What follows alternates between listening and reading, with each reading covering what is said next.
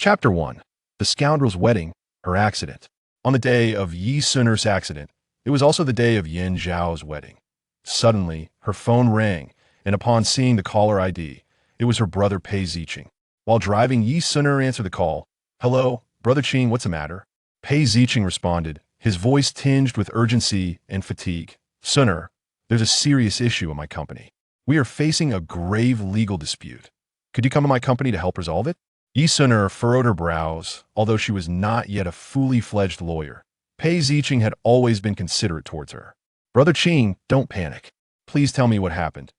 Pei Ziqing quickly explained, "We signed a contract previously, but now our partner is accusing us of breach of contract and has presented some forged evidence. The court has accepted the case and will hold a hearing in the coming days.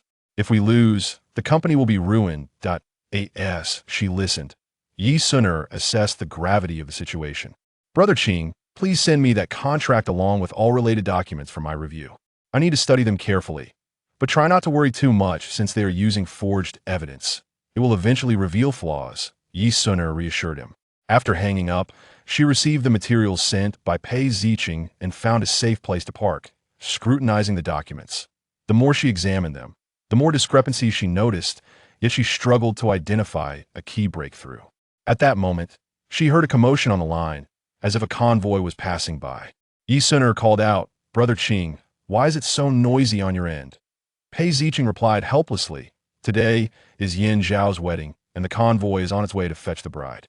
Yi Sun'er's heart tightened, and she instinctively grasped her phone tighter. Unaware of her unease, Pei Ziqing continued, "Sun'er, I truly depend on you for this matter. Please go directly to my company. My assistant will assist you. I have some other matters to attend to, so I will hang up now." Taking a deep breath to suppress her emotions, Yi Sun'er said, "Brother Qing, rest assured, I will do my utmost. I just glanced through the materials and suspect that the opposing party tampered with certain clauses after the contract was signed. I will meticulously verify the timeline." Pei Ziqing hurriedly expressed his gratitude. Yi Sun'er refocused on driving, unaware that today marked Yin Zhao's wedding day until she received the call. A pang of sorrow pierced her heart, yet she could not resist dialing his number, yearning to hear him utter the words himself. The wedding venue. Guests filled the space with laughter and joy. When the call connected, Yi Sun'er exclaimed into the receiver, "Yin Zhao, are you getting married today?" After a moment of silence, he replied in a low tone, "Yes." Upon hearing his voice, Yi Sun'er could no longer contain her emotion. She shouted, "Why? You promised you would never marry in this lifetime. Why have you deceived me? Speak. Where are you? I need to see you."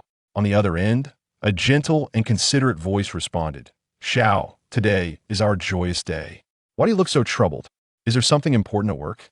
Yin Zhao, with a grim expression, replied, "It's nothing, just an unimportant call." Frustrated by Yi Sun'er's outburst, he abruptly hung up. Heartache tore through her, and tears streamed down her face uncontrollably. After the call ended, Yi Sun'er was engulfed in a whirlwind of emotions. She accelerated, eager to return to City C. Just then, a large truck approached from the opposite direction. The driver, yawning and evidently inattentive, failed to notice her vehicle. Immersed in her sorrow, she had no time to evade.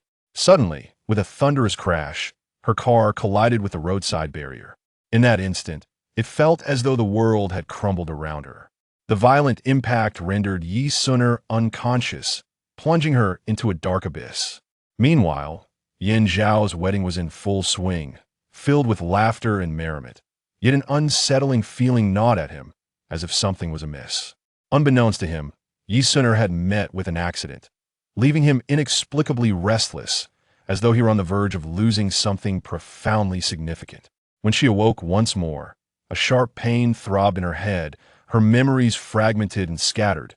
She attempted to recall what had transpired, only to find herself lying on a pristine hospital bed. Yi Sun'er's gaze was vacant, as if her spirit had momentarily departed her body. Upon seeing her awaken, her mother burst into tears, tightly grasping her hand. "My darling, you've finally awakened. You frightened your mother to death." Her father, equally concerned, wore a look of worry and affection while Yi Sun'er stared blankly at her parents. And after a prolonged silence, she softly reassured them, "I'm fine, don't worry." Her voice was hoarse and weak. She vaguely remembered driving back to City C when the accident occurred, but the specifics eluded her, leaving her head throbbing in pain. Sitting at the edge of the bed, she cradled her head in her hands, striving to alleviate the relentless ache. Her eyes reflected confusion and helplessness, as though she were lost in an unfamiliar realm. She desperately tried to recollect the events, but each attempt only intensified the throbbing in her head. Her mother, holding her hand, said, "Sweetheart, after your college entrance exams, you can pursue whatever you desire. Your father and I will support you, but you must never run away from home again. Do you understand how guilty we felt when we heard about your accident and how we disrespected your wishes?" Yi Sun-er looked at her tear-streaked mother and said, "I understand, Mom. I shall no longer be so thoughtless and cause you worry." Glancing at her phone, she noticed countless unread messages. To her astonishment, she had returned to her high school days, remnants of her past life still lingering in her mind. A few days later, sunlight filtered through the gaps in the leaves, casting dappled patterns on the ground, but I stood nervously at the entrance of my uncle's office. He was the vice principal of the school. Gently, I pushed the door open and entered the office. My uncle sat at his desk, engrossed in grading assignments. He looked up and greeted me with a warm smile. "Sun-er," I murmured softly to "Come in and take a seat." He gestured toward a chair beside him. I settled into the chair slowly, my gaze cast downward, unable to meet his eyes. "Have you rested well?" He inquired. I nodded, remaining silent. "That's good. It's time to return to school. You mustn't fall too far behind in your studies." My uncle's voice was gentle yet resolute. I raised my head to meet his gaze, a wave of emotion swelling within me. He was not merely my uncle, but also my mentor and role model. I understand, Uncle. I will strive to do my best, I replied. He nodded, smiling as he said, "Very well. I believe in you. If you have any questions, do not hesitate to ask your teachers or classmates. There's no need to feel shy." I stood and bowed deeply to my uncle. "Thank you, Uncle." But he placed a reassuring hand on my shoulder and said, "Go on, study diligently." As I exited the office, my heart brimmed with confidence and strength. Chapter 2. Rebirth and Amnesia. A gentle breeze caressed the corners of the campus, and sunlight danced through the leaves, casting a warm glow on the ground. The high school campus was infused with the essence of youth. She stood quietly on the path, her eyes glimmering with anticipation. At that moment, a senior from the previous year approached her with a smile. "Sun-er, where have you been these past few days?" he asked. I stood on the campus pathway, gazing at the senior before me. An inexplicable sense of unfamiliarity washed over me. His face seemed vaguely familiar, yet I could not recall who he was. The senior approached with a smile, his eyes revealing a hint of confusion. "Don't you remember me?" His voice was gentle and familiar. I awkwardly smiled, desperately searching my memory for any recollection of him. Yet all efforts proved futile. "I'm sorry, but I really seem to have forgotten," I apologized. A flicker of disappointment crossed the senior's face, but it quickly returned to a smile. "That's all right, let's get to know each other again. I am your senior from the third year, Mo Yunjing, a student in the class led by your uncle." His words illuminated my mind, and the hazy memories began to crystallize. I recalled the moments we had shared, the laughter and the sweat. "It's you, Senior Yunjing. I sincerely apologize. I was in an accident recently and suffered from amnesia. So many things have slipped my mind," I said, sheepishly scratching my head. The senior smiled indulgently and said, "It's all right. We can stay in touch more often from now on." We chatted for a while, reminiscing about the moments of the past. Although I still felt a bit shy, the senior's warmth gradually put me at ease. Suddenly, he inquired, "Sun-er, with just a year left before your college entrance examination, have you considered which university you wish to attend?" I lifted my gaze to meet his expectant eyes, and a wave of warmth surged within me. I knew that he had always been concerned about my studies and future. After pondering for a moment, I gently replied, "I aspire to attend a university that will enable me to realize my dreams." The senior nodded with a smile, seemingly pleased with my response. He then asked, "What is your dream?" Taking a deep breath and summoning my courage, I declared, "I wish to become an exceptional lawyer." Upon hearing this, a glimmer of admiration flickered in his eyes, and he encouraged, "You must work hard. The field of law is no easy path." I nodded resolutely, my heart brimming with anticipation for the future.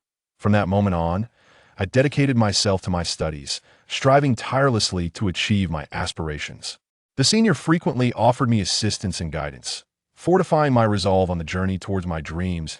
I end this campus, filled with hope and ambition. She and the senior labored together for a promising future. Just then, a cacophony of voices approached from a distance. Yi Sun-er turned her head to see a group of vibrant, youthful individuals making their way towards us. Their faces radiated excitement and curiosity. Suddenly, one cheeky individual in the crowd called out to Mo Yunjing with a grin. "Hey, Yunjing, why are you once again courting Sun-er? Truly, you never learn." As he spoke, he exchanged knowing glances with those around him, as if he had uncovered a great secret. Upon hearing this, the others joined in the playful banter, and the atmosphere grew lively. Some laughed heartily and chimed in. "Exactly, Yunjing, do you have a crush on Sun-er?" Others speculated mysteriously about the potential stories unfolding between Mo Yunjing and Yi Sun-er. Faced with the teasing and jesting of the crowd, Mo Yunjing felt a twinge of embarrassment, yet an inexplicable emotion stirred within him. After all, anyone would feel somewhat uncomfortable being publicly associated with such matters regarding Yi Sun-er. As they drew nearer, the previously tranquil setting transformed into a vibrant scene. Mo Yunjing cleared his throat, seamlessly shifting the topic as he smiled and inquired of Yi Sun-er, "Do you remember them?" Yi Sun-er shook her head, prompting Mo Yunjing to introduce her with a smile. "They are all esteemed disciples of your uncle." As he spoke, he gestured towards the various figures, some tall, some short, some stout, some slender, yet all exuding vibrant energy. He continued with a detailed account. "Your uncle is a highly regarded figure in the field of education, known for his rigorous and earnest teaching style. He treats each student with the same care and affection as his own children. Thus, these students hold him in the utmost respect, viewing him as a beloved mentor. Some of them have already begun to shine in their respective fields, achieving commendable success, while others, still in their developmental stages, are displaying extraordinary potential and talent. In short, to be one of your uncle's students is indeed a rare fortune. What on earth is happening, Sun-er? How could you not even remember us?" A wave of astonishment and confusion rippled through the crowd. Faces turned towards one another, expressing disbelief. It is worth noting that Sun-er, usually a bright and eloquent young lady, known for her gentility and sincerity towards everyone, has never displayed an ounce of arrogance or petulance. Yet now, she seemed to have suddenly lost her memory, unable to recognize the familiar faces surrounding her. Speculation arose, could it be that the recent academic pressures had left her disoriented? Or had some unfortunate incident impaired her cognitive functions? With a grave expression, Yunjing explained, "Not long ago, Sun-er suffered a terrible car accident. She has lost her memory. During her school years, Sun-er was undeniably the darling of the group. Her name seemed to carry a unique charm, evoking affection upon mere mention.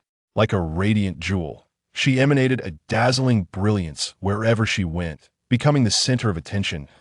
Sun-er possessed an unparalleled beauty, her enchanting visage capable of making 100 flowers pale in comparison.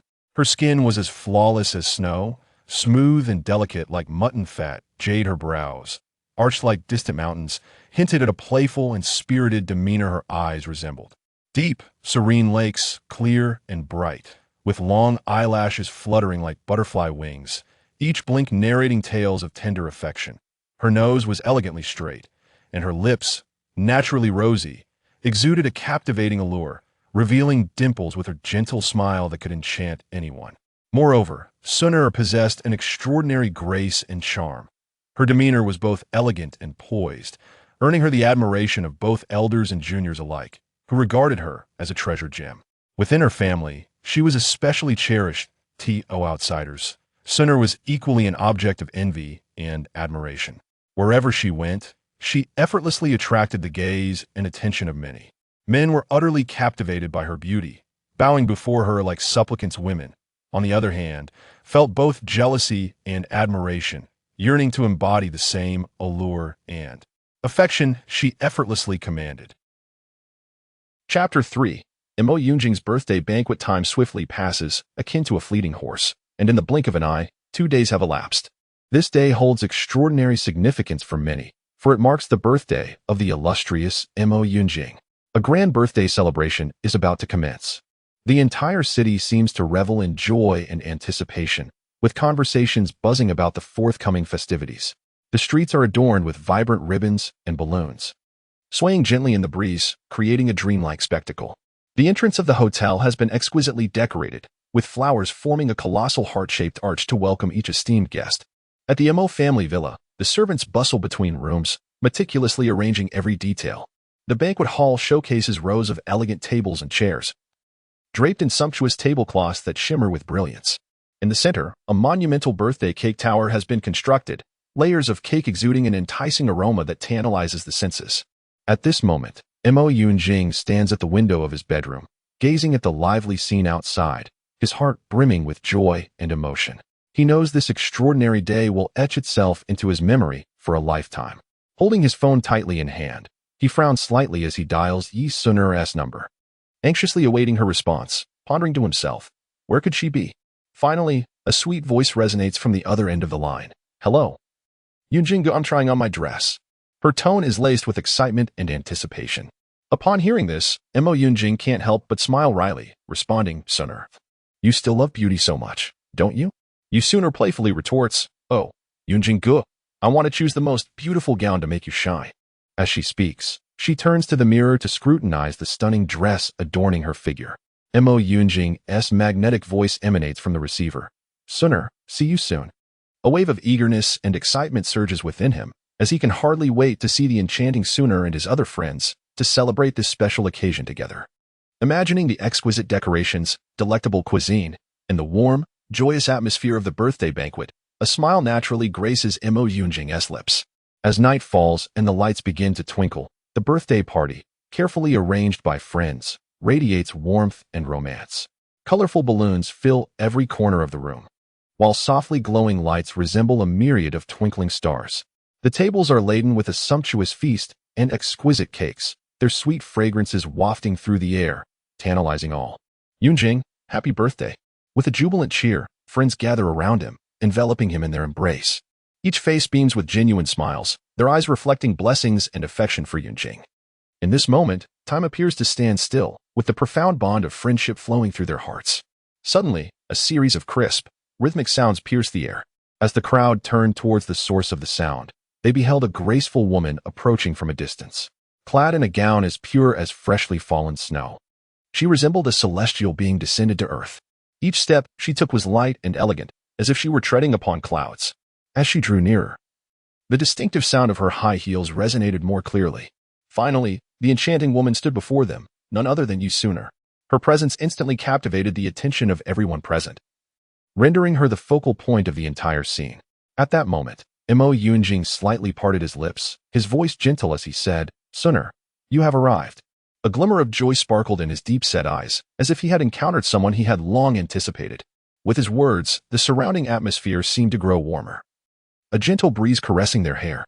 Yi Sunur bashfully presented an exquisite little box. Mo Yunjing accepted it and, upon opening, discovered a custom-made watch, its strap engraved with his initials. His eyes lit up, and he promptly donned it, exclaiming, Sunur, this gift is precious. I truly adore it. Just then, a few light coughs echoed from the crowd, revealing Lin Xiao, a rival in business.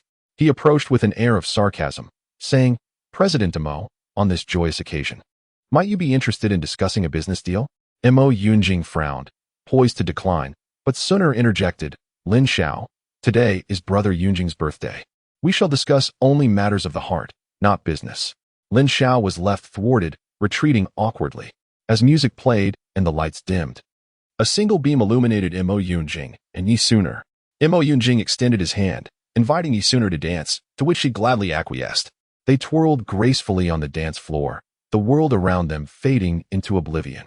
As the melody concluded, Mo Yunjing leaned close to Yi Sunur's ear and whispered, Sunur, you are the most beautiful presence tonight, and the one I cherish most. Yi Sunur's cheeks flushed crimson.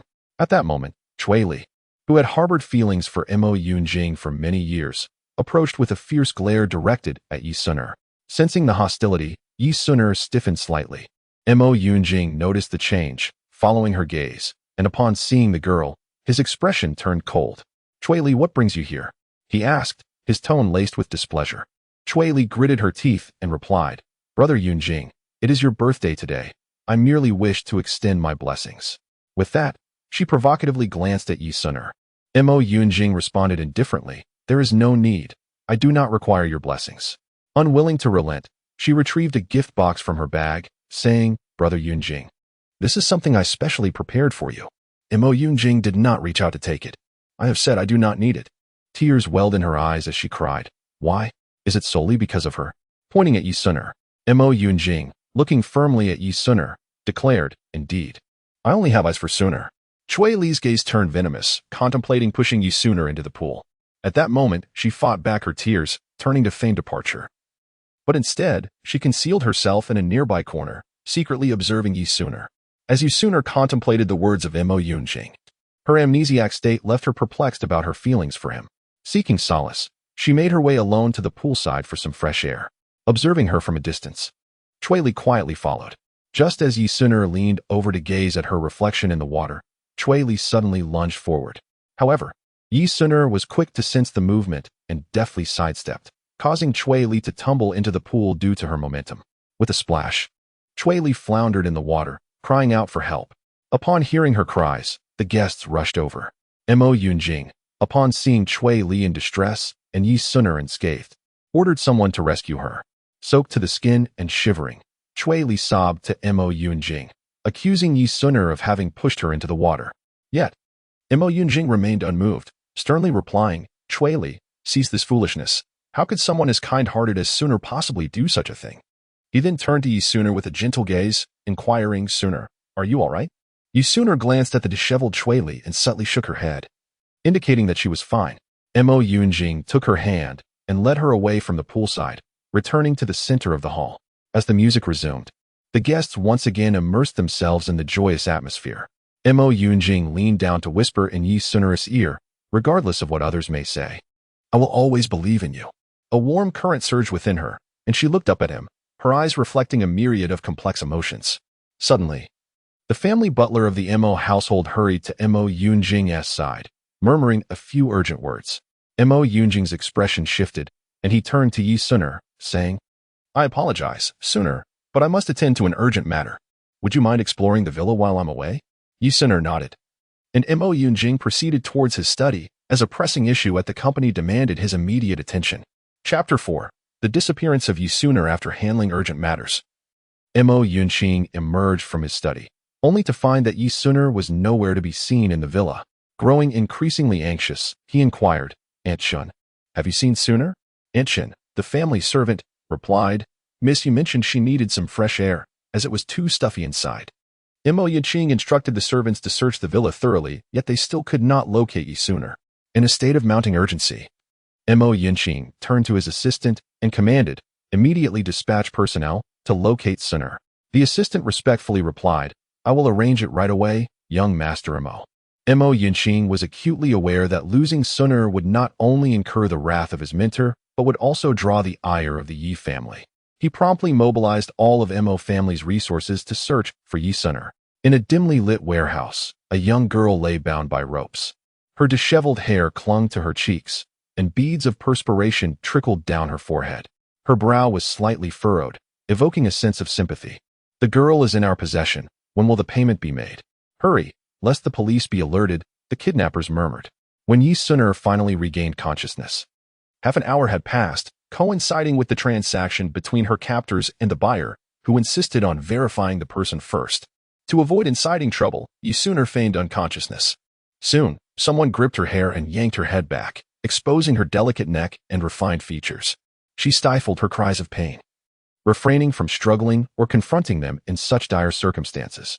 The man, clearly captivated by her beauty, turned to his leader and suggested, "Boss, why don't we have our way with her before we dispose of her? Besides, the buyer doesn't intend to let her live." The kidnappers had received orders from Chui Li to disfigure Yi Suner and ensure she did not survive. Yet, undeterred, she calmly assessed her surroundings, seeking an opportunity to escape. Meanwhile, at the Chui residence, Chui Li answered a phone call, brimming with self-satisfaction. The voice on the other end inquired, "Chui Li, has everything been arranged?" With a wicked glint in her eyes, Chui Li replied, "Of course, young Master Lin." Yi Suner will belong to you, while Mo Yunqing will remain mine. It's all set. You can swoop in as the hero and perhaps even make her shed tears, winning her heart. However, Cui Li had no intention of letting Yi Suner go. Her true aim was to ensure Yi Suner's demise. She had orchestrated everything meticulously, planning for Lin Yuan to rescue Yi Suner only to orchestrate a fatal accident along the way, ensuring both would perish. This way, no one would uncover her secret, and no one could usurp Mo Yunqing from her grasp. Since Yi Suner threatened her position, she resolved to make her disappear forever. As despair began to envelop Mo Yunqing, his phone suddenly rang. The caller ID revealed it was his assistant. Eagerly, Mo Yunqing answered the call. The voice on the other end reported, "Young Master Mo. We have located Miss Yi. She is at a warehouse in Nangang." Mo Yunqing urgently exclaimed, "Everyone, we must depart immediately for Nankang." He was acutely aware that with each passing second, Yi Suner faced an increasing peril. After hanging up the phone, Mo Yunqing swiftly drove his black Ferrari towards Nankang. Following the clues, he located the warehouse where the kidnappers were hiding. Upon finding Yi Suner, he saw her cornered and surrounded by several thuggish individuals. Enraged, Mo Yunqing commanded his subordinates to subdue the captors. As he rushed in, Yi Suner, upon seeing him, was filled with tears and hoarsely cried, "Brother Yunqing, you finally came. I thought I would never see you again." Mo Yunqing embraced her tightly, softly reassuring, "It's all right, Suner. Do not be afraid. We will leave now." Yi Suner nodded in agreement. It turned out that while Yi Suner was out for fresh air, she had inadvertently lost her way and found herself targeted by the thugs. Mo Yunqing carried her to the car and drove towards the hospital.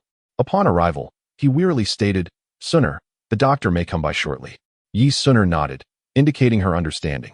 Soon after, her uncle arrived at the hospital, and upon seeing the disheveled Yi Suner, he anxiously inquired, "Suner, are you hurt anywhere?" With a smile, she replied, "Uncle, I'm fine. Please do not worry." After a thorough examination, her uncle breathed a sigh of relief at her well-being. Mo Yunqing, filled with remorse, said, "I am truly sorry. Teacher, it was my failure to protect Suner that led to her abduction. I promise to safeguard her in the future." Yi Suner's uncle, observing Mo Yunqing's earnest demeanor, nodded slightly in acknowledgement. Before long, Mo Yunqing uncovered that this entire scheme had been orchestrated by Cui Li. Enraged, he vowed to make her pay dearly for her actions. He subsequently handed all the kidnappers over to the police and gathered evidence of Cui Li's crimes. Meanwhile, Cui Li, in her home, was reveling in her perceived victory, believing she had finally eliminated the threat that was Yi Suner. Little did she know, the police soon arrived to arrest her for kidnapping. Ultimately, Cui Li could only lament her actions from within the confines of her prison cell. Once Yi Suner had fully recovered, she returned to school. On her way to class, Qin playfully covered her eyes from behind, saying, "Guess who I am?" Yi Suner, exasperated, responded, "Where? You're being mischievous again." Qin, her deskmate, cheekily stuck out her tongue at Yi Suner. Yi Suner affectionately pinched Qin Yu's cheek, saying, "You little rascal." Qin Yu linked her arm with Yi Suner as they walked towards the classroom, curiously asking, "Suner, Mo Sr. is graduating soon. Have you considered applying to the same university?" Yi Suner tilted her head, pondering Qin Yu's question, and replied, "I fear my grades may not meet the university's requirements." Just then, Mo Yunqing's voice called out, "Suner." Turning around, Yi Suner saw him approaching. He stopped in front of her, affectionately tousling her hair. "Do not worry, Suner. I can tutor you during this time." Yi Suner's eyes brightened. "That sounds great, Brother Yunqing." Qin Yu observed the two individuals with an expression of amusement. Consequently, each day after school, Mo Yunqing would await Yi Suner in the library, patiently assisting her with her studies. However, Yi Suner's mother had other plans. She intended to send her daughter abroad for further education. Upon learning of this, Mo Yunqing promptly visited the Yi residence. As the doorbell chimed, Aunt Wang hurried to answer it. Upon seeing Mo Yunqing, she inquired, "Young Master Mo, have you come to see Miss Suner?" Mo Yunqing politely replied, "I have some matters to discuss with Aunt Yu. Is she at home?" Aunt Wang smiled and said, "Madam is inside. Please come in." Mo Yunqing graciously responded, "Thank you." Aunt Wang, in the presence of Yi Suner's mother, Mo Yunqing earnestly expressed his intentions and promised to take comprehensive care of her daughter's life and studies. Yi Suner's mother scrutinized Mo Yunqing's resolute gaze and seriously questioned, "I recall that Suner went missing during her birthday celebration not long ago, correct?" Mo Yunqing paused momentarily before responding, "Yes." Yi mother pressed on, How can you assure me of Sunor's safety? How can you guarantee that she will not face a second kidnapping while in your company? As Mo Yunjing pondered Yu mother's inquiries, he found himself in deep contemplation. Although the Mo family held a prominent position in City C, they still paled in comparison to the Yi family. She would never allow her meticulously nurtured daughter to fall into the hands of this young man, regardless of his connection as her brother's student. Sunor had a long journey ahead. After all, the future of the Yi Corporation was to be entrusted to her. Chapter 5. Distress. Mo Yunjing earnestly endeavored to persuade Yi Sunor's mother. However, despite his heartfelt reasoning and emotional appeals, he could not sway her resolute stance and unyielding demeanor. Faced with such a formidable challenge, Mo Yunjing did not easily concede defeat. Instead, he swiftly recalibrated his strategy, shifting his focus towards Yi Sunor herself. He was acutely aware that direct communication with Yi Sunor would likely encounter fewer obstacles, but in pursuit of his objective, he was prepared to confront any difficulties that lay ahead. After considerable contemplation, Mo Yunjing began to meticulously devise a plan to earn her trust. Hastily departing from the grand and imposing gates of the Yi residence, his heart brimmed with anticipation as he made his way to the library in search of Yi Sunor. The sunlight cascaded upon the streets, casting dappled shadows that seemed to imbue Mo Yunjing's journey with a radiant hue. Navigating through the bustling throngs and the lively marketplace, he finally arrived at the stately and serene library. This edifice stood like a bastion of knowledge, exuding an intoxicating aura of scholarly pursuits. Taking a deep breath, Mo Yunjing entered the library with a buoyant step. Upon crossing the threshold, he was enveloped by an atmosphere of tranquil quietude, where people were immersed in the world of books, either engrossed in reading or softly conversing about the captivating narratives within. Mo Yunjing traversed the familiar aisles of bookshelves, his gaze eagerly scanning for the silhouette of Yi Sunor. As moments ticked away and the appointed tutoring hour drew nearer, his heartbeat quickened ever so slightly. At that moment, a melodious voice rang out from behind him. "Brother Yunjing, what are you looking for?" The voice belonged to none other than Yi Sunor, who gracefully approached him. Sunlight danced upon her delicate visage, illuminating her expressive eyes that sparkled with curiosity and concern. Clad in a flowing lavender gown, the hem fluttered gently in the breeze, rendering her as enchanting as a celestial being descending to earth. With a smile adorning his face, Mo Yunjing's eyes glimmered with delight as he replied, "Sunor, you've come." His tone was gentle and warm, like a soft spring breeze caressing the heart. As his words lingered in the air, the atmosphere around them seemed to become imbued with warmth. Gently taking Yi Sunor's delicate hand, as fragile as a petal, he led her to a window side. Sunlight streamed through the panes, enveloping them in a soft golden halo. He tenderly guided her to sit upon a chair while he stood beside her, his gaze deeply fixed on the captivating figure before him. "Sunor," Mo Yunjing spoke softly, his voice laced with concern and curiosity. "I wish to inquire whether you have considered studying abroad?" Yi Sunor furrowed her brows slightly, her lips parting to respond. "Well, I haven't quite made up my mind yet, Brother Yunjing. Why do you ask all of a sudden?" Her luminous eyes, brimming with inquisitiveness, turned towards him, while her long lashes fluttered delicately like the wings of a butterfly. After a brief pause, Yi Sunor seemed to recall something of great significance and hurriedly inquired, "By the way, Yunjing-gu, where do you intend to apply for university?" As she spoke, her eyes shimmered with curiosity and anticipation. Mo Yunjing took a deep breath and slowly replied, "Sunor, I have made my decision. I plan to further my studies at Tsinghua University. It boasts the nation's finest educational resources and academic atmosphere, offering me numerous opportunities for growth and advancement." He paused momentarily, his gaze fixed intently on Sunor, then continued, "I wonder, Sunor, if you might be interested in applying to this school alongside me? If we both gain admission to Tsinghua, we could rely on and support each other on campus. After all, pursuing studies alone often presents various challenges and obstacles, but with each other's companionship, I believe everything would become significantly easier. Moreover, this would deepen our bond as we share wonderful moments during our university years." Upon finishing, Mo Yunjing displayed a hopeful smile, and it was evident to any observer that he longed for Yi Sunor to remain by his side. However, Yi Sunor had already formed a steadfast resolution in her heart. She yearned to step through the gates of the University of Political Science and Law, to delve deeply into the study of legal knowledge, and aspired to become a respected lawyer in the future. This dream shone within her like a brilliant star. Yet in the presence of Mo Yunjing, she found it difficult to express her true feelings candidly. Lowering her head slightly, She gently bit her lip before lifting her gaze to Mo Yunjing, offering a somewhat forced smile as she quietly replied, "Well, I will think about it." Yunjing go. Her voice was soft, as if a gentle breeze could disperse it, yet it harbored an undercurrent of subtle hesitation and helplessness. Upon hearing Yi Suner use the word consider, Mo Yunjing felt a surge of elation within him. The tension in his heart instantly eased. For he understood that as long as she was willing to contemplate the idea, there remained a glimmer of hope, a chance to win her affections. At that moment, his mind began to race with thoughts on how to act next to earn her acceptance. He resolved to give his utmost effort, seizing every opportunity to showcase his virtues and sincerity. Yi Suner then gently parted her lips and said softly, "Yunjing go. Since you have already decided to attend the esteemed Tsinghua University, my current foundation is far from sufficient to reach its threshold. Would you not hurry to help me with my studies?"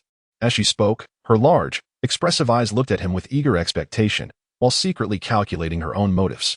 In truth, Yi Suner had her own selfish reasons for saying this. After all, for her to realize her dream of entering the University of Political Science and Law, she needed to achieve excellent results in her examinations. Yunjing has always been an exceptional scholar in the school. If she could receive his meticulous guidance and assistance, her chances of gaining admission to her desired university would undoubtedly be significantly enhanced. With this thought in mind, Yi Suner could not help but clench her fists, resolutely determining to secure a place at the University of Political Science and Law. After 3 hours of tutoring, Qin Yu spotted Mo Yunjing and Yi Suner seated together from a distance, a twinge of bitterness swelling within her. She deliberately raised her voice and called out, "Suner, it's time for dinner. Didn't we agree to indulge in a feast today?" Yi Suner looked up, her eyes brightening as she hurriedly packed her things. Mo Yunjing, observing this, felt a flicker of displeasure. He positioned himself in front of Yi Suner and addressed Qin Yu with polite, yet distant words. "Qin Yu, we are currently studying. Would it be possible for you to invite Suner at a later time?" Qin Yu raised an eyebrow. "Senior Yunjing, aren't you being a bit overbearing?" "Suner and I have made plans long ago." Yi Suner tugged at Mo Yunjing's sleeve. "Brother Yunjing, I did promise you where. Let us call it a day for now and continue next time." Reluctantly, Mo Yunjing acquiesced. Qin Yu linked arms with Yi Suner as they exited the library. Glancing back at Mo Yunjing with a smirk of triumph, she whispered to Yi Suner, "Suner, don't be deceived by Mo Yunjing. He surely has ulterior motives for approaching you." Yi Suner, looking perplexed, replied, "That can't be true. Brother Yunjing has always taken good care of me." Qin Yu scoffed. "You are simply too naive. The minds of men are exceedingly complex." Upon hearing Qin Yu's words, Yi Suner felt a flicker of unease, plunging into deep contemplation. In the dining hall, shortly after they had seated themselves, Mo Yunjing unexpectedly appeared at the restaurant. It turned out he had quietly followed them. Feeling a surge of jealousy upon seeing Yi Suner with someone else, Qin Yu, astutely sensing Mo Yunjing's arrival, playfully leaned closer to Yi Suner and teased, "Suner, make sure to eat well today to replenish your brain." Yi Suner smiled in agreement. Unable to contain himself any longer, Mo Yunjing approached them. "Suner, what a coincidence," he said, striving to keep his tone calm. Yi Suner awkwardly nodded in response. Qin Yu observed Mo Yunjing with a knowing smile. "Senior Mo, this is quite the coincidence. We were just about to enjoy our intimate time together." Mo Yunjing shot a glare at Qin Yu, gritting his teeth, before turning back to Yi Suner. "Suner, I just thought of some methods that could greatly benefit your studies. Let us discuss them after our meal." Yi Suner's expression faltered, and before she could respond, Qin Yu interjected, "Senior Mo, Suner has had a long day. She needs to rest after dinner. Let us talk later." Mo Yunjing cast one last unwilling glance at Yi Suner before turning to leave. Yi Suner exhaled with relief as Qin Yu patted her shoulder, signaling that the minor storm had momentarily subsided. Chapter 6. Wrathful Revenge. In a dimly lit corner, a gaze imbued with malevolence fixated on Yi Suner like a venomous serpent. The eyes of that individual betrayed an endless well of resentment and fury, as if intent on devouring Yi Suner whole. Within her heart, she silently vowed with gritted teeth, "I shall not rest until this despicable woman pays dearly for her actions. How dare she ensnare my most cherished sister, plunging her into the depths of despair and imprisonment. I shall not rest until this vendetta is avenged." As this malicious oath echoed within her, a chill emanated from her being, and the surrounding atmosphere grew heavy with the weight of her wrath. Chui Weiwei clenched her teeth, her eyes ablaze with the sparks of ire and hatred. Her delicate features contorted momentarily, reflecting the tempest of emotions raging within her. Ever since Yu Suna had orchestrated the imprisonment of Chui Li, Chui Weiwei had vowed to make this wicked woman pay a harrowing price. After days of sleepless contemplation and meticulous planning, a comprehensive scheme for revenge gradually took shape in Chui Weiwei's mind. She understood that to execute this plan successfully, it must be flawless, with no room for error.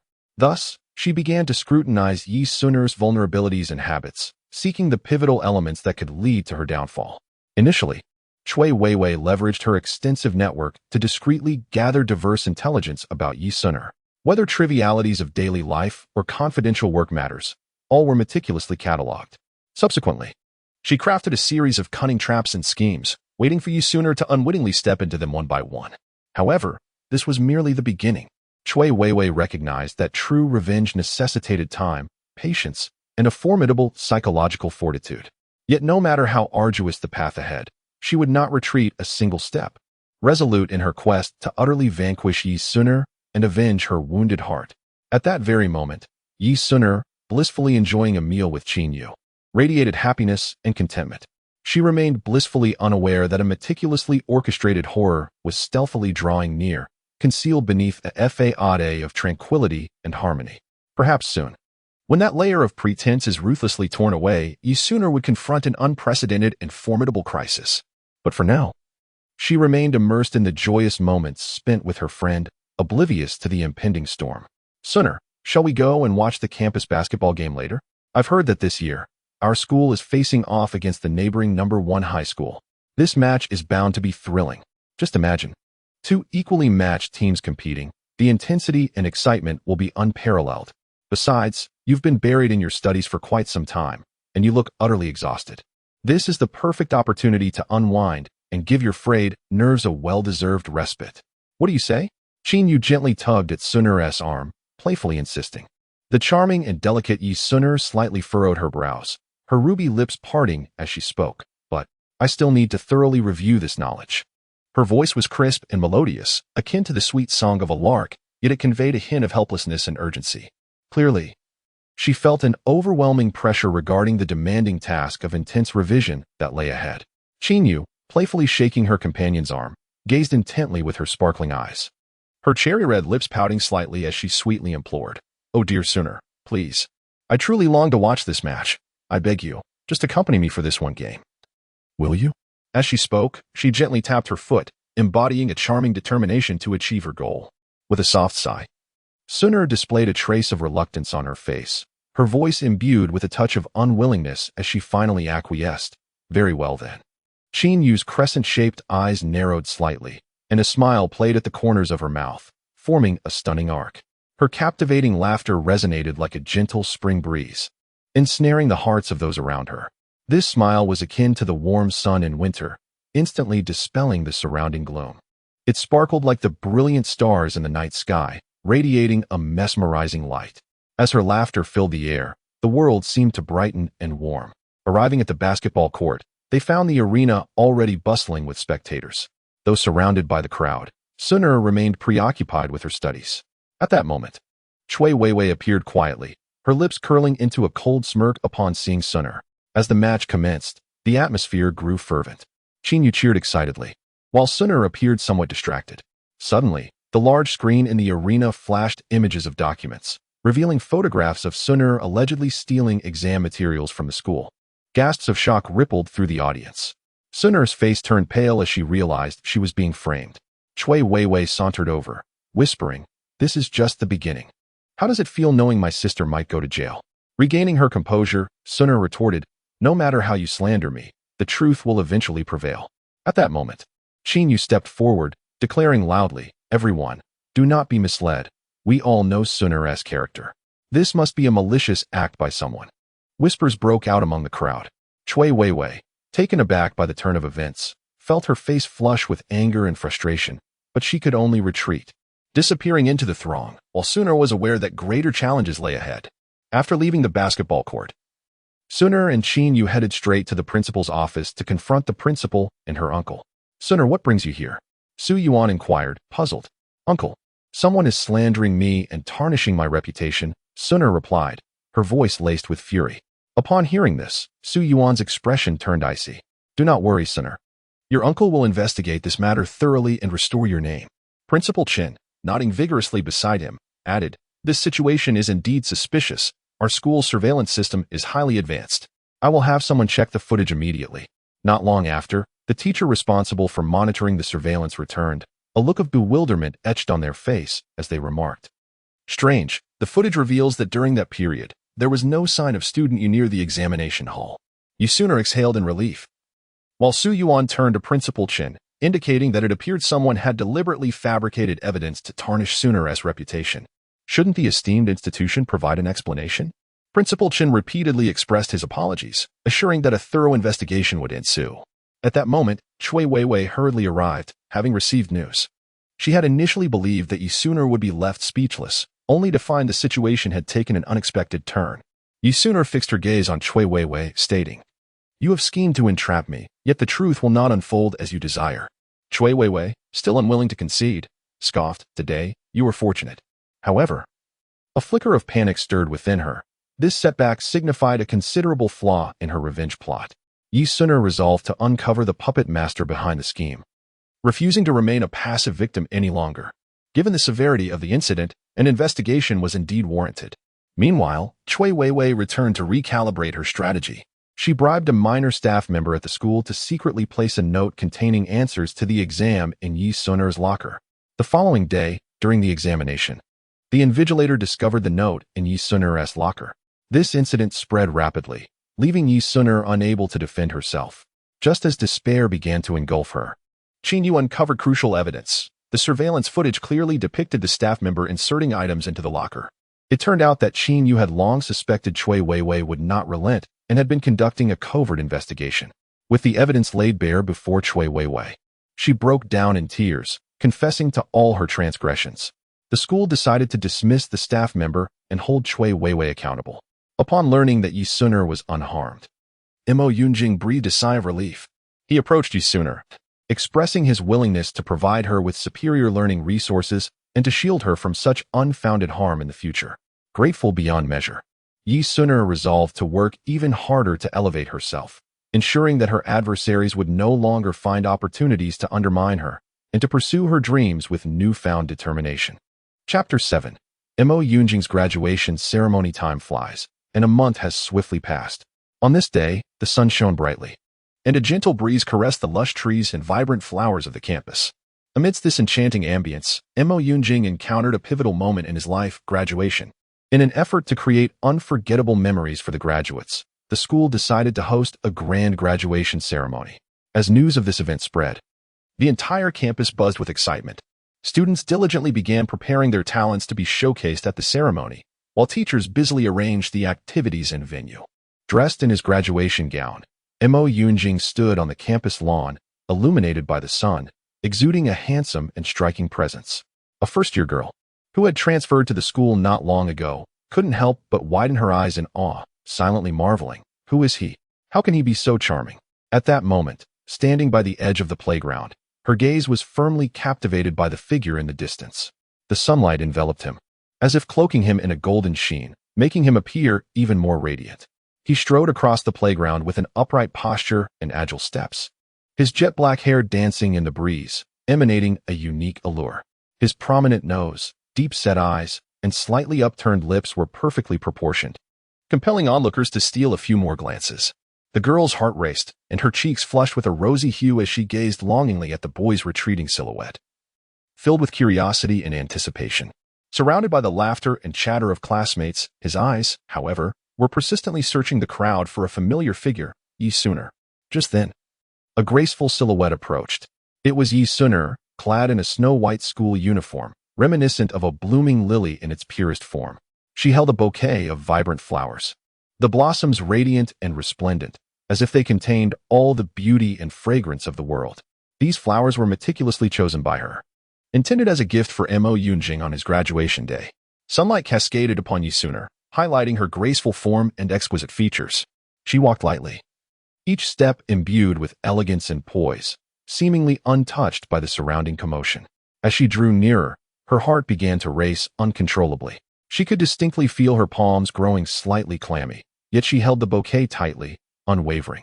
At last, She arrived in front of Mo Yunjing, halted, and with a smile, extended the flowers towards him. Mo Yunjing's eyes instantly lit up as he swiftly approached her. "Congratulations on your graduation, Yunjing Gu," Yi Suner beamed, presenting the bouquet. Mo Yunjing accepted the flowers with heartfelt gratitude. "Thank you, Suner," he replied sincerely. Envious glances from their classmates surrounded them as Mo Yunjing and Yi Suner walked side by side towards the venue, preparing to partake in the graduation ceremony. Principal Chen gracefully ascended the podium, his steady and solemn gait seemingly imbued with an invisible force that captivated the attention of all faculty and students present. Once he had taken his place, he gently cleared his throat, adorned with a warm smile, and commenced a detailed elucidation of the graduation ceremony's proceedings. "Dear students and esteemed teachers," he began, "today we gather here to collectively witness this moment of profound significance, the graduation ceremony. First and foremost, allow me to extend the warmest congratulations on behalf of the entire faculty to our graduating students." His voice resonated clearly and powerfully throughout the campus. Following the preordained agenda, Principal Chun meticulously introduced each segment of the ceremony, from the opening remarks to the recognition of outstanding graduates, followed by speeches from student representatives and the conferral of diplomas. Each step was articulated with great precision.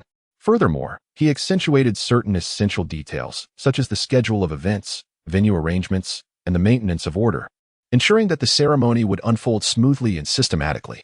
Throughout his address, Principal Chen intermittently paused to engage in eye contact with the audience, offering them encouragement and support through his reassuring gaze. His amiable demeanor instilled a sense of deep affection and blessings from the school for the graduates. Soon after, the eagerly anticipated talent showcase commenced, the stage illuminated with flickering lights and vibrant music, as if the entire world converged in this singular moment. The audience was abuzz with excitement. Their eyes widened in anticipation of the splendid performances to unfold. Performers ascended the stage in succession, each possessing remarkable talents. Some excelled in singing, their melodious voices akin to celestial harmonies that lingered in the air.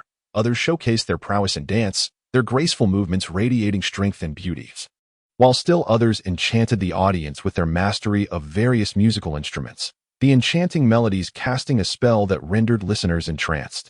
This segment of the talent showcase promised to be a visual and auditory feast, immersing all present in the allure of art. At long last, the most exhilarating moment arrived. The audience held their breath, their gazes fixed upon the elegant and enigmatic figure at the center of the stage, Mo Yunjing. Clad in a sleek black tailcoat, he stood tall and poised, gradually approaching the resplendent grand piano. As he settled at the instrument and his slender fingers brushed the keys, it felt as though the entire world fell into silence. With the first note emerging like a nightingale's sweet song, a soul-stirring musical journey began. Mo Yunjing's hands danced across the keys, at times as gentle as a breeze caressing a tranquil lake, creating ripples of sound, at other moments as fervent as tumultuous waves crashing against rocky shores. Each note was infused with vitality, intertwining to weave a vibrant tapestry of sound. The audience was utterly enraptured by the exquisite music, their emotions ebbing and flowing with the rise and fall of the melody. Some individuals closed their eyes tightly, immersing themselves in the emotions conveyed by each musical note. Others cannot help but sway gently to the rhythm, as if they have become an integral part of the concert. Chinyu, resembling a lively little monkey, plopped down beside Yu Suner, a mischievous and playful smile adorning her face. Tilting her head, she remarked teasingly, "Suner, your expression seems a bit off. You wouldn't actually have feelings for Mo Yunjing, would you?" Her sparkling eyes twirled, seemingly deciphering the secrets hidden deep within Yi Suner's heart. "Oh dear, what are you saying? I merely regard Yunjing as an older brother," Yi Suner replied earnestly. "He is like a beacon in my life, always offering warmth and care, akin to a towering mountain. He provides me with immense comfort and support. In my heart, my feelings for him are nothing but pure and sincere sibling affection, devoid of any improper intentions. So please, refrain from your wild speculations, you err." Curiously, Qin Yu inquired, "By the way, doesn't he want you to attend Tsinghua? What are your thoughts on that?" Yu Suner lifted her head, her eyes filled with determination. "Tsinghua is indeed remarkable, but it is not my aspiration. I wish to pursue my dream of becoming a lawyer, to ensure that fairness radiates in every corner of the world." Qin Yu nodded thoughtfully, "But you know, Mo Yunjing has always hoped you would get into Tsinghua. He is bound to be heartbroken if you choose otherwise." Yi Suner bit her lip, Yet my life ultimately belongs to me alone. I believe that as long as I steadfastly chase my dreams and strive diligently, he will understand. At that moment, Mo Yunjing had just finished his performance, and thunderous applause erupted from the audience. He descended the stage and approached Yi Suner. "Suner, did I play well?" he asked gently. With genuine sincerity, Yi Suner replied, "It was beautiful, Yunjing." Qin Yu, interjecting playfully, remarked, "Hey, I'm still here, you know?" Mo Yunjing cast a helpless glance at Qin Yu and said, "Qin Yu, why are you always everywhere? You are like an uninvited spirit." At this moment, the principal prepared to announce the final part of the graduation ceremony. Mo Yunjing stood up, adjusted his attire, and said, "Come on, let us head to the ceremony." Yu Suner and Qin Yu followed behind him, their shadows stretching long as the path to their future began to clarify at that very moment. Chapter 8. A wonderful fate. Qin Yu slightly turned her body, a gentle smile gracing her lips as she gazed at Yi Suner, softly inquiring, "Suner, as the holiday approaches, is there a particular place you yearn to explore or visit?"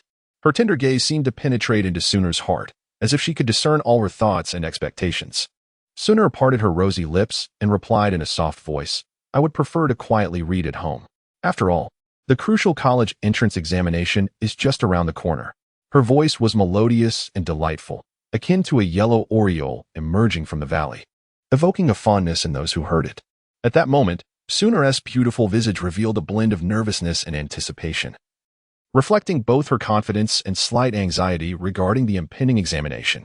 Qin Yu pouted playfully and said, "Well then, my birthday comes but once a year, so you must be sure to be present." Her large, sparkling eyes shimmered with expectation. The elegant and enchanting Yi Suner gently spoke, "Rest assured, I will be there without fail, regardless of any obstacles that may arise." Her words flowed like a gentle spring breeze, soothing the hearts of those around her, instilling warmth and reassurance. A tender smile graced Qin Yu's lovely face as she remarked, "You are the best, Suner." This sentiment seemed to flow naturally from the depths of her heart, imbued with genuine and profound emotion. A month later, in the bustling and vibrant city C, a remarkable establishment captured the attention of many, the Grand and Renowned Crown Group. Within this conglomerate, a uniquely distinctive bar had become the center of attraction. This bar, not only boasting luxurious decor and top-notch service, was particularly in the spotlight due to an extravagant birthday celebration set to take place there. Inside the lively bar, where the music throbbed and the atmosphere was electric, the largest booth area buzzed with animated chatter and laughter. Multicolored lights flashed, weaving a mesmerizing tapestry. People reveled in joyous song and dance, swaying to the infectious rhythms. Amidst this cacophony, Qin Yu pressed one hand against her ear while gripping her phone tightly with the other, shouting into the receiver, "Suner, have you arrived?" Her voice struggled against the surrounding clamor, yet she endeavored to raise it further, hoping her words would reach her friend. Suner sat quietly in the comfort of her car, her beautiful eyes gazing out the window at the swiftly retreating cityscape. Holding her phone, she softly spoke into the microphone. "I'm on my way and almost at the destination." Her voice conveyed a hint of excitement and anticipation, and as the car advanced, her heart soared towards the place where she would soon reunite with Qin Yu. Qin Yu responded with a warm smile, "Okay." Her voice was as gentle and warm as a spring breeze. She turned and walked toward the grand entrance, her steps light and graceful, akin to a butterfly dancing in the air. Each stride was imbued with a sense of anticipation and excitement, as she awaited the arrival of that special someone. Upon reaching the threshold, she paused, standing silently, her gaze occasionally drifting toward the horizon, as if she wished to catch a glimpse of him through the throngs of people. The light cascaded upon her, outlining a beautiful silhouette that rendered her figure akin to a captivating work of art. As Yi Suner alighted from the vehicle, she immediately captured the attention of many, her cream-colored gown accentuating her ethereal beauty. She adjusted the hem of her dress, and, upon lifting her gaze, spotted Qin Yu waiting at the door. Qin Yu's eyes sparkled with delight as she swiftly approached Suner, linking her arm and exclaiming, "Suner, you look absolutely stunning today." Suner responded with a soft smile. Just as they entered the bar, the lights suddenly brightened, and a man dressed in an exquisite suit approached with a measured pace. He was a business associate of the Qin family, harboring an unrequited admiration for Suner. Holding a bouquet of vibrant roses, he boldly professed his feelings in front of everyone, stating, "Miss Yi, from the moment I laid eyes on you, I was utterly enchanted. I hope you might grant me a chance." Suner was taken aback. momentarily at a loss for words. Chinyu furrowed her brow, stepping protectively in front of Sooner, and said, Mr. Mu, today is my birthday celebration. I kindly ask that you refrain from such abruptness. Sooner gently tugged at Chinyu's hand, whispering, Yuer, let us go inside. Chinyu nodded and led Sooner past the man, leaving him awkwardly standing alone. Once inside the bar, Chinyu guided Sooner to their friend's booth, where the guests extended their birthday wishes and jested about the earlier incident. However, Mr. Mu was undeterred and followed them in. He discreetly arranged for a server to deliver a specially crafted drink to Sooner, insinuating it was a complimentary offering from the bar. Unaware of the ulterior motive, Sooner reached for the glass, but Chinyu swiftly seized it, whispering, Be cautious, there may be a trick. Sooner then realized the gravity of the situation. Chinyu summoned security to remove the suspicious drink for testing. Enraged at this turn of events, Mr. Mu charged forward, attempting to forcibly take Sooner away. At that moment, a tall and strikingly handsome man emerged, skillfully intervening to block Mr. Mu. It was Yin Xiao, the heir of the Yin family. He regarded Mr.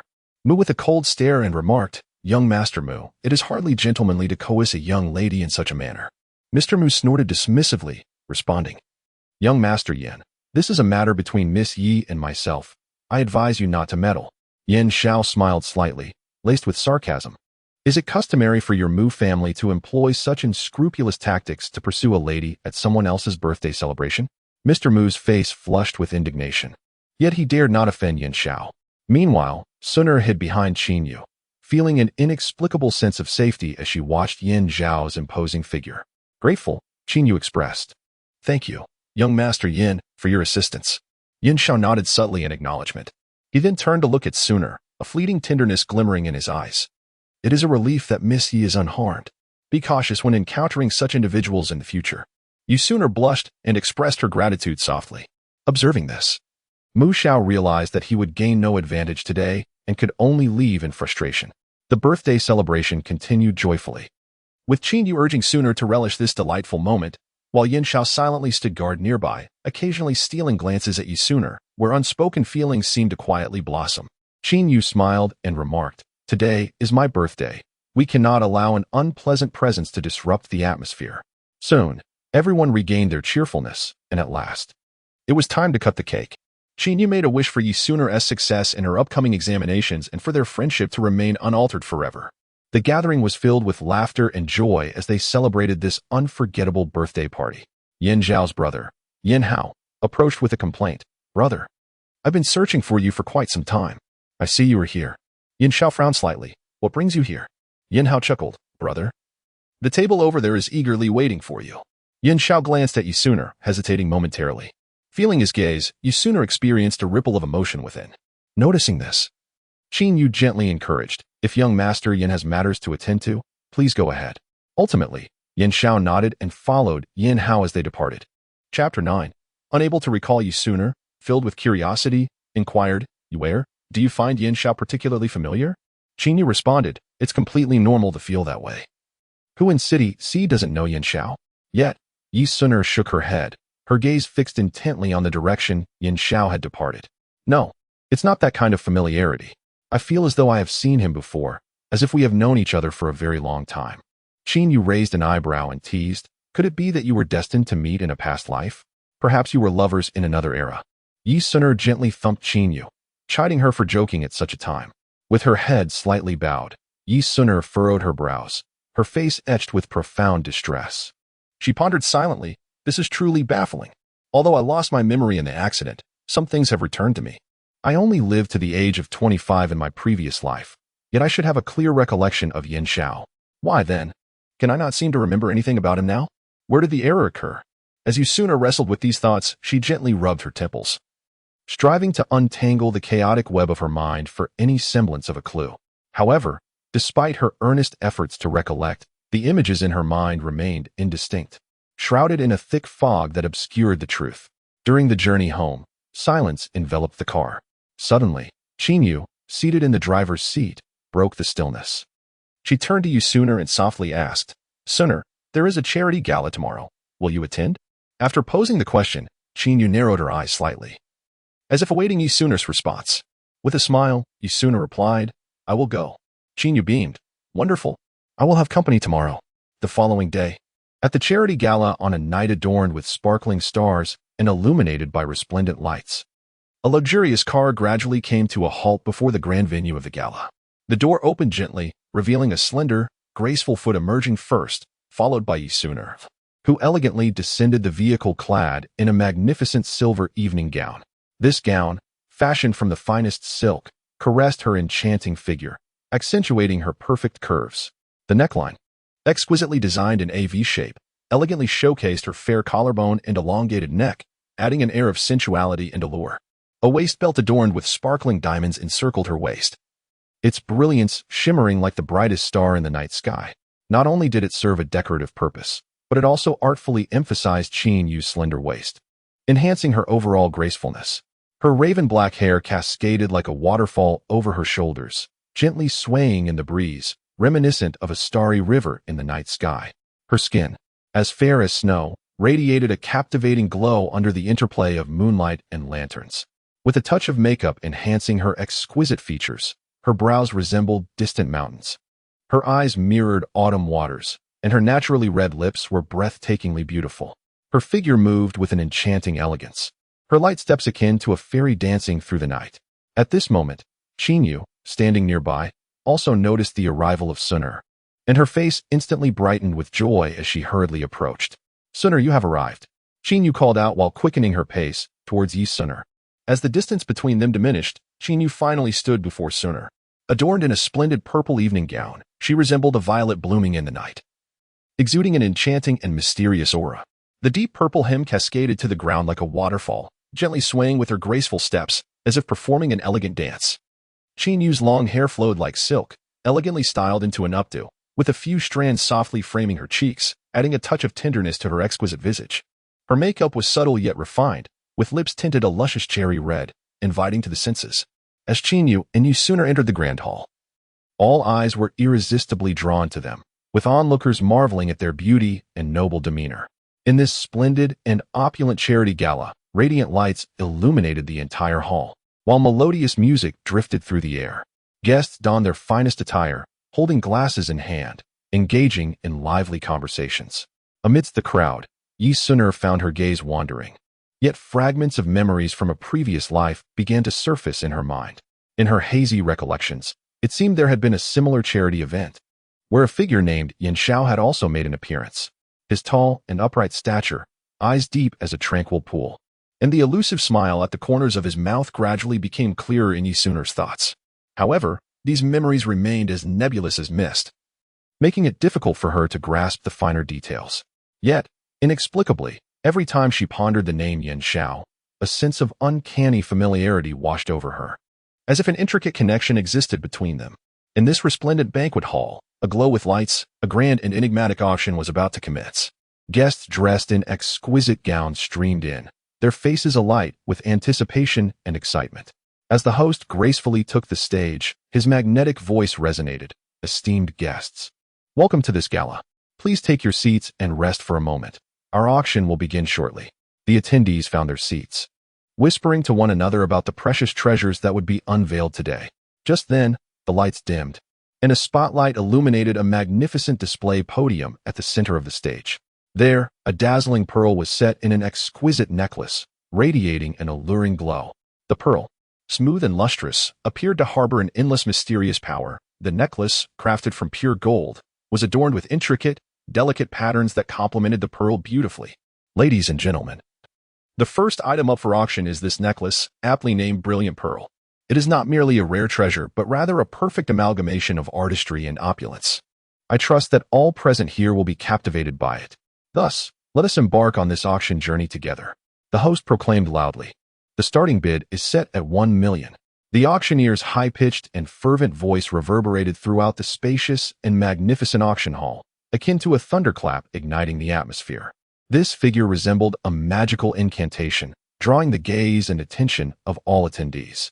Whispers and murmurs filled the air as people speculated about the astonishing value and allure of the items soon to be auctioned, which warranted such a lofty opening price. In no time, the price escalated to 3 million. Yisunur gazed at the necklace on the stage, her heart stirred with a powerful impulse to possess it. She raised her paddle and declared in a clear voice, "4 million. A wave of astonishment swept through the crowd, and everyone turned to look at her. Chinyu, taken aback, tugged at Yusuner's sleeve, whispering, "Sooner, why have you suddenly bid so high?"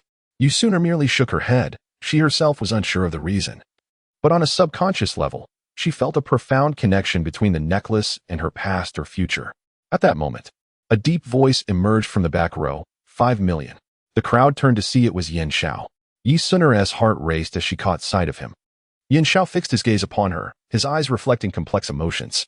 Gritting her teeth, Yusuner raised her paddle once more. 5,500,000. Yin Xiao furrowed his brow and raised the bid. 6 million. Just then, the host announced, "This gentleman bids 6 million. Is there anyone willing to offer more?" After a brief silence, the host brought down the hammer. "Sold. Congratulations to Mr. Yin for acquiring the brilliant pearl necklace." Yusuner despondently lowered her paddle. Chapter 10. Anger. Yin Xiao gazed at Yusuner's pouting face, reminiscent of an adorable little squirrel, and an impulse to tease her surged within him. He narrowed his eyes slightly, a mischievous smile tugging at the corners of his lips as he slowly approached her. "Suner, do you know? You look exceptionally cute when you're angry, just like a feisty little kitten." His voice carried a playful tone, yet his gaze was imbued with tenderness. Upon hearing Yin Xiao's words, Yusuner became even more irked. She widened her eyes, glaring at him. "Mr. Yin, we are not acquainted. You should address me as Miss Yi, and you are the one resembling a kitten." Unfazed, Yin Xiao reached out and gently pinched her cheek, exclaiming, "Oh, this cheek is quite tender." Yusuner, incensed by his actions, swatted his hand away. "Don't touch me." Yin Xiao, finding her annoyance amusing, continued to provoke her. "Suner, you must look lovely when you smile. How about you show me a smile?" Yusuner, flustered by his remarks, felt a blush creep onto her face. "I have no intention of smiling for you." At that moment, Yin Xiao leaned closer, whispering in her ear, "Suner, I've actually liked you for a long time." Yusuner was taken aback by his confession, her heart brimming with surprise and anger. "You're talking nonsense," she retorted, grabbing Chinyu's hand and preparing to leave. Seeing her attempt to depart, Yin Xiao called out loudly, "Yusuner, I like you. Be my girlfriend." Without looking back, Yusuner continued to pull Chinyu away. Chinyu, observing her friend, furrowed her brow slightly, concern evident in her eyes. "Suner, what's wrong? You seem a bit off today," she gently inquired. Her voice laced with worry, as if sensing Yusuner's unease. Yusuner's gaze was somewhat bewildered as she shook her head lightly, wishing to conceal her inner turmoil. However, Chinyu perceptively noticed her subtle actions, deepening her confusion. Yusuner spoke in a low voice, as if she had just emerged from a grueling battle. Chinyu watched her intently, concern sparkling in her eyes. She reached out, taking Yusuner's hand, feeling the warmth emanating from her palm. "Are you really all right?" she asked softly, worry threading through her tone. With a faint smile, Yusuner nodded. "Yes, just a bit tired." Chinyu understood that Yusuner always concealed her pain and exhaustion, never wanting others to fret over her. Her heart ached for her friend. "Then let us return home," Chinyu said gently. She grasped Yusuner's hand, guiding her away from the clamor of the world, towards the comforting embrace of home. Their silhouettes appeared so warm beneath the moonlight. Meanwhile, on the opposite side of Yin Xiao, a mysterious figure was engaged in a special task, investigating Yusuner's background. It is worth noting that this Yusuner was no ordinary individual. She had audaciously become the first woman to reject Yin Xiao. This unexpected turn of events left Yin Xiao, who was typically a formidable figure in City C and highly sought after, both astonished and enraged. He could not fathom why. Despite his exceptional qualities, he was so ruthlessly rebuffed by this woman. At that moment, the investigator, acutely aware of the gravity of the situation, dared not exhibit even a hint of negligence. He swiftly mobilized all available resources and channels to delve deeply into every aspect of Yusuner's life, from her family background to her upbringing, from her interpersonal relationships to her personal preferences, leaving no detail overlooked. Only by comprehensively understanding Yusuner's background could the enigma troubling Yin Xiao be unraveled, and a strategy devised. "Mr. Yin, the investigation into the Yi family has yielded the following findings. The Yi family is indeed a prominent and influential clan in our region. As for Yusuner, she is the legitimate daughter of the Yi family, having grown up enveloped in countless affections and privileges. Truly a young lady born with a silver spoon in her mouth. Moreover, did you know? She has a formidable uncle who serves as the vice principal of our local high school. However, Yi Suner has recently endured a series of unfortunate events. She was involved in a severe car accident, sustaining significant injuries. After intensive treatment, her life was saved, yet she was left with a troublesome memory impairment, struggling to recall many details. Tragically, she was later abducted by the second daughter of the Chui family in collusion with kidnappers. Fortunately, she was ultimately rescued without further incident. Oddly enough, it seems Yi Suner shares a rather close relationship with Mo Yunqing, the young master of the Mo family. I wonder what story lies between them. Mo Yunqing? Merely a trivial figure, a mere jester hopping about. What storm could he possibly stir? He poses no threat to me whatsoever. As for Yi Suner, she is destined to become mine. No one can snatch her from my grasp. She is as good as captured, Yin Xiao declared with unwavering confidence. Meanwhile, at Tsinghua campus, the assistant spoke up, young Master Mo, after some inquiries, we have received concrete information. At tonight's charity banquet, an unexpected event occurred. The illustrious president of the Yin group, Yin Xiao, boldly confessed his feelings to the elegant Missy in front of numerous guests. The atmosphere at the scene was palpably tense, with everyone holding their breath, their gazes fixated on the two figures. However, in the face of such an abrupt and fervent declaration, Miss Yu maintained an extraordinary calmness and composure. She merely furrowed her brow slightly, not even casting a glance at President Yin, before decisively turning away, leaving the audience with an elegant yet resolute silhouette. In that instant, the entire banquet hall seemed to be ensnared by Miss Ye's chilling aura, enveloped in a brief moment of silence. Mo Yunqing's lips curled into a subtle smile as he murmured, Suner has always had such a temperament. Whenever she encounters those she finds distasteful, she will not even spare them a glance, let alone engage with them. Mo Yunqing gently shook his head, seemingly pleased with Yi Suner's candid and stubborn nature, yet simultaneously revealing a hint of indulgence. However, a wave of concern surged within him, and his brows furrowed slightly as he pondered. Why would Yin Xiao fixate his gaze upon Yi Suner? This was indeed perplexing. If this were the case, might Yi Suner be vulnerable to an assault? The mere thought tightened his heart with anxiety.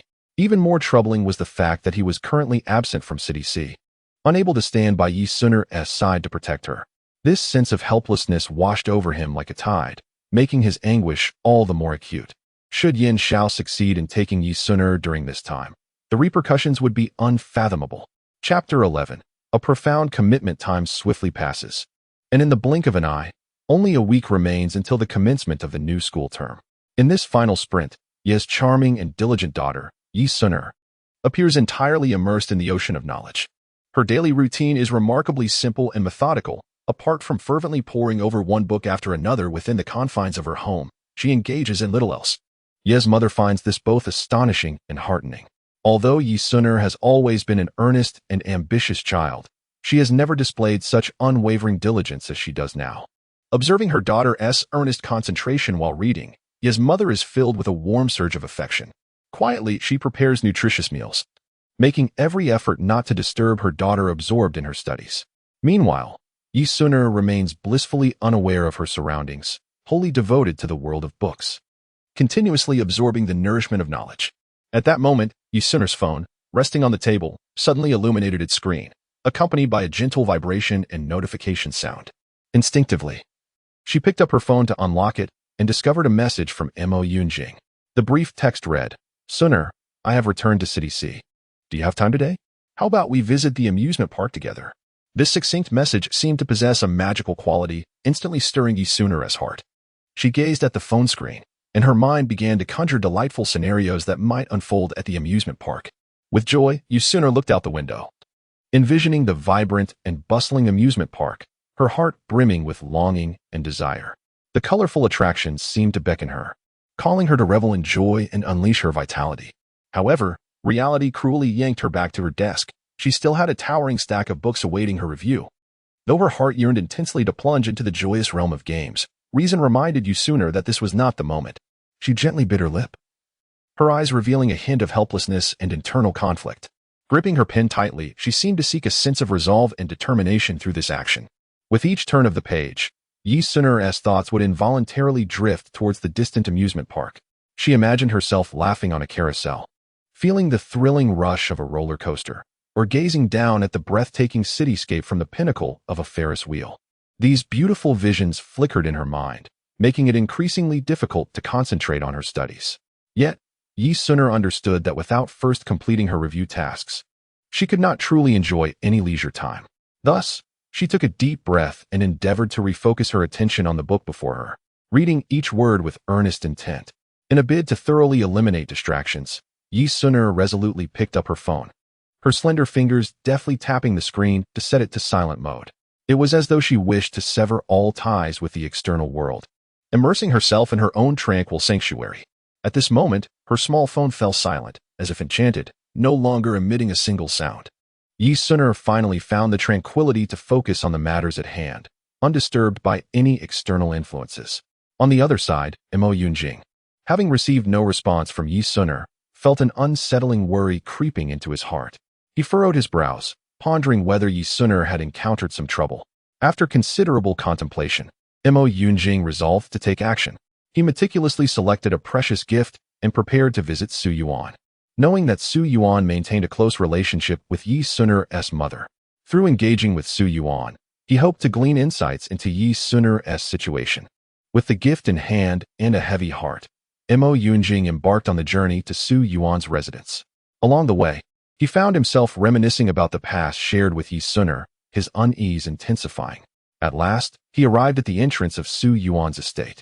Taking a deep breath, he adjusted his attire and gently knocked on the door. Upon its opening, he conveyed his purpose to the servant and presented the gift. The servant ushered Mo Yunjing into the parlor, and shortly thereafter, Su Yuan appeared. Mo Yunjing promptly rose to pay his respects, and Su Yuan greeted him with a smile, inviting him to take a seat. After exchanging a few pleasantries, Mo Yunjing delicately broached the subject, inquiring about Yi Suner's recent circumstances. Su Yuan's expression shifted slightly, but quickly returned to normal. He informed Mo Yunjing that Yi Suner had been quite busy with her studies lately and might not have had the opportunity to respond to his messages. Hearing this, Mo Yunjing felt a slight sense of relief, yet his concern lingered. He continued conversing with Su Yuan, attempting to extract more information regarding Yi Suner from their dialogue. Noticing Mo Yunjing's anxiety, Su Yuan reassured him that Yi Suner was well, urging him not to worry excessively. Grateful, Mo Yunjing regarded Su Yuan with appreciation. His doubts alleviated somewhat. He chose to place his trust in Su Yuan's words, while also yearning for Yi Suner to respond to him soon. After bidding farewell to Su Yuan, Mo Yunjing departed the estate with a mixture of anticipation and concern. Once Mo Yunjing had left, Su Yuan, harboring his own worries, made his way to the Yi residence. Entering through the grand doors, he was filled with thoughts of his sister. Yimu welcomed Su Yuan warmly, her face radiating a comforting smile. Eagerly, Su Yuan inquired about Yi Suner's well-being, to which Yimu replied with a smile, stating that Suner had been studying harder than ever. A warm wave surged within Su Yuan. He was aware of Yi Suner's diligent nature, but hearing her mother affirm her increased dedication filled him with immense pride. He nodded gently, a glimmer of approval flashing in his eyes. Arriving at the threshold of Yi Suner's room, Su Yuan softly pushed the door open.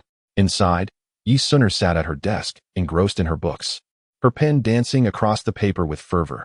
Her gaze reflected determination and concentration, as if the entire world had narrowed down to just her and her studies.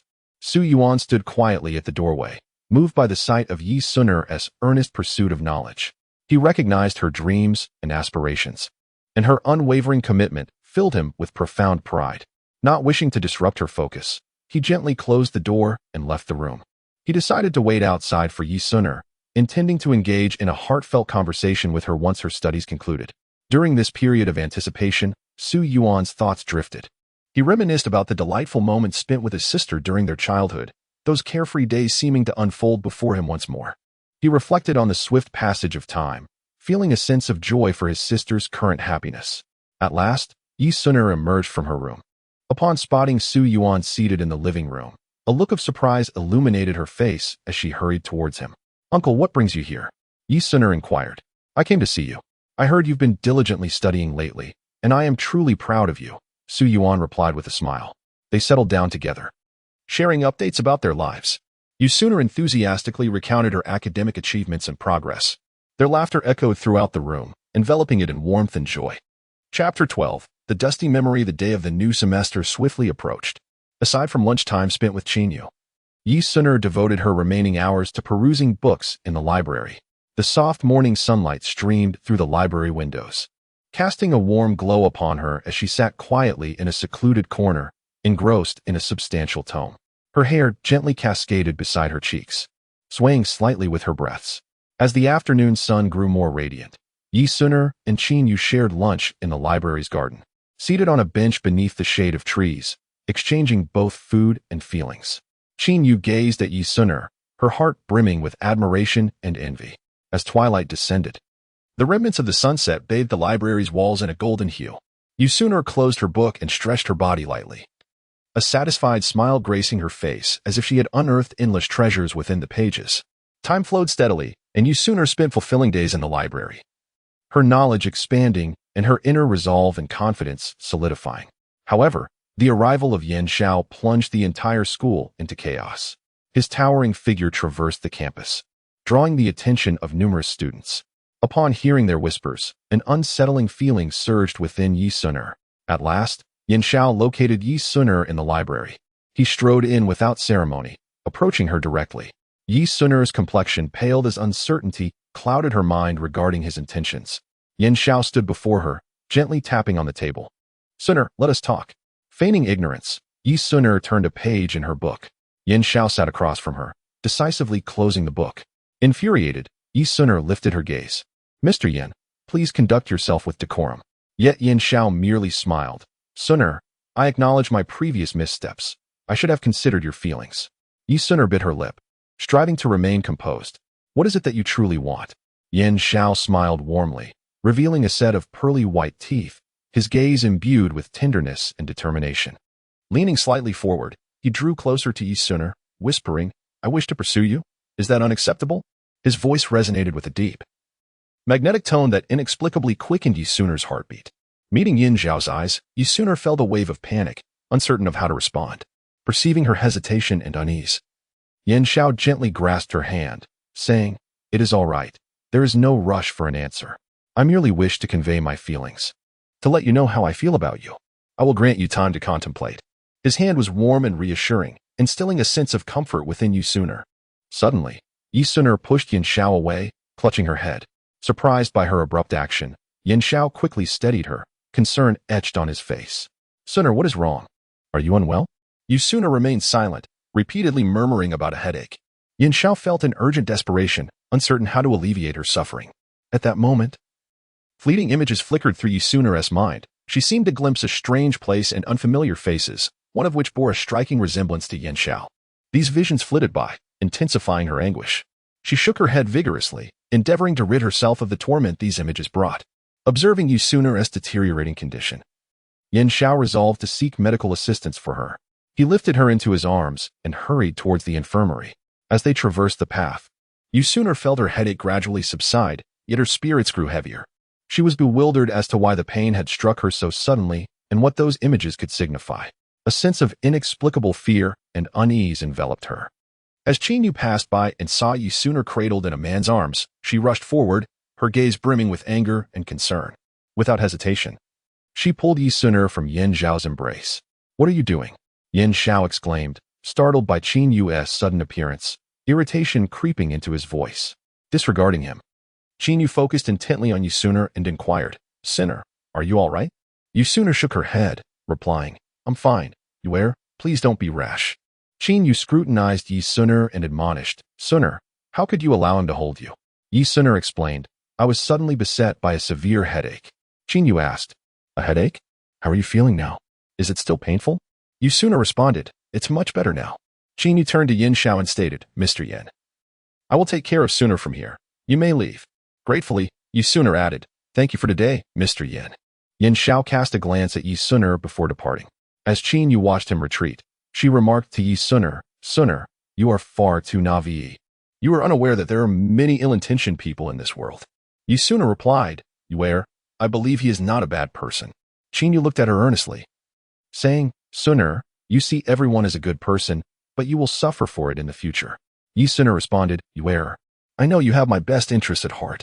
Qin Yu urged, "Suner, I hope you will heed my advice and keep your distance from him." Yi Suner reassured her, "Yuer, I will be cautious. You need not worry." Qin Yu implored, "Suner, you must take good care of yourself." Yi Suner nodded affirmatively, saying, "I will." Yi Suner found it peculiar that each time she looked at Yin Xiao, he felt oddly familiar, yet she still experienced resistance and headaches. Could this be connected to a past life? Determined to unravel this mystery, she began to reflect on her past encounters with Yin Xiao, seeking clues. However, every time she delved deeper into her thoughts, her headache intensified, as if an invisible force was obstructing her recollections.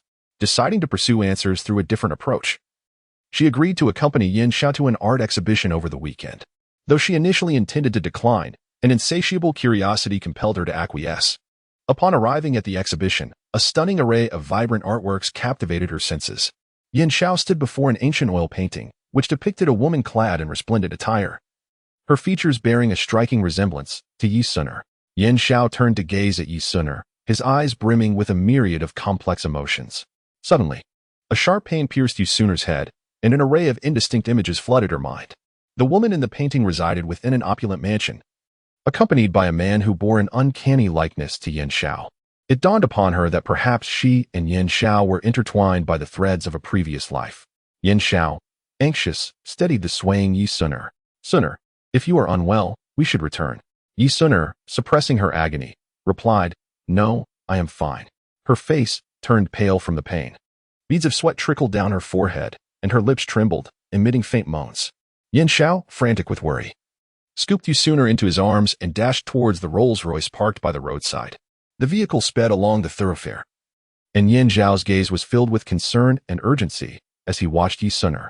At last, they arrived at the hospital. Yin Xiao rushed into the emergency room, calling out for the doctors. The medical team swiftly assembled, ushering Yi Suner into the operating theater.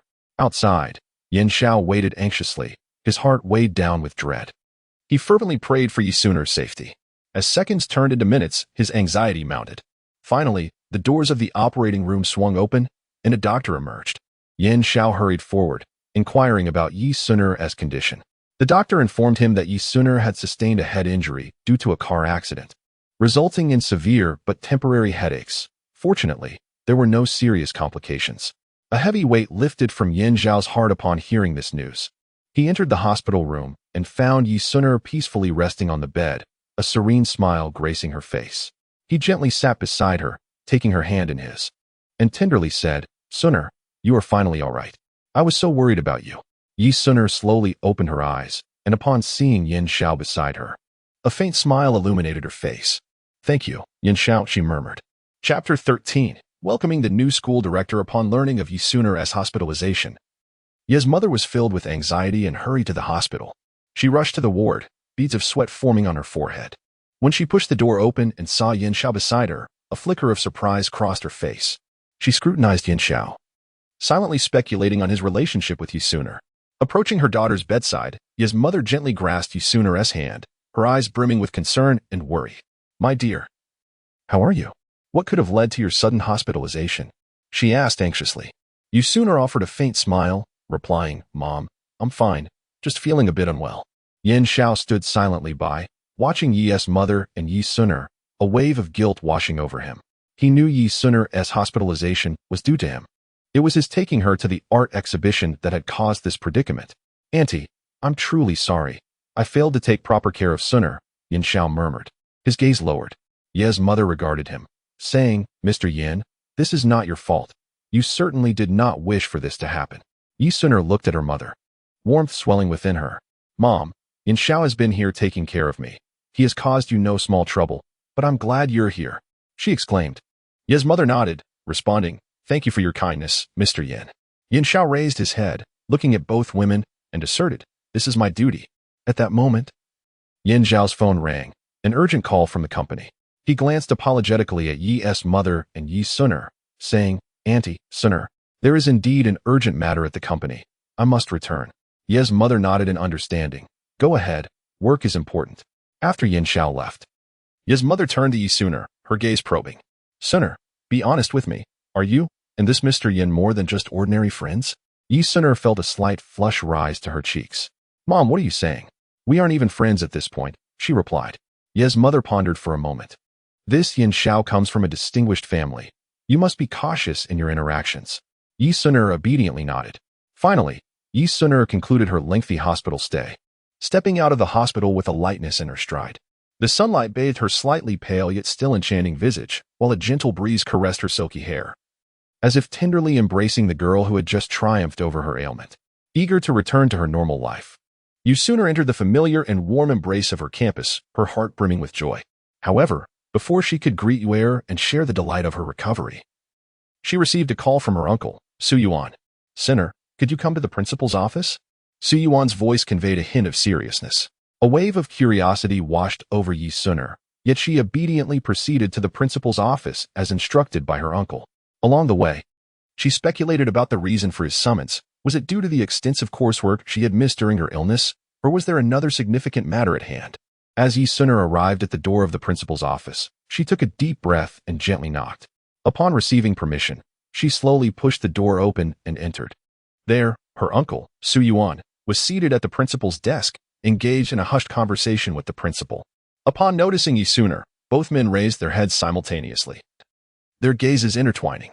A hint of tension flickered across Yi Sooner's delicate features. She bit her lip slightly, her beautiful eyes intently fixed on her uncle as she softly inquired, "What is it, uncle? Has something happened?" Standing aside, Su Yuan quietly observed the petite and charming figure of his niece, noting the anxiety etched upon her face, and a deep affection surged within him. With a gentle sigh, he spoke in a soft, measured tone, "My dear Sooner, the situation is as follows. Our esteemed new school board member, held in high regard, is about to visit our school for guidance and inspection. Given the significance of this visit, the school hopes to arrange a splendid piano performance to welcome him. After thoughtful consideration, it has been unanimously decided that you are the most suitable candidate to undertake this important responsibility." Yi Sooner furrowed her brow slightly, her beautiful eyes revealing a trace of concern. She parted her rosy lips and replied softly, "But I am truly afraid that I will not perform well." Her voice was as melodious as a lark's song, yet tinged with a subtle hint of trepidation. "Humph, what level do you think you are at? Surely, your uncle is well aware. Back when you were just a little one, you had already begun to explore those black and white keys. From that moment, you embarked on the challenging yet delightful journey of learning the piano. While other children were playing and frolicking, you dutifully sat at the piano, producing note after note with your tiny hands. Over time, your skills have continuously improved, and now you can perform so many beautiful pieces. Therefore, I am thoroughly acquainted with your abilities," Su Yuan declared with a touch of pride. A hint of helplessness crossed Yi Sooner's exquisite face as she sighed softly and finally responded, "All right then, but if things go awry, please do not blame me." With that, she pouted slightly, her gaze betraying a hint of grievance and worry. Su Yuan, with utmost seriousness, assured her, "Rest assured, no matter what happens, even if the sky were to fall, I, as your uncle, will support you." His steadfast and confident demeanor seemed capable of shouldering the weight of the world, instilling a profound sense of security and reassurance. In preparation for the highly anticipated visit of the new school board member, the entire campus was enveloped in a flurry of activity and joy. The administration decided to adorn the school meticulously, ensuring that every corner radiated a warm welcome. Meanwhile, Yi Sooner, a girl of exceptional grace and talent, had been diligently practicing her piano pieces in the days leading up to this momentous occasion. Her slender, delicate fingers danced nimbly across the piano keys, reminiscent of lively little sprites, conjuring forth enchanting and melodious tunes. Each keystroke was imbued with power and emotion, as if she were pouring forth her profound love for music from the depths of her heart. In that extraordinary moment, the school's decoration efforts flourished, while Yi Sooner's piano practice resonated through the air like celestial music, weaving a vibrant and hopeful tapestry across the campus. At last, the day of the new school board members' inspection arrived. The campus was adorned with blooming flowers, and a red carpet was laid out. At that moment, a stir arose from the crowd. When Yi Sooner lifted her gaze, she was startled to see Yin Xiao, the new board member. Yin Xiao's eyes swept across the crowd and landed on her, revealing a glimmer of surprise. Surrounded by admirers, Yin Xiao made his way into the school, with Yi Sooner trailing behind. Upon reaching the performance hall, Yin Xiao took a seat in the front row, where everyone greeted him warmly. Yi Sooner ascended the stage. Clad in a resplendent white gown, resembling a celestial fairy, she settled at the piano, inhaling deeply before commencing her performance. The exquisite melodies floated through the air, quickening her heartbeat. With another deep breath, she began to play. Yin Xiao watched her intently from the audience, his eyes filled with admiration. When Yin Xiao recognized Yi Sooner, he was momentarily taken aback, but soon a smile graced his lips. Yi Suner felt her rhythm falter, yet she quickly regained her composure and continued her playing. Upon finishing, thunderous applause erupted from the audience. Yin Xiao was the first to rise, clapping enthusiastically. As Yi Suner stepped off the stage, she noticed Yin Xiao approaching her, leaving her somewhat flustered. With a smile, he remarked, "I didn't expect you to play the piano so beautifully." Yi Suner shyly lowered her head.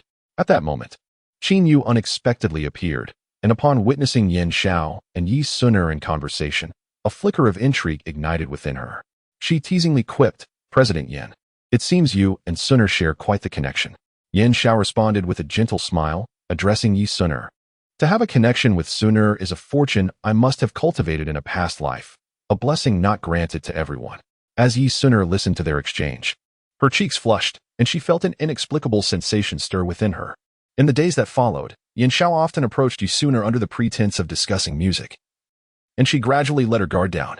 Chapter 14. The approaching Gaokao. Time flies, and in the blink of an eye, Yi Suner is on the verge of a pivotal moment in her life, the Gaokao. For every diligent student, this is a battle devoid of gunfire. And Yi Suner is no exception.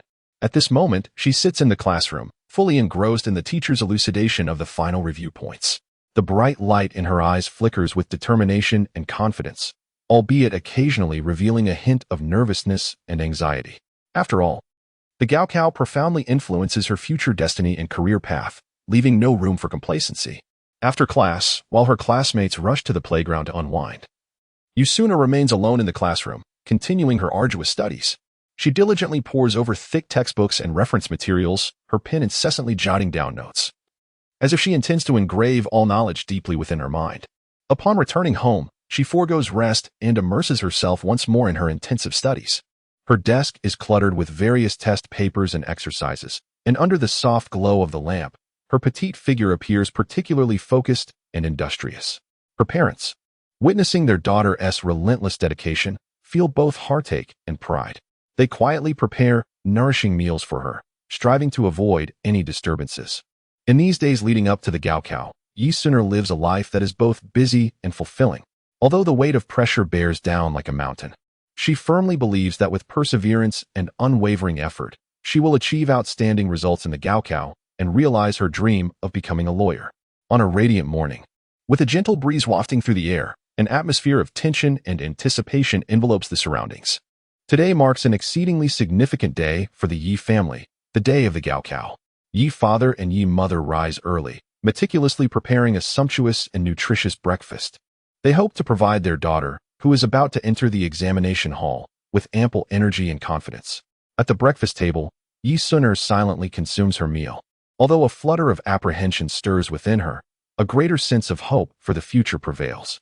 She comprehends the magnitude of this examination and resolves to give her utmost effort. After finishing breakfast, the family of three sets out together.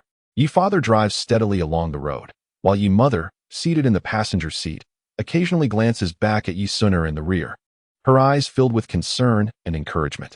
Throughout the journey, the parents refrain from discussing the exam excessively, fearing it might add to Yi Suner's stress.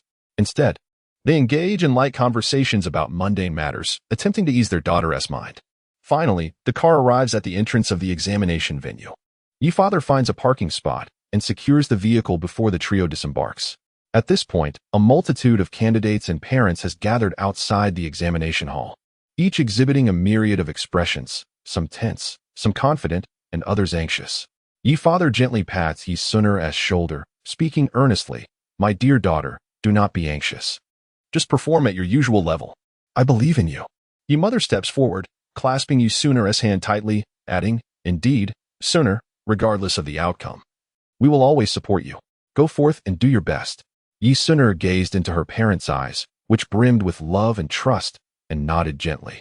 Taking a deep breath, she turned and strode toward the examination hall. Her steps were resolute and powerful, as if she were embarking on a new journey bearing the hopes of her entire family.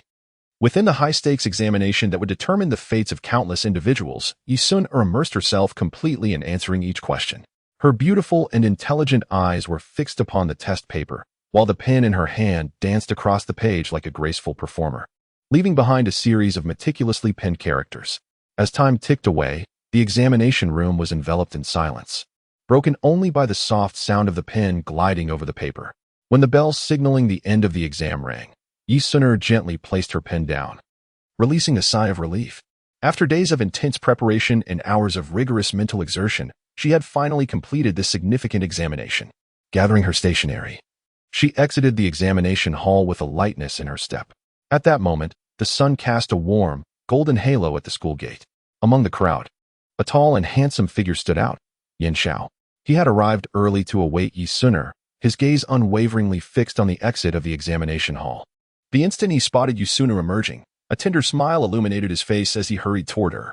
With a smile gracing his lips, Yin Xiao gently parted them and softly spoke, "This bouquet of flowers is a special gift I prepared just for you. I hope you like it." As he spoke, he carefully extended the vibrant blooms, exuding a captivating fragrance, towards Yi Sun-er. The sunlight filtering through the windows bathed them in warmth, adding an air of romance and tenderness to the moment. The bouquet seemed almost alive, swaying gently in the breeze, as if waiting for her affirmative response. However, Yi Sun-er furrowed her brow slightly, a flicker of displeasure passing through her beautiful eyes. She parted her lips, her voice clear and resolute as she replied, "Yin Xiao, I appreciate your kindness, but I must apologize. I do not favor red roses. Though they are strikingly beautiful, their fervor and flamboyance are too intense for my taste. Instead, I am drawn to sunflowers, which embody a sunny disposition and eternally turn toward the sun. Their golden brilliance brings warmth and hope." With that, her gaze shifted to the side, as if she were searching for something. Her lively eyes eagerly scanned the bustling crowd, and suddenly, a vivid splash of yellow caught her attention. There, in Su Yuan's hands, was a bouquet of resplendent sunflowers. They radiated warmth and dazzling light, illuminating everything around them. A wave of joy surged within Yi Sun-er, her face blossoming into a smile as radiant as spring flowers. Ignoring the curious glances from those around her, she eagerly opened her lips and called out, "Uncle." The sound rang clear and melodious, like a lark emerging from the valley, cutting through the noise of the crowd with exceptional clarity. Su Yuan, wearing a smile, approached Yi Sun-er with a brisk yet steady gait. His handsome visage appeared particularly enchanting under the radiant sunlight, with his deep-set eyes shimmering like a constellation of stars. At last, Su Yuan stood before Yi Sun-er and softly remarked, "Sun-er, the examination has concluded." His gentle tone caressed her heart like a refreshing spring breeze, instilling a profound sense of tranquility within her. Subsequently, Su Yuan extended a bouquet of sunflowers into her hands, proclaiming, "This bouquet symbolizes my heartfelt blessings for you. May you always thrive towards the light." At that moment, a gentle breeze tousled Yi Sun-er's hair, and a delicate blush graced her beautiful face. Resembling the shy charm of blooming peach blossoms, she accepted the sunflowers, inhaling their fragrant aroma, her heart brimming with sweetness and emotion. A radiant smile illuminated Yi Sun-er's face, akin to flowers blossoming in the spring. Her eyes sparkled with joy, her voice melodious and clear, reminiscent of chiming silver bells. "Thank you, Uncle." These four succinct words conveyed an abundance of gratitude. Her heart was enveloped in warmth, as her uncle's affection shone upon her like the sun, filling her with immeasurable happiness. Chapter 15. The Graduation Banquet. Su Yuan, clad in an elegant black suit, stood tall before Yi Sun-er, his gaze imbued with a hint of seriousness. Yi Sun-er, adorned in a white dress, her long hair cascading gracefully, looked enchanting. She lifted her gaze slightly to meet Su Yuan's, a flicker of surprise dancing in her eyes. "A graduation banquet?" she inquired softly. Su Yuan nodded, affirming, "Indeed. The school has decided to host a graduation banquet at the Dihao Hotel. It is a significant occasion, and your presence is essential." Yi Sun-er furrowed her brow, an air of hesitation enveloping her. Lowering her head, she murmured, "I am not particularly fond of such gatherings." Observing her, Su Yuan's eyes conveyed understanding. He gently placed a reassuring hand on her shoulder, saying, "I recognize that you prefer solitude over crowds. Yet this is a rare opportunity for you to celebrate your graduation with your peers and create cherished memories." Yi Sun-er raised her head to meet his gaze, a tinge of resignation flickering in her eyes. She nodded, conceding, "Very well, I shall attend." A smile graced Su Yuan's lips as he encouraged, "That's the spirit. Do ensure to dress up beautifully for the occasion." A faint blush adorned Yi Sun-er's cheeks as she replied softly, "I understand, Uncle." Standing quietly nearby, Yin Xiao watched Yi Sun-er laugh among the crowd, his heart heavy with a sense of longing and unfulfilled desire. He resolved to win her affection. determined to make her his girlfriend. With the graduation banquet approaching, Yin Xiao recognized it as an opportune moment. He began meticulously planning, preparing to confess his feelings for Yi Suner during the event. He intended to present her with a special gift and seek the perfect moment to unveil his heart's intentions. To ensure the success of his plan, Yin Xiao enlisted the help of several friends. Together, they discussed the details, prepared props, and ensured that everything would be executed flawlessly. Filled with anticipation, Yin Xiao was certain that his heartfelt sincerity would resonate with Yi Suner. Finally, the day of the graduation banquet arrived. Yi Suner made her entrance in a stunning silver evening gown, exuding confidence and grace, her lips curving into a captivating smile. She glided toward the banquet hall, each step radiating an alluring charm. Inside the hall, all eyes were drawn to her, as if she were a brilliant star, shining resplendently amidst the crowd. Engaging in conversation with others, her poise and elegance left a lasting impression, making her the center of attention that evening. Suddenly, the lights dimmed, and Yi Suner approached the grand piano at the center of the stage. With grace, she seated herself, her delicate fingers gently poised above the keys, and a melodious tune flowed forth, enchanting all who listened. The audience erupted in applause, celebrating her exquisite performance. After her performance, Yi Suner returned to her seat, continuing to engage with her peers, her beauty and talent leaving an indelible mark on the night. As Yi Suner strolled alone into the garden for a breath of fresh air, Yin Xiao, clutching a meticulously prepared diamond necklace, appeared before her. "Suner, you are truly radiant tonight," he declared earnestly. Yi Suner stood momentarily stunned. At that moment, Su Yuan arrived at the garden.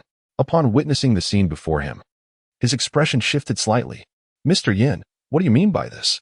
Su Yuan's tone was frigid. "Do you intend to deny me the chance to converse with Suner, Vice Principal Su?" Yin Xiao retorted provocatively. Understanding the implications, Su Yuan stepped forward, placing himself protectively in front of Yi Suner. "Mr. Yin, Suner is still quite young, and moreover, you are a full decade her senior." Yin Xiao raised an eyebrow in response. "Are you implying that I am an old bull courting a tender calf?" Su Yuan scoffed coldly. "Isn't that the case? It would be best for you to refrain from pursuing this matter further." Yin Xiao clenched his fists, ready to counter. But Yi Suner tugged gently at Su Yuan's sleeve. "Uncle, it's all right. Mr. Yin merely wishes to say a few words." She sought to ease the tension in the atmosphere. Su Yuan glanced at Yi Suner, and though reluctant, he shifted aside slightly. Seizing the opportunity, Yin Xiao presented a diamond necklace. "Suner, this is a special necklace I chose just for you." As Yi Suner was about to decline, a deep, resonant voice interrupted. "Such a valuable gift should not be given casually, Mr. Yin." It was Lu Ziming who had approached. Yin Xiao frowned. "Young Master Lu, this matter concerns Suner and me. It does not involve you." Lu Ziming chuckled lightly, drawing closer to Yi Suner and naturally linking his arm with hers. "How can it not concern me? Suner is my fiancé, Mr. Yin. It would be wise for you to keep your distance." Everyone was taken aback, and Yi Suner's eyes widened in astonishment. Lu Ziming leaned closer to her ear and whispered, "Just play along for now." Bewildered, Yi Suner nodded slightly. Yin Zhao's disbelief was palpable, while Su Yuan regarded Lu Ziming with a contemplative expression. "When did you acquire a fiancé, Lu Ziming?" "To my knowledge, Suner has no engagement." Lu Ziming maintained his composure. "Mr. Yin, you seem well informed, but this is a private matter between our families, and the engagement was only recently established." Yi Suner felt a surge of confusion, but nodded in agreement with Lu Ziming's words. Su Yuan then interjected, "In that case, Mr. Yin, please do not disturb Suner any further." Reluctantly, Yin Xiao retracted the necklace, casting a fierce glare at Lu Ziming before departing. Once Yin Xiao was out of sight, Yi Suner quickly released Lu Ziming's arm. "Mr. Lu, what is going on?" Lu Ziming, unable to resist a smile at her adorableness, replied, "I simply couldn't stand Yin Zhao's persistent advances, so I made up this excuse on the spot." Su Yuan cleared his throat. "Young Master Lu, this is no laughing matter." Lu Ziming's demeanor turned serious. "Vice Principal Su, rest assured, I will handle any subsequent matters responsibly and ensure no trouble comes to Suner." For reasons unknown, Yi Suner felt a sense of relief wash over her. She looked at Lu Ziming and said, "Thank you for coming to my aid." Gazing into her eyes, Lu Ziming softly replied, "It was my pleasure. Protecting you is quite an enjoyable endeavor." Yi Suner blushed and murmured, "Regardless, thank you very much, Mr. Lu." Lu Ziming's lips curled into a smile. "I hope there will be another opportunity for me to be a hero in your time of need." Observing the interaction between the two, Su Yuan felt a vague sense of unease brewing within him.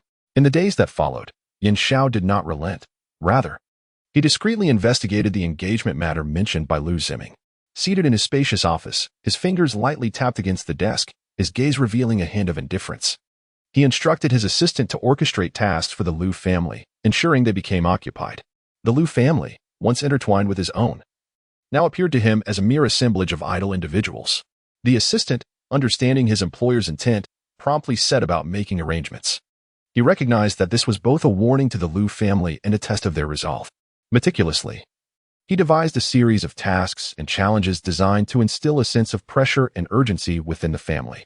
Upon receiving these assignments, the Lu family was immediately engulfed in a whirlwind of activity.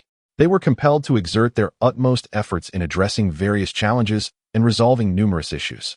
Family members rallied together, demonstrating an unprecedented unity and diligence.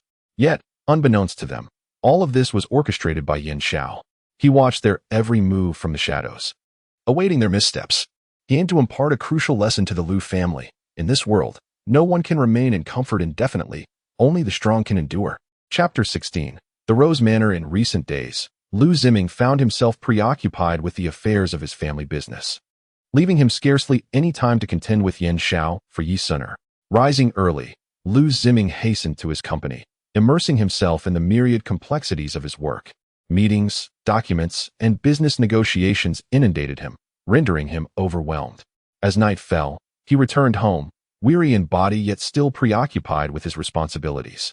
Seated at his desk, he continued to address the unfinished tasks that awaited him. During these days, Yi Suner ventured alone to the art exhibition center. She stood quietly before a painting, her gaze reflecting a hint of confusion and contemplation. The vibrant colors and bold strokes of the artwork seemed to narrate a tale unknown to others. She stared intently at the canvas, attempting to discern familiar traces, clues that might evoke memories of a past life. However, despite her earnest efforts, her mind remained a blank slate. With a sigh, she turned to another painting. This piece, in stark contrast, exuded delicacy and softness, imbued with poetic essence and warmth. Captivated by the beauty it portrayed, Yi Suner found herself irresistibly drawn closer. Suddenly, a surge of profound emotion welled within her, as though the painting had stirred something deep within her soul. Tears welled in her eyes, cascading down her cheeks. She could not comprehend the source of her sorrow. Yet the artwork enveloped her in an overwhelming sense of grief and anguish. In that moment, Yi Suner seemed to grasp that some memories from her previous existence might remain forever elusive, yet she must cherish the present and live fully. Upon exiting the exhibition center, her mood gradually settled. Recalling the serene and beautiful ambience of the Rose Manor, she decided to return. In the open space of the manor, Yi Suner set up her easel and began to paint, infusing the emotions she had experienced at the exhibition into her brushwork. Gradually, the contours of the tear-inducing artwork emerged, interwoven with her own sentiments. At that very moment, Yin Xiao had just concluded a protracted board meeting. Seated in the spacious, comfortable chair of the conference room, he tilted his head back slightly, closing his eyes and gently massaging his temples in an attempt to alleviate the waves of fatigue washing over him. For reasons unknown, a sudden and intense longing surged within him, the desire to see Yi Suner. Slowly opening his eyes, he surveyed the scattered documents and materials before him, then rose to straighten his somewhat disheveled suit before striding towards the door. Along the way, he encountered numerous employees of the company, to whom he offered only polite nods. Refraining from lingering, his heart, at that moment, had already soared towards Yi Suner. Finally arriving at the secretary's office, Yin Xiao pushed the door open and stepped inside, where a young and beautiful secretary was engrossed in her tasks. Upon noticing his arrival, she promptly rose and greeted him. "Hello, Mr. Yin. How may I assist you?" Yin Xiao inquired. "Could you find out where Yi Suner is at present?" His heart raced with urgency upon learning that she was at the Rose Manor. Without the slightest hesitation, he immediately ignited the engine, propelling himself towards the Rose Manor like an arrow. The scenery outside the window raced past, yet his gaze remained steadfastly fixed ahead, with but one thought occupying his mind: to see Yi Suner as swiftly as possible. His hands clutched the steering wheel tightly, as if it were the sole connection between him and Yi Suner. Each acceleration and every turn carried his longing and desire for her. At last, the grand gates of the Rose Manor loomed before him. He inhaled deeply, gradually bringing the vehicle to a halt, then eagerly flung open the door and strode towards the estate. Upon arriving at the Rose Manor and witnessing Yi Suner immersed in her painting, his heart stirred. He quietly approached her from behind, captivated by the canvas depicting a melancholic yet hopeful scene, and could not help but exclaim, "Your painting is exquisite."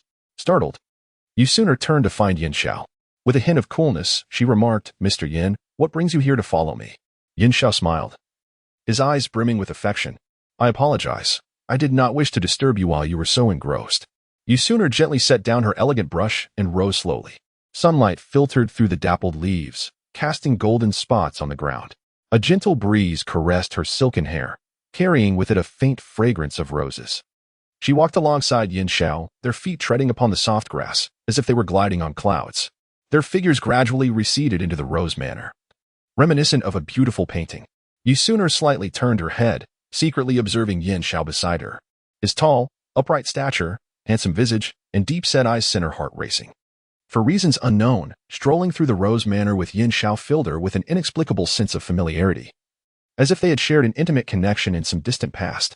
Yet, no matter how hard she tried to recall, she could not conjure the specifics of that forgotten time. "Yin Xiao, do you think that we might have known each other a long, long time ago?" Yi Suner inquired softly, her clear eyes sparkling with anticipation as she gazed at the man before her. At that moment, the breeze tousled her silky hair, and the sunlight filtered through the leaves to illuminate her delicate face, crafting a stunning tableau. Yin Xiao, momentarily taken aback, gazed intently at Yi Suner's exquisite features, feeling a surge of indescribable emotion welling within him. "Perhaps what you say is indeed true. Suner, I recall you once told me that you do not favor roses. This has always intrigued and puzzled me. If that is the case, why have you come to this manor, awash with vibrant, fragrant roses? Is there something here that particularly captivates you? Or was it merely a whim to see these beautiful flowers that do not hold your affection? Or is there another reason I am yet unaware of?" Yin Xiao inquired with curiosity. Yi Suner gently bent down, plucking a rose and bringing it to her nose for a delicate sniff. "The atmosphere here is tranquil, conducive to contemplation, and occasionally, viewing something annoying from a different perspective can reveal its hidden charm." Yin Xiao nodded thoughtfully, realizing this truth. "However, Suner, regardless of your reasons for being here, as long as you find joy in this moment, that is all that matters." Just then, a sudden, urgent ringtone shattered the serenity. Yin Xiao glanced at his phone, discovering it was an emergency call from the company. With a reluctant look towards Yi Suner, he said, "Suner, I apologize, but there is an urgent matter that requires my attention at work." Yi Suner smiled in understanding. "You should go. Work is important." After Yin Xiao hurriedly departed, Yi Suner gracefully returned to her easel, elegantly seated herself, and adjusted her posture to continue her artwork. Time quietly slipped away, and just as Yi Suner was wholly engrossed in her painting, an unexpected figure suddenly appeared in the enchanting Rose Manor, Mo Yunjing, clad in a meticulously tailored black suit. He stood tall and poised, his stride steady and powerful. Mo Yunjing silently positioned himself behind Yi Suner, resembling a silent statue. His gaze was intently fixed on Yi Suner, who was diligently painting, revealing a subtle warmth and admiration in his eyes. After observing her in silence for a while, he seemed unable to contain his impulse any longer and strode purposefully towards her. At last, as Yi Suner completed her final stroke and set down her brush, Mo Yunjing arrived at her side. With a smile gracing his lips, he spoke in a deep, magnetic voice. "Suner, this painting is truly exquisite. The use of color is remarkably clever, the lines are smooth and natural, and every detail in the composition is impeccably executed." Yi Suner's eyes widened slightly, her face reflecting a hint of surprise, her delicate features resembling a flower kissed by morning dew. Yet, amid her astonishment, a warm sensation blossomed within her tender heart. "Yunjing, when did you return?" she inquired, her voice as melodious as a lark's song, filled with delight and anticipation as she stepped forward eagerly. Chapter 17. Apology. Mo Yunjing took a deep breath before slowly responding. "I have just arrived in City C not long ago. This journey has truly been a whirlwind. As soon as I reached City C, I inquired about your whereabouts, and after much effort, I finally learned that you were here at the Rose Manor. Thus, I did not dare to delay for even a moment and hurried over." At this point, he paused slightly, a hint of guilt crossing his face, and continued, "Suner, I am truly sorry. On such an important day as your college entrance examination, I was hindered by certain matters and ultimately could not return in time to be by your side to cheer you on. Each time I think of this, my heart is filled with regret and self-reproach. I hope you do not hold it against me. Suner gently grasped Mo Yunjing's hand, her eyes brimming with tenderness. Brother Yunjing, in my heart, you have always been the one who cares for me the most. The college entrance examination is but a minor event in the grand tapestry of life, and your return to City C to see me is more heartwarming than any encouragement. Mo Yunjing affectionately ruffled Suner's hair. At that moment, a luxurious car sped towards them and came to a halt. A fashionably dressed woman stepped out, casting a disdainful glance at Suner. Mo Yunjing, you abandoned company affairs and rushed here just for this little girl? Mo Yunjing furrowed his brow. Linwan. My matters are not for you to meddle in. Linwan scoffed. She is merely a powerless little girl. Why are you so protective of her? Suner clenched her fists, about to speak, when Mo Yunjing pulled her behind him. Suner is very important to me. Do not treat her this way in the future. Linwan stamped her foot in frustration, while Mo Yunjing turned to reassure Suner. Do not mind her. With me here, no one can bully you. A warm wave surged through Suner's heart as she nodded in response. As the eldest daughter of the Lin family, Linwan, though somewhat spoiled and domineering, willingly humbled herself to become Mo Yunjing's secretary. She was beautiful and noble, with an outstanding demeanor, yet she always tread carefully around Mo Yunjing, silently dedicating herself. Linwan stared blankly at the two, her thoughts lingering on the earlier exchange. Suner? She murmured the name softly, trying to recall if she had heard it somewhere before. Suddenly, her eyes brightened, as if she had remembered something. Oh, I remember. You are the eldest daughter of the Yi family, Suner. Her face lit up with surprise, as if she had encountered an old friend after a long separation. Suner smiled slightly and nodded. She was not surprised by Linwan's reaction, as her family was quite renowned in the area. Indeed, I am Suner. Her voice was gentle and clear, evoking a sense of comfort in those who heard it. Linwan stepped forward, enthusiastically grasping Suner's hand. What a coincidence. I never expected to run into you. A smile radiated from her face, her eyes sparkling with excitement. Suner felt Linwan's warmth and responded with a smile. Yes. I did not expect it either. The two exchanged glances, a silent understanding flowing between them like an invisible thread. Mo Yunjing shook his head helplessly and cleared his throat to draw the attention of the two. Linwan cast him a sidelong glance, pulling Suner along as they made their way into the estate, conversing as they walked. Sister Suner, let us ignore him. Mo Yunjing could only follow behind. A gentle breeze swept by, carrying with it a faint floral fragrance. Linwan inhaled deeply, savoring the delightful aroma. The scenery here is truly beautiful, she exclaimed. Suner nodded, her gaze drifting into the distance. Indeed, the landscape is quite lovely, she replied, her voice tinged with a hint of melancholy, as if lost in reminiscence. The two stood side by side, quietly admiring the picturesque view and relishing this rare moment of tranquility. Brother Yunjing, I would like a cup of rose-roasted milk. Could you prepare one for me? Suner said playfully. Mo Yunjing looked at her, a tender smile gracing his lips as he responded. Very well, wait for me here. With that, he turned and headed towards the starlit pavilion to begin the preparation. Suner spoke up. Sister Wan, may I call you that? You have feelings for Brother Yunjing, don't you? Linwan was momentarily taken aback, but quickly regained her composure and smiled. Sister Suner, why do you ask such a sudden question? Brother Yunjing is an exceptional person. It's only natural for everyone to admire him. Suner blinked. Seriousness etched on her face as she declared, Sister Wan, you cannot deceive me. Your eyes have already betrayed you. I know that Brother Yunjing holds me in his heart. Yet my feelings for him are merely those of sibling affection. Linwan's smile faltered. After a brief pause, she let out a wry laugh. Sister Suner, you are indeed perceptive. I have harbored feelings for him for quite some time, even if it means being his secretary and silently standing by his side. I would be content. However, now that I understand his feelings for you, I shall not impose any further. At that moment, Mo Yunjing approached, carrying the rose-roasted milk. Sensing an unusual atmosphere, what are you two discussing? He inquired. Suner rushed over to take the cup, beaming as she replied. We were just saying how beautiful Sister Wan is. Mo Yunjing glanced at Linwan, who returned his gaze with a carefree smile. Just then, Linwan's phone rang, and her complexion paled after the call. There is an urgent situation at the company. I must return to handle it. Mo Yunjing furrowed his brow. I will accompany you. Linwan refused. No need. You should stay with Suner. With that, she hurriedly got into the car and drove away, leaving Mo Yunjing and a concerned Suner watching the vehicle disappear into the distance. Mo Yunjing withdrew his gaze and turned to Suner, saying, Let us hope the company does not face too much turmoil. Yi Suner took a sip of the roasted milk and looked up. Sister once seems quite capable. She will surely resolve it. Mo Yunjing nodded, and suddenly, as if recalling something, he said to Yi Suner, Suner, I have known about Lin Wan's feelings for me for some time. However, my heart has remained steadfastly with you. Yi Suner felt a blush creep onto her cheeks. Brother Yunjing, I believe love should not evoke such feelings. Mo Yunjing was taken aback. Suner, what do you mean by that? Yi Suner bit her lip. I wish to explore the world beyond, to seek the true answer. Perhaps only when I return will I be able to ascertain if what I feel for you is indeed love. Mo Yunjing's heart felt as though it had been struck with great force. After a prolonged silence, he finally managed to muster a faint smile and said, Suner, regardless of the decision you make, I will always support you. Gratefully, Yi Suner embraced Mo Yunjing and replied, Thank you, Brother Yunjing.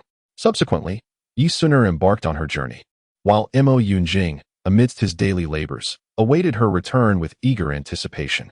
He held steadfast in his belief that, regardless of the outcome, the bond they shared would remain unaltered. Chapter 18. The journey. Yi Suner embarked on her journey, carrying her backpack alone as she stepped into the unknown. Her eyes sparkled with anticipation and determination, as if endless possibilities awaited her exploration ahead. Along the way, Yi Suner reveled in the breathtaking scenery, embracing the allure of nature. She traversed dense forests, listening to the melodious songs of birds. She crossed vast grasslands, witnessing herds of cattle and sheep. She ascended steep peaks, gazing at the magnificent vistas. Each landscape rejuvenated her spirit and fortified her resolve. Throughout her journey, Yi Suner encountered numerous difficulties and challenges. At times, she would lose her way, unable to find the path forward. At other moments, she faced inclement weather, compelled to pause and wait for the skies to clear. There were instances when she felt lonely and helpless, missing her family and friends. Yet, she never relinquished her efforts, consistently persevering and overcoming one obstacle after another. Ultimately, Yi Suner arrived at a charming little town. The locals welcomed her with warmth, enveloping her in a sense of home. She lingered there for some time, forging new friendships and acquiring a wealth of knowledge and skills. When she encountered Yin Xiao in the ancient town, Yi Suner was momentarily taken aback. The man who had once commanded respect in the marketplace with ruthless tactics now stood casually attired on the quaint streets, exuding an entirely different charm. As Yi Suner strolled upon the cobblestone path, she failed to notice the figure ahead and collided with Yin Xiao. Startled, she looked up, her eyes wide with surprise, and was about to apologize when she recognized him. Yin Xiao, equally surprised, broke into a gentle smile, his previously stern demeanor softening significantly. Suner, what a delightful coincidence, he remarked. Regaining her composure, Yi Suner stammered, Why, Yin Xiao, I'm so sorry. He waved his hand dismissively. No trouble at all. What brings you here, Suner? Yi Suner briefly recounted her journey of self-discovery. Upon hearing her tale, a glimmer of admiration flickered in Yin Xiao's eyes. You are indeed quite brave. As they walked together along the cobblestone path, a subtle fragrance of flowers enveloped them. Yin Xiao gazed at Yi Suner with tenderness, softly stating, I truly believe this ancient town holds great potential for tourism development. However, it appears that excessive commercialization might tarnish its serene beauty. Yi Suner felt a stir in her heart, surprised by Yin Xiao's nuanced perspective. At that moment, a gentle rain began to fall. Yin Xiao grasped Yi Suner's hand and hurried her towards a nearby shop. As they took refuge inside, the atmosphere shifted to one of subtle tension. Yin Xiao observed the rain-soaked strands of hair that clung to Yi Suner's cheek, stirring an unfamiliar sensation within him. Yi Suner, in turn, lowered her gaze shyly, her heart racing. Just as the air thickened with a hint of awkwardness and an undercurrent of unspoken emotions, the once quiet shop was suddenly filled with the sound of hearty laughter, breaking the moment. The shopkeeper approached with a beaming smile, his gaze flitting between Yin Xiao and Yi Suner before he jovially remarked, Ah, my dear friends, you two look simply enchanting together, as if heaven and earth conspired to bring you into harmony. Upon hearing these words, both Yin Xiao and Yi Suner instinctively lifted their heads, their eyes meeting for a fleeting moment. However, as if struck by an electric current, they quickly averted their gazes, as though that brief connection might unleash uncontrollable consequences. Subsequently, they each lowered their heads, feigning nonchalance as they busied themselves with nearby objects, while internally, their emotions churned like a tempestuous sea, thoughts swirling wildly. Yin Xiao's mind echoed with the shopkeeper's earlier words, and he couldn't help but steal a glance at Yi Suner, pondering silently. Could she share the same sentiment? On the other hand, Yi Sun'er's cheeks flushed crimson, her heart racing. She inwardly chided herself for being so easily flustered by the shopkeeper's thoughtless comment. At that moment, she dared not raise her gaze to meet Yin Zhao's again, fearful that she might inadvertently reveal her concealed feelings. Outside, the incessant rain that had been falling steadily began to subside, leaving the air infused with a fresh, damp aroma. Yi Sun'er slightly lifted her gaze to the sky, a gentle smile gracing her lips, before turning to Yin Zhao and softly saying, "Yin Zhao, the rain has stopped. I shall return to the inn now." As she spoke, she delicately brushed aside a few strands of hair that had been dampened by the rain. Upon hearing her intention to leave, Yin Zhao quickly responded, "Wait, Sun'er. It's rather late. Allow me to escort you home." His eyes were filled with concern and worry, fearing that she might encounter unforeseen troubles on her way alone. Yi Sun'er nodded, and together they strolled back, the atmosphere between them laden with awkwardness. After a brief silence, Yi Sun'er finally broke it, saying softly, "I've arrived." Yin Zhao. Her voice was barely above a whisper, as if she feared shattering the delicate tension that hung in the air. Yin Zhao halted his steps, gazing at Yi Sun'er, his expression betraying a tangle of emotions. He yearned to articulate something, yet found himself at a loss for words. Yi Sun'er, too, looked at Yin Zhao, her eyes reflecting an equally indescribable depth of feeling. They remained locked in this gaze, as if time itself had momentarily come to a standstill. At last, Yi Sun'er shattered the silence, gently uttering, "Thank you for accompanying me back." She then turned to walk towards her home, leaving Yin Zhao standing alone, watching her retreating figure. As he observed her enter the door, a wave of despondency washed over him. He understood that the nature of their relationship had shifted subtly, and he felt uncertain about how to navigate this change. Upon returning to the inn, Yin Zhao sank into the sofa, lost in contemplation. Memories of moments shared with Yi Sun'er flooded his mind, each one imbued with warmth. Yet, the reality of the situation left him feeling helpless and perplexed. He grappled with his true feelings for Yi Sun'er, uncertain of what the future held for them. All he wished for was to discover a way to restore their relationship to its former simplicity and beauty. After a prolonged period of contemplation, Yin Zhao took out his phone and called his assistant, instructing him to secure a room directly opposite to that of Yi Sun'er. Although the assistant was perplexed, he complied with the request. The following morning, as Yi Sun'er opened her door to embark on her day of exploration, she was taken aback to see Yin Zhao emerging from the room across the hall. He quickly regained his composure and greeted her with a cheerful, "Good morning, Sun'er." Yi Sun'er responded softly with a hurried good morning before descending the stairs. In the days that ensued, wherever Yi Sun'er went, she seemed to encounter Yin Zhao. On one occasion, by the riverside, she could no longer contain her curiosity and asked, "Yin Zhao, are you intentionally following me?" Yin Zhao candidly confessed, "Indeed. Sun'er, I've realized that after leaving you, my heart feels vacant. I believe I have developed feelings for you." Yi Sun'er widened her eyes in astonishment. Momentarily at a loss for words, Yin Zhao continued, "I understand this is quite sudden, but I do not wish to miss my chance with you." Yi Sun'er's heart became a tangled mess. She had always assumed that Yin Zhao regarded her merely as a friend. Taking a deep breath, she replied, "Yin Zhao, this is all too sudden. I need time to consider." Yin Zhao nodded in understanding. Returning to her guest house alone, Yi Sun'er closed the door and leaned against it, her mind swirling with Yin Zhao's words. She realized that she did not harbor any dislike toward him, yet this newfound emotion had come upon her too swiftly, and she was uncertain whether to embrace it. Chapter 19 Entanglement. Yi Sun'er's heart was shrouded in a veil of confusion, leaving her perplexed about the true nature of her feelings for Yin Zhao. The memories of their past life together seemed to be buried deep within the river of time, and no matter how hard she tried to recall them, she could not piece together the complete image. Each time Yi Sun'er endeavored to delve deeper into this bygone era, a wave of excruciating headache would surge upon her, instantly drowning her thoughts. The pain felt as if countless fine needles were simultaneously piercing her mind, rendering her utterly helpless to continue. This affliction had recurred multiple times, compelling Yi Sun'er to abandon her quest for those lost memories. The following morning, sunlight streamed through the window, illuminating the room. Yin Zhao gently knocked on Yi Sun'er's door, his voice tinged with anticipation. "Sun'er, are you awake? Shall we go to the flower base to make flower cakes together?" Yi Sun'er, still groggy from sleep, opened the door to find Yin Zhao beaming with a smile, instantly lifting her spirits. She quickly refreshed herself and donned a comfortable outfit before following Yin Zhao to the flower base. On their way, Yin Zhao enthusiastically introduced various flowers at the base, and Yi Sun'er listened with rapt attention.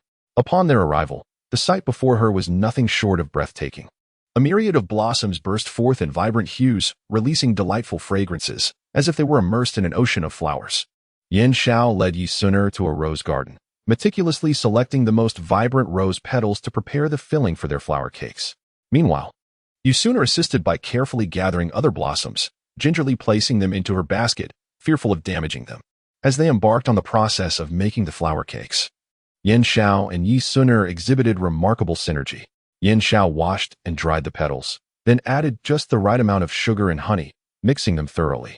Yi Suner took charge of kneading the dough into thin pancakes, enveloping the filling within.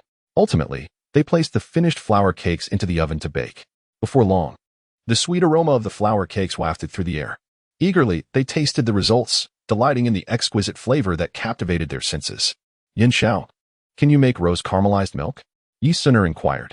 Upon hearing her question, a confident smile graced Yin Xiao's lips. Of course, making rose caramelized milk is a piece of cake for me. As he spoke, he made his way to the kitchen. Yi Suner followed closely. Her curiosity piqued as she watched him retrieve various ingredients and tools from the cabinet. Yin Xiao skillfully poured milk into a pot, heating it until it reached a boil. He then added rose petals and sugar, stirring the mixture evenly. Next, he poured the cooked milk into a delicate jar, gently stirring with a spoon to ensure the rose petals were evenly distributed. Finally, Yin Xiao placed the jar into the oven, baking it on low heat for several minutes until a thin layer of cream formed atop the milk. He carefully removed the jar from the oven and set it on the table to cool slightly. All right, taste my handiwork, Yin Xiao said, handing the jar to Yi Suner, his eyes sparkling with anticipation. Yi Suner took the jar and gently sipped. Instantly, a look of delight illuminated her face. Delicious, she exclaimed. Marveling at the exquisite fusion of the rich milk and the fragrant roses, the taste smooth and sweet. Yin Xiao observed the satisfaction radiating from Yi Suner, his heart swelling with a sense of accomplishment. I'm glad you enjoy it. I shall prepare more culinary delights for you in the future, he said gently. Yi Suner smiled softly, taking another sip of the rose-infused baked milk, silently praising its flavor. This taste rivals that of what Brother Yunjing makes, she thought, her mind wandering to distant memories of that gentle figure. Brother Yunjing embodies warmth in her heart, always caring for her with meticulous attention, offering endless support and affection. Each time she savored the rose-baked milk he prepared, she felt enveloped in profound love. This time, upon returning, she would provide him with an answer. She knew Brother Yunjing had long awaited her response, and she understood that his feelings had transcended mere sibling affection. Taking a deep breath, Yi Suner resolved to face her innermost feelings with courage. Suner, what are you pondering so deeply? Yin Xiao inquired. She snapped back to reality, offering a faint smile as she softly replied, Oh, nothing. Just curious how a business mogul like you also makes floral cakes and rose-baked milk. Her eyes sparkled with curiosity and surprise. Yin Xiao chuckled, sitting beside her, and explained, In truth, I have always held a passion for cooking. Amidst my busy work, I find joy in crafting delectable dishes, relishing the tranquility and satisfaction it brings. Listening to Yin Xiao, Yi Suner gained a deeper understanding of him. She had previously assumed he was solely focused on business, unaware of his nuanced side. Why did you choose to create these? She continued to inquire. Yin Xiao pondered briefly before responding. Floral cakes and rose-baked milk are made from fresh blossoms. Their aromas and flavors evoke joy and relaxation. Baked milk is a warm beverage that offers comfort and contentment. Through these culinary creations, I aspire to bring happiness and bliss to those around me. Yi Suner nodded, her affection for Yin Xiao deepening. She realized that a person's success is not solely defined by their career, but also by their passion for life and compassion for others.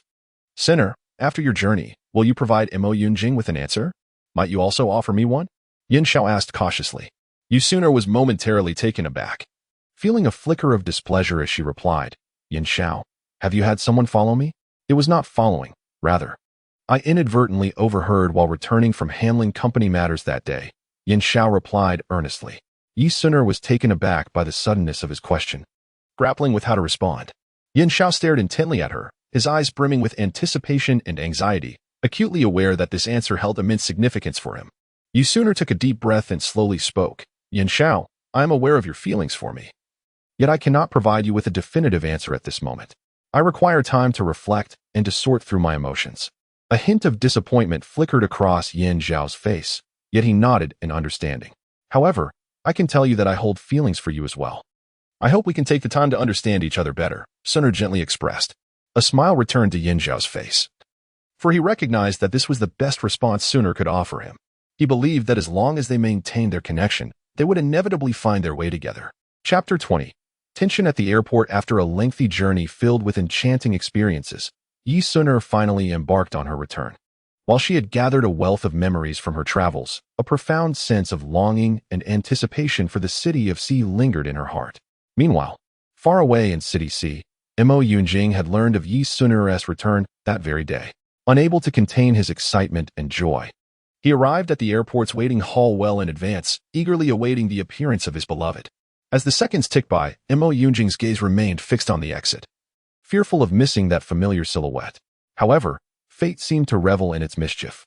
At that moment, Yin Zhao, also returning on the same flight, appeared at the airport. In an unexpected twist, Yin Zhao and Mo Yunjing crossed paths amidst the bustling crowd. Their eyes met, and the atmosphere shifted to one of subtle tension. Yin Zhao, observing Mo Yunjing anxiously waiting for Yi Sun, felt an unusual stir of emotions. Conversely, Mo Yunjing scrutinized the sudden presence of Yin Zhao, pondering the reason for his appearance at such a moment. Mo Yunjing's gaze inadvertently fell upon the suitcase that Yin Zhao was carrying, which appeared strikingly familiar, as if he had seen it somewhere before. Just then, a figure unexpectedly emerged from the side. It was Yi Sun, with a radiant smile. She gracefully approached Mo Yunjing and called out, "Yunjing Gu." She then turned to acknowledge Yin Zhao, a flicker of confusion crossing her features. Though she quickly regained her composure and offered him a slight nod. Yi Sun reached for her suitcase and softly remarked, "Thank you, Yin Zhao. My ride is here, so I will be leaving now." A gentle smile adorned her face. Yin Zhao nodded in response, saying, "All right, Sun, please travel safely." His voice, deep and resonant, instilled a sense of reassurance. Mo Yunjing's eyes flashed with anger as he shot a fierce glare at Yin Zhao, as if wishing to consume him whole. He then turned to Yi Sun, speaking tenderly, "Sun, let me take that." Yi Sun hesitated for a moment, glancing between Mo Yunjing and Yin Zhao, unsure of how to proceed. Sensing her uncertainty, Mo Yunjing gently took the items from her hands, stating, "Sun, let us go." Yin Zhao, watching Mo Yunjing's actions, felt a surge of anger within him. With a cold snort, he called out, "Mo Yunjing." Ignoring Yin Zhao, Mo Yunjing grasped Yi Sun's hand and turned to leave. Yi Sun cast a glance back at Yin Zhao, who stood rooted in place. His expression darkened. With Mo Yunjing pulling the suitcase, the two slowly made their way out of the airport hall. Suddenly, a silver Lamborghini came to a halt before Yi Sun. The window rolled down, revealing the beautiful face of Lin Wan. Excitedly, Yi Sun exclaimed, "Sister Wan, what a surprise to see you here." Lin Wan smiled warmly, replying, "I missed you, dear Sun." With that, she stepped out of the car and enveloped Yi Sun in a heartfelt embrace. Mo Yunjing coughed lightly beside them, prompting Lin Wan to take notice and jest. "Oh, Mr. Mo, today you're personally playing the role of a mover." Mo Yunjing offered an awkward smile. As the three were about to get into the car, Yin Zhao hurried out and approached Yi Sun directly, disregarding the murderous glare from Mo Yunjing. "Sun, I almost forgot to give you this little gift I prepared. I hope you accept it," he said, extending a delicate box towards her. Yi Sun hesitated, uncertain whether to accept. Observing her discomfort, Lin Wan interjected with a smile, "Mr. Yin is indeed thoughtful, but Sun has just disembarked from her flight and is quite fatigued. Perhaps we can discuss matters another day." Reluctantly, Yin Zhao withdrew his hand. Seizing the moment, Mo Yunjing opened the car door, allowing Yi Sun to enter before swiftly taking his place and driving off, kicking up dust in their wake. Within the car, Mo Yunjing gripped the steering wheel tightly and said to Yi Sun, "Sun, keep your distance from Yin Zhao in the future." Yi Sun obediently nodded, her heart tumultuous as she realized she was entangled in a complex emotional web. Upon arriving at the grand gates of the Yi family's luxurious villa, Mo Yunjing gradually halted the vehicle, stepping out to personally open the door for Yi Sun. She elegantly exited the car, gently grasping the exquisite suitcase beside her, and gracefully made her way toward the entrance. Just then, Mo Yunjing called out to her, "Sun." His voice was tinged with hesitation and indescribable emotion.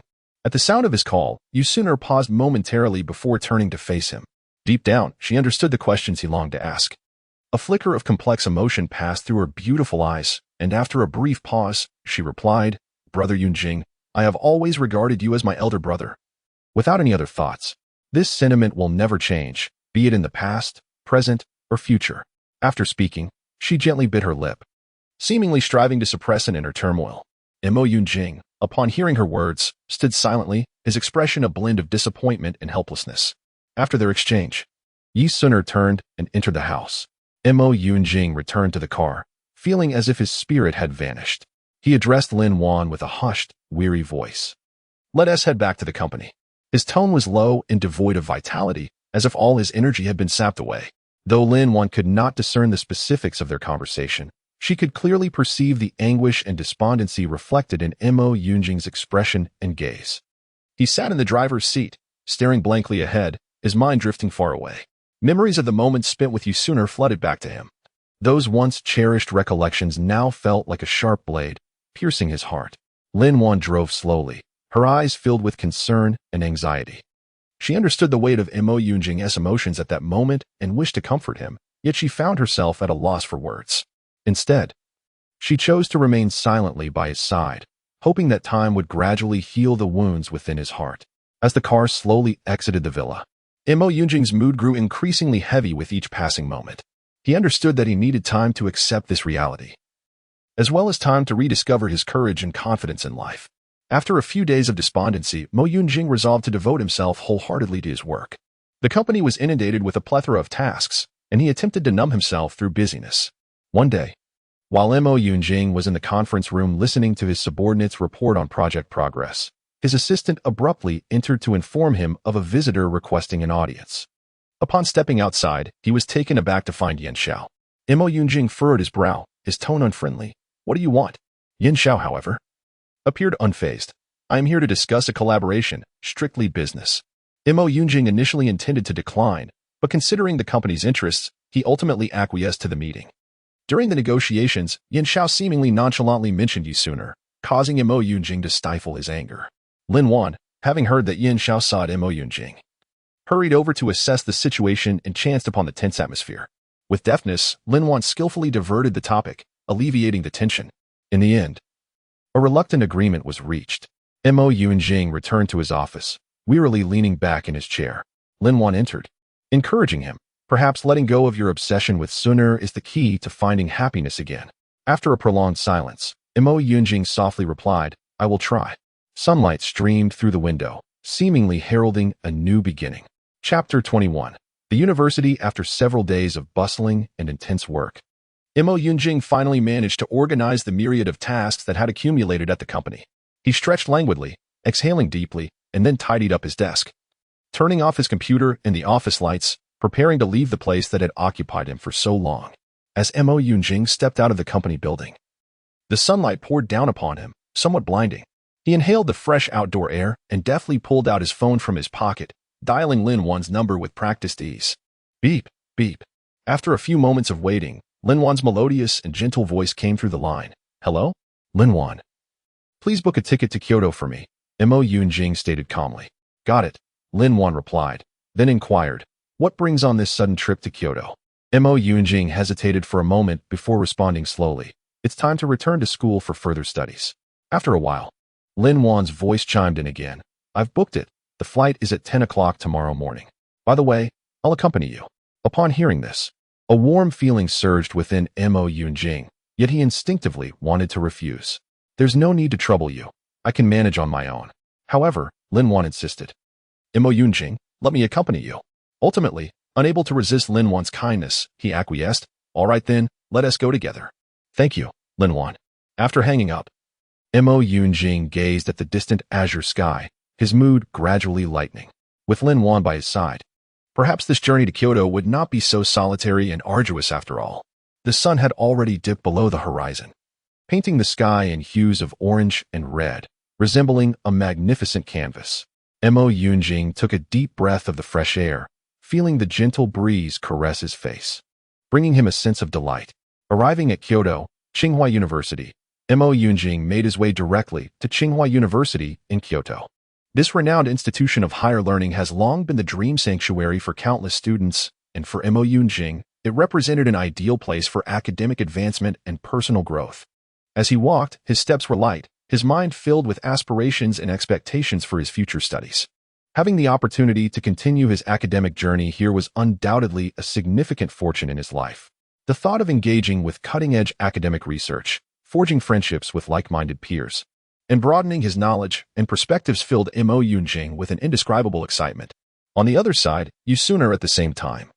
As Yi Suner prepared to embark on her journey to Kyoto, she was filled with anticipation and a hint of nervousness. Ready to report to the prestigious University of Political Science and Law in the bustling city of Kyoto. The morning sun illuminated the airport hall, casting a warm glow on Yi Suner's graceful visage. She dragged her petite suitcase, her steps light as she approached the boarding gate, each step echoing her dreams and desires for the future. Just then, a familiar figure rushed toward her. It was Yin Xiao. He hurriedly approached Yi Suner, slightly out of breath, with beads of sweat glistening on his forehead. "Suner, I've come to see you off," Yin Xiao exclaimed, flashing a radiant smile. Upon seeing Yin Xiao's arrival, a warm sensation surged within Yi Suner's heart. She responded with a smile. "Thank you, Yin Xiao. I didn't expect you to come." As they stood in the waiting hall, a moment of silence enveloped them, yet their exchanged glances conveyed a multitude of unspoken words. Yin Xiao gently patted Yi Suner on the shoulder, offering encouragement. "Take good care of yourself in the new place, and if you encounter any difficulties, feel free to call me." Yi Suner nodded, her eyes shimmering with gratitude. "I will, but don't work too hard yourself."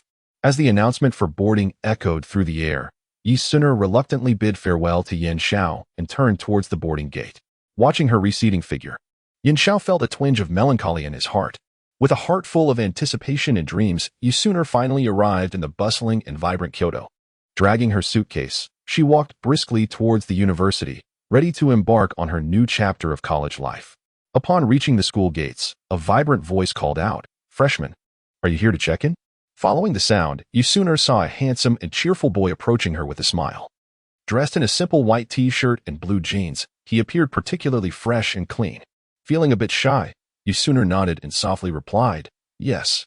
The boy's smile grew even brighter as he introduced himself. "I'm Lu Yang, a sophomore. Welcome to our school. Do you need help with your luggage?" He reached out to take Yi Suner's suitcase. Yi Suner quickly waved her hand in refusal, saying, "No, thank you, senior. I can manage." Though she said this, she felt a deep sense of appreciation for the kind-hearted senior. Lu Yang, not wanting to insist, smiled and said, "All right then, follow me, and I'll take you to the registration office." As he led the way, he took the time to introduce various buildings and facilities on campus, allowing Yi Suner to gain a preliminary understanding of her new surroundings. "May I trouble you, Senior Lu, to inform me of the exact location of my dormitory?"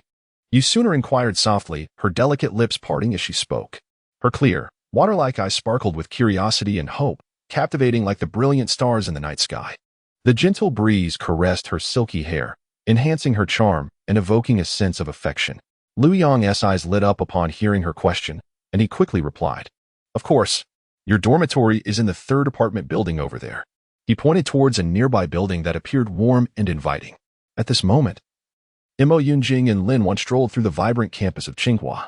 Observing the lively students around them, Mo Yunjing remarked, "It feels like I've returned to my high school days."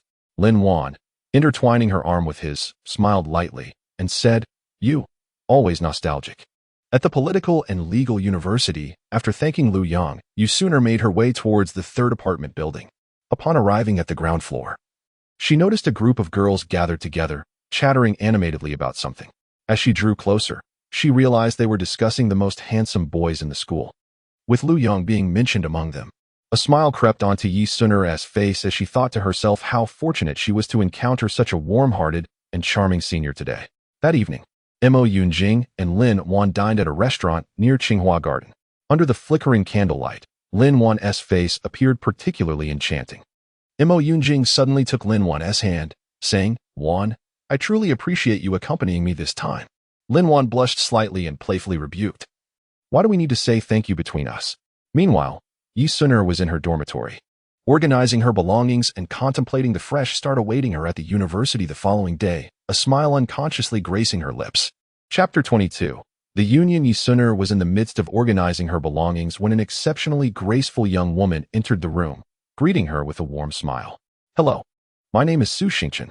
May I know your name? We shall be roommates from now on." Lifting her gaze, Yi Suner was taken aback by the beauty before her. Su Xingqian was tall and striking, her long hair cascading casually over her shoulders, exuding an air of elegance. Yi Suner reciprocated the smile. "Hello, I am Yi Suner. It is a pleasure to become your roommate."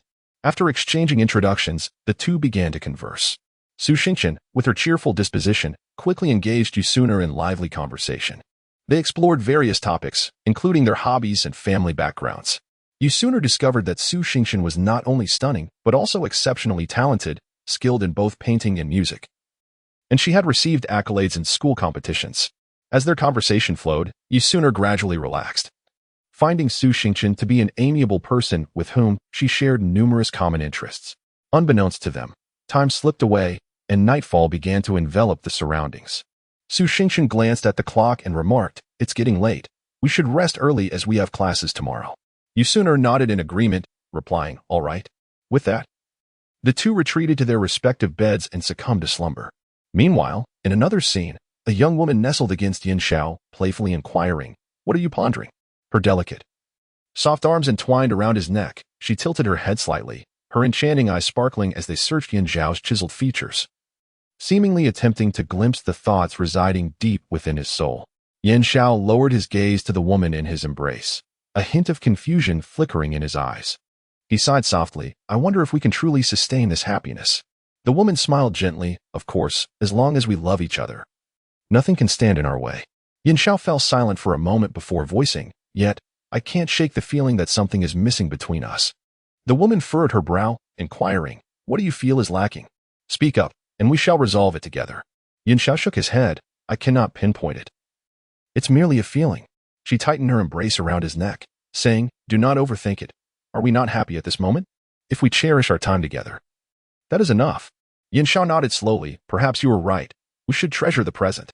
With that, he lifted the woman in his arms and made his way to the room. The following morning, sunlight streamed through the window.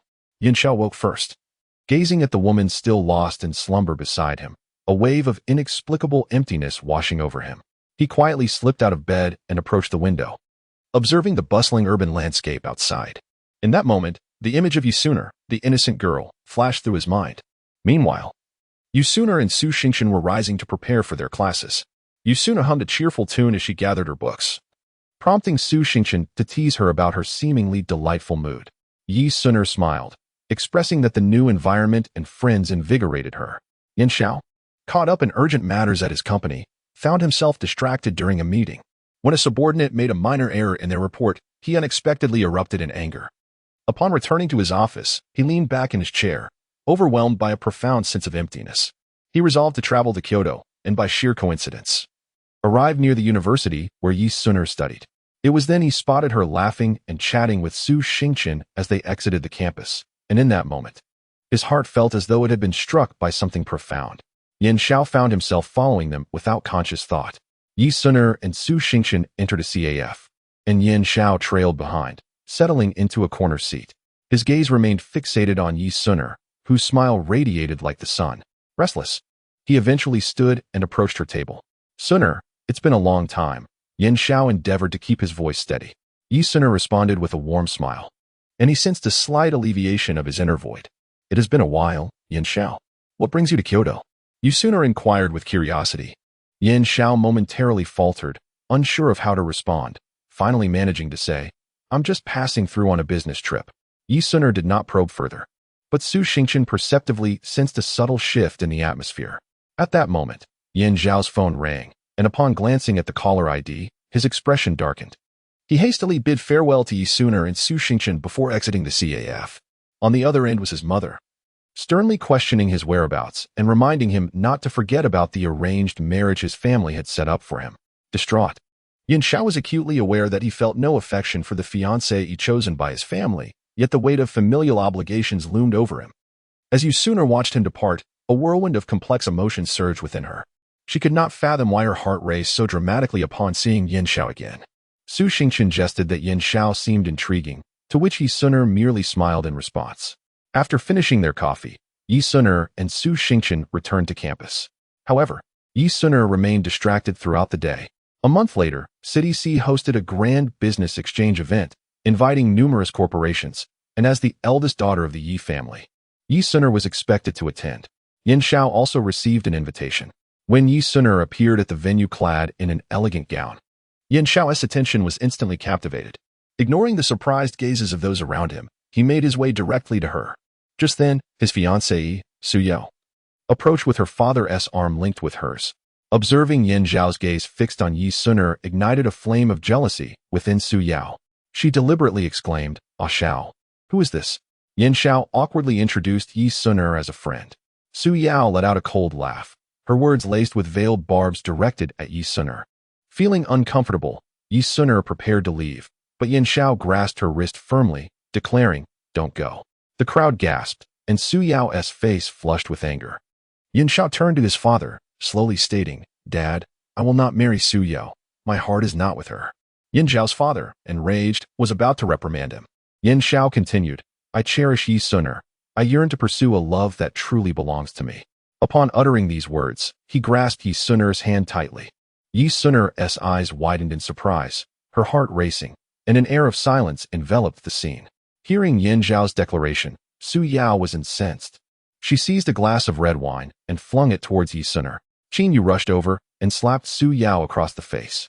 Su Yao, covering her cheek in disbelief, exclaimed, "Qin Yu, how dare you strike me?" Qin Yu, with a disdainful snort, retorted, "It is you who has treated Suner with such disrespect. Thus you deserve this." Yin Xiao shielded Yi Suner behind him, addressing Su Yao with a cold tone, "Su Yao, cease your unreasonable antics." Yin Xiao's father, with a darkened expression, pointed an accusatory finger at him, declaring, "If you insist on this path, you shall forfeit all familial resources." Yin Xiao tightened his grip on Yi Suner's hand, resolutely stating, "Even if I lose everything, I will be with Suner." Yi Suner felt a surge of emotion mixed with worry. She did not wish for Yin Xiao to sacrifice too much for her sake. At that moment, Yi Suner's father stepped forward, proclaiming, "Master Yin, let the children resolve their own matters." It is commendable that Yin Xiao possesses the courage to pursue his love. As for family interests, the Yi family is willing to renegotiate our cooperation with the Yin family. Hearing these words, Yin Xiao's father pondered for a moment before slowly nodding in agreement. Realizing the tide had turned against her, Su Yao shot a resentful glare at Yi Suner before turning to leave. Chapter 23. Dao Qin Yu furrowed her brows in anger, exclaiming, "Suner, your kindness is excessive. Such individuals deserve a merciless slap to make them aware of their true worth." As she spoke, her glare was directed at the detestable person before her. Meanwhile, Yin Xiao remained unperturbed, his hand resting casually on Yi Suner's delicate shoulder. Seeing this, Qin Yu's fury intensified, and she raised her voice, admonishing, "Yin Xiao, you scoundrel. Remove your filthy hand from Suner's shoulder at once. Otherwise, do not blame me for being impolite." With that, she prepared to charge forward, seemingly ready to confront Yin Xiao fiercely. "Suner, will you accept me?" Yin Xiao inquired. Yi Suner stood silently, her eyes betraying a complex array of emotions. She gently bit her lip, as though lost in thought. His question plunged her into a momentary silence. After a while, she lifted her gaze to meet Yin Xiao's eyes and replied slowly, "Yin Xiao, I am aware of your feelings for me, but I need time to contemplate." Her voice was soft yet resolute. A flicker of disappointment crossed Yin Xiao's face, yet he nodded in understanding. He recognized that Yi Suner was a cautious individual who would not make decisions lightly. "I will wait for you, Suner," he stated, his eyes brimming with hope. Yi Suner offered a slight smile, saying, "Thank you, Yin Xiao. I will give it serious thought." With that, she turned and departed. Yin Xiao watched her retreating figure, his heart filled with optimism. He believed that with patience, Yi Suner would eventually accept him. Qin Yu hurriedly followed in her footsteps, and after walking a short distance, she could no longer contain herself. "Suner, will you truly consider Yin Xiao? Despite his good background, his past reputation is rather notorious." Yi Suner sighed softly. "Where? I understand your concerns, but he has indeed changed significantly during this time. However, I will not easily agree to him." Upon returning to the villa, the woman who had been entangled with Yin Xiao confronted him relentlessly. "Xiao, I heard you were getting together with the esteemed young lady from the Yi family. What does that make me? Can all our past moments simply be erased? Were our once fervent vows and sweet nothings merely an empty dream?" Yin Xiao frowned in annoyance, tossing his jacket onto the sofa. "Have you not caused enough turmoil? We never had anything substantial." The woman froze, a flash of indignation crossing her eyes. "How can you be so heartless? You once declared your love for me." Yin Xiao scoffed coldly. "That was merely a game." Just then, his phone rang. and upon seeing Yi Sun'er's name on the caller ID, he immediately answered. Before he could say a word, the phone was snatched away. The woman trembled in fury, her chest heaving as if on the verge of explosion. Her eyes widened, filled with anger and disappointment.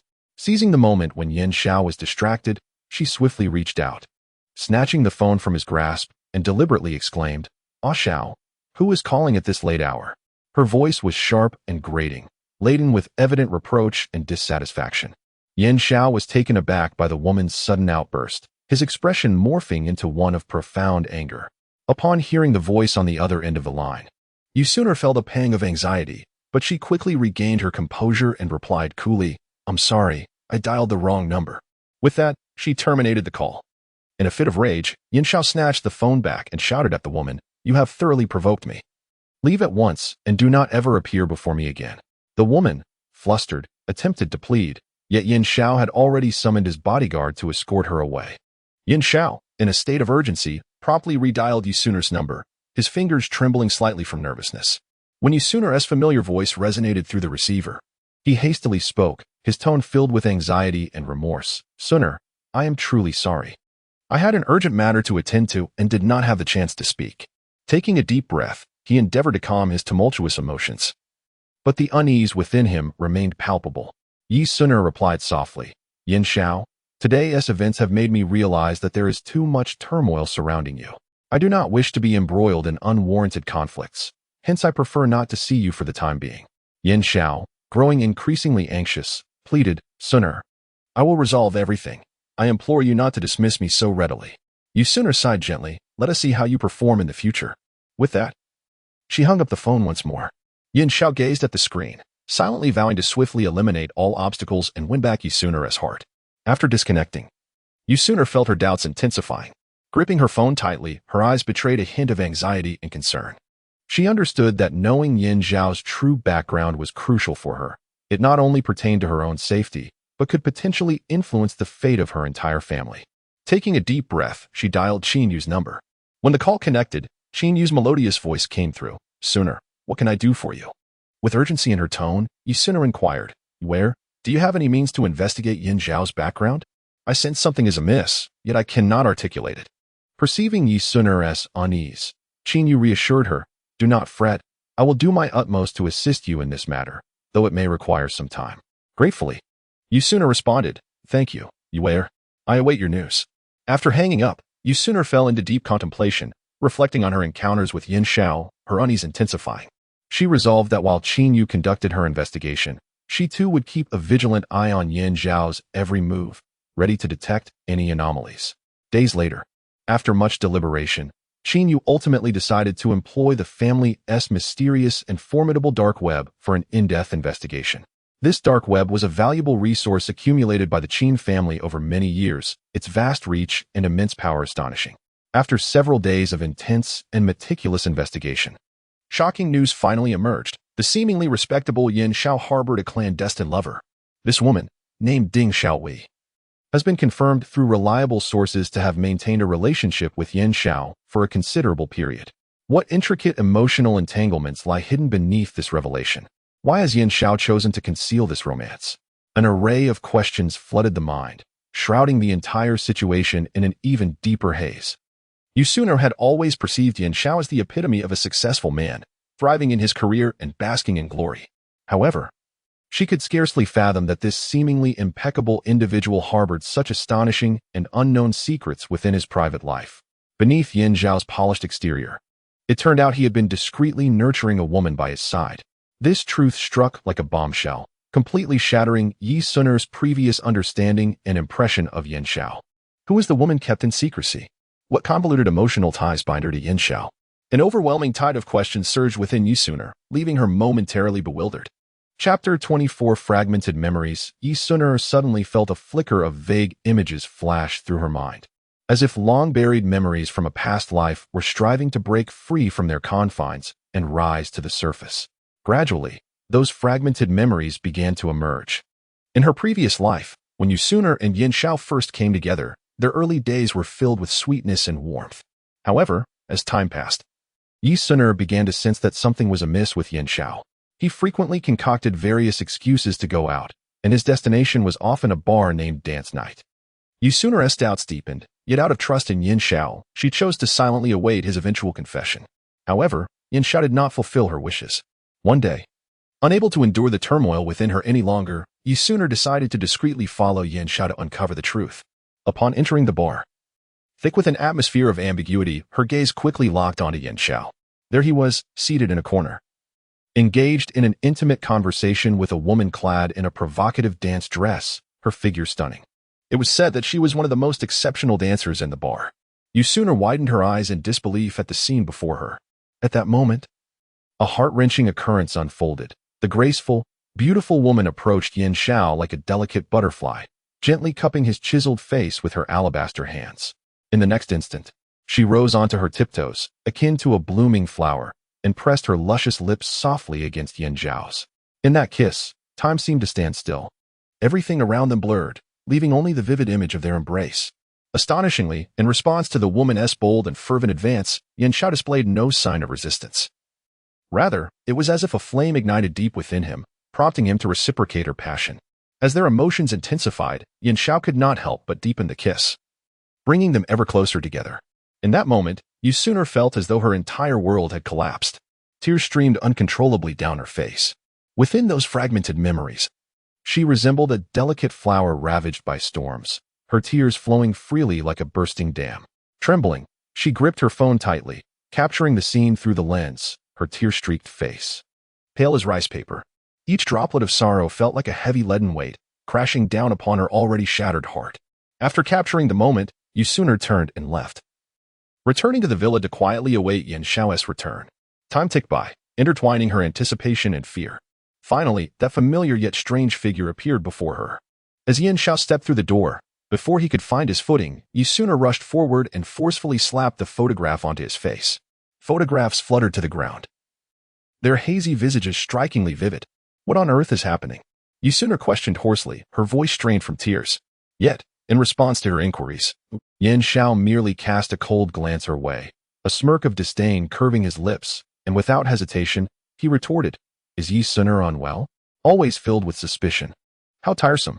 Yi Sun pressed her hand against her heart, her brows knitted tightly, as fragments of memory surged forth like a relentless tide, causing her profound anguish. She struggled to recollect more, yet her mind felt shrouded in a fog, unable to break free. Yin Xiao, she whispered softly, as if the two syllables held an infinite enigma and a deep affection. Her brow furrowed slightly, her gaze both perplexed and profound, as if attempting to pierce through the mists of time to discern the true essence of the man named Yin Xiao. She could not help but ponder, what manner of person is Yin Xiao? Is he a refined gentleman, poised and graceful, or a free-spirited rogue, unrestrained and carefree? Various potential images of him danced through her mind, yet she could not ascertain which one truly represented him. Moreover, what bewildered her further was the question of what stories had unfolded between them in their past life. Those buried memories would occasionally flicker in her mind like fleeting shadows, but every time she attempted to grasp them, they dissipated like smoke, leaving no trace behind. Perhaps, only when the wheels of fate turn once more, and they encounter each other anew in this life, will all the mysteries be unveiled. Yi Sun stood by the window, gripping her phone tightly, and softly spoke into the receiver, "Yuer, thank you." After a brief pause, as if recalling something of significance, she continued, "By the way, Yuer, may I ask you a question? Do you believe in the notion of reincarnation?" Her eyes held a hint of confusion, seemingly entangled in this mysterious and ancient topic. On the other end, Qin Yu fell silent for a moment before responding, "Sooner, regardless of the existence of past lives, Yin Xiao's current demeanor is quite deplorable." Yi Sun softly acknowledged with an and after ending the call, she resolved to distance herself from Yin Xiao. Yin Corporation. Yin Xiao sat in his spacious, well-lit office, his gaze sharp and focused as he held an important document. He raised his head to look at the secretary standing before him and said in a deep, commanding voice, "Deliver this document to Yi Corporation." The secretary slightly bowed, respectfully replying, "Understood, Mr. Yin. I will promptly arrange for the delivery."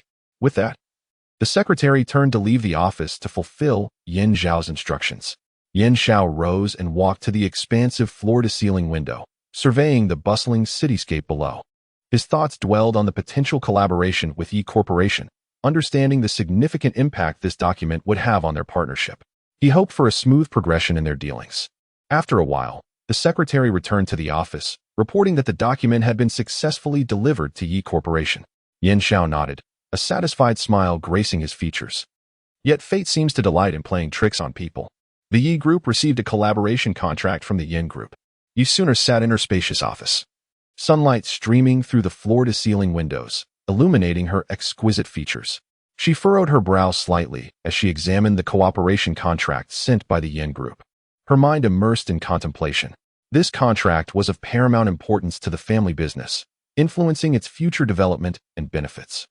Yi Suner understood the weight of this responsibility and knew she must approach it with caution. She meticulously read each clause of the contract, pausing occasionally to ponder. It was essential to ensure that the terms were equitable for both parties and aligned with the interests of the family enterprise. Picking up a pen, Yi Suner made annotations and markings on the document. She then summoned her assistant and instructed them to inform the Yin Group of their rejection of the collaboration. Although her assistant was somewhat taken aback, they complied without hesitation. Upon receiving the news, Yin Xiao's brow furrowed in disbelief. He had not anticipated such a swift refusal from Yi Suner. Driven by curiosity and a sense of reluctance, he personally visited the Yi Group. The moment Yi Suner laid eyes on him, a whirlwind of complex emotions surged within her, yet her expression remained indifferent. Yin Xiao approached her, inquiring why she had turned down the collaboration. Yi Suner scoffed coldly, declaring that his group was unworthy. Observing her frigid demeanor, Yin Xiao felt an inexplicable sensation stirring within him. Undeterred, he pressed further, but Yi Suner, growing impatient, turned to leave. Instinctively, he reached out and grasped her wrist. Yi Suner forcefully shook him off, asserting, "Mr. Yin, please maintain your dignity." Yin Xiao stood momentarily stunned, watching her resolute figure retreat. A strong desire to explore the reasons behind her change of heart emerging within him. Meanwhile, Yi Suner silently rejoiced for having stayed true to herself, avoiding the seemingly gentle trap set by Yin Xiao.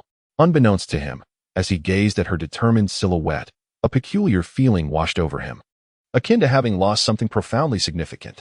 Chapter 25. The gears of fate begin to turn. Yi Suner sat gracefully upon the soft and comfortable sofa.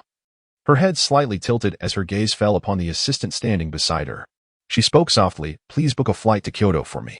Her voice was clear and melodious, akin to a celestial melody. The assistant promptly nodded with respect, replying, "Of course, miss. I shall arrange it immediately." With that, he swiftly turned and departed, diligently attending to the ticket booking.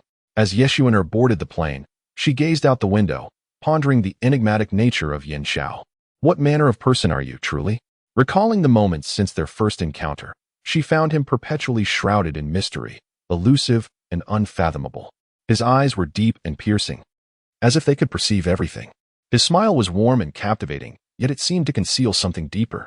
Yi Suner reminisced about their initial meeting, where Yin Xiao, clad in a sleek black suit, exuded an irresistible charm. His gaze conveyed confidence and composure. However, as fragments of memory surged forth, she realized that there were many hidden facets to Yin Xiao. While he had appeared cold in those early moments, he now radiated warmth, enveloping her in a comforting aura. As the plane ascended, Yi Suner's thoughts were drawn back to the present.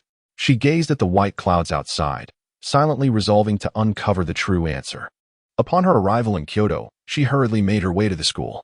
After a flurry of activity, Yi Suner finally reached the school entrance. Just as she was about to step through the gates, a familiar figure caught her eye: Su Xingchen. Sunlight cascaded upon Su Xingchen, bestowing upon her a golden glow. Yi Suner smiled and greeted Su Xingchen, and they exchanged knowing smiles, their unspoken understanding palpable. At that moment, Su Xingchen suddenly spoke, "Suner, there is a lecture on law at school today. Would you like to join me?" A glimmer of anticipation sparkled in her eyes. Yi Suner nodded with a smile. "Of course. Xingchen, let us go together." The two walked side by side towards the lecture hall, sharing laughter along the way. Inside the lecture hall, every seat was filled. Su Xingchen and Yi Suner found a spot to sit, quietly awaiting the commencement of the lecture. The speaker, a renowned legal expert, elucidated legal principles in an engaging manner, presenting vivid and interesting cases that enriched the audience's understanding. Yi Suner was captivated, diligently taking notes, while Su Xingchen occasionally glanced at her, admiration evident in her gaze. After the lecture concluded, the two exited the hall, passing by the basketball court. Su Xingchen remarked, "This lecture has deepened my understanding of the law. Thank you, Suner, for accompanying me." Yi Suner replied with a smile, "I gained much as well." We should participate in such events together in the future. Su Xingchen readily agreed. The sunlight bathed them, illuminating their youthful faces, as if time had frozen in that beautiful moment. Suddenly, in a burst of intensity, a basketball, previously bouncing vigorously on the court, hurtled towards Ye Xuan'er like a wild stallion unleashed. The speed was astonishing, as if propelled by an invisible force, causing one to involuntarily fret for Ye Xuan'er. Yet, in the blink of an eye, a lithe figure leaped forth like a bolt of lightning. It was Lu Tingyuan. His gaze was fiercely fixed upon the swiftly approaching basketball, and without hesitation, he extended his hands, executing an extraordinarily agile and precise maneuver to successfully intercept the aggressively flying sphere. With a dull thud, the basketball was firmly cradled in Lu Tingyuan's grasp, the immense inertia causing him to take a slight step back, though he quickly regained his balance.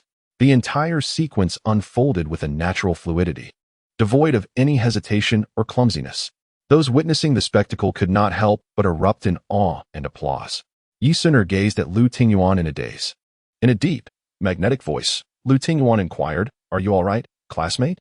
An imperceptible allure compelled Ye Xuan'er to gravitate towards him. Her heart raced, and her cheeks flushed with warmth. I'm fine, thank you," she stammered, her gaze unwavering from Lu Tingyuan's face. With hands on his hips, Lu Tingyuan called out to the court, "Hey, you lot, be careful next time you play. Don't let the ball hit innocent passers-by." His resonant voice, tinged with authority, echoed across the basketball court. At that moment, a reply came from the other side of the court. "Got it, Brother Yuan. We'll be mindful, and we can't wait for you to join us." The voice brimmed with excitement and anticipation. Lu Tingyuan smiled slightly, revealing a set of pristine, even teeth. His smile radiated warmth akin to sunlight, lightening Ye Xuan'er's mood. "I'll take my leave now," Lu Tingyuan stated. Ye Xuan'er nodded in response. She watched Lu Tingyuan's receding figure, lost in thought for some time. Su Xingchen teased, "What's the matter? Are you mesmerized?" Ye Xuan'er's cheeks flushed deeper as she reproached playfully, "Not at all. Shall we head to the cafeteria for a meal?" Su Xingchen suggested gently. Ye Xuan'er lifted her gaze to meet Su Xingchen's, a glimmer of tenderness flickering in her eyes. She nodded softly, a faint smile gracing her lips. Together, Su Xingchen and Ye Xuan'er walked towards the cafeteria. Along the way, they exchanged few words, simply enjoying the tranquility of the moment.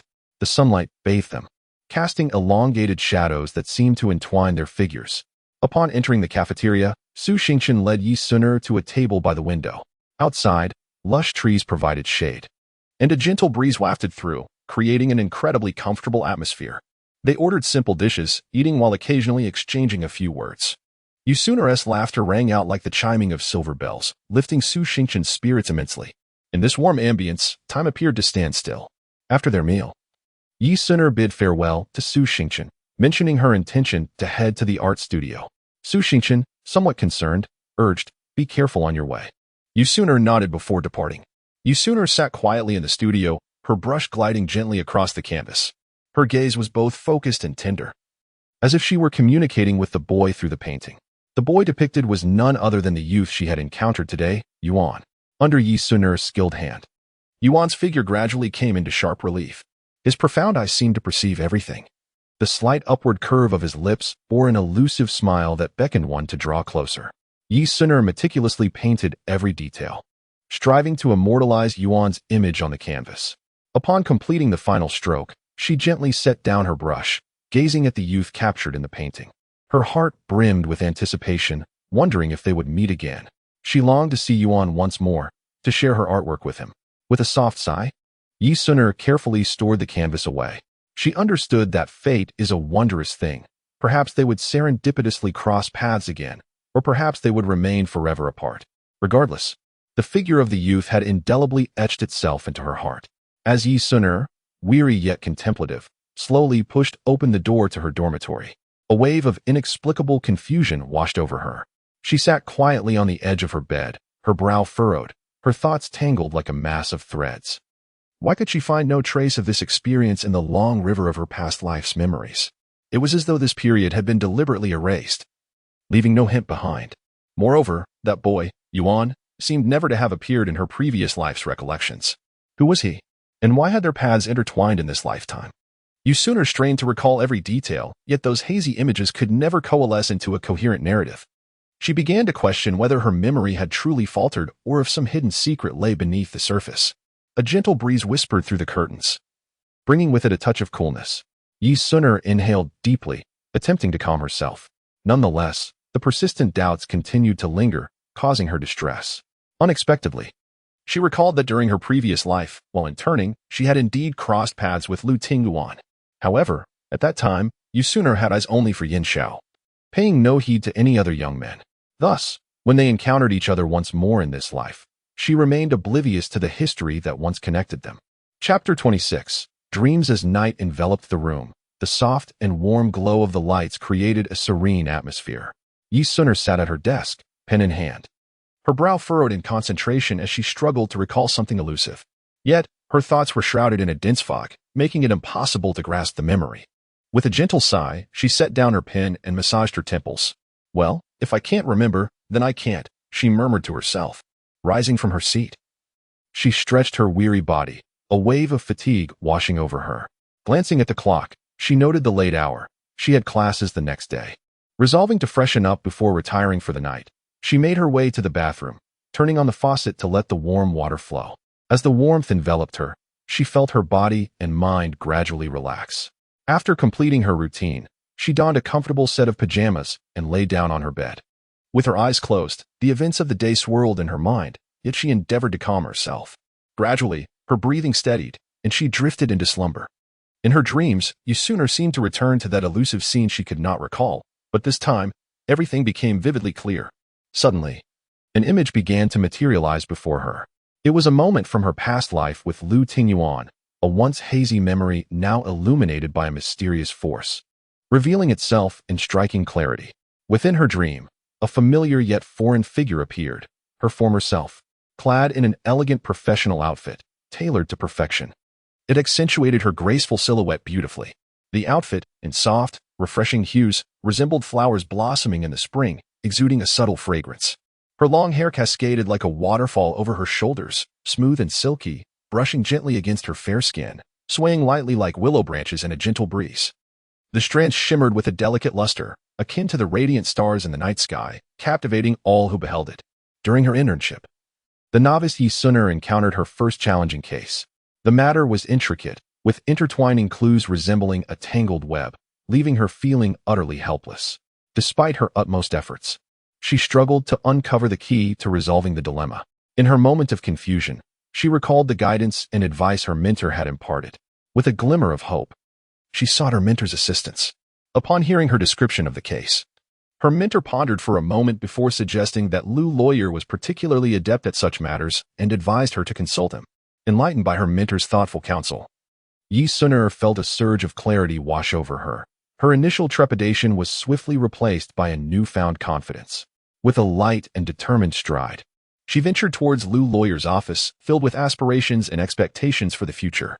When she finally arrived at her destination, her eyes immediately fell upon Lu Lawyer standing before the expansive floor-to-ceiling window, the very same individual who had once handed her a basketball beside the court. Sunlight streamed through the clear glass, casting a radiant golden hue upon Attorney Lu, as if enveloping him in a luminous aura. He stood tall and poised, his long legs slightly apart, exuding an air of composure and confidence. His broad shoulders resembled a sturdy fortress, instilling a profound sense of security. The chiseled contours of his face appeared as if meticulously sculpted by a master artisan, with each feature perfectly defined, evoking a sense of awe. Particularly striking were his eyes, deep as the ocean, sparkling like the most brilliant stars in the night sky, radiating an enigmatic and captivating light. A mere glance into those eyes could ensnare one's soul, exuding a powerful allure that was utterly irresistible. However, events did not unfold as Yi Suner had hoped. Upon presenting her case and voicing her inquiries, she was met with Attorney Lu's unforgiving reprimand. He sternly highlighted her numerous shortcomings in handling the case and criticized her lack of experience and professionalism. The unexpected chastisement left Yi Suner feeling unjustly treated and disheartened, her once high hopes plummeting into despair. Yet, she did not succumb to discouragement. Instead, she quietly exited Attorney Lu's office and returned to her mentor. Upon meeting her mentor, Yi Suner recounted the entire exchange with Attorney Lu in detail. With red-rimmed eyes and a quivering voice, she expressed her grievances, saying, "Mentor, Attorney Lu, he scolded me and told me to come back to you. Her mentor, upon observing her distress, felt a pang of guilt, gently patting Yi Sun'er's shoulder. The mentor consoled her, "Do not be disheartened, Sun'er. Attorney Liu may have been overwhelmed by work-related stress, which could explain his heightened emotions. Do not take it to heart. I shall speak with him." Yi Sun'er nodded in gratitude, her eyes reflecting appreciation for her mentor's support. The mentor then rose and moved to the window, gazing out at the scenery, lost in thought. Aware of Attorney Liu's exceptional capabilities and stringent work ethic, the mentor understood that he could sometimes come across as overly harsh. Each fragment of this narrative felt so vivid and real, as if it had transpired just yesterday. The following morning, sunlight filtered through the curtains, illuminating Yi Sun'er's bed as she slowly awakened. Reflecting on the previous night's dream, a swirl of emotions coursed through her. She composed herself, ready to embrace the new day. After hastily gathering her books, Yi Sun'er rushed to the classroom just as the teacher entered. Throughout the lesson, her mind wandered, replaying memories of her past life with Liu Tingyuan. After class, she made her way to the library, intent on finding a legal tome to enhance her knowledge, hoping to avoid further reprimands during her upcoming internship. As she navigated the shelves, her gaze swiftly scanned the array of books until, at last, she discovered the fabled legal manuscript. Just as she reached for it, a slender hand with pronounced knuckles snatched it away first. Yi Sun'er looked up to find it was Liu Yang. With a slight raise of his brow, Liu Yang asked, "Junior, are you also interested in this book?" Yi Sun'er nodded and said, "Indeed, I have recently encountered some legal perplexities, and I believe this book may hold the answers to my inquiries." Liu Yang gazed at Yi Sun'er, a stirring in his heart, and decided, "Very well, I shall reluctantly part with this book and entrust it to you." Yi Sun'er, taken aback, received the book with gratitude, exclaiming, "Thank you, Senior Liu." Liu Yang then slowly turned, his figure gradually fading into the crowd. Meanwhile, Yi Sun'er gently cradled the book in her arms and gracefully made her way to a tranquil corner seat. She carefully placed the book on the table and settled down slowly. With a tender touch, she caressed the cover, as if she could sense the boundless wisdom and emotions contained within its pages. Then, she delicately flipped open the book, and a faint scent of ink wafted towards her.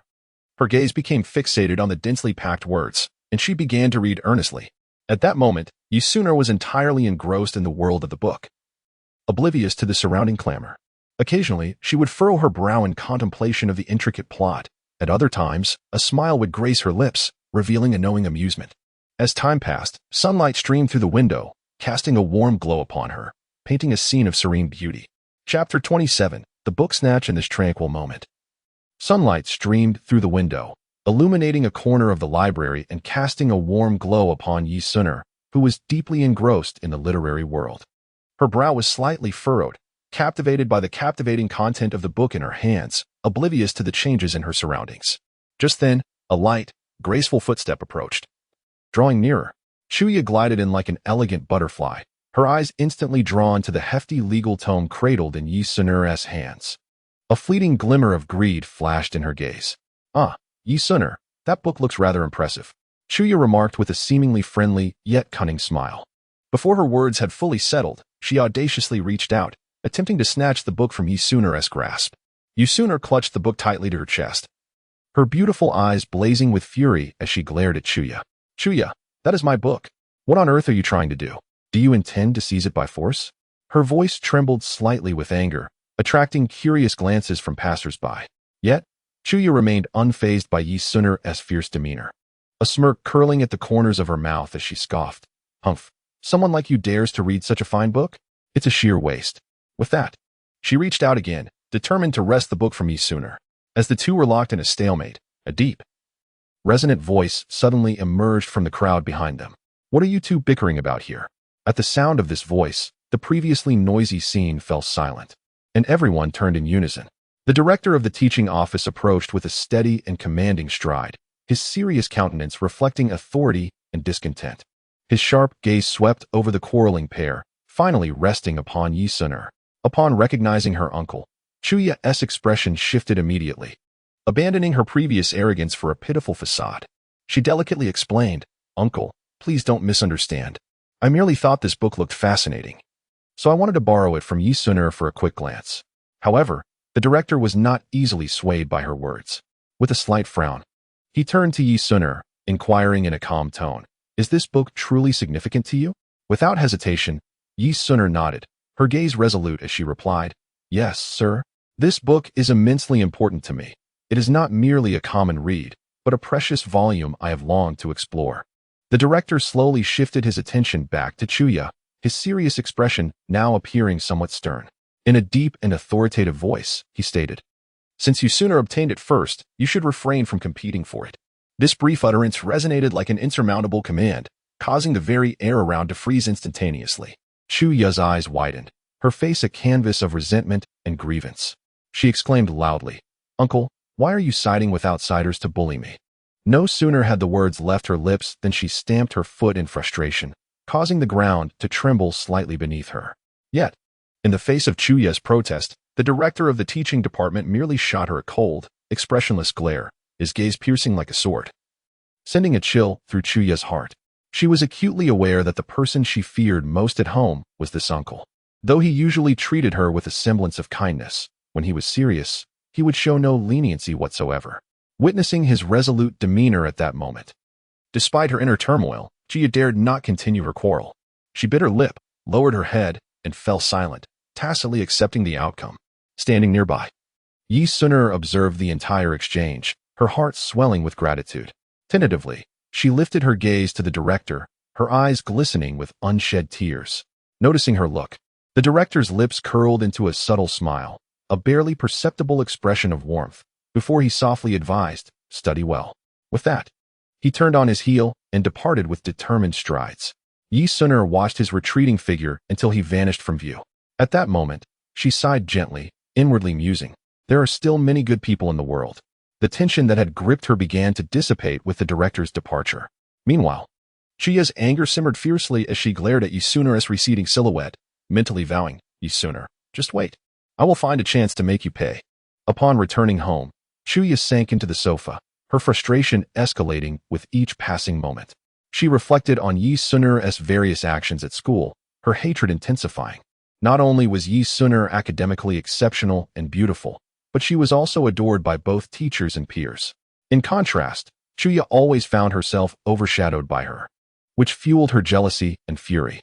Resolute in her desire for revenge, Chuya began to devise a scheme. Meanwhile, Yin Xiao picked up his phone and dialed Yi Suner's number. Once connected, he spoke softly, "Suner, I just learned that your birthday is approaching."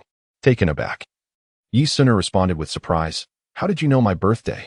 Her voice tinged with curiosity and intrigue. Yin Zhao's lips curved into a mysterious smile as he lowered his voice. "Suner, this is no challenge for me. Since I wish to pursue you, I must know everything about you. Furthermore, I discovered a particularly delightful place in East City, brimming with surprises and joy. How about we celebrate your birthday there together?" With bated breath, Yin Xiao awaited her response. Yi Suner, intrigued, inquired, "Isn't President Yin busy? Do you have time to celebrate my birthday?"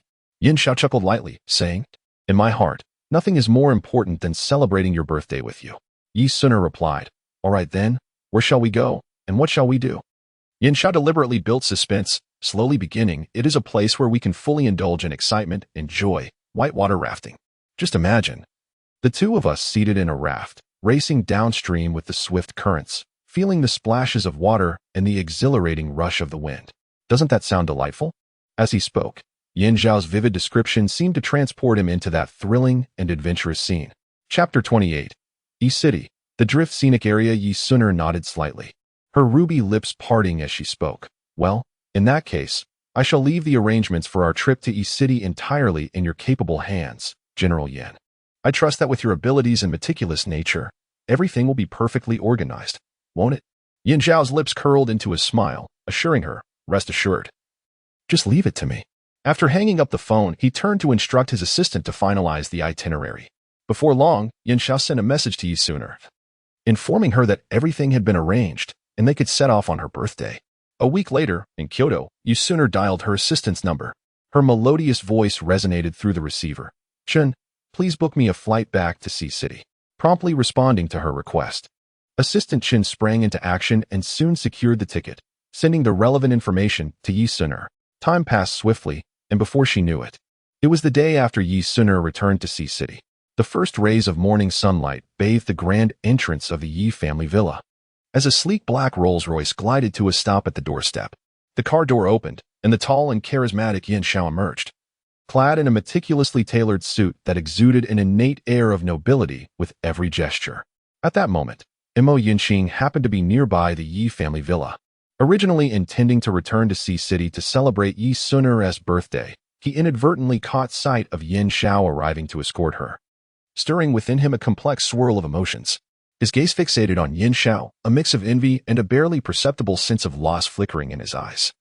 Yi Sun'er and her companions set off for Yi City. Upon their arrival at the Drift Scenic Area, a crystal-clear river with a tumultuous current immediately captured their attention. The water cascaded down, splashing up white frothy droplets, as if showcasing its vitality and exuberance. Excitement bubbled among the group as they donned professional rafting gear, eagerly preparing to plunge into this exhilarating adventure. Yu Sun'er gracefully settled into the kayak, her lovely visage radiating anticipation and joy. Meanwhile, Yin Xiao stood behind her, adeptly grasping the oar, ready to navigate their vessel and lead them into this adventure. Accompanying them were Yin Xiao's close friend Mo Yang and his girlfriend Jiang Xini. The four shared a remarkable camaraderie, and as soon as they boarded the boat, they transformed into carefree children. Before they could even officially set off, a spirited water fight erupted. Armed with water guns, they playfully sprayed each other, laughter and shrieks echoing across the river, enveloping the scene in a joyful ambience. However, at that moment, Yu Sun'er suddenly appeared lost in thought, as if recalling something significant. A wave of past memories surged within her. She realized that in a previous life, she too had visited this very place with Yin Xiao for rafting, accompanied by Mo Yang and Jiang Xini. The echoes of laughter and sweet moments from those days flooded her mind, leaving her feeling momentarily dazed. Yu Sun'er's unusual demeanor caught Yin Xiao's attention, prompting him to ask with concern, "Sun'er, what is the matter? Are you feeling unwell?" Coming back to her senses, Yu Sun'er shook her head and replied, "It's nothing. I just suddenly feel an uncanny sense of familiarity." Yin Xiao smiled gently, suggesting, "Perhaps the beauty of this place has led you to such illusions." With that, he deftly maneuvered the oars, guiding the kayak downstream. Throughout their drifting journey, Yi Sun'er remained preoccupied, the figure of Yuan lingering in her heart. She found herself uncertain of her feelings towards Yuan, especially with Yin Xiao being so considerate and attentive. Suddenly, the river ahead revealed a sharp bend. In a moment of distraction, Yin Xiao inadvertently steered the kayak straight into the rocky bank. Gasps erupted from the group as he instinctively shielded Yi Sun'er. Fortunately, they emerged unscathed, though the kayak began to take on water, rendering further navigation impossible. As dusk approached, they had no choice but to disembark and seek assistance. Yin Xiao grasped Yu Sun'er's hand, softly reassuring her not to be afraid. Yet, her thoughts drifted to distant matters, leaving her at a loss on how to confront the complexities of her feelings for both Yin Xiao and Yuan. The path ashore proved arduous, littered with rocky terrain. Lost in her thoughts, Yu Sun'er accidentally stepped on a loose stone, twisting her ankle and crying out in pain. Yin Xiao, witnessing this, immediately knelt and urged, "Come here. I'll carry you." After a moment's hesitation, she climbed onto his back. He proceeded slowly, with Mo Yang and Jiang Xini scouting ahead. As Yu Sun'er felt the warmth of Yin Xiao's back, a whirlwind of emotion stirred within her. Upon returning to the guest house, Yu Sun'er wearily entered her room, gently closing the door as if to shut the world outside, seeking a moment of quietude. Meanwhile, Yin Xiao remained troubled by her injury, standing at the door, hesitating before ultimately deciding to quietly check on her condition. At that moment, Yi Sun'er lay in the bathtub, enveloped in warm water, attempting to soothe her taut nerves and fatigued muscles. Nonetheless, her thoughts remained ensnared in the fragments of past lives and her inner turmoil. At that moment, Yin Xiao quietly stepped into the room. Spotting Yu Sun'er's shoes carelessly discarded nearby, his heart tightened, prompting him to hasten towards the bathroom, eager to ascertain the extent of her injury. As he approached the steamy sanctuary, his heartbeat quickened involuntarily. Through the translucent glass door, a faint silhouette came into view. There lay Yi Sun'er in the bathtub. Her fair shoulders emerged slightly from the water, resembling a blossoming white lotus, exuding an enchanting allure that captivated the heart. At that moment, her delicate form was entirely submerged in the warm embrace of the water, which seemed to have a magical quality, tinting her originally snow-white skin with a subtle blush, rendering her even more tender and exquisite. Yin Xiao gazed at the scene before him, utterly entranced, as if ensnared by an enchantment, standing motionless in place. At that moment, however, Yu Sun'er suddenly detected an exceedingly faint sound. Instantly alert, She resembled a startled fawn, abruptly lifting her head. In that fleeting instant, her captivating eyes met Yin Zhao's fervent gaze. Time seemed to freeze as they locked eyes, an awkward yet tense atmosphere enveloping them. Soon after, an expression of sheer astonishment blossomed on Yi Sun's exquisite face. Her eyes widened in disbelief as she regarded the unexpected intruder before her. Then a sharp, piercing scream shattered the tranquility, reverberating throughout the bathroom. "Ah, Yin Zhao, what are you doing? Get out." Yin Zhao was evidently taken aback by such a vehement reaction. Momentarily stunned.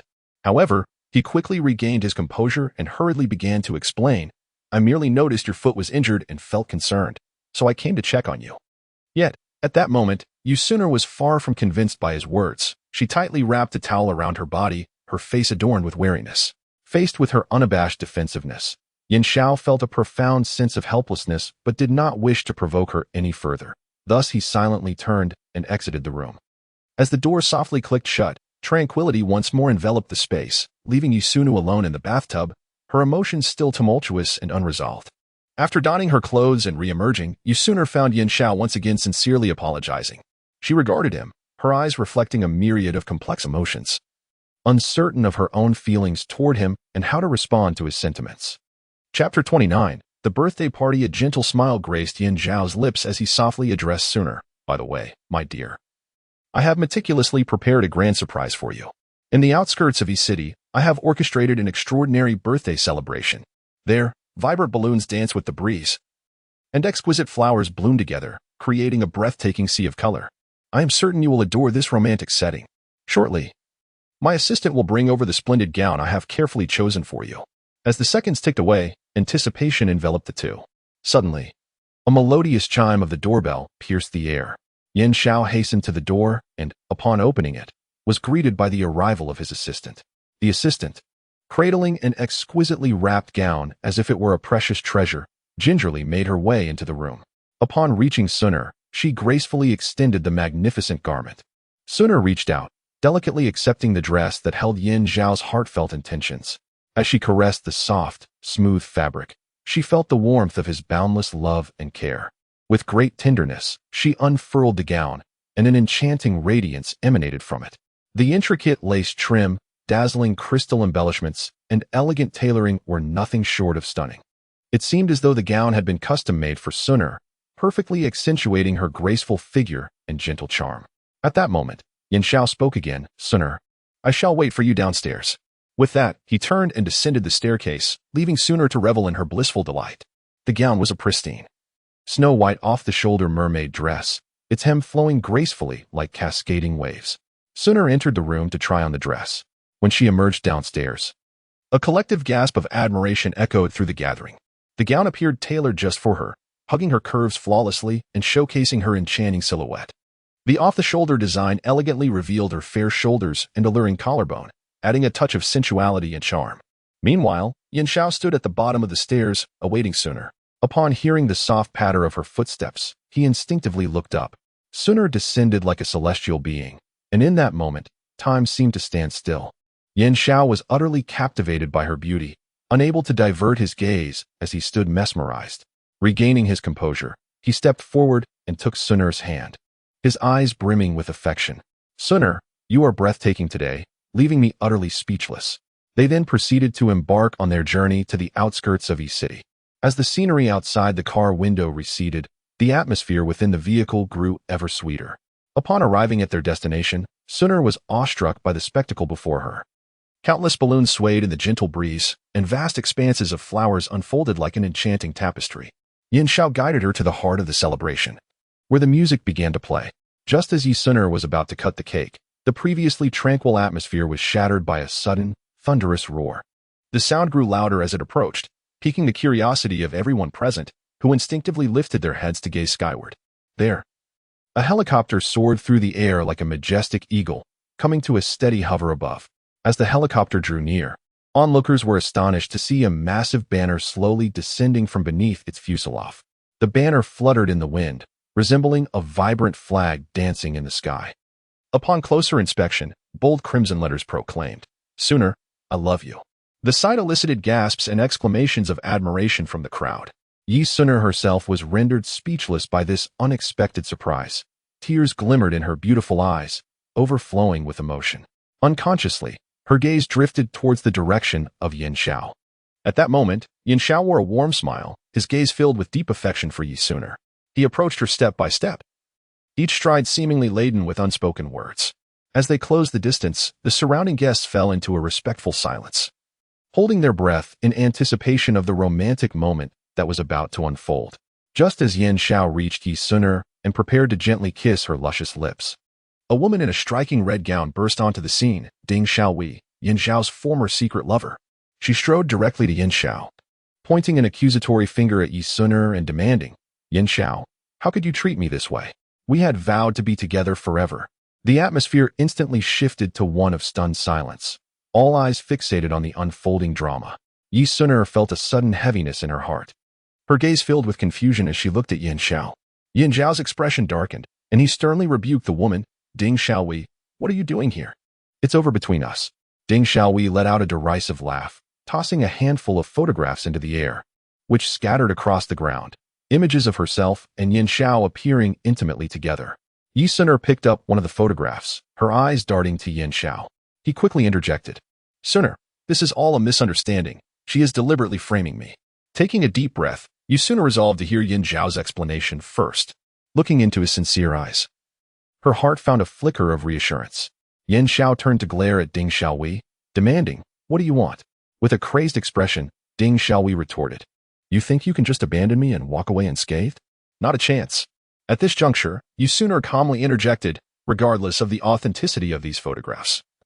"Creating a scene here is highly inappropriate. If you have grievances, we can address them at another time." As she was about to retort, security personnel arrived to escort her away. Yin Xiao exhaled a sigh of relief and turned back to Yi Suner, saying, "Suner, trust me." She nodded subtly in response. The celebration resumed as Yin Xiao took her hand to cut the cake, though unease lingered in Yi Suner's heart.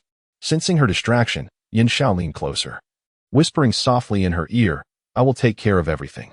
Yi Suner lifted her gaze to meet his resolute eyes, a faint smile gracing her lips.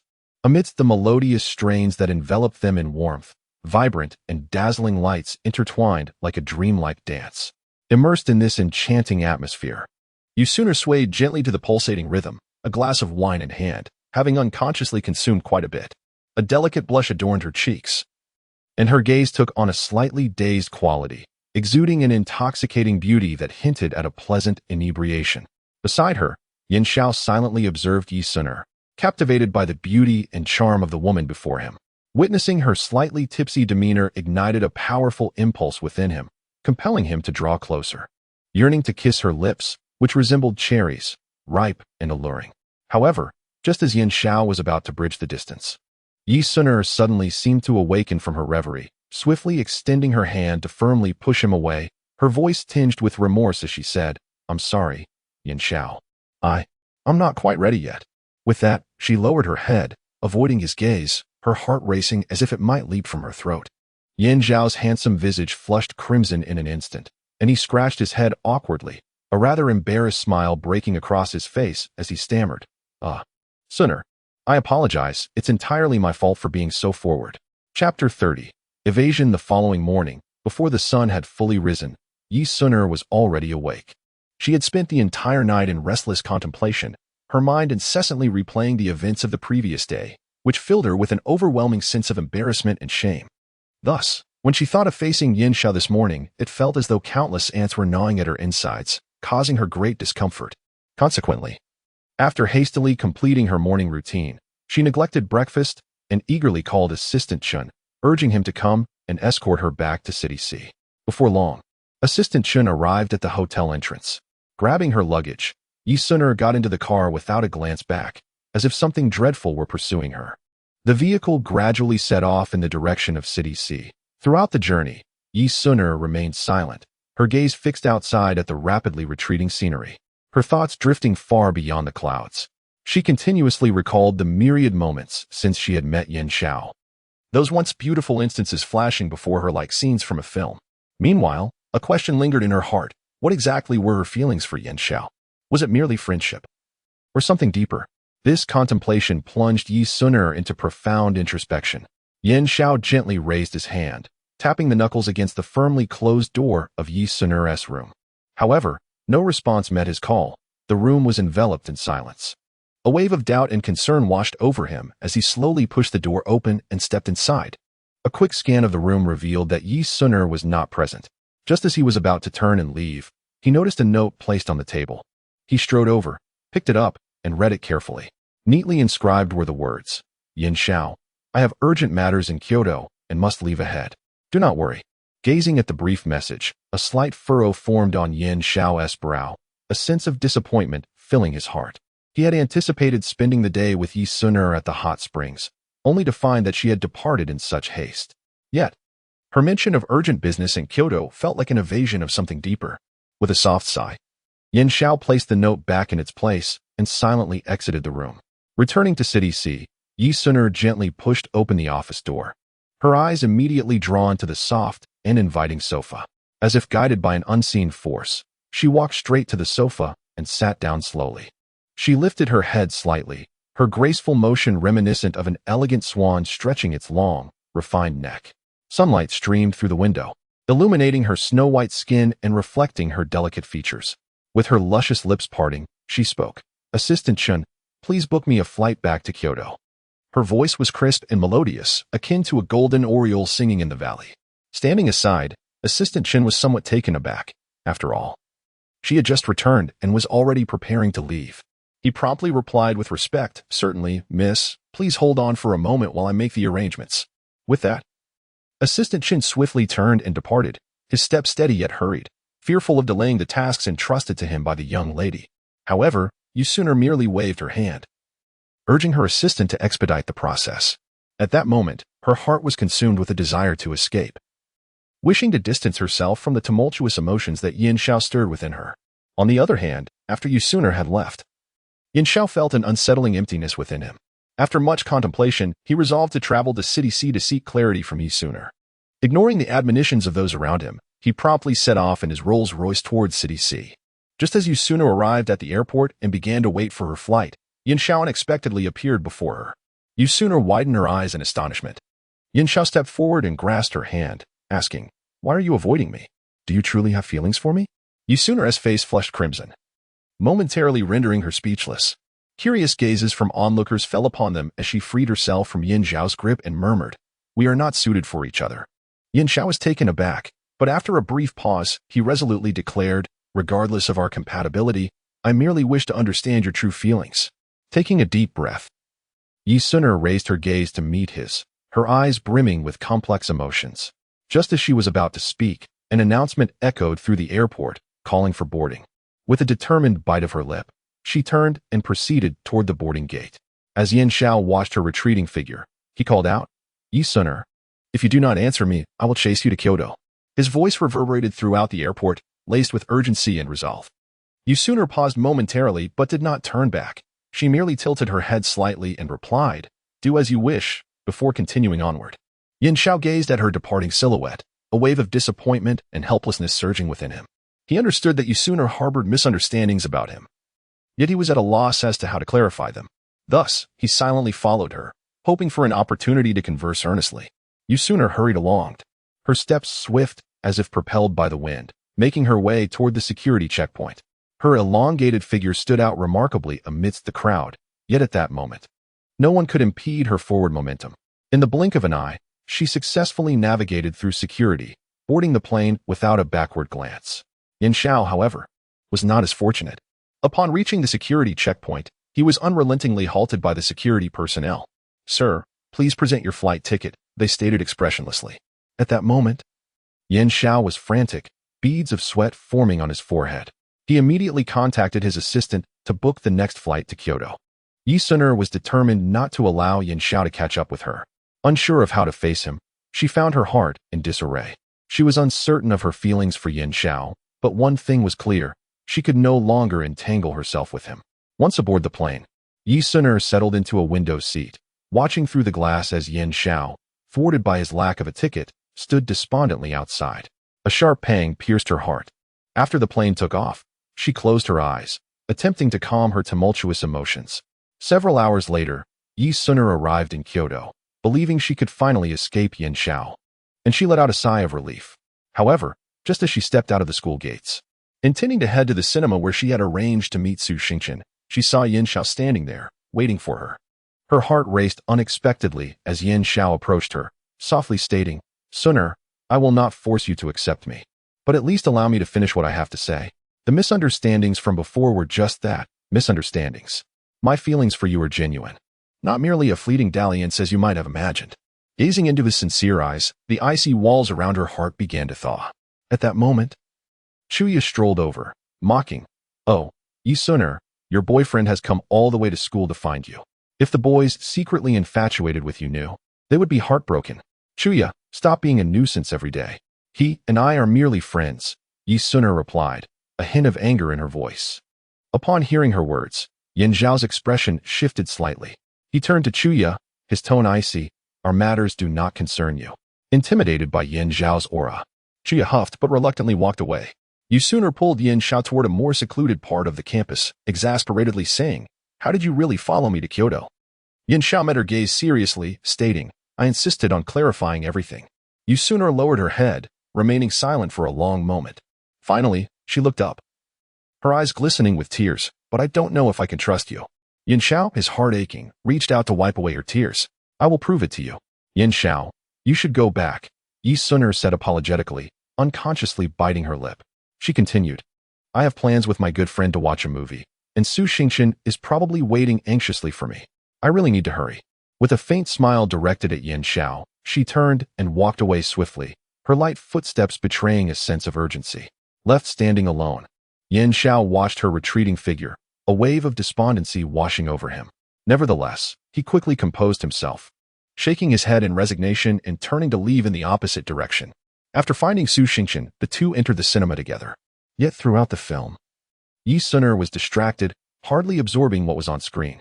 Su Xingqian, noticing her unusual demeanor, whispered, "Suner, who are you so preoccupied with?" Yi Suner blushed and denied it.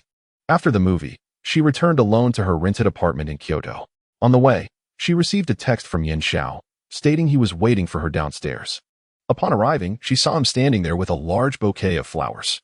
Seeing her, Yin Xiao smiled and approached, saying, "Suner, I understand that trust takes time to build. These flowers represent my sincerity." Yi Suner accepted the flowers, her heart a mix of emotions. In the days that followed, Yin Xiao visited her at school daily, bringing flowers or small gifts. The whispers among their classmates grew louder, and Yi Suner began to feel overwhelmed. On that day, Yi Suner approached Yin Xiao and said, "Please do not seek me out any longer, as it may lead to undesirable consequences." Yin Xiao, in a state of urgency, grasped her hand and implored, "Then promise me. On the weekend, you will accompany me just once. If afterward you remain unconvinced of my sincerity, I shall vanish completely." After a moment's hesitation, Yi Suner ultimately acquiesced.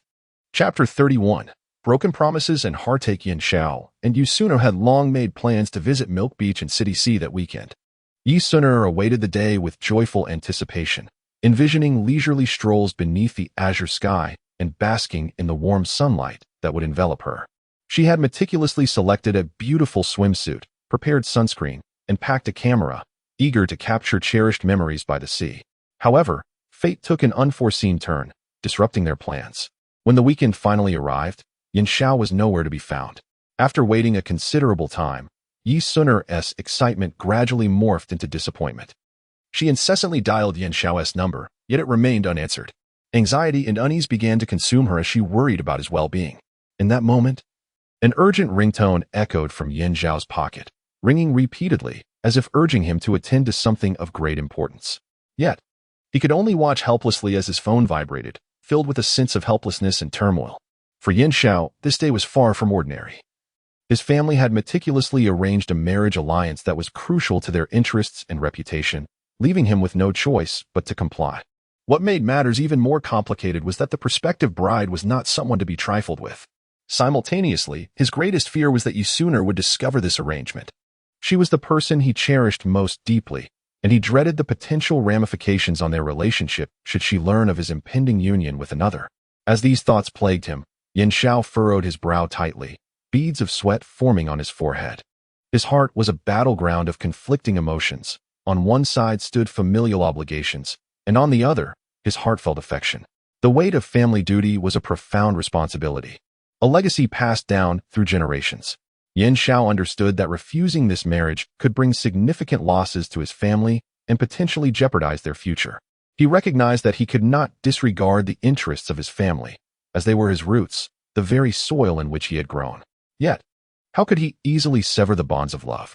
Yin Xiao held genuine feelings for Yi Suner. Ultimately, he resolved to confront reality, choosing to prioritize familial responsibilities over personal desires. He buried his emotional turmoil deep within, donning a fade of strength to mask the sorrow within. He acknowledged that this was his duty, a burden he must bear. This marriage alliance marked a turning point in Yin Xiao's life, compelling him to shoulder greater responsibilities and strive for the prosperity of his family. As time passed, Yi Suner's heart grew heavier. Alone by the tumultuous sea, she gazed at the roaring waves, engulfed by an overwhelming sense of loneliness and loss. She could not comprehend why Yin Xiao had broken their promise. Did he have pressing matters to attend to, or did he simply not care for her feelings? Tears welled in her eyes as she struggled to hold them back. Yi Suner reminded herself to remain strong, refusing to let a single broken promise undermine her confidence. Perhaps Yin Xiao had his own reasons. She ought to grant him some time and space. Yet, the anguish within her was unrelenting. Silently, Yi Suner turned away from the seaside, her steps heavy with sorrow. What was once a weekend filled with anticipation had devolved into a nightmare. The romantic and joyous seaside getaway had dissipated into nothingness. In an instant, her spirits plummeted. Disappointment etched across her features. With a heavy heart, Yi Suner slowly made her way into the Yi family villa, her beautiful yet weary visage marred by a hint of worry and resentment. Upon entering, she went straight to the sofa in the living room, swiftly retrieving her phone from her bag to call Assistant Chen. "Hello, Assistant Chen." Yi Suner spoke with a serious tone. "Please find out what transpired at Yin Corporation today. Be quick." Before long, Assistant Chen provided a response. "Miss, upon investigation, it has come to light that today, news emerged from Yin Corporation regarding the impending marriage between their patriarch, Yin Xiao, and the eldest daughter of the Mu family." Upon hearing this, Yi Suner's countenance darkened, her grip on the phone tightening, her heart brimming with resentment. Memories associated with Yin Xiao surged like a tidal wave, causing her to feel a sharp pang of pain. After a moment of silence, Yi Suner took a deep breath, striving to calm her tumultuous emotions, and addressed Assistant Chun on the other end of the line. "Book me a flight to Kyoto, the sooner, the better. Additionally, I may not return to City C for some time. Please take good care of the company in my absence. Unless there is an emergency, refrain from calling me otherwise. Do you understand?" Once the call ended, Yi Suner rose, her steps heavy as she made her way to her bedroom, silently preparing her luggage. She meticulously folded her clothes into the suitcase, all the while pondering her plans for Kyoto. With a weary expression, Yi Suner dragged her heavy suitcase down the stairs, a faint trace of melancholy gracing her beautiful face, as if burdened by endless worries and conflicts. Upon reaching the bottom, Assistant Chun, who had been waiting, promptly approached her. He politely nodded and softly inquired, "Miss, everything is ready." Yi Suner gave a slight nod, her voice gentle yet resolute as she replied, "Yes. Please take me to the airport." With a soft sigh, she gazed into the distance, seemingly lost in thought. Assistant Chun took the suitcase from her, carefully setting it aside, then opened the car door for her to enter. Once she settled in, he gently closed the door, made his way to the driver's seat, and drove towards the airport. The journey was marked by an unusual silence, punctuated only by the sound of the vehicle gliding along the road. Yi Suner stared out the window at the receding scenery, her thoughts adrift. Her beautiful eyes glistened with unshed tears, her grip on the suitcase handle tight as she braced herself for what lay ahead. At the very moment she was about to step through the aircraft's door, she could not help but halt her stride, slowly turning her head to gaze into the distance. It seemed as though a figure, once profoundly familiar, had materialized before her. Yin Xiao. She silently focused on that direction, her heart swirling like tumultuous waves, unable to find calm. "Yin Xiao." Yi Suner whispered softly, her voice barely audible, as if only she could hear it. Tears finally betrayed her, cascading down her cheeks and falling to the ground, vanishing in an instant.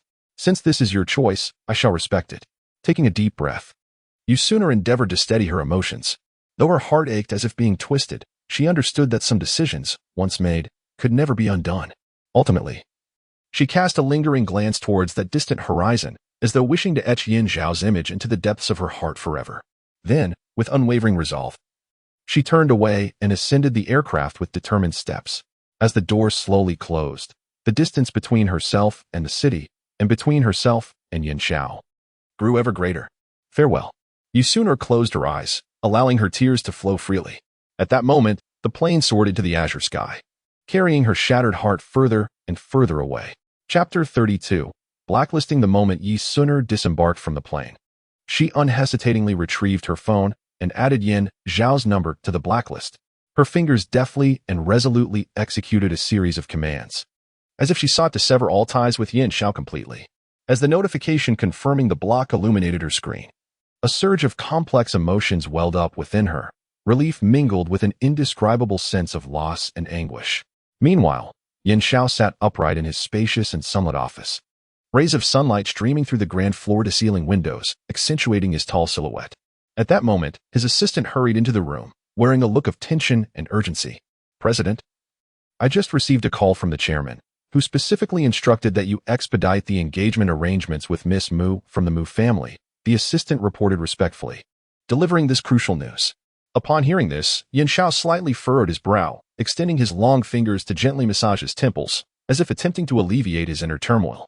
After a brief moment, he slowly spoke. "I am already aware of this matter. Please find a way to reassure my father for the time being. Inform him that everything is proceeding according to plan, and there is no need for undue haste." After uttering these words, Yin Xiao rose, adjusted the cuffs of his impeccably tailored suit, and strode towards the door. "I need to personally visit the Yi family to address some urgent matters. You will handle things here. If any new developments arise, report to me promptly." As Yin Xiao's figure vanished through the door, the assistant let out a sigh of relief, yet simultaneously felt the weight of responsibility settle heavily upon his shoulders. After all, this affair involved the union of two prominent families, and any misstep could lead to unforeseen consequences. Yin Xiao, consumed by the need to manage this engagement, worked tirelessly, his mind racing. Finally, after meticulously arranging all matters, the anxiety that had gripped his heart began to ease. At that moment, filled with joy, he eagerly drove his Rolls-Royce, speeding towards the Yi residence with uncontainable excitement. He secretly planned to surprise Yi Suner, imagining her reaction, and a blissful smile crept across his lips. At the Yi family villa, upon arriving at the entrance, Yin Xiao exited his car and took a deep breath before pressing the doorbell with his right hand. The melodious chime rang out, yet there was no response from within. Frowning, Yin Xiao pressed the doorbell again, this time with greater force. Ding dong. Ding dong. The persistent ringing echoed like a frantic drumbeat. At that moment, Uncle Li's voice, tinged with impatience and urgency, came from inside. "Stop ringing. Stop ringing. We heard you. We'll be right there." As Uncle Li's voice drew nearer, Yin Xiao's heart raced, uncertain of what awaited him, feeling both anticipation and a tinge of apprehension. With a hint of embarrassment, Yin Xiao said, "I sincerely apologize." "Hello. I am here to see Yi Suner." Uncle Li replied, "The young lady is not at home." Yin Xiao, with a face full of anxiety, inquired, "Do you happen to know where Yi Suner has gone?" His eyes betrayed a hint of unease and urgency. Upon hearing the question, Uncle Li furrowed his brow slightly and responded slowly, "Why would the young lady's whereabouts be reported to us, her servants? We lack the privilege to know her whereabouts." With that, he shook his head gently, indicating his ignorance of the matter. However, when Yin Xiao hurriedly arrived at the Yi residence, it felt as though a bucket of cold water had been poured over him. Yi Suner was, astonishingly, not at home. His heart, brimming with anticipation, was instantly deflated, replaced by profound disappointment and confusion. Undeterred, he quickly dialed Yi Suner's number, only to be met with the cold, mechanical voice of the automated response. "The user you have dialed is currently in another call."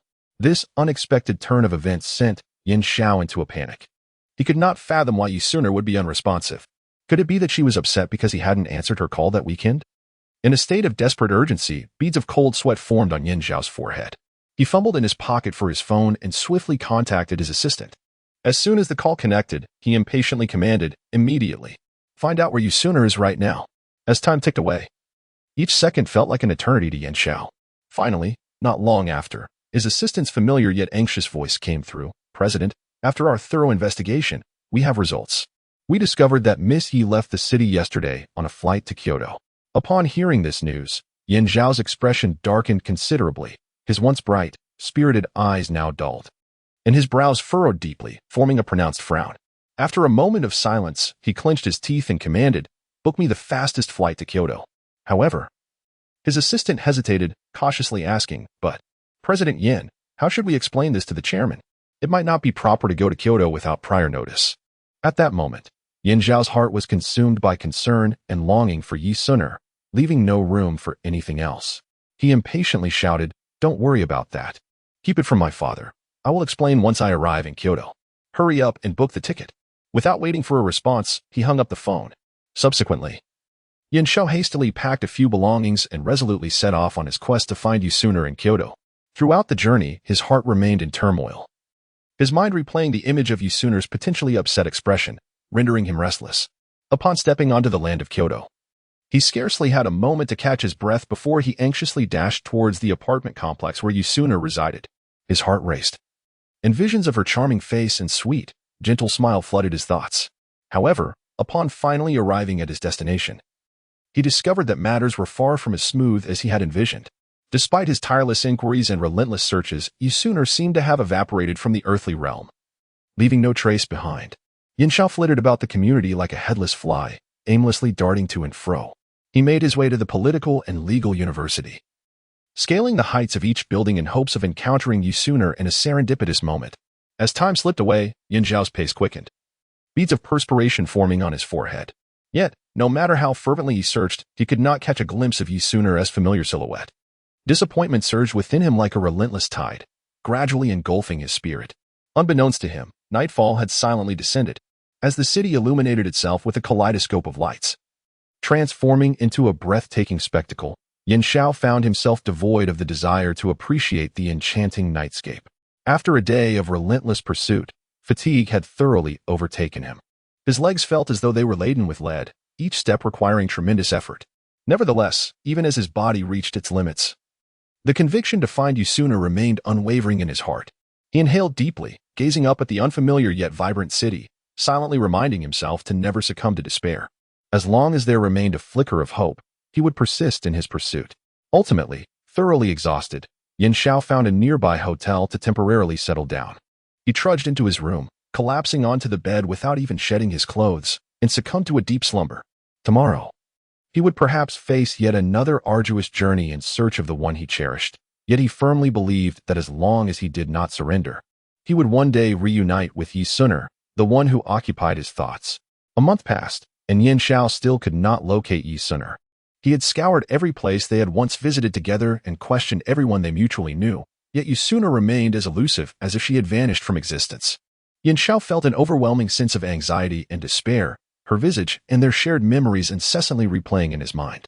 He could not comprehend why Yi Suner had suddenly disappeared, nor did he understand what he might have done wrong. Chapter 33. The quarrel. Yin Zhao stood alone on the bustling streets of Kyoto, surrounded by a throng of people flowing endlessly. Yet his heart felt as if it were encased in ice, brimming with profound helplessness and determination. At that moment, a sudden, urgent ringtone shattered the heavy atmosphere. Slowly, Yin Zhao retrieved his phone, the screen illuminating the familiar yet daunting number belonging to his father. After a brief hesitation, he pressed the answer button. Immediately, his father's stern voice resonated from the other end. Yin Zhao, what on earth are you planning? Have you forsaken everything for a woman? Rushing to Kyoto without a second thought?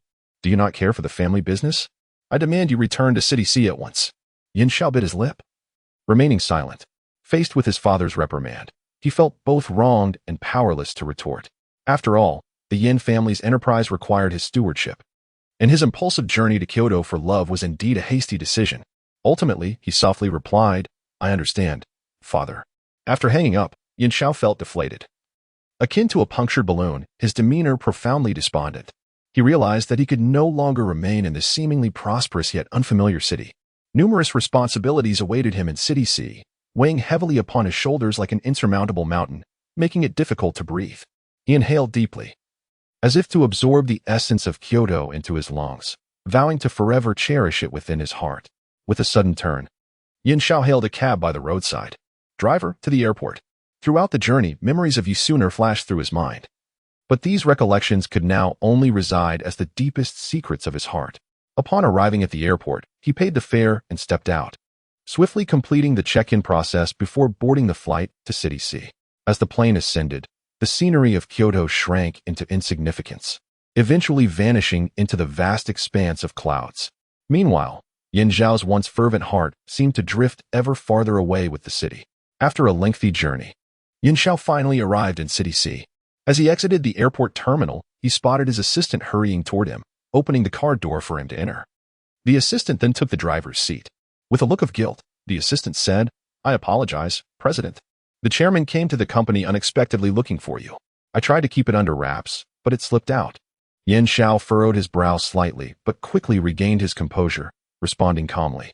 "This is not your concern. Do not dwell on it." The assistant nodded lightly, hesitating for a moment before cautiously adding, "There's one more thing. Miss Mu has been inquiring about your whereabouts these past few days." Upon hearing this, Yin Zhao's eyes flickered involuntarily, but he swiftly masked it, maintaining an impassive expression as he inquired, "Why is she doing that?" The assistant hurriedly explained, "Well, I'm not entirely sure, but it seems Miss Mu is quite anxious." Yin Zhao fell silent for a moment, then waved his hand, signaling the assistant to refrain from saying more. He pondered quietly within himself, uncertain of what Miss Mu truly intended. Yin Zhao sat inside the car, his gaze penetrating through the window, observing the rapidly retreating scenery outside. Although his countenance bore a hint of fatigue, his eyes emanated a glimmer of resolve. "Let us return to the company," he articulated, his voice deep and resonant. The assistant, seated in the driver's seat, nodded in acknowledgement and focused intently on the road ahead. The atmosphere within the vehicle felt somewhat oppressive, punctuated only by the assistant's intermittent reports, which shattered the silence. Recently, the situation within the group has remained relatively stable, with all business operations proceeding according to plan, the assistant informed him. However, the market competition remains fierce. We must continually innovate and improve to maintain our leading position. Yin Zhao listened attentively to the assistant's updates, occasionally nodding in agreement. He understood well that in this fiercely competitive business realm, only through relentless progress and development could one hope to survive. As the car sped along the highway, Yin Zhao's thoughts began to drift further afield. He reminisced about the arduous journey he faced when he first took over the Yin Corporation, recalling the companions who once followed him. Now, they had all achieved notable successes, yet he was acutely aware that a much longer road lay ahead. "By the way, President, there is an important meeting you need to attend, scheduled for tomorrow at 2 in the afternoon." The assistant's voice interrupted his reverie. "All right, I understand," Yin Zhao replied, regaining his focus. "Please prepare the relevant materials. I will review them upon my return." As the vehicle continued its journey, a weightier mood enveloped Yin Zhao. He recognized the immense responsibilities and pressures he bore, yet he firmly believed that with unwavering dedication, he could steer the group towards an even more glorious future. With a somewhat weary gait, Yin Zhao slowly made his way back to the company. Upon pushing open the familiar door to his office, he was taken aback to find someone leisurely seated in his luxurious executive chair. The individual was facing away from the entrance, rendering their figure indistinct. But Yin Zhao's years of experience and intuition suggested that the silhouette resembled a woman. "Excuse me, who are you?" Yin Zhao could not help but inquire, a hint of confusion and dissatisfaction lacing his tone. At that moment, the chair slowly pivoted, revealing a beautiful and familiar face, none other than Mu Qing. "Yin Zhao, what are you doing here?" Mu Qing gazed at the suddenly appearing Yin Zhao, equally astonished, as if she had not anticipated encountering him at this place and time. The two locked eyes, enveloped in an awkward yet subtle atmosphere within the office. Mu Qing questioned him slightly. "I missed you, so I came over. Besides, Uncle Yin encouraged me to cultivate a deeper relationship with you. Where have you been these days? Why haven't you answered my calls or been at the company?" Yin Zhao glanced at Mu Qing, a flicker of weariness crossing his eyes. "I had some personal matters to attend to and was away for a few days." Mu Qing stepped closer, looking into his eyes. "Is that so? Do you have any idea how busy the company has been these past few days? As the person in charge, how could you leave without a word?" Yin Zhao furrowed his brow. "I have already arranged the work. It will not disrupt the normal operations of the company." Mu Qing's voice rose slightly. "Have you arranged everything? Do you have any idea how hard everyone has been working these past few days?" Yin Zhao stood up. "I am attending to some important matters. Furthermore, this is Yan's, not Mu's. It is not your place to speak here." Mu Qing was taken aback. She did not expect Yin Zhao to respond in such a manner. She looked at him, a flicker of disappointment crossing her eyes. "Very well, since you say so, I have nothing further to say." With that, Mu Qing turned and left the office. Yin Zhao watched her retreating figure, a pang of guilt stirring within him. He recognized that his actions had been somewhat impulsive, Yet he was exhausted and could not temper his temper. He sighed, returning to the sofa, lost in contemplation. Chapter 34. Complaints with a Heavy Heart. Mu Qing departed from the towering edifice of the Yin Corporation, glancing back with each step, her heart yearning for Yin Xiao to chase after her and offer some comfort. Yet, as her silhouette vanished around the corner, the familiar figure failed to materialize. A wave of disappointment and injustice surged within her, prompting Mu Qing to grit her teeth and resolutely drive towards the Yin residence. Throughout the journey, memories of her earlier encounter with Yin Xiao replayed in her mind. At last, Mu Qing arrived at the doorstep of the Yin home. She took a deep breath, tidying her slightly disheveled hair and attire before gently knocking on the door. Moments later, the door swung open to reveal Yin's mother. "Oh, isn't this Qingo? What brings you here so suddenly? Come in, come in." With a beaming smile, Yin's mother ushered Mu Qing inside. Stifling her tears, Mu Qing made her way to the sofa and sat down, her gaze lowered as she softly spoke. "Auntie, I wish to discuss something with you." Observing her distress, Yin's mother took a seat beside her, grasping her hand with concern. "Child, what has happened? Has Xiao bullied you?" Mu Qing nodded slightly, recounting the argument with Yin Xiao at the office in detail. Upon finishing, she lifted her gaze, her eyes brimming with tears. Resembling a child who has suffered great injustice, Yan's mother furrowed her brow in disapproval, exclaiming, "How could Xiao treat you this way? Don't be upset, dear. I shall advocate for you. In truth, I have always held you in high regard as a daughter-in-law. You are gentle, considerate, and mature, unlike those other girls who merely adorn themselves flamboyantly." As she spoke, Yan's mother gently patted Mu Qing's hand in a gesture of comfort. Hearing these words, Mu Qing felt a slight alleviation in her heart, yet the memory of Yin Zhao's cold demeanor caused tears to flow uncontrollably. Yan's mother, seated on the sofa, began to furrow her brow more tightly. Suddenly, she rose with determination, swiftly retrieving her phone from her pocket and dialing Yin Zhao's number without hesitation. As soon as the call connected, she unleashed her fury into the receiver. "Yin Xiao, what on earth is going on? How could you make Mu Qing so upset?" Although Yin Xiao attempted to defend himself on the other end, Yan's mother cut him off abruptly, continuing her tirade without granting him a moment's reprieve. After delivering her reprimand, she forcefully ended the call, turning back to gently grasp Mu Qing's trembling hand, her face etched with compassion. "My dear, do not be sad any longer. I am here for you. I will certainly give that ungrateful fellow a lesson he won't forget." Time passed unnoticed until a sudden flurry of footsteps echoed from the entrance. Moments later, Yin Xiao hurriedly pushed open the door and strode inside. Upon catching sight of Mu Qing's tear-streaked face, resembling a delicate flower weeping in the rain, an overwhelming sense of guilt washed over him. At this moment, Yin Mu, who had been silently observing from the side, shot a fierce glare at Yin Xiao and commanded sternly, "What are you still standing there for? Hurry up and apologize to Mu Qing."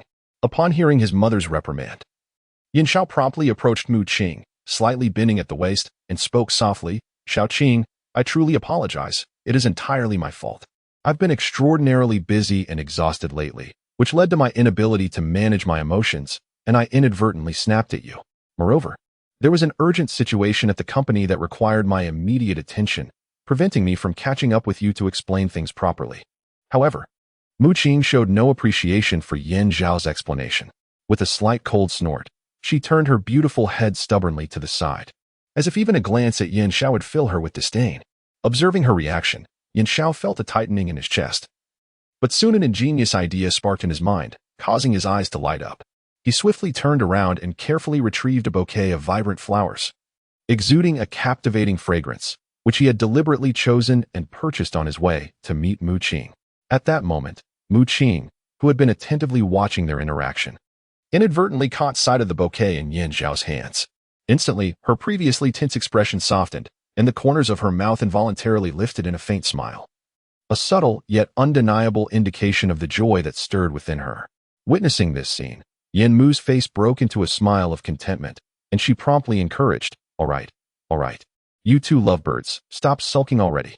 Upon hearing Yin Mu's words, Mu Qing hesitated for a moment, but ultimately extended her hand to accept the bouquet from Yin Xiao, blushing slightly as she playfully shot him a reproachful glance.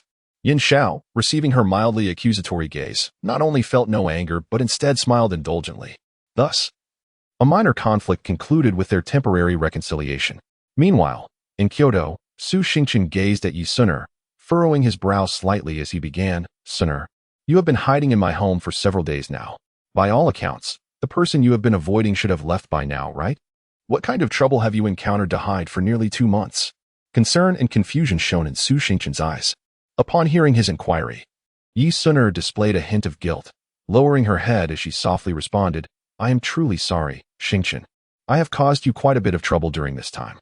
Her voice was filled with remorse. Su Xingqian quickly waved his hand, offering comfort. Oh, there's no need for such formality with me. However, turning the conversation back, if there is anything I can assist you with, please do not hesitate to express it. With a smile, Su Xingqian gazed at Yi Sun, her eyes brimming with sincerity and encouragement. 2 months prior, due to unforeseen circumstances, I found myself in a predicament. And it was you, Su Xingqian, who extended a helping hand and offered me refuge. To express my gratitude for your hospitality over these past 2 months, I have decided to treat you to a hot pot meal, Yi Sun expressed gratefully. That evening, Yi Sun and Su Xingqian arrived at a traditional Beijing hot pot restaurant. The establishment was bustling with activity, alive with the sounds of laughter and conversation. They secured a window-side table and ordered a yin-yang pot base, accompanied by a variety of ingredients and beverages. Before long, the pot base was served, steaming and fragrant. Yi Sun and Su Xingqian eagerly placed the ingredients into the pot. Watching them swirl and cook, they dined while engaging in conversation, sharing their stories. On this chilly winter evening, as they enjoyed the steaming hot pot and conversed, Yi Sun felt an overwhelming sense of happiness and fulfillment. She recognized that without Su Xingqian's shelter and support, she might not have evaded the pursuit of Yan Xiao. Seated across from Su Xingqian, Yi Sun lifted her glass and smiled, saying, Su Xingqian, I am truly grateful for your assistance during this time. I raise this glass in your honor. Su Xingqian raised her glass, gently clinking it against Yi Sun's, and replied, Suner, you are too kind. We are friends. It is my duty to help. The two exchanged knowing smiles before downing their drinks. The banquet hall erupted in enthusiastic applause and cheers, celebrating their friendship and collaboration. Chapter 35. The Academy. Moments after savoring a delightful hot pot meal, Yi Suner and Su Xingqian returned to their dormitory. Acutely aware that their absence had resulted in a backlog of academic work, they resolved to dedicate the evening to diligent review in order to catch up on their studies. Upon entering their room, Yi Suner unzipped her backpack, retrieving her textbooks and notes, and began to study with utmost seriousness. A slight furrow formed on her brow, as if deep in contemplation. Su Xingqian, not one to lag behind, powered on her laptop to search for information, preparing to compose a paper. As seconds turned into minutes, both were completely immersed in their studies, their expressions focused and resolute, seemingly oblivious to the world around them. Suddenly, Su Xingqian's phone rang. Glancing at the caller ID, she saw it was her boyfriend. After a moment's hesitation, she answered the call. Hello, my dear, what are you up to? Her boyfriend's voice resonated from the other end. I'm busy reviewing my coursework. What's up? Su Xingqian replied. Oh, nothing much. Just missing you and thought I'd call to chat, he said. However, I'm quite occupied right now. Can we talk after I finish my revision? Su Xingqian responded. All right then, I'll wait for you, he replied. After ending the call, Su Xingqian returned to her studies. Yi Suner glanced at her and remarked, Your boyfriend is quite clingy. Isn't he? Su Xingqian chuckled softly. Yes, he is. But I've grown accustomed to it. Yi Suner shook her head. I could never tolerate such a boyfriend. I prefer a bit more freedom. Everyone has their own preferences.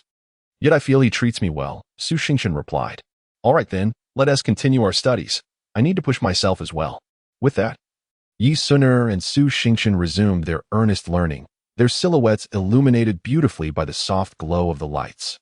The first semester of university life had already reached its halfway point. Yi Suner remained quietly absorbed in her own world, wholly dedicating herself to her studies. Each book bore the marks of her meticulous reading, pages worn and filled with annotations and highlights. Beyond her diligent reading, she maximized her spare time for self-study, consistently reinforcing her acquired knowledge. Moreover, Yi Suner understood the importance of balance. Amidst her busy schedule, she indulged in light-hearted activities to rejuvenate her spirit. She meticulously planned her daily agenda, leaving little room for idle moments. In her quest to enrich her life, she even enrolled in a painting class at the university. When she stepped into the classroom for her first lesson, even the experienced instructor was taken aback. The professor had initially assumed that most new students would possess only a rudimentary understanding of art, yet Yi Suner's remarkable painting skills far exceeded his expectations. From the finesse of her lines to her adept use of color, she displayed an exceptional talent, as if she had years of experience behind her. This left the teacher with a renewed admiration for her, eagerly anticipating the surprises she would unveil in the subsequent lessons. As twilight descends and silence envelopes the world, Yusuner finds herself irresistibly drawn from her classroom during the intermission of evening study sessions. Guided by an unseen force, she traverses the tranquil pathways of the campus, gradually making her way to the familiar basketball court. The moonlight cascades like liquid silver across the court, casting a mosaic of shimmering shadows. A gentle breeze stirs, causing the treetops to sway, and the dancing silhouettes seem to embody the spirits of the night, gracefully twirling in the air. Yusuner stands quietly at the edge of the basketball court, her gaze fixed upon this serene and beautiful scene. Yet her thoughts drift back to a particular afternoon that remains etched in her memory. It was here, on this very court, that she faced an unexpected crisis. A basketball hurtled towards her, filling her heart with terror and despair. However, in that dire moment, a figure emerged like a hero descending from the heavens, Lu Tingyuan. With his athletic grace and decisive actions, he swiftly averted the danger, rescuing Yusuner from her predicament. Now, as she stands in silence, the memories of that day flood her mind, each detail vivid as if it occurred just yesterday. She recalls Lu Tingyuan's steadfast gaze and the warmth and security his strong arms provided as they shielded her from the impending threat. These recollections flash before her like scenes from a film, causing her heart to flutter with emotion. According to the fragments of her past life, Yusuner anticipates encountering Lu Tingyuan again during her internship, though she wonders whether the trajectory of her rebirth might alter the course of their fate. Unbeknownst to her, autumn has quietly settled in. The novelty of her university life has gradually waned, and as she gazes upon the elegant, time-honored architecture of Kyoto interspersed with an array of posters, a sense of tranquil familiarity begins to take root. Among the myriad of courses offered by esteemed professors, Yusuner and Su Xingchen are particularly fond of the lectures given by the renowned Professor Chun, known for his expertise in civil and commercial law. Professor Chun, a distinguished figure in Kyoto, is celebrated for his candid and unconventional critiques of notable personalities. During her initial days at university, Yusuner was captivated by his authenticity and straightforwardness. Though Professor Chun is not her designated instructor, Yusuner and Su Xingchen frequently attend his classes, eager to secure seats in the front row. When Professor Chun begins his lectures, the two friends arrive early, ready to absorb his insights. They listen attentively, jotting down key points in their notebooks. Yusuner is particularly engaged by Professor Chun's ability to elucidate complex concepts with clarity, making them accessible for her understanding. Su Xingchen, on the other hand, places a greater emphasis on practical applications, often engaging in discussions with Professor Chun after class to delve into real-world questions. Professor Chun is equally impressed by the diligence of Yusuner and Su Xingchen, often calling upon them in class to answer questions, thereby assessing their grasp of the material. Under the tutelage of the venerable Mr. Chun, Yusuner and Su Xingchen consistently demonstrated their prowess by accurately answering his queries, earning resounding applause from their classmates. Their knowledge flourished significantly, as they not only achieved remarkable academic success, but also cultivated their ability to think independently and solve problems. As the bell rang to signify the end of class, Su Xingchen eagerly turned to Suner and exclaimed, "Suner, shall we indulge in hot pot?" Suner's eyes sparkled upon hearing this, and with a radiant smile, she replied, "Absolutely. Hot pot is my favorite." The two exchanged cheerful smiles before beginning to pack their bags in preparation for their culinary adventure. As they strolled along, animated conversation filled the air, and they soon arrived at the bustling hot pot restaurant. Despite the crowd, they managed to find a vacant table. Su Xingchen perused the menu and ordered a spicy hot pot, along with several dishes that Suner adored. In no time, their steaming hot pot was served, emanating an enticing aroma that whetted their appetites. With chopsticks in hand, Su Xingchen and Suner relished the delectable feast, engaging in lively conversation amidst the warm atmosphere. After savoring their meal, they took a leisurely stroll through the streets before returning together to their dormitory. Chapter 36. Rehearsing for the Christmas party. Yusuner and Su Xingchen, weary yet determined, ambled back to their dormitory. Upon entering the room, they instinctively set down their backpacks and proceeded to the bathroom to freshen up.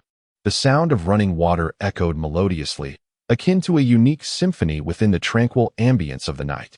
Once they had completed their ablutions, they gently climbed into bed, enveloped in the warmth of their soft blankets. However, despite their physical relaxation, Su Xingqian found herself unable to drift into slumber, tossing and turning. Her mind raced with myriad thoughts, one moment reflecting on the lessons from class that day, the next reminiscing about the delightful experiences shared with Yi Suner.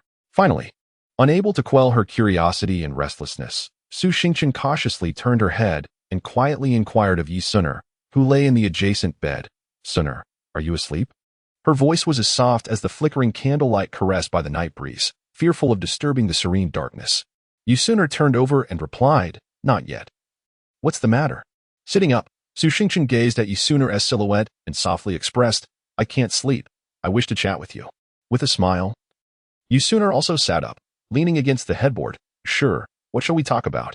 Su Xingqian furrowed her brow, pondering for a moment before asking, "Suner, I remember you've been frequenting the basketball court lately. Have you encountered that boy who once saved you from a runaway basketball?" At this, Yi Suner paused, her gaze falling as she remained silent for a while before responding. "Since that day, I have not seen him again." Su Xingqian's eyes widened in astonishment, exclaiming, "What? Not even once? But you've gone there so many times." Yi Suner nodded gently, a hint of disappointment gracing her features. Observing her friend's expression, Su Xingqian quickly offered consolation. "Oh, Suner, do not be disheartened. Perhaps your fates are simply not yet aligned. You may unexpectedly cross paths again in some fleeting moment." Yi Suner sighed, "Perhaps." Thus, the two engaged in a conversation, their words weaving through the night as time slipped away unnoticed. As the hour grew late, weariness washed over them like a tide, and eventually, they succumbed to the allure of sleep, gently closing their eyes and drifting into sweet dreams. As December approached, the Christmas season loomed just around the corner, marking the first Christmas since their arrival at school. Perhaps due to the novelty of being newcomers, they felt particularly attuned to the festive atmosphere, the air thrumming with an exhilarating rhythm. In the early morning, sunlight streamed through the gaps in the curtains, illuminating the corners of the room. Yi Suner lay curled up in bed like a languid kitten, lost in her sweet dreams. Meanwhile, Su Xingqian had already awakened. Rubbing the sleep from her eyes, she reached for her phone on the bedside table to check the time. When the screen lit up, the numbers nearly caused her to drop her jaw in disbelief. It was nearly 8 o'clock. Startled, she sprang from the bed, her sudden movement causing even the mattress to shift beneath her. Turning her head to glance at the still slumbering Yi Suner, Su Xingqian anxiously called out, "Suner, wake up. We need to head to the department today, and if we are late, we shall face reprimand." However, the only response he received was the soft sound of her snores and the rhythmic cadence of her breathing. With a resigned shake of his head, Su Xingqian hastened to the bedside and gently nudged Yi Suner's shoulder. "Suner, stop sleeping and wake up quickly." Disturbed from her dreams, Yi Suner reluctantly shifted her body, pulling the covers over her head to continue her slumber. Seeing this, Su Xingqian increased his efforts, raising his voice to call her once more. After a bit of commotion, Yi Suner finally showed some signs of life. She slowly opened her heavy eyelids, groggily gazing out the window. By then, the sun had risen high. The sky of vivid blue and warm sunlight bathed the earth. Witnessing this scene, Yi Suner inwardly lamented, "Oh dear, how can it be morning already? I haven't had enough sleep." While mumbling to herself, her body remained stubbornly ensconced in bed. Su Xingqian, growing increasingly anxious, stamped his foot. "My dear lady, if you don't get up now, it will truly be 8 o'clock. Upon hearing this, Yi Suner seemed to be jolted awake as if by an electric shock. Abruptly sitting up in bed, her previously muddled mind suddenly sharpened. In a flurry, she tossed aside the covers, hurriedly dressing while muttering to herself, "Oh no, I'm going to be late." After donning her clothes, Yi Suner dashed into the bathroom to freshen up with remarkable speed. In no time, she grabbed her backpack and rushed towards the door. Su Xingqian followed closely behind, and together they sprinted along. On the way, Yi Suner's heart raced like a little rabbit, urging herself to quicken her pace, wishing she could sprout wings and fly directly to the dance department. At last, after a frantic dash, Yi Suner and Su Xingqian arrived breathlessly in front of the dance department building. They glanced up at the clock on the wall and, fortunately, still had a few minutes to spare before being late. They exchanged a smile before entering the classroom together. Before long, an exhilarating announcement echoed through the department. There would be a grand Christmas gala. This news detonated in the classroom like a bomb, instantly igniting a flurry of excitement. The entire class erupted into a lively commotion. Boys and girls gathered together, their faces alight with uncontainable joy as they fervently discussed the upcoming event. Some speculated about the spectacular performances that would grace the gala, while others began to brainstorm ideas for their own contributions. In the dance department, there existed a cherished tradition regarding event organization. Everyone contributed their talents and efforts. As long as it enhanced the gala, each individual was eager to lend their support. Given the school's special emphasis on this Christmas gala, it was destined to be a grand and splendid cultural celebration. Among the many students, Yisuner, who had practiced piano for years, naturally became the center of attention. Her exquisite piano skills have long been renowned, and this time as a pianist. Her participation is undoubtedly a matter of expectation and inevitability. Su Xingshan, possessing a unique talent and expertise in choreography, naturally assumed the significant responsibility for the dance segment of the entire performance. Amidst the intense rehearsal schedule, Yi Suner often appeared distracted, as if her thoughts were being tugged by an invisible hand, with fleeting images of the boy who once intercepted a flying ball for her flashing through her mind. Su Xingshan, keenly perceptive of Yi Suner's preoccupation, seized a moment during a break in rehearsals to teasingly remark, "Suner, if you continue to carry such sentiments onto the stage, you might end up making quite a spectacle at the grand gala." Upon hearing her friend's candid words, Yi Suner felt a wave of embarrassment wash over her. Her cheeks flushed as she playfully retorted, "Oh, Xingshan, I know." As time swiftly passed, the long-awaited Christmas gala drew ever closer, and the pace of rehearsals intensified. Each individual was wholly engrossed, unwilling to afford even a moment's negligence. On one such day, while Yi Suner was focused on rehearsing the piano segment, her fingers suddenly went awry, hitting several critical notes incorrectly as if they had lost their control. Realizing her blunder, she felt a surge of frustration and helplessly halted her dancing hands. At that moment, a crisp and resonant round of applause echoed from the doorway of the rehearsal room. Curiosity piqued, everyone turned to glance, and there stood a tall, handsome young man, striding confidently into the room. Instinctively, Yi Suner raised her gaze, her heart filled with anticipation as she looked towards the approaching figure. In an instant, she felt as if she had been petrified. She had mistakenly believed this boy to be the one she had longed for and found difficult to forget. However, upon discerning the newcomer's features, her expression dimmed instantaneously. The flicker of hope that had ignited within her plummeted like a shooting star, replaced by an overwhelming sense of loss and melancholy. Chapter 37. Childhood sweetheart. Su Xingshan observed Yi Suner's despondent expression and playfully remarked, "Suner, you don't think it's about that person, do you?" Yi Suner, taken aback for a moment, then smiled wryly and shook her head. "How could it be? I haven't seen him in a while, so I've let it go." Su Xingshan gently patted her shoulder. "That's good. I was worried you might remain entrapped in those memories." Yi Suner lifted her gaze to meet Su Xingshan's, a flicker of gratitude illuminating her eyes. "Thank you, Xingshan, for always being by my side." Su Xingshan smiled. "We're good friends, after all. It's what I ought to do." The two exchanged smiles, and the atmosphere lightened considerably. At that moment, a familiar figure appeared, Lu Yang. He approached with a steady yet graceful stride, his handsome visage particularly captivating under the sunlight. Upon hearing his footsteps, Su Xingshan looked up with curiosity, and upon recognizing Lu Yang, a hint of surprise crossed her face, though she quickly regained her composure and softly inquired, "Senior Lu Yang, what brings you here today? You seem rather free." Lu Yang's lips curled into a gentle smile, reminiscent of a warm spring breeze, as he replied softly, "Nothing particularly special. I happened to pass by and thought of you, so I decided to drop by for a visit." Xingshan. As he spoke, a glimmer of concern flickered in his deep-set eyes, as if he wished to see through to the very essence of Su Xingshan.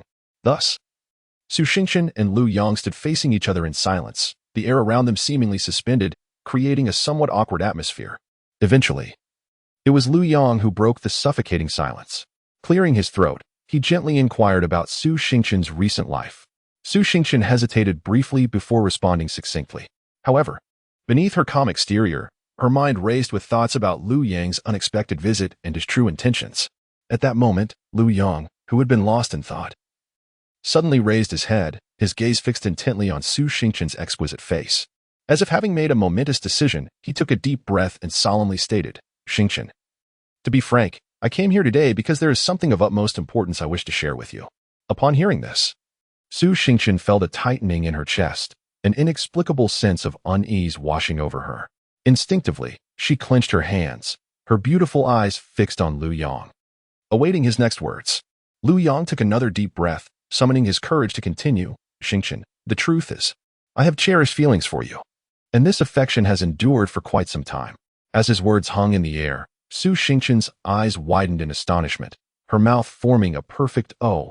Clearly taken aback by the revelation of Lu Yang's special feelings for her, Su Xingqian paused for a moment before gently expressing, "Senior Lu Yang, I am truly grateful for your affection, but I have always regarded you as an older brother, without any other intentions."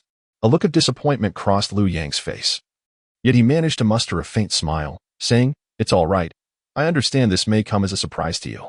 There is no need to rush your response." With that, Lu Yang rose to leave. Su Xingqian accompanied him to the door, where he turned back to her and remarked, "Xingqian, regardless of your answer, I hope we can remain good friends as we were before." Su Xingqian nodded in agreement, replying, "Of course, senior." Lu Yang smiled once more before turning away. "Yi Sinner, curious as ever," inquired Xingqian, "what is going on between you and Senior Lu?" Su Xingqian's face flushed instantly as she stammered, There's nothing going on." Undeterred, Yi Sinner pressed, "Don't hide it from me. I can tell you have feelings for Senior Lu as well." Su Xingqian's heart raced, and she lowered her gaze, unable to meet Yi Sinner's eyes. Observing her reaction, Yi Sinner chuckled, "Don't worry, I won't tell anyone. However, if you like Senior Lu, you should be more proactive. Otherwise, how will he ever know your feelings?"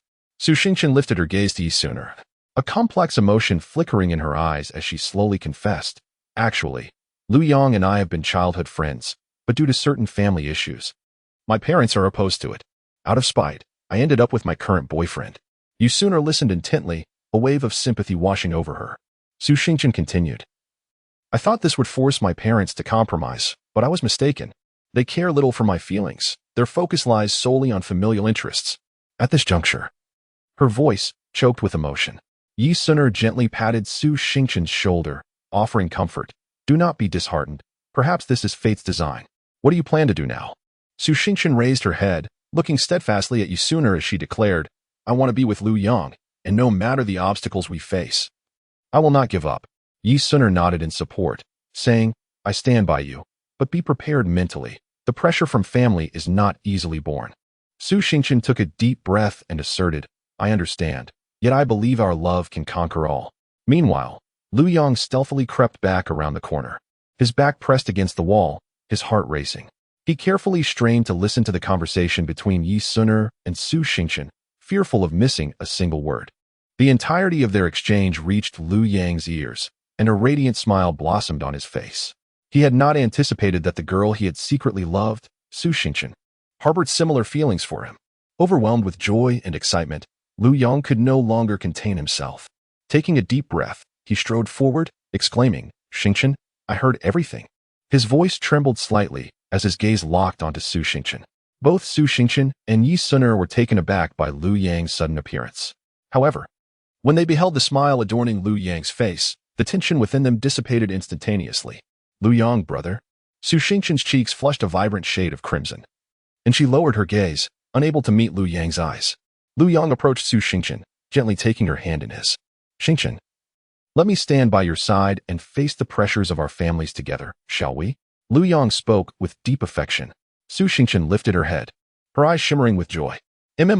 She nodded, her voice brimming with delight and excitement. "Of course, I will always cherish you, and my feelings shall never waver." Lu Yang embraced Su Xingqian tightly, as if wishing to merge her essence with his own. Yi Sinner gazed at the entwined figures of Lu Yang and Su Xingqian, her heart swelling with blessings for them. Lu Yang and Su Xingqian exchanged a knowing smile, their hands clasped firmly together, as if proclaiming their love to the world. Chapter 38. Su Lu confirms the relationship. After Su Xingqian and Lu Yang solidified their bond, she wasted no time in severing ties with her ex-boyfriend. Little did anyone anticipate that her former partner would be unwilling to accept the bitter reality of their separation. Driven by resentment, he transformed into a relentless investigator, seeking information about Su Xingqian and Lu Yang's whereabouts. His efforts bore fruit when he discovered the address of a restaurant that the couple frequented. On that fateful day, Su Xingqian's ex-boyfriend, brimming with bitterness and indignation, meticulously concocted a scheme for a so-called chance encounter. As he spotted Su Xingqian and Lu Yang affectionately entering the restaurant, a tempest of fury ignited within him. In a sudden burst, he lunged forward to obstruct their path. His face contorted with rage as he fixated his glare on Lu Yang. With a venomous tone, he spat, "Humph, don't get too comfortable. Su Xingqian is merely after the wealth of your Lu family, trailing after you like a lapdog. In the face of such an egregious provocation, Lu Yang remained remarkably composed. With a subtle smile, he confidently wrapped his arm around Su Xingqian's slender waist, responding with unwavering conviction, "I apologize. But the profound connection we share is not subject to the judgment of an outsider like yourself. I firmly believe that Xingqian loves me for who I am, not for any external factors." Standing beside them, Su Xingqian felt a surge of emotion at Lu Yang's heartfelt declaration, nodding in agreement, her eyes brimming with love and determination, as if proclaiming her happiness and resolve to the world. Witnessing the affectionate exchange between the couple, her ex-boyfriend felt his face burn with humiliation, his anger escalating to a boiling point as the veins on his forehead throbbed. Just as he was poised to unleash a tirade, a group of imposing, well-trained bodyguards emerged from seemingly nowhere. Without uttering a word, they swiftly restrained him and unceremoniously escorted him out of the restaurant like a ragged dog. It turned out that Lu Yang had anticipated the likelihood of Su Xingqian's narrow-minded ex-boyfriend causing trouble and had preemptively arranged for the bodyguards as a precautionary measure. Following this tumultuous encounter, Su Xingqian gained a deeper appreciation for Lu Yang's meticulousness and thoughtfulness, further solidifying her belief in the sincerity and depth of his love. From that moment on, their relationship became an unbreakable fortress. As they exited the restaurant hand in hand, their bond fortified by the ordeal. Upon returning home, Su Xingqian received a call from her mother. On the other end of the line, her mother anxiously inquired, "Xingqian, I heard something transpired at the restaurant today. Were you harmed in any way?" Su Xingqian smiled reassuringly at her mother, saying, "Mom, I'm fine. Lu Yang is handling everything well." Upon hearing this, Su's mother felt a slight sense of relief, but she continued to advise, "Xingqian, although Lu Yang is treating you well now, we must remain vigilant. After all, the world of the affluent is fraught with complications." Su Xingqian nodded in agreement. After ending the call, Lu Yang gently embraced her, assuring her, "Rest assured, I will always treat you well and shield you from any harm." A few days later, Lu Yang took Su Xingqian to a family gathering. At the event, many attendees discreetly scrutinized Su Xingqian, whispering among themselves. Lu Yang held Su Xingqian's hand tightly, providing her with strength. At that moment, Lu Yang's mother approached. Casting a disdainful glance at Su Xingqian, she exuded an air of contempt. Sensing the malice in that gaze, Su Xingqian slightly lowered her head. Lu Yang frowned, ready to speak, but Lu's mother interjected first. "Su Xingqian, it's you again, relentless as ever. I warned you to stop entangling yourself with Lu Yang. What does childhood friendship matter? You are unworthy of him, and your family's parasites are even less deserving." Su Xingqian's complexion paled, and Lu Yang quickly stepped in front of her. "Mother, I love Xingqian. Regardless of your opposition, I intend to be with her," Lu Yang declared resolutely. Lu's mother widened her eyes, exclaiming, "Lu Yang, you dare to defy me for this woman? What kind of enchantment has she cast upon you?" "Mother, Xingqian is kind and beautiful. We genuinely love each other. I hope you can respect my choice." Lu Yang stood his ground unwaveringly.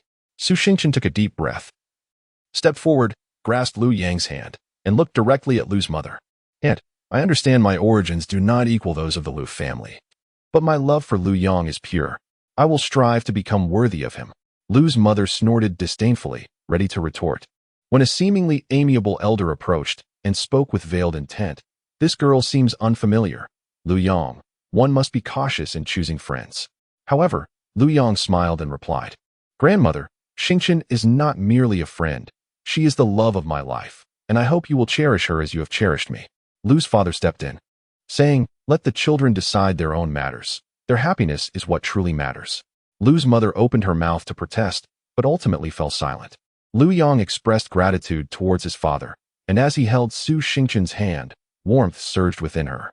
Lu's grandmother glanced at Lu Yang, then at Su Xingqian, and slowly remarked, "Since you are so insistent, I shall observe what is so special about this girl." Su Xingqian looked at Lu's grandmother with gratitude. In the days that followed, Su Xingqian diligently studied various social etiquettes and business knowledge, striving to integrate herself into the Lu family circle. Lu Yang consistently supported her, accompanying her to classes and attending small business gatherings. By chance, Su Xingqian discovered a flaw in Lu's company's operations and proposed an ingenious solution.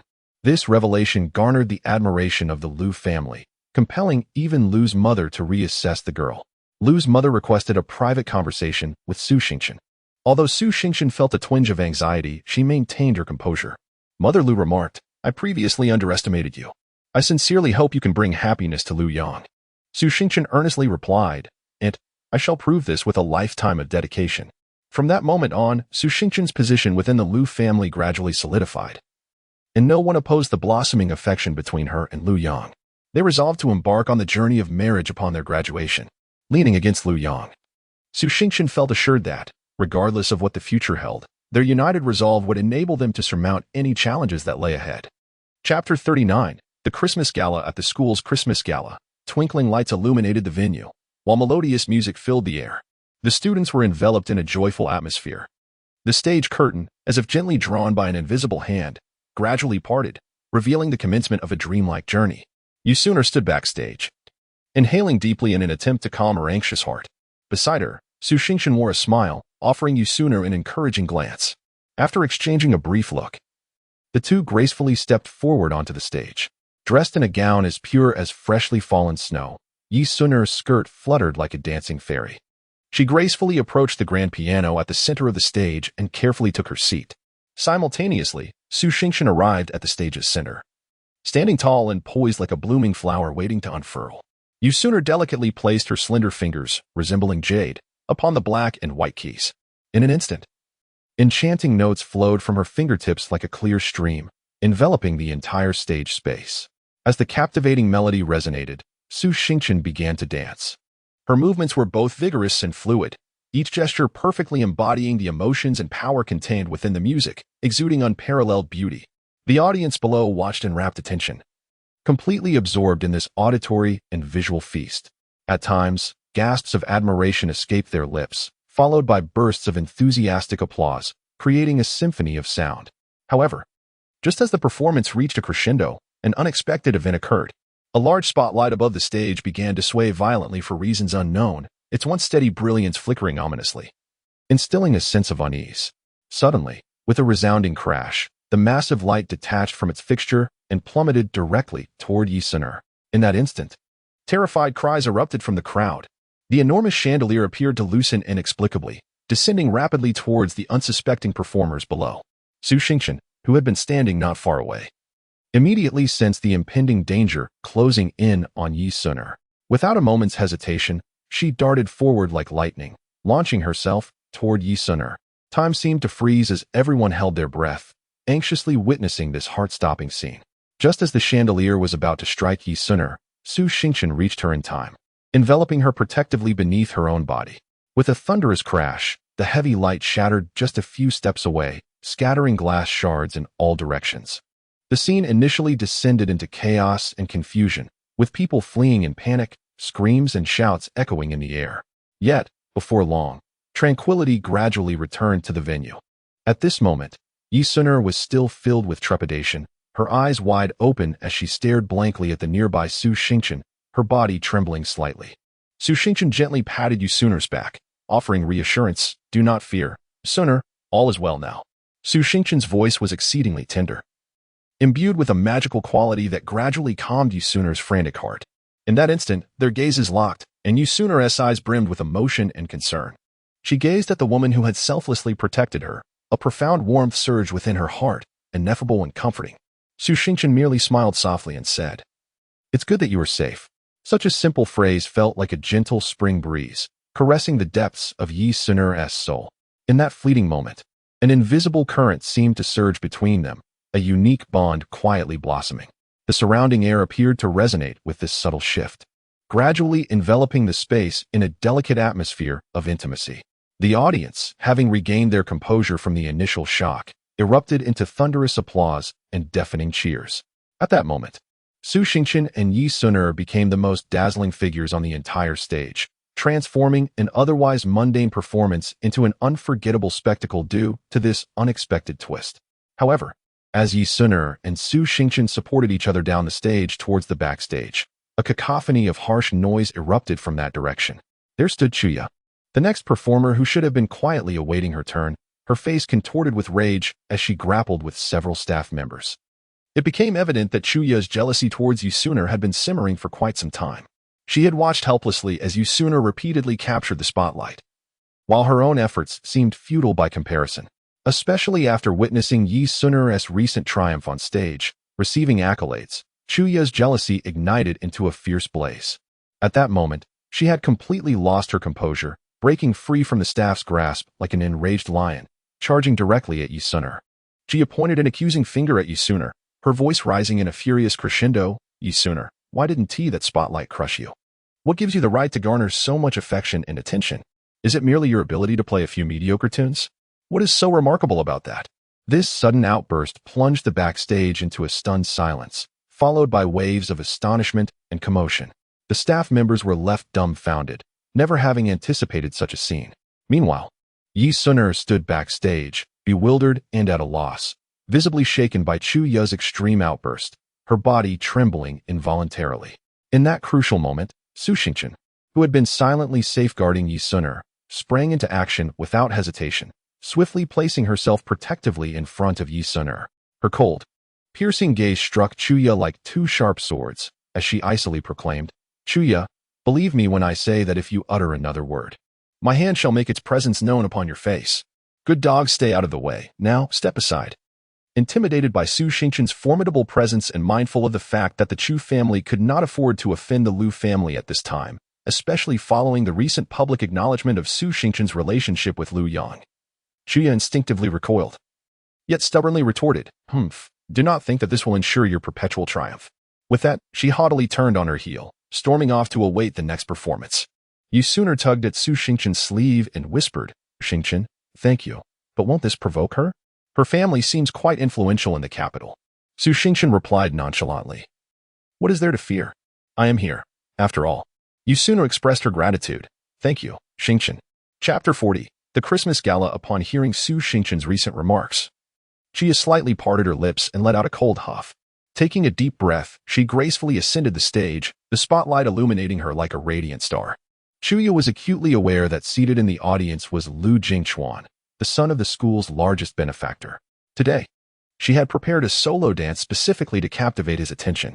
A subtle smile graced her lips, revealing a hint of pride. She then cast a provocative glance at Yi Suner, who stood quietly below the stage, adorned in a flowing white gown that danced with the breeze, reminiscent of a celestial being gracing the earthly realm. Yet, in response to Chuya's provocation, Yi Suner merely offered a faint smile, seemingly unfazed. As the melodious music began to play, its soothing notes flowed like a gentle stream. Chuya moved with a lightness akin to a beautiful butterfly flitting through the air. Her movements were elegant and fluid, each turn and leap executed with perfect precision, as if she were one with the music. As the dance progressed, Chuya became increasingly immersed, exuding her charm and passion with abandon. Gradually, all eyes in the audience were drawn to her, erupting in applause and cheers. In the front row, Lu Jingchuan narrowed his eyes slightly, captivated by her performance. When Chuya caught a glimpse of his focused gaze, her heart fluttered. But she quickly composed herself, delivering a flawless ending pose. The audience responded with thunderous applause. After her bow, Chuya hurried backstage, her heart racing. Meanwhile, Lu Jingchuan leaned in to whisper a few instructions to his assistant, who promptly approached Yi Suner and said, "Miss Yi, Master Lu requests your presence." Surprised, Yi Suner nodded politely and said to Su Xingchen, "I'll be right back." After bidding farewell to Su Xingchen, she followed the assistant toward Lu Jingchuan. Chuya, observing this from backstage, was consumed by jealousy. As Yi Suner approached, Lu Jingchuan stood and gentlemanly pulled out a chair for her. "Miss Yi, your piano piece today was truly enchanting." It appeared that Lu Jingchuan had long been aware of Yi Suner, and his attention to Chuya's dance was merely a formality. Yi Suner smiled lightly in response. "You flatter me, Master Lu." The two engaged in pleasant conversation, enjoying each other's company. Unable to contain her emotions any longer, Chuya emerged from backstage and approached Lu Jingchuan directly, playfully asking, "Brother Jingchuan, did you enjoy my dance?" Lu Jingchuan replied nonchalantly, "It was good, but Miss Ye's piano piece was even more impressive." Chuya's expression paled as she incredulously glanced at Yi Suner. Not wishing to escalate tensions, Yi Suner interjected, "Chuya indeed danced beautifully, but I must return to my friends, Master Lu." However, Lu Jingchuan firmly grasped Yi Suner's hand, saying, "Miss Yi, please stay. I would like to discuss a new proposal for the school's sponsorship with you." Regarding the new sponsorship proposal, "I believe it would be more appropriate for you to discuss it with Chuya, considering that the head of the department is her uncle," Yi Suner replied, gently extricating her hand from his grasp. Lu Jingchuan raised his brow. "Miss Yi, there is no need for you to evade the matter, although Chuya's uncle is involved. I am keen to hear your thoughts, especially since your uncle is the vice principal of City C. Is he not? Yi Suner frowned, her displeasure evident. Young Master Lu. Are you investigating me? Lu Jingchuan smiled. It is not an investigation. I merely wish to understand you better. Chuya, standing nearby, stamped her feet in frustration. Brother Jingchuan. Miss Yi only has a slight reputation in City C, but this is the capital after all, far beyond the trifling City C. Why not allow my uncle to discuss the new sponsorship plan for the school with you instead? Lu Jingchuan cast an impatient glance at her. Chuya. This does not concern you. Please leave. With red-rimmed eyes, Chuya bit her lip in reluctance and departed. Yi Suner sighed in resignation. Young Master Lu. Let us speak briefly. A smile played at the corners of Lu Jingchuan's lips. In truth, the so-called new plan is merely a pretext. How could someone as astute as Miss Yi be unaware? Yi Suner felt a jolt of surprise and met his gaze. Lu Jingchuan stepped closer. Since our first meeting, I have found it difficult to forget you. Yi Suner felt a blush creep to her cheeks. Young Master Lu. Our social standings are vastly different. Lu Jingchuan tightened his grip on her hand. Such matters are inconsequential. Just then, Chuya rushed in with a group of people, pointing at Yi Suner and exclaiming, her intentions are surely ulterior. Brother Jingchuan, do not be deceived by her. Lu Jingchuan replied coldly. Chuya, my affairs are not for you to meddle in. Should you continue to disrupt, I will reconsider our family's collaboration. Chuya, unwilling to relent, retorted. Uncle Lu. A man of reason would not allow emotions to cloud his judgment. Lu Jingchuan scoffed. My father will only support my decisions. Do not think that invoking him will alter anything. Chuya's body trembled slightly, a flicker of panic crossing her eyes. Lu Jingchuan turned gently to Yi Suner. Miss Yi. Do not fear. I am here. Yi Suner felt a tumult of emotions within her. She had not anticipated Lu Jingchuan's steadfast defense. At that moment, Lu Jingchuan's phone rang, and as he answered, his expression grew serious. After hanging up, he said to Yi Suner, I apologize, Miss Yi. But there is an urgent matter at the company. I must take my leave. We shall meet another day. With that, he cast a lingering glance at her before hastily departing. Seeing this, Chuya thought it an opportunity and was about to mock Yi Suner when someone nearby pulled her back. Chuya, young Master Lu's stance was quite clear.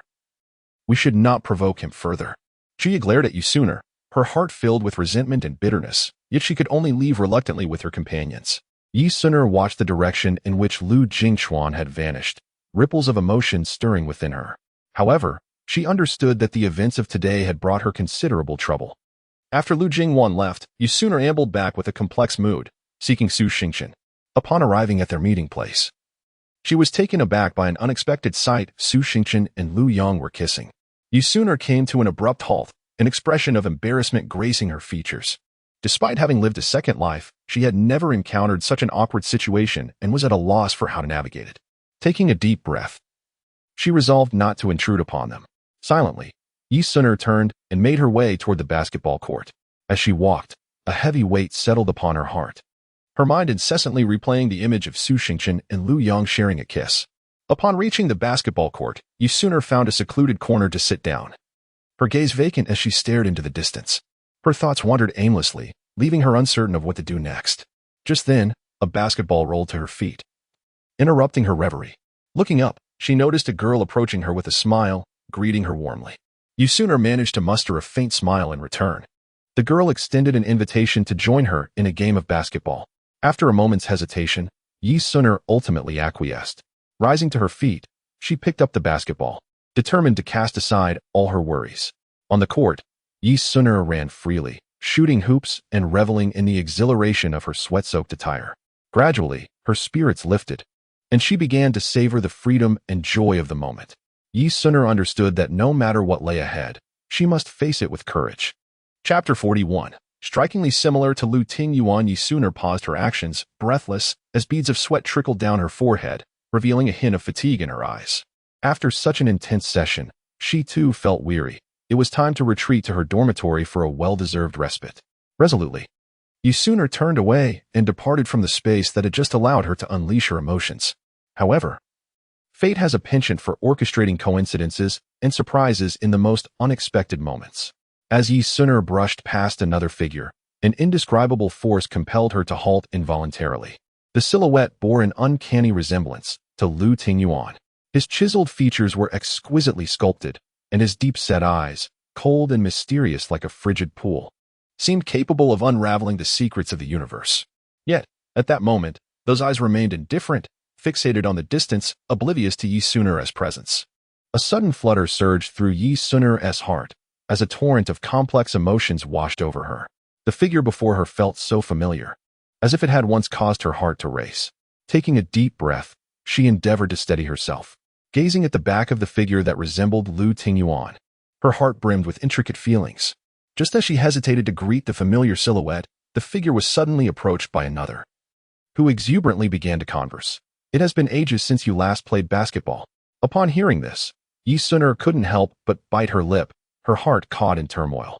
Ultimately, as the figure resembling Lu Tingyuan grew increasingly distant, she inhaled deeply, deciding against making a greeting, and quickened her pace towards the dormitory. Despite her efforts to ignore the gaze behind her, she inexplicably felt that Lu Tingyuan had sensed her presence. Indeed, as she moved farther away, Lu Tingyuan appeared to register something, slightly turning his head to cast his gaze upon her receding figure. She noticed a barely perceptible furrow in his brow, an unusual expression flickering across his otherwise tranquil visage. Meanwhile, his companion continued to chatter animatedly about basketball, while Lu Tingyuan nodded absently, offering perfunctory responses. Once back in her dormitory, Yi Suner washed up, yet her mind remained in disarray. Gritting her teeth, she changed her clothes, resolved to return to the basketball court. Perhaps she had merely misjudged the situation. He might still be there playing. With this thought in mind, Yi Suner hurried back to the court. However, only a few scattered individuals were practicing their shots, and Lu Tingyuan was nowhere to be found. Disheartened, Yi Suner stood at the edge of the court, her heart sinking further as she prepared to make her way back to the dormitory. Just then, her phone rang. It was Su Xingchen calling. As soon as she answered, Su Xingchen's anxious voice came through. "Suner, where are you? I've called several times, and I've been searching for you for ages." With a weary tone, Yi Suner replied, "I'm sorry, Xingchen. I didn't notice my phone ringing. I'm near the playground. Wait for me at the playground. I am on my way," Su Xingchen remarked. Noticing that Yi Suner's voice sounded somewhat off. "All right," Yi Suner replied, her tone lacking energy. Shortly after, Su Xingchen hurriedly approached the playground. Upon seeing Yi Suner's dejected expression, he inquired with concern, "What's wrong? You seem quite distracted." Yi Suner recounted her earlier encounter, where she thought she had seen Lu Tingyuan. Upon hearing this, Su Xingchen took her hand and said, "If you care so much, why didn't you just go after him?" Yi Suner shook her head, explaining, "I didn't know how to greet him, and he was conversing with others at the time." Gently patting her shoulder, Su Xingchen comforted her, "It's all right. You will surely have another chance to meet him. Next time, muster the courage to approach him. For now, let us not dwell on it. I have reserved 3 movie tickets for us. Let us go enjoy a film and relax." Yi Suner slightly nodded in agreement and followed Su Xingchen and Lu Yang toward the cinema. Upon arriving at the cinema entrance, Yi Suner suddenly halted and softly said to Su Xingchen, "Xingchen, you two go in first. I need to use the restroom." Su Xingchen smiled and nodded, replying, "All right. Make it quick." After acknowledging him, Yi Suner turned and walked briskly toward the restroom. However, as she proceeded, a familiar silhouette suddenly caught her eye. It was none other than Lu Tingyuan. Her heart raced as if gripped by an invisible hand, pounding fiercely in her chest. Unconsciously, she softened her footsteps and cautiously approached the figure she believed to be Lu Tingyuan, taking each step with utmost care, fearing she might startle him. As she drew nearer, she could feel her breath quickening.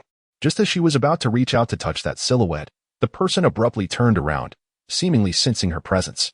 In that instant, Yi Suner stood frozen, struck by the sight of a completely unfamiliar face. Her cheeks flushed crimson as she stammered, "I'm sorry, I mistook you for someone else." The stranger glanced at her with confusion and walked away without a word. Yi Suner couldn't help but let out a bitter laugh at her own folly, thinking to herself, "It seems I have missed him so much that I've begun to hallucinate." Overwhelmed by disappointment, she stood awkwardly in place, enveloped in self-mockery. At that moment, Su Xingchen called from a distance, "Suner, the movie is about to start." Taking a deep breath, Yi Suner slowly turned around and adjusted her mood as she walked towards Su Xingchen. When she returned to her seat, she found that the movie had already begun. Despite the captivating scenes playing on the screen, Yi Suner's mind was elsewhere, relentlessly replaying Lu Tingyuan's face that haunted her thoughts. After the film concluded, noticing Yi Suner's distracted state, Su Xingchen suggested they go for hot pot, and the 3 of them set off to enjoy a meal together. As Yi Suner dined on hot pot, her gaze drifted outside the window, where she perceived a figure resembling Lu Tingyuan walking alongside a young woman. Her chopsticks froze mid-air, and the color drained from her face. Su Xingchen followed her line of sight and beheld the same pair. The man appeared to smile indulgently at the girl, shattering Yi Suner's heart into countless fragments. Su Xingchen clasped Yi Suner's hand, hoping to offer her a measure of solace. Yi Suner forced a smile. Perhaps it wasn't him. Let us just enjoy the hot pot. Yet, the sorrow in her eyes betrayed her true feelings. Chapter 42. The Yi family crisis. After enjoying a steaming, fragrant, and spicy hot pot, Yi Suner and Su Xingchen waved goodbye to Lu Yang and walked side by side on their way back to the dormitory. The night sky was adorned with a multitude of twinkling stars, and a gentle breeze caressed their hair. However, at that moment, Yi Suner's phone rang sharply. She pulled out her phone and saw that it was an incoming call from Assistant Chen. Pressing the answer button, before she could utter a word, she heard Assistant Chen's anxious voice on the other end. "Miss, it's bad. There's a crisis at the company, and the situation is extremely urgent. The chairman is barely holding on. You must handle this in person. I've already booked a flight for you." Yi Suner felt a tightening in her chest and quickly replied, "Okay, I understand. I will head to the airport immediately to return to City C." After saying this, she hurriedly ended the call. Turning to Su Xingchen, her expression grave, she said, "Xingchen, I'm sorry, but I cannot accompany you back to the dormitory. There's an urgent matter at home, and I need to rush back to City C. Could you please help me request a week off from the homeroom teacher?" Su Xingchen asked with concern. "Suner, do you need my assistance?" Yi Suner gently shook her head and replied, "No, thank you, Xingchen. I will resolve the issue quickly and return." Su Xingchen responded with care. "Then please be cautious on your journey back to City C." Yi Suner nodded in acknowledgement. No sooner had she spoken than Yi Suner hailed a passing taxi, opened the door, and urged the driver, quickly, to the airport. The taxi driver promptly set off for the airport. As she sat in the car, Yi Suner felt increasingly anxious, her mind racing with speculations about the nature of the crisis at the company, to the extent that even her usually composed father seemed overwhelmed. Upon arriving at the airport, she exited the car and headed directly towards the boarding gate. Once the plane took off, Yi Suner gazed out at the city lights shrinking below, her heart akin to a bucket of water being hoisted, filled with uncertainty. After a trying flight, she finally arrived at the airport in City C. Without delay, Yi Suner rushed to the Yi Corporation. Assistant Chen was waiting downstairs, and upon spotting Yi Suner, he approached her with urgency. "Miss." Yi Suner nodded and inquired, "What is the current situation at the company?" Assistant Chen shook his head and replied, "It is not looking good."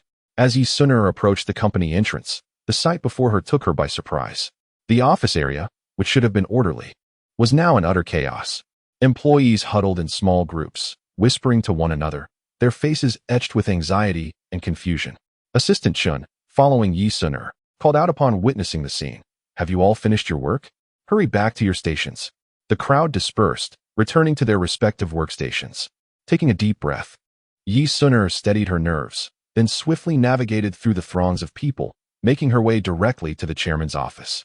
As she arrived at the doorstep, Yi Suner unhesitatingly pushed open the door, immediately spotting her father, who was slumped wearily in the expansive office chair, his brow furrowed and his eyes bloodshot. With genuine concern, Yi Suner inquired, "Father, what has transpired?" It turned out that a significant project of the company had been maliciously intercepted by the rival firm, Yen Corporation, which also disseminated unfounded negative news, causing Yi Corporation's partners to reconsider their collaboration. Regaining her composure, Yi Suner first offered her father solace, assuring him that she would manage the situation. Subsequently, she coordinated with Assistant Chen to engage the public relations team, preparing for a press conference to dispel the rumors. During this time, she also reached out to Qin Yu for assistance in investigating the unscrupulous tactics of their competitors. After several days and nights of relentless effort, they finally uncovered evidence of the rival's slander and, through an astute public relations strategy, regained the trust of Yi Corporation's most significant partner.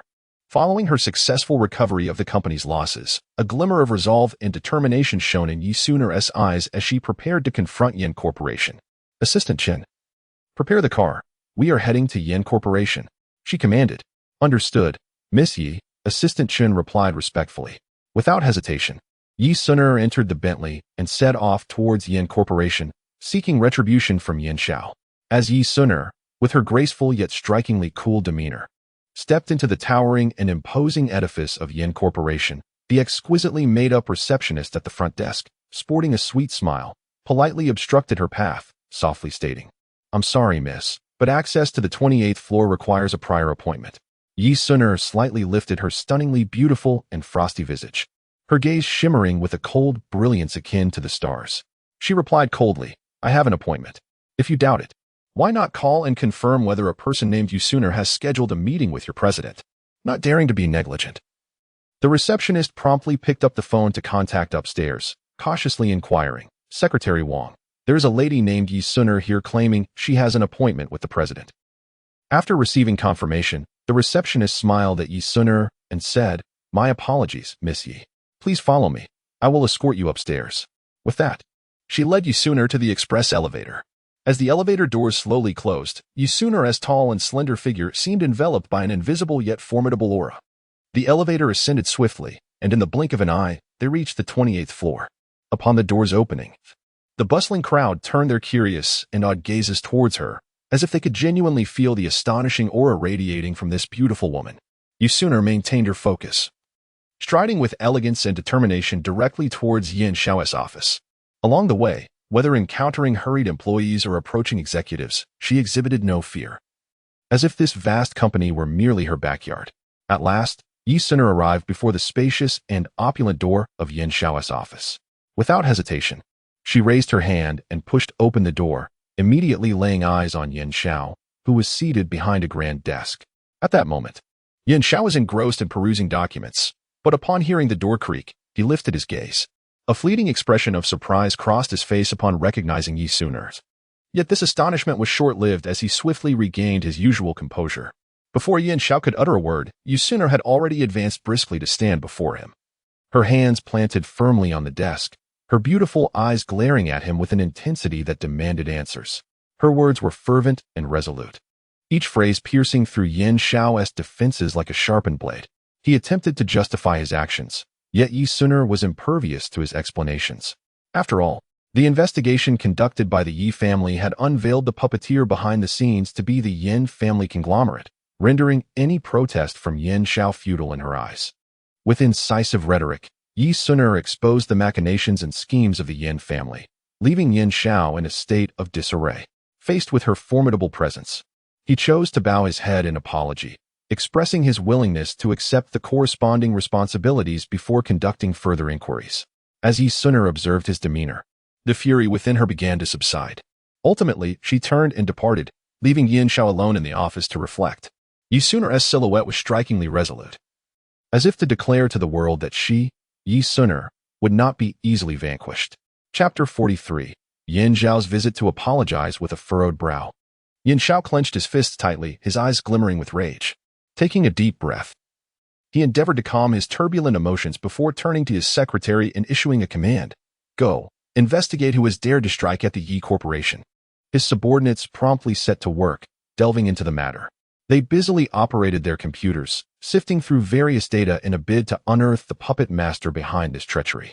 Yin Xiao, anxious, awaited their findings, his agitation escalating.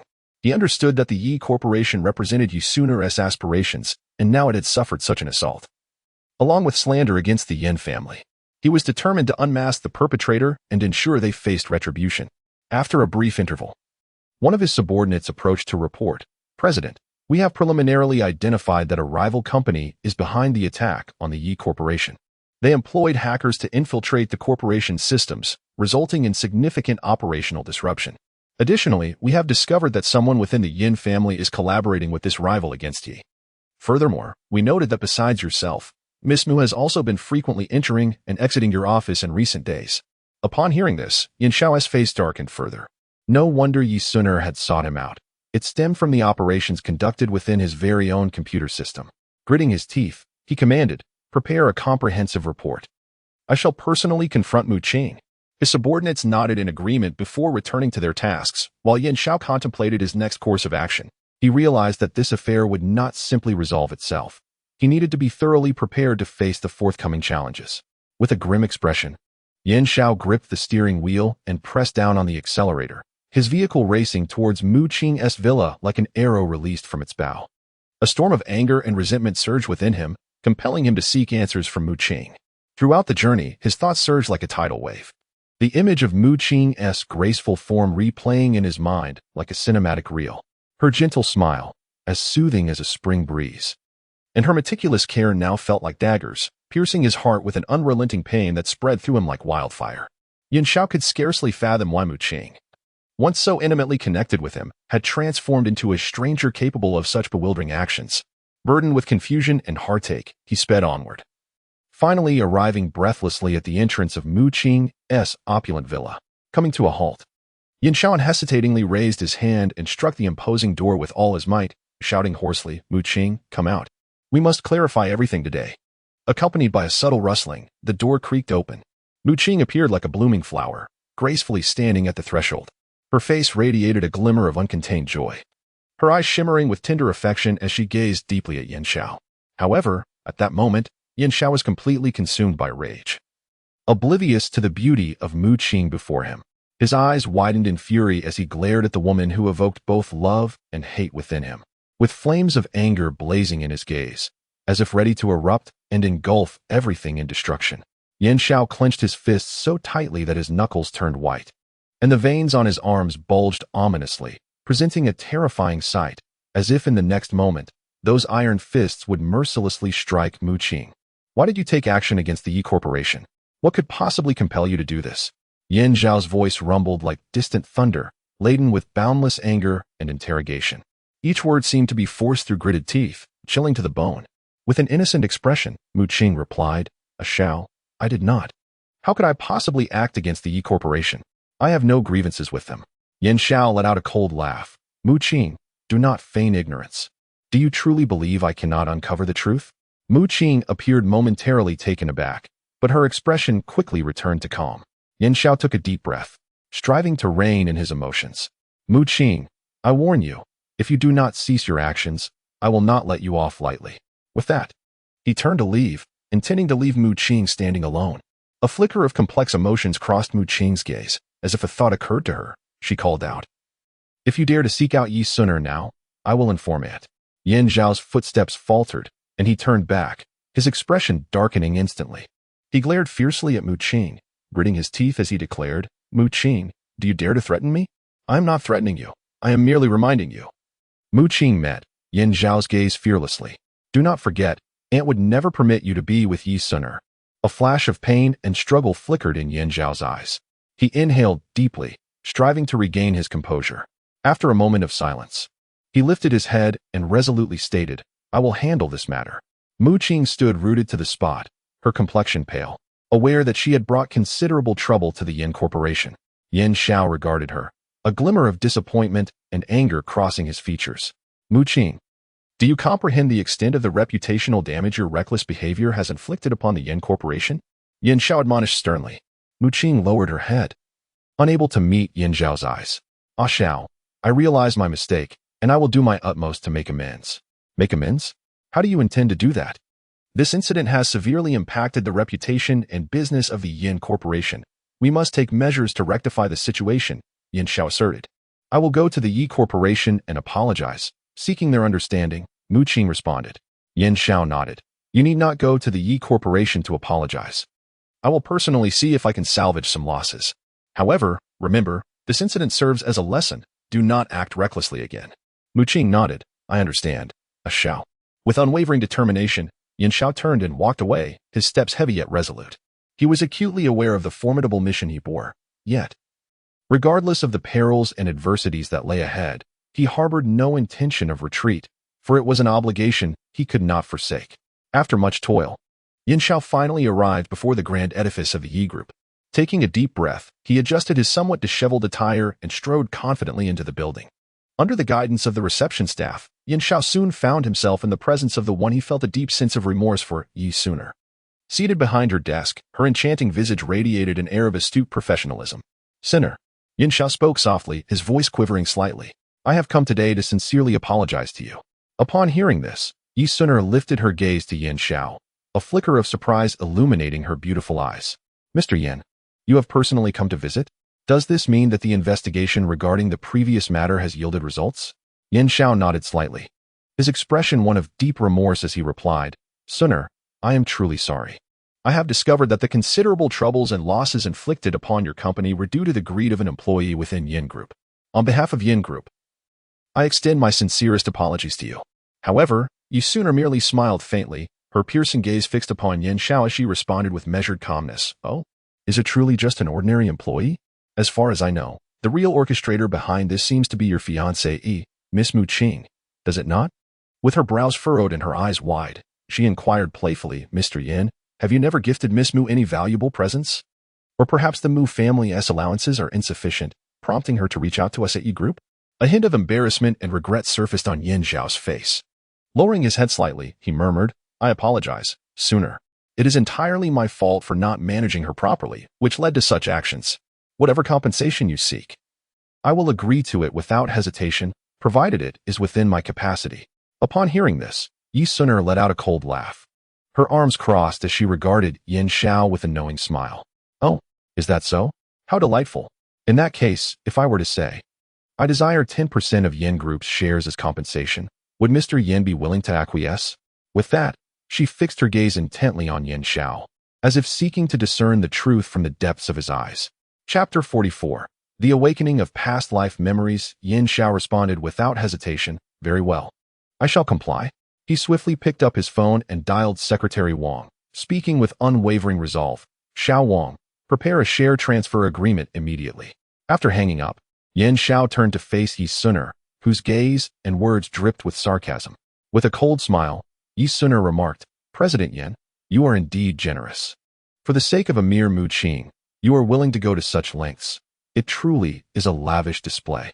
Taken aback by her words, Yin Xiao promptly replied, Sooner, you misunderstand. My actions are not motivated by Mu Qing. They are for you. If you request something from me, I shall fulfill your wishes, no matter the cost.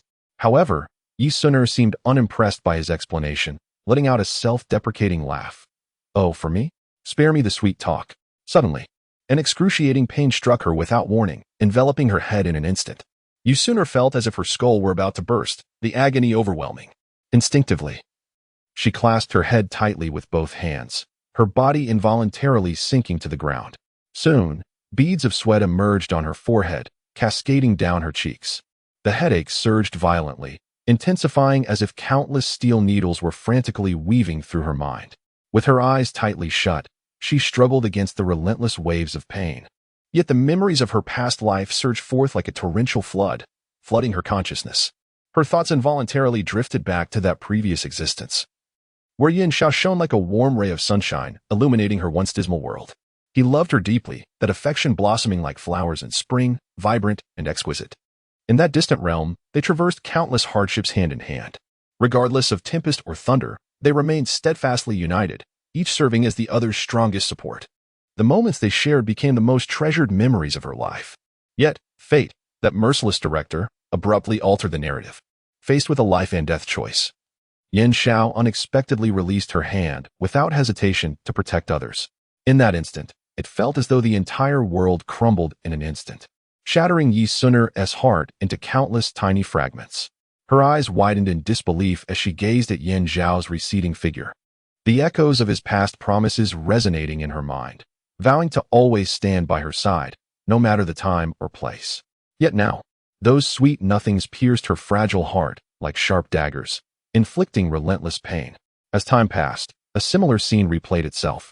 Yi Sooner stood rooted in place, her gaze vacant and devoid of life, as the tides of past sorrows surged forth, completely engulfing her.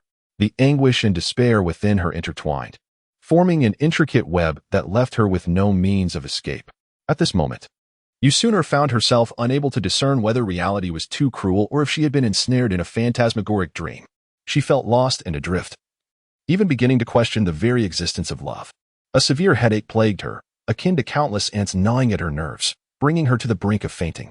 Just then, Yin Xiao, who had been watching her silently from the sidelines, could no longer contain his growing concern. He hurriedly stepped forward, steadying the wavering Yi Sooner. With intense worry, Yin Xiao gazed at Yi Sooner's pallid visage and gently inquired, Sooner, what is wrong? Is your headache acting up again? Upon hearing Yin Zhao's familiar yet irksome voice resonate in her ears, Yi Sooner struggled to lift her head, directing her gaze toward the face that once stirred her heart but now incited nothing but revulsion. The excruciating pain coursing through her body made her tremble uncontrollably, each shudder feeling as if countless fine needles were piercing her simultaneously, rendering her suffering unbearable. However, more despairing and infuriating than her physical agony was the presence of the man before her, Yin Xiao. Gritting her teeth, Yi Suner managed to force out a phrase through clenched jaws. Yin Xiao, don't touch me. Get away. Though her voice was frail, the hatred it contained was palpable, as if it could materialize and pierce through Yin Xiao himself. Simultaneously, memories from her past surged forth like a deluge, overwhelming her thoughts in an instant. The myriad moments shared with Yin Xiao, the joys and grievances, flashed vividly in her mind. Those once sweet memories had long soured into bitterness, and her painful experiences remained starkly etched in her heart like deep scars. It was these recollections that intensified her loathing for Yin Xiao. She could never forget the harm and betrayal he had inflicted upon her. Whenever she revisited those unbearable memories, the flames of fury within her would ignite fiercely, threatening to engulf her entirely. At that moment, Yi Suner harbored a singular desire: to have Yin Xiao vanish from her sight, never to intrude upon her life again. Gathering all her strength, she cried out, "Let go of me, Yin Xiao. I no longer wish to be entangled with you." Her desperate shout echoed through the desolate street, a defiant proclamation against fate and a declaration of her complete farewell to the past. Yet, Yin Xiao appeared undeterred by her resistance, his face etched with concern. He unhesitatingly extended his arms and forcibly embraced Yi Suner, striding purposefully toward the elevator, heading for the car parked in the distance. Naturally, Yi Suner would not yield easily. She fought desperately, her fist pounding against Yin Xiao's solid chest, still shouting, "Let go of me, Yin Xiao. I do not need your false concern." However, her struggles were but a whisper against the tempest that was Yin Xiao, proving utterly futile. Yin Xiao, filled with urgency and anxiety, tightly embraced Yi Suner, his face etched with concern as he trembled. "Suner, regardless of what has transpired, please allow me to take you to the hospital." As he spoke, he swiftly placed Yi Suner into the car. Leaning weakly against the back seat, Yi Suner regarded Yin Xiao with a frigid gaze. Yin Xiao quickly entered the vehicle, calling out to the driver, "Hurry to the hospital." The car sped away. Along the way, Yin Xiao attempted to grasp Yi Suner's hand, only to have it forcefully rejected. Yi Suner scoffed, "Do you think taking me to the hospital can rectify everything?" Believing that Yi Suner was still upset over a previous disappointment, Yin Xiao, with a look of helplessness, replied, "Suner, no matter what has occurred before, all I desire now is for you to be well." With a piercing roar of the engine, the car shot forward like an arrow, racing towards the hospital. Initially, Yi Suner struggled against her restraints in the back seat, but gradually, perhaps due to exhaustion or the realization that escape from Yin Xiao's embrace was futile, she ceased her struggles. Her once vibrant eyes became hollow and devoid of life, as she stared blankly out of the window at the fleeting scenery. Chapter 45. Uninvited guest. Before long, the vehicle came to a steady halt at the hospital entrance. Yin Xiao carefully cradled Yi Suner in his arms as they entered the hospital. After a series of tense yet meticulous examinations, the doctor provided a diagnosis. There were no immediate concerns. However, as the results were not yet fully available, it was only determined that the headache symptoms were likely caused by intense emotional fluctuations. The specifics would need to await the complete results. Upon hearing this news, Yin Xiao's heart, which had been suspended in anxiety, found no solace. He quietly kept vigil beside the hospital bed, his gaze never straying from the slumbering Yi Suner. Her brows were slightly furrowed, as if she were still enduring some form of torment even in her dreams. Unable to contain himself, Yin Xiao reached out, gently smoothing the creases on her forehead, murmuring, "Suner, what has happened to you? Why is it that every time your headache strikes, your eyes are filled with disdain when they meet mine?" Time passed unmeasured until Yi Suner finally stirred, awakening slowly. When she opened her eyes, the first sight that greeted her was Yin Xiao, steadfastly watching over her by the bedside. Yet, instead of any glimmer of joy, her eyes were ablaze with fury and deep-seated hatred. "Humph, Yin Xiao, you need not feign concern here. You can readily return to Mu Qing's side to keep her company. Leave. I do not wish to see you," Yi Suner spat, her tone laced with resentment and anger, her gaze brimming with distaste. Yin Xiao was taken aback by her words, contemplating whether her ire stemmed from his previous failure to meet her at the seaside. With urgency, he grasped her somewhat icy hand, his expression earnest as he implored, "Suner, please believe me, I did not intend to stand you up that day. It was due to sudden pressure from my family that compelled me to alter my plans at the last moment. I sought you afterward, But alas, I was too late. Yi Suner was momentarily taken aback. She had not anticipated such a response from Yin Xiao, and a flicker of compassion stirred within her. Just then, a nurse entered the room, calling out, "Yi Suner's family, please follow me. The doctor wishes to discuss her condition." Yin Xiao immediately rose to his feet, following the nurse into the doctor's office. The doctor sat at his desk, his expression grave as he regarded Yin Xiao. "Doctor, how is Yi Suner's condition?" Yin Xiao inquired anxiously. The doctor hesitated for a moment before slowly responding, "Miss Ye's condition is quite serious." But a sense of foreboding washed over Yin Xiao, and his voice trembled as he pressed, "But what? Doctor, please tell me the truth." Taking a deep breath, the doctor replied, "Miss Yi has sustained severe damage to her brain. For now, we can only alleviate her symptoms. We will continue to strive for her recovery. But please refrain from any stimuli that may distress her in the near future." With a heavy heart, Yin Xiao exited the doctor's office. At that moment, Mu Qing appeared at the end of the corridor, as if she had materialized from thin air. She slightly lifted the corners of her luscious lips, sketching a subtle and nearly imperceptible smile, and then, with a graceful and confident stride, she made her way toward the hospital room where Yi Suner lay. As the faint sound of the door creaking open echoed, Mu Qing elegantly entered the room. At that moment, Yi Suner, resting on the hospital bed, instinctively raised her gaze towards the doorway upon hearing the noise. The instant their eyes met, an inexplicable sense of wariness surged within her. "Who are you?" Yi Suner inquired coldly, her expression devoid of emotion. Mu Qing maintained that seemingly gentle yet provocatively mocking smile as she leisurely approached the bedside, softly saying, "Allow me to introduce myself. My name is Mu Qing, the rightful fiancé of Yin Xiao. Hearing that you were ill, I came specifically to see you in your pitiable, sickly state." At these words, Yi Suner's countenance darkened instantly. Her eyes widened in fury, and she retorted through clenched teeth, "Do not spout nonsense here." "Oh, did I speak incorrectly?" Mu Qing raised her chin, her face brimming with pride as she continued to taunt. "Surely you don't naively believe that Yin Xiao genuinely cares for you?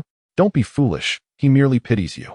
Yi Suner felt as though her heart had been pierced by a sharp dagger, leaving her breathless with pain.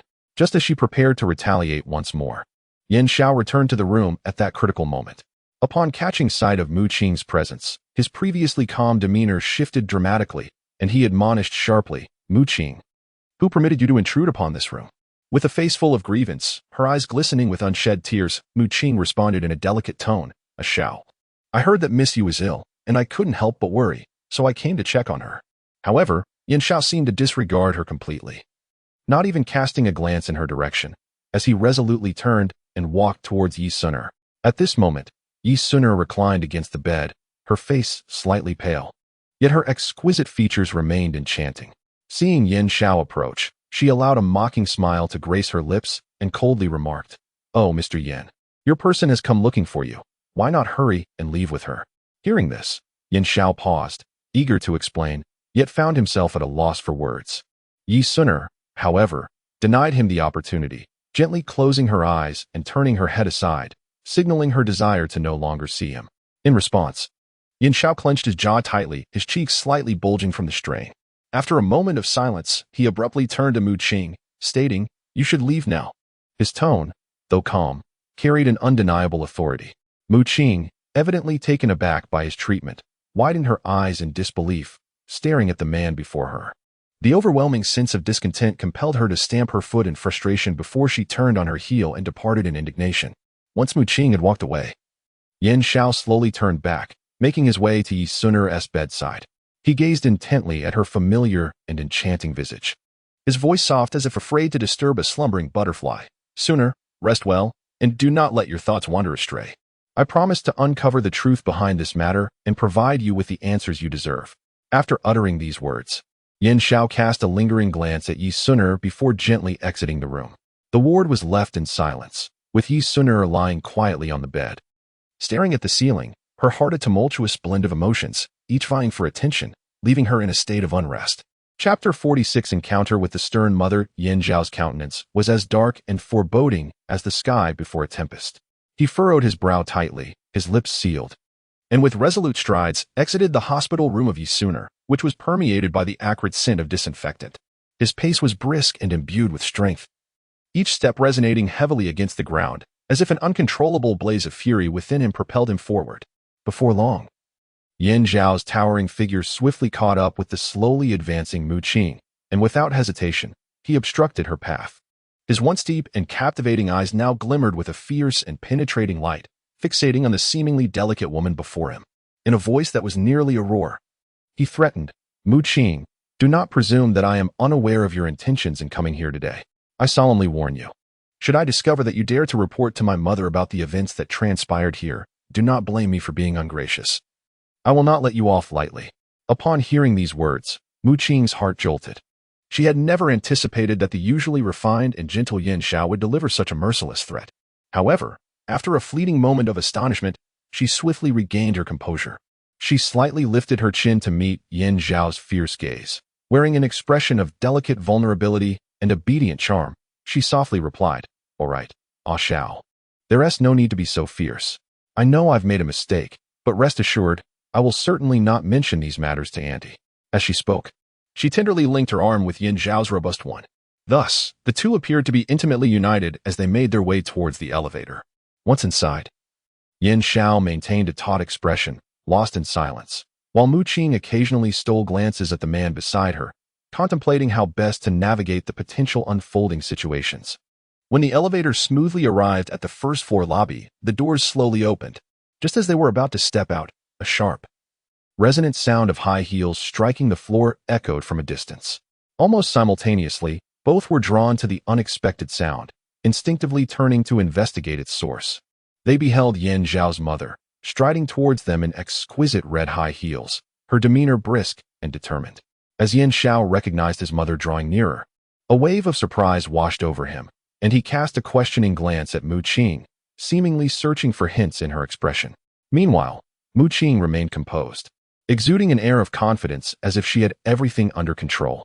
Without hesitation, she stepped forward, her face adorned with a warm smile reminiscent of a gentle spring sun, and softly inquired, "Auntie, what brings you to the hospital today? Are you feeling unwell?" At this, Yin Zhao promptly moved forward, expressing concern as he took over the conversation. "Mom, what seems to be the matter?" At that moment, Yan's mother slowly parted her lips, her voice slightly subdued as she replied, "It's not my issue. It's my dear friend who is ill and hospitalized. I specifically came to visit her. But what brings both of you to this hospital?" Upon hearing this, Mu Qing took a deep breath, seemingly attempting to calm her slightly tense emotions.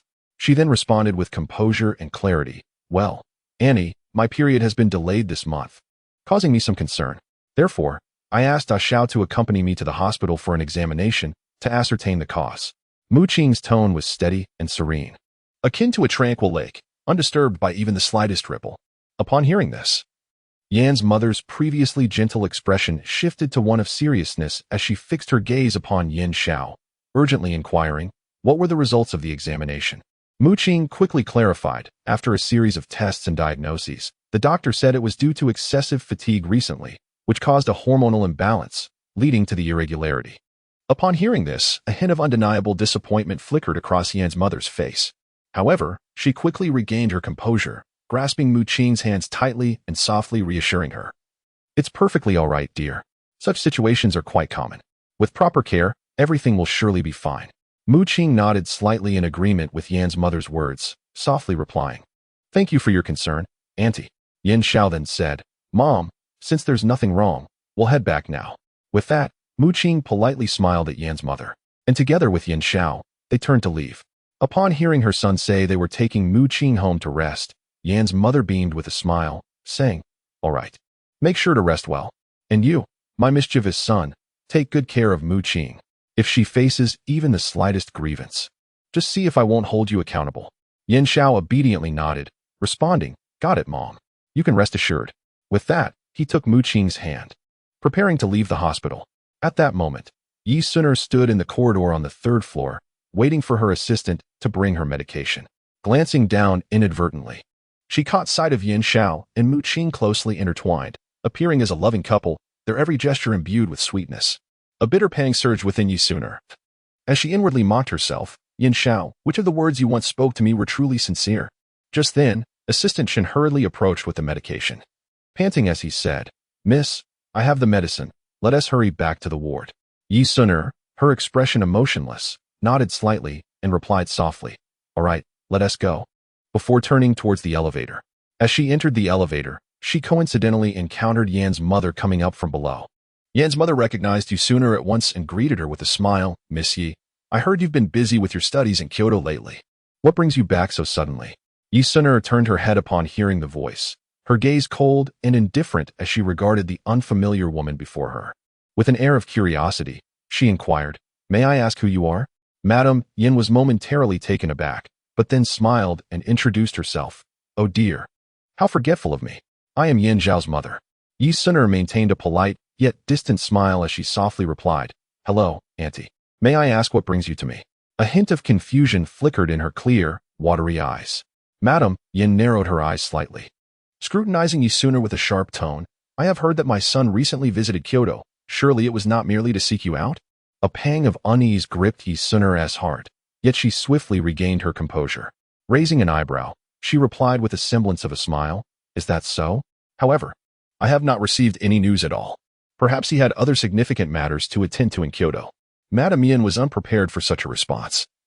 Feeling as though she had struck a soft target, her countenance darkening. Nevertheless, she suppressed her anger and continued, "Miss Yi, I hope you will maintain your distance from my son in the future. After all, he is now engaged to my close friend's daughter, Xiaoqing. I shall not dwell on the past events between you and Xiao, but from this point forward, I ask that you be mindful of your boundaries." At these words, Yi Suner could not help but let out a cold laugh, retorting without reservation, "Who cares? Not everyone in this world treats Yin Xiao as a precious treasure." With that, she disregarded Madam Yin entirely, striding out as the elevator doors opened. Madam Yin was left standing in place, trembling with rage, yet feeling utterly powerless. Chapter 47. Painful memories. Yi Suner, weary and drained, slowly entered the hospital room. Having just endured a fierce argument with Yin Zhao's mother, her emotions remained tumultuous. She sank heavily onto the bed, inhaling deeply. Resolute in her decision, she resolved to remove Yin Xiao from her blacklist and dialed his number. The call connected swiftly, but a stranger's voice met her ears. Yi Suner felt her heart plummet. Before she could utter a word, the woman provocatively stated, "A Xiao is in the shower. May I ask what business you have with him?" The flippant and hostile tone pierced her heart like a sharp thorn. Without waiting for a response, the woman abruptly hung up. Yi Suner stared blankly at her now darkened phone, her heart swirling with conflicting emotions. Suddenly, a violent headache struck her, as if her head might explode. Instinctively, she furrowed her brow and clasped her head tightly in her hands, hoping to quell the relentless waves of pain. Yet, her efforts seemed futile. The agony intensified rather than subsided. As the pain escalated, a series of indistinct images began to flash in her mind. These visions, like shattered mirrors, were fragmented yet strikingly vivid. Yi Suner glimpsed her former self from a past life, also dialing Yin Zhao's number, only to be met with another woman's voice uttering the heart-wrenching words, "A Xiao is in the shower." At that time, filled with confusion, she had questioned Yin Xiao about the identity of that woman, receiving nothing but a dismissive reply, "Just family," as he refused to acknowledge his infidelity. The intertwining of past anguish and present misfortune shattered Yi Suner's emotional fortitude. Tears streamed uncontrollably down her cheeks, cascading onto the white bedsheet, blooming into sorrowful blossoms of despair. Why? Why is this happening?" she murmured, her gaze vacant as she stared ahead. The words seemed to spill not from her lips but from her shattered heart. Her voice resonated with boundless helplessness and profound despair, as if she had been abandoned by the world and cast into a dark corner. At that moment, Chun, the assistant who had been vigilantly nearby, sensed Yi Suner's distress. A tightness gripped his heart, accompanied by a foreboding intuition. Without hesitation, he rushed to the door of the room, calling out for the doctor. Before long, a physician clad in a white coat hurried in. After a brief inquiry, the doctor quickly assessed the situation and prescribed a pain-relieving injection. Shortly thereafter, a gentle nurse appeared at Yi Suner's bedside with a syringe. She softly reassured Yi Suner before carefully inserting the needle into her delicate arm. As the medication slowly flowed into her system, Yi Suner first felt a slight sting, but soon a strange force began to surge from the depths of her being. This force is akin to the warm spring breeze sweeping across desolate fields, where upon it touches, the once rampant anguish gradually subsides. Yi Suner feels a slight alleviation of her headache. Though it still lingers, it is no longer as unbearable as before. She takes a deep breath, as if to draw the tranquility of the moment into her very being. Slowly, she attempts to relax her taut nerves, striving to restore calm within her heart. Yet, Despite the temporary relief in her body, the sorrow in her eyes remains ever present, as if it could never dissipate. Assistant Chen approaches the bedside with a concerned expression, gently inquiring, "Miss, how do you feel? Is there anywhere uncomfortable?" Yi Suner lies quietly on the bed like a delicate flower. Her once vibrant eyes now appear somewhat hazy, as if her thoughts are drifting far away, lost in contemplation.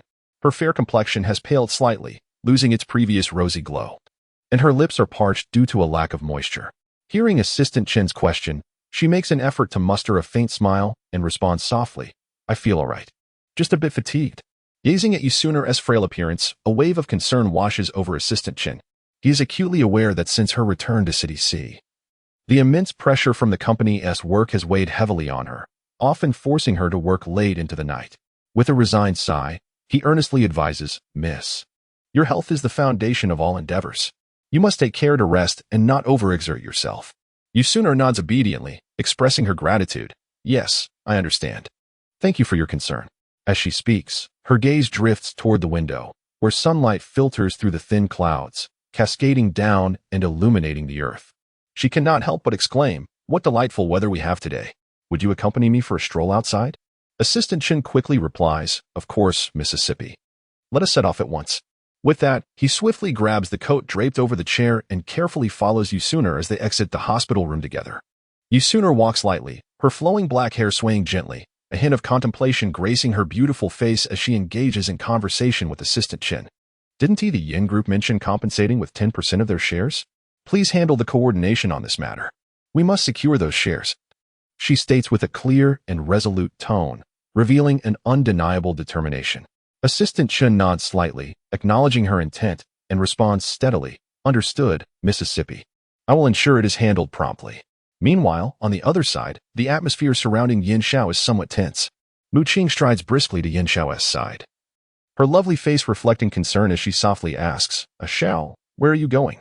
Yin Xiao furrowed his brows, visibly displaying a sense of impatience. He curtly replied, "Where else can I go but to the office?" After speaking, he strode forward without a glance back. A pang of anxiety gripped Mu Qing's heart. She feared Yin Xiao might seek out Yi Suner again. Hastily, she called out, "Let me accompany you." Yin Xiao halted in his tracks, turning his head slightly to glance at Mu Qing. A fleeting expression of helplessness crossed his eyes, but he quickly reverted to his indifferent demeanor, responding nonchalantly, "Do as you wish." He then resumed his brisk pace, leaving Mu Qing to closely trail behind him. Chapter 48. Accusation. Yin Xiao, clad in a meticulously tailored suit, strode confidently into the corporate building. His austere visage and piercing gaze instilled a sense of reverence in those around him. At that moment, Secretary Wang, who had been waiting at the entrance, hurriedly approached and fell in step behind Yin Xiao, anxiously reporting on the situation. "President Yin, it's not good. Somehow, the shareholders have learned about your previous promise to grant the Yi Group a 10% equity stake.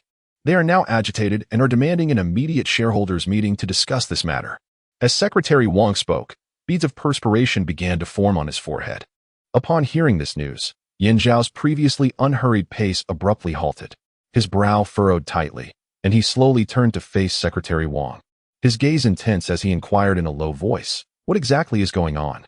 How could such a confidential matter be leaked?" Although his voice was soft, the authority it conveyed seemed to freeze the air around them. Confronted with Yin Xiao's inquiry, Secretary Wang appeared troubled, unconsciously tightening his grip on the folder in his hands as he stammered, "President, I'm not entirely clear on the specifics. Perhaps there was a lapse in some protocol that led to the information being disclosed." The shareholders reacted quite vehemently upon learning of it, insisting on convening a meeting to address this issue immediately. After absorbing Secretary Wang's explanation, Yin Xiao fell into a contemplative silence, standing still as he pondered potential strategies. Moments later, he lifted his head and decisively instructed Secretary Wang, "In that case, we shall proceed as the shareholders demand. Arrange the time and location for the meeting promptly, and ensure that every shareholder is notified to attend punctually. Remember, every preparatory detail must be meticulously attended to. There must be no room for error." With that, Yin Xiao ceased further discussion, striding purposefully towards his office. Secretary Wang nodded in agreement, exhaling a quiet sigh of relief as he watched Yin Xiao's retreating figure. Without delay, he turned to immerse himself in the urgent preparations for the shareholders' meeting. Seated at his spacious and tidy desk, Yin Zhao's brow slightly furrowed as his long fingers rhythmically tapped on the surface, producing a crisp, soft sound. At that moment, he was ensnared in profound contemplation, various response strategies and potential outcomes swirling in his mind. He was acutely aware that the situation at hand was far from simple and could not be resolved with ease. The shareholders' discontent surged like tumultuous waves, crashing against the corporate vessel. If not managed promptly and appropriately, this tide of dissatisfaction could very well evolve into a tempest, posing significant threats to the company's future prospects. Just then, a sharp voice pierced the silence of the room. It was Mu Qing, who, upon hearing of Yin Zhao's intention to transfer a portion of shares to the Yi Group, could no longer contain her shock and fury. She rushed forward, loudly demanding, "Which Yi family are we talking about? Is it the Yi Suner family? Ah Xiao, how could you do this? Why on earth would you give them shares for no reason?" Faced with Mu Qing's inquiry, Yin Zhao's expression darkened instantly. His once profound and piercing eyes now flickered with a barely perceptible rage. With a sudden thump on the table, he rose to his feet and shouted at Mu Qing, "How dare you ask me why? It is all because of you, this utterly foolish woman. Do you truly believe that your actions could remain concealed? That Yi Suner would not uncover your manipulations? Let me enlighten you. Yi Suner's closest confidant is Qin Yu. She hails from the Qin family. I need not elaborate on the formidable influence of the Qin family's clandestine network. Uncovering the truth is child's play for them. If not for my mother's sake, I would have long since thrown you into prison. Why should I have to offer a substantial 10% of the shares to the Yi family in apology?" Under Yin Zhao's harsh reprimand, Mu Qing felt utterly humiliated. Her face flushed crimson with shame as she lowered her gaze, no longer daring to meet Yin Zhao's furious eyes. Biting her lip, she murmured, "Ah Xiao, I was wrong. I never anticipated things would unfold this way." Yin Xiao scoffed, refusing to cast another glance her way. At that moment, Yin Xiao's phone rang. Upon seeing it was a call from his father, he inhaled deeply before answering. After a brief explanation, he ended the call. Turning to Mu Qing, his tone icy, he said, "My father is already aware. He has instructed my mother to approach your Mu family for funds to cover this deficit. You had better pray that your family is willing to provide the money, otherwise, our relationship will come to an end." Mu Qing's eyes widened, filled with terror. She returned to the Mu home in a daze, only to be ushered into the study by her parents. After hearing the situation, her father stomped his foot in fury. "How could you commit such a foolish act? 10% of the shares. How can our Mu family possibly come up with that much cash right now?" Mu Qing stared in disbelief, her voice trembling as she questioned, How could we not have it? "Father, are you mistaken? Our family has a cash flow of 100 billion. This is no trivial amount." Her father sighed deeply, his face etched with helplessness and bitterness. He spoke slowly. "Xiao Qing, just a week ago, a critical project under our group's management was suddenly found to have severe quality issues by the relevant authorities. As soon as this news broke, the company's stock plummeted, and several major shareholders became restless, fearing for their interests, thus demanding to withdraw their shares." Mu Qing pleaded with her father to find a solution. After contemplating for a long while, he resolved to personally visit the Yin family to plead for leniency, hoping to delay or reduce the compensation amount. With a glimmer of hope, Mu Qing followed behind, unaware of what fate awaited them. The Mu family, with Mu Qing in tow, arrived at the Grand Yin residence, taking a deep breath before pressing the doorbell. After the butler opened the door, he ushered them into the living room, where Yin Xiao and his parents had long been waiting. Mr. Mu, wearing a forced smile, spoke first, "Brother Yin, my daughter has indeed acted thoughtlessly and made a grave mistake.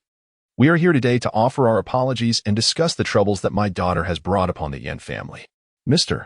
Yin let out a heavy grunt from his nostrils, a sound tinged with dissatisfaction and disdain, yet he refrained from uttering a single word. Beside him, Yin Xiao sat expressionless, idly toying with an exquisite lighter, its metallic casing glimmering coldly as it twirled between his slender fingers. Seeing the atmosphere grow increasingly tense, Mrs. Mu hastily pulled her daughter Mu Qing, who had been standing aside, and admonished sharply, "Why aren't you apologizing to Yin Xiao?" The sudden tug caused Mu Qing to stumble forward, and as she lifted her gaze, her eyes were rimmed with red, as if she had recently been crying. In a voice so soft it was nearly inaudible, she murmured, "Ah Xiao, I'm sorry." Upon hearing Mu Qing's apology, Yin Xiao finally lifted his gaze, casting a cold, piercing glance towards the two adults before him. His stare was as chilling as a winter star, sending shivers down their spines. After a brief silence, he asked bluntly, "How much cash does the Mu family intend to offer as compensation?" Mr. Mu's face immediately brightened with a sycophantic smile at this question, and he hastily replied, "We understand the considerable value of these shares. However, it is indeed challenging for the Mu family to gather this sum in such a short time. Rest assured, we can arrange for installment payments and will additionally offer some benefits to the Yin group as a gesture of goodwill."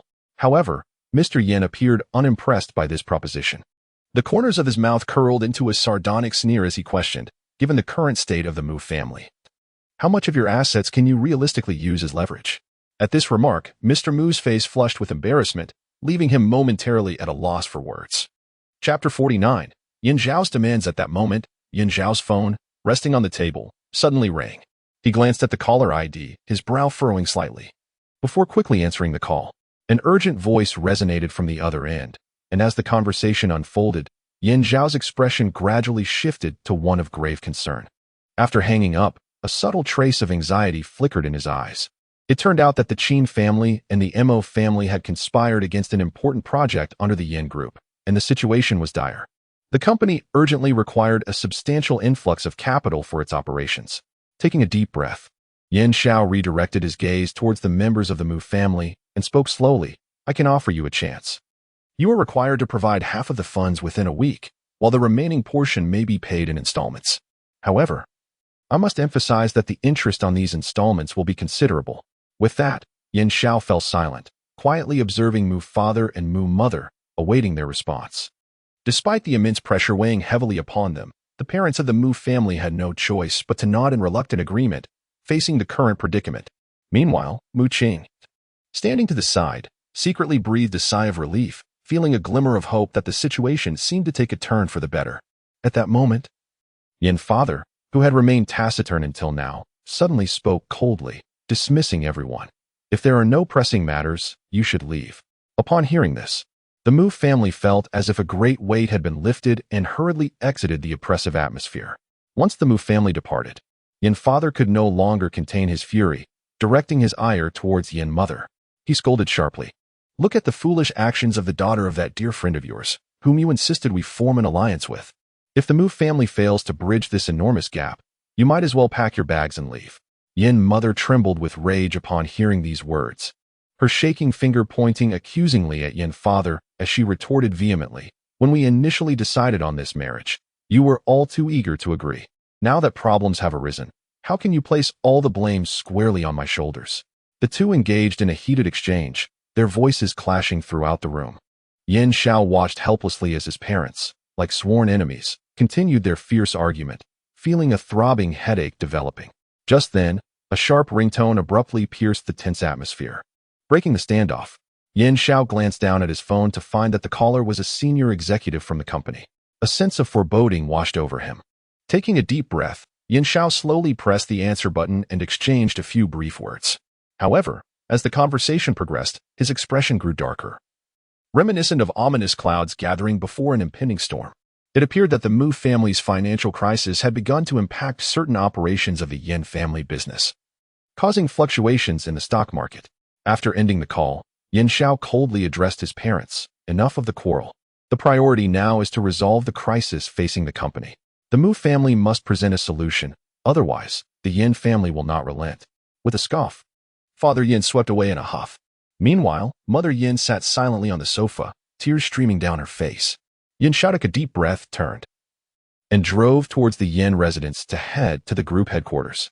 He needed to devise a strategy, and the root of it all, the failed alliance, filled him with regret and helplessness. Gently, Yin Zhao pushed open the heavy wooden door of his office and walked in with a steady gait. He made his way directly to the expansive desk, slowly sat down, and opened the drawer to retrieve a thick stack of documents. These papers pertained to significant projects in collaboration with the Mu family, as well as various business ventures that could be affected. Donning his glasses, Yin Zhao focused intently, perusing each page with great care. Occasionally, he would tap his fingers rhythmically upon the desk or pick up a pen to annotate crucial points, as if the entire world had dwindled to the pile of documents before him. Suddenly, the sound of hurried footsteps approached, growing ever closer. The study door swung open abruptly, revealing a flustered secretary who rushed in.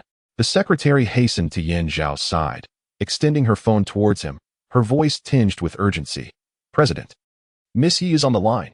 Without pausing in his work, Yin Xiao furrowed his brow slightly at the news, swiftly accepting the call. He inhaled deeply, composed himself, and in a gentle tone asked, "Sooner, what is it?" On the other end, Yu Sooner's voice came through softly. "It's nothing, just regarding the equity matter. You can liaise directly with my assistant for specifics. I'm heading to Kyoto shortly." Taken aback by the news, Yin Xiao expressed his surprise. "So suddenly? When do you leave?" Yi Sooner glanced at her itinerary laid out on the table, replying with an unhurried demeanor, "The day after tomorrow." Without thinking, Yin Xiao blurted out, "I'll see you off." However, she promptly declined. No need. Though a fleeting sense of disappointment washed over him, Yin Xiao endeavored to maintain his composure. He sighed softly, saying, "Take care on your journey." With that, he ended the call.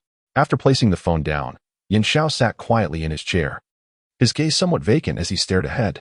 The brief exchange with Yu Sooner echoed in his mind, particularly her resolute no, which struck his heart like a heavy blow. In truth, Yu Sooner had always held a special place in Yin Xiao's heart, yet he had neglected this sentiment amidst the chaos of family affairs and the farcical union. Yin Xiao shook his head, attempting to refocus on the pressing crisis at hand. Yet, his thoughts repeatedly drifted back to Yu Sooner. Just then, the secretary hurried back in, her heels clicking on the floor. She slightly bowed to Yin Xiao as she reported, "President, we have just received news that several banks are willing to discuss loan assistance with us, hoping to alleviate our current financial strain." Upon hearing this delightful news, Yin Xiao, who had been somewhat listless, was instantly invigorated. He abruptly rose from his chair and hastened towards the conference room of the corporation. After several hours of intense discussion and negotiation, this significant meeting reached a successful conclusion.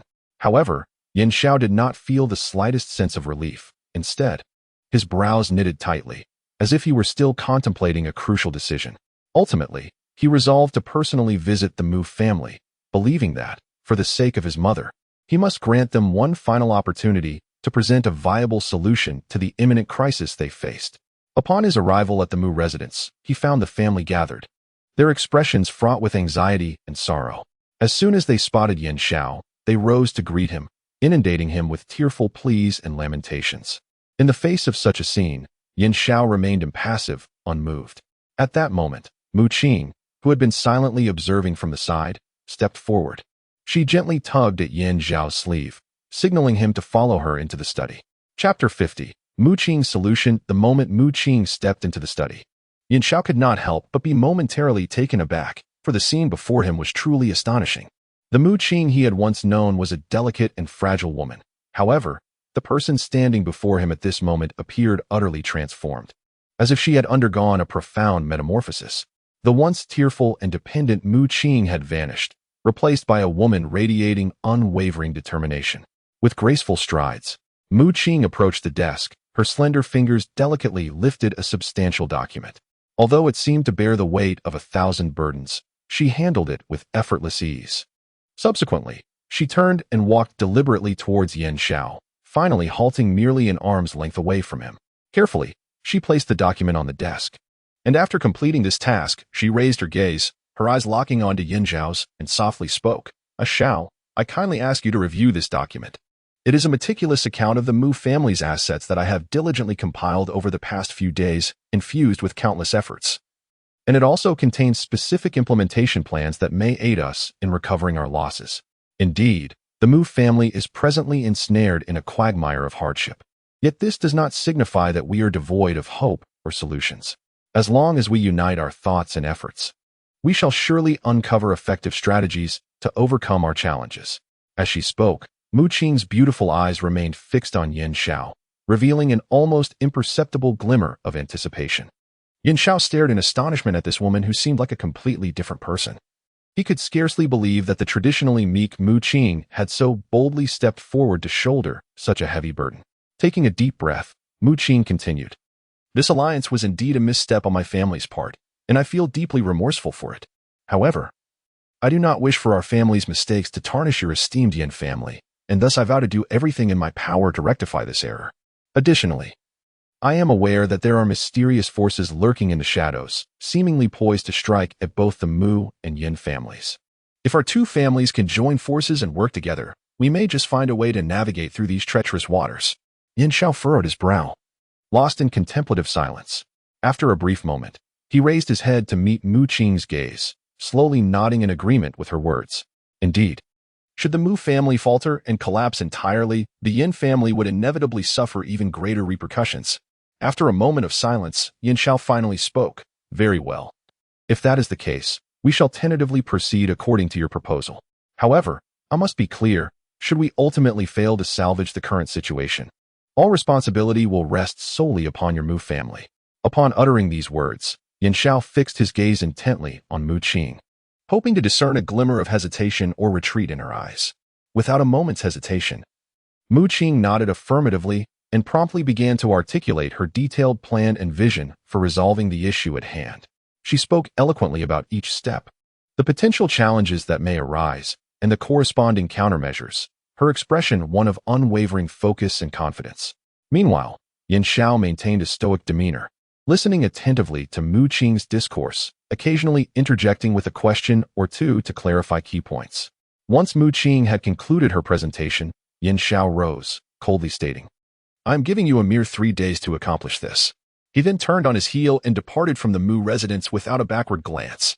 Upon returning to the company, Yin Xiao dragged his leaden legs, as if all the strength had been siphoned from his body, and wearily sank into the plush embrace of the sofa.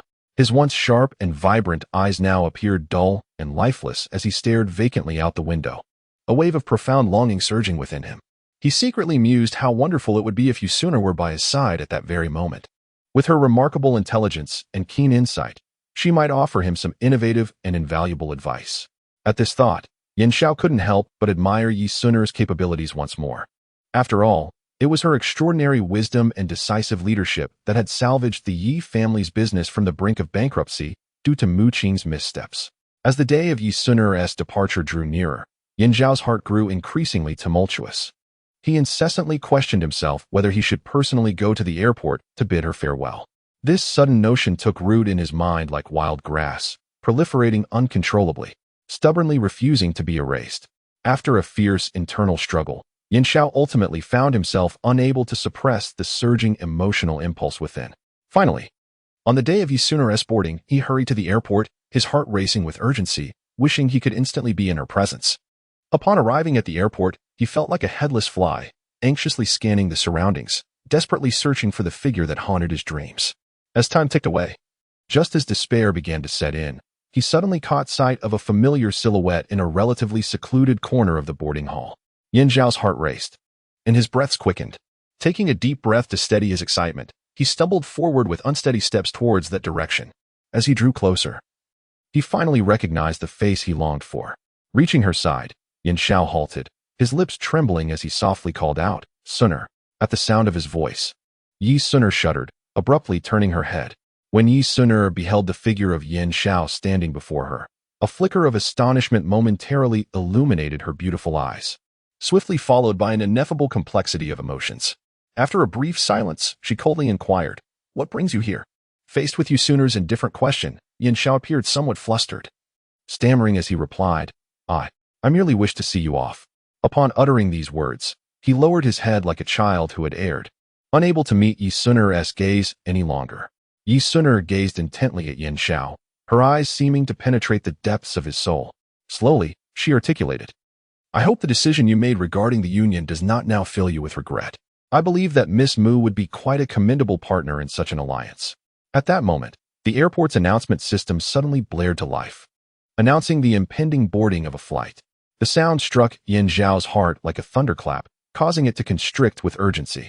He hastily sought to explain himself to Yusuna, yet before he could utter a single word, she gently waved her hand and turned away, resolutely dragging her suitcase towards the boarding gate. Chapter 51. The failure of Mu Qing's plan. Yin Xiao stood motionless, his gaze fixated on the receding figure of Yusuna. As he watched her gradually vanish into the crowd, a tumultuous wave of indescribable emotion surged within him, intertwining sweetness, bitterness, and a myriad of other sentiments, rendering his heart heavy and troubled. Upon returning to the company, Yin Xiao seemed to transform entirely. Reflecting on Yusuna's words at the airport, he approached the situation with utmost seriousness. Although the current bank loans provided temporary financial relief, Yin Xiao was acutely aware that any fundamental resolution to the problem would ultimately rely on the Mu family, who would serve as the unwitting benefactor. After all, for the shareholders of Yin Corporation, such a solution would be the only acceptable explanation. Whenever Yin Xiao recalled Yi Sun's disappointed gaze as she departed, a wave of inexplicable gloom and regret washed over him. He found himself silently questioning why he had chosen to heed his mother's arrangement to pursue a union with the Mu family. Was it truly solely for the sake of familial interests? Meanwhile, Mu Qing had keenly observed the changes in Yin Xiao over the past few days.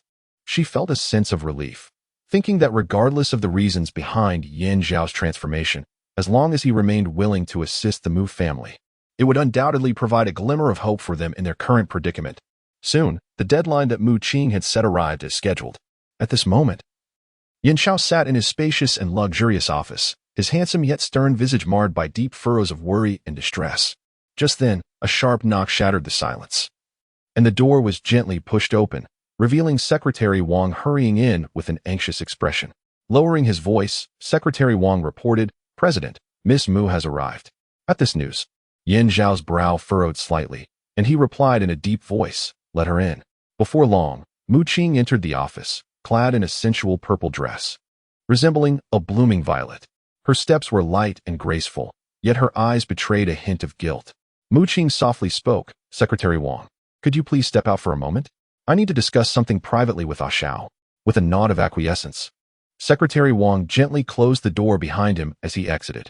Once alone, Mu Qing approached Yin Zhao's grand and imposing desk, each step light, yet burdened with unspoken thoughts.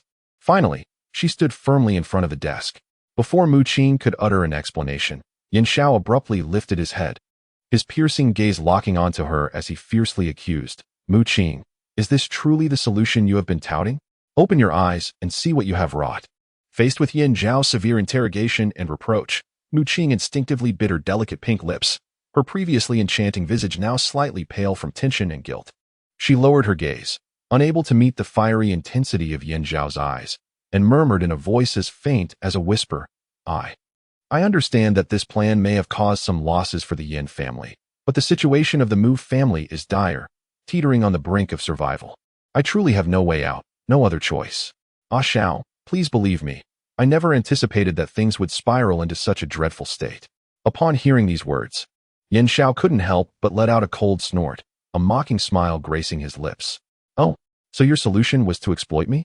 Even going so far as to use our union as a bargaining chip, is that right?" In truth, prior to her meeting with Yin Xiao, Mu Qing had already prepared herself for the worst.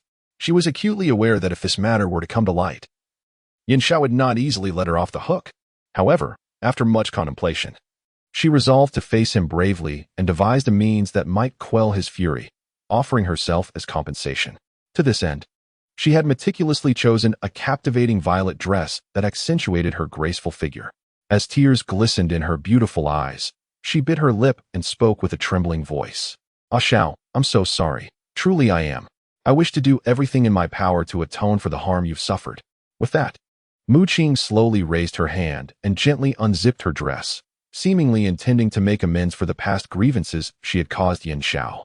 However, at that moment, the previously silent Yin Xiao suddenly spoke, his stern countenance betraying an unmistakable disdain as he coldly commanded, "Enough. Mu Qing, either put your clothes back on immediately or get out of my sight. Do not embarrass yourself here." His gaze was as sharp as a cold star, piercing through Mu Qing as if seeking to see her very soul. Mu Qing's face flushed crimson, her hands flustered as she hastily zipped up her dress, tears streaming uncontrollably down her cheeks. She could hardly fathom that Yin Xiao harbored such revulsion for her, denying her even a shred of opportunity. "Ah Xiao, I realize my mistakes. I implore you, for the sake of the long-standing friendship between our mothers, please assist the Mu family once more," she pleaded through her tears. Yet, Yin Xiao seemed unmoved by her apology, merely offering a cold huff before responding in a grave tone. "What significance does this hold now? Have I not given you enough chances? Are you aware of the immense trouble your family's actions have caused us?" Mu Qing continued, "I only hope that you can forgive my past selfishness." As Yin Xiao slowly rose from his seat, an unsettling aura emanated from him. With an expression as impassive as stone and eyes as cold as frost, Yin Xiao coldly declared, "I have no interest in meddling with the trivial affairs of the Mu family any longer. The mess you have created must be resolved by the Mu family themselves, and they must bear the consequences of their actions. Furthermore, Do not forget to inform your father that the deadline for the previously agreed-upon installment payments has arrived.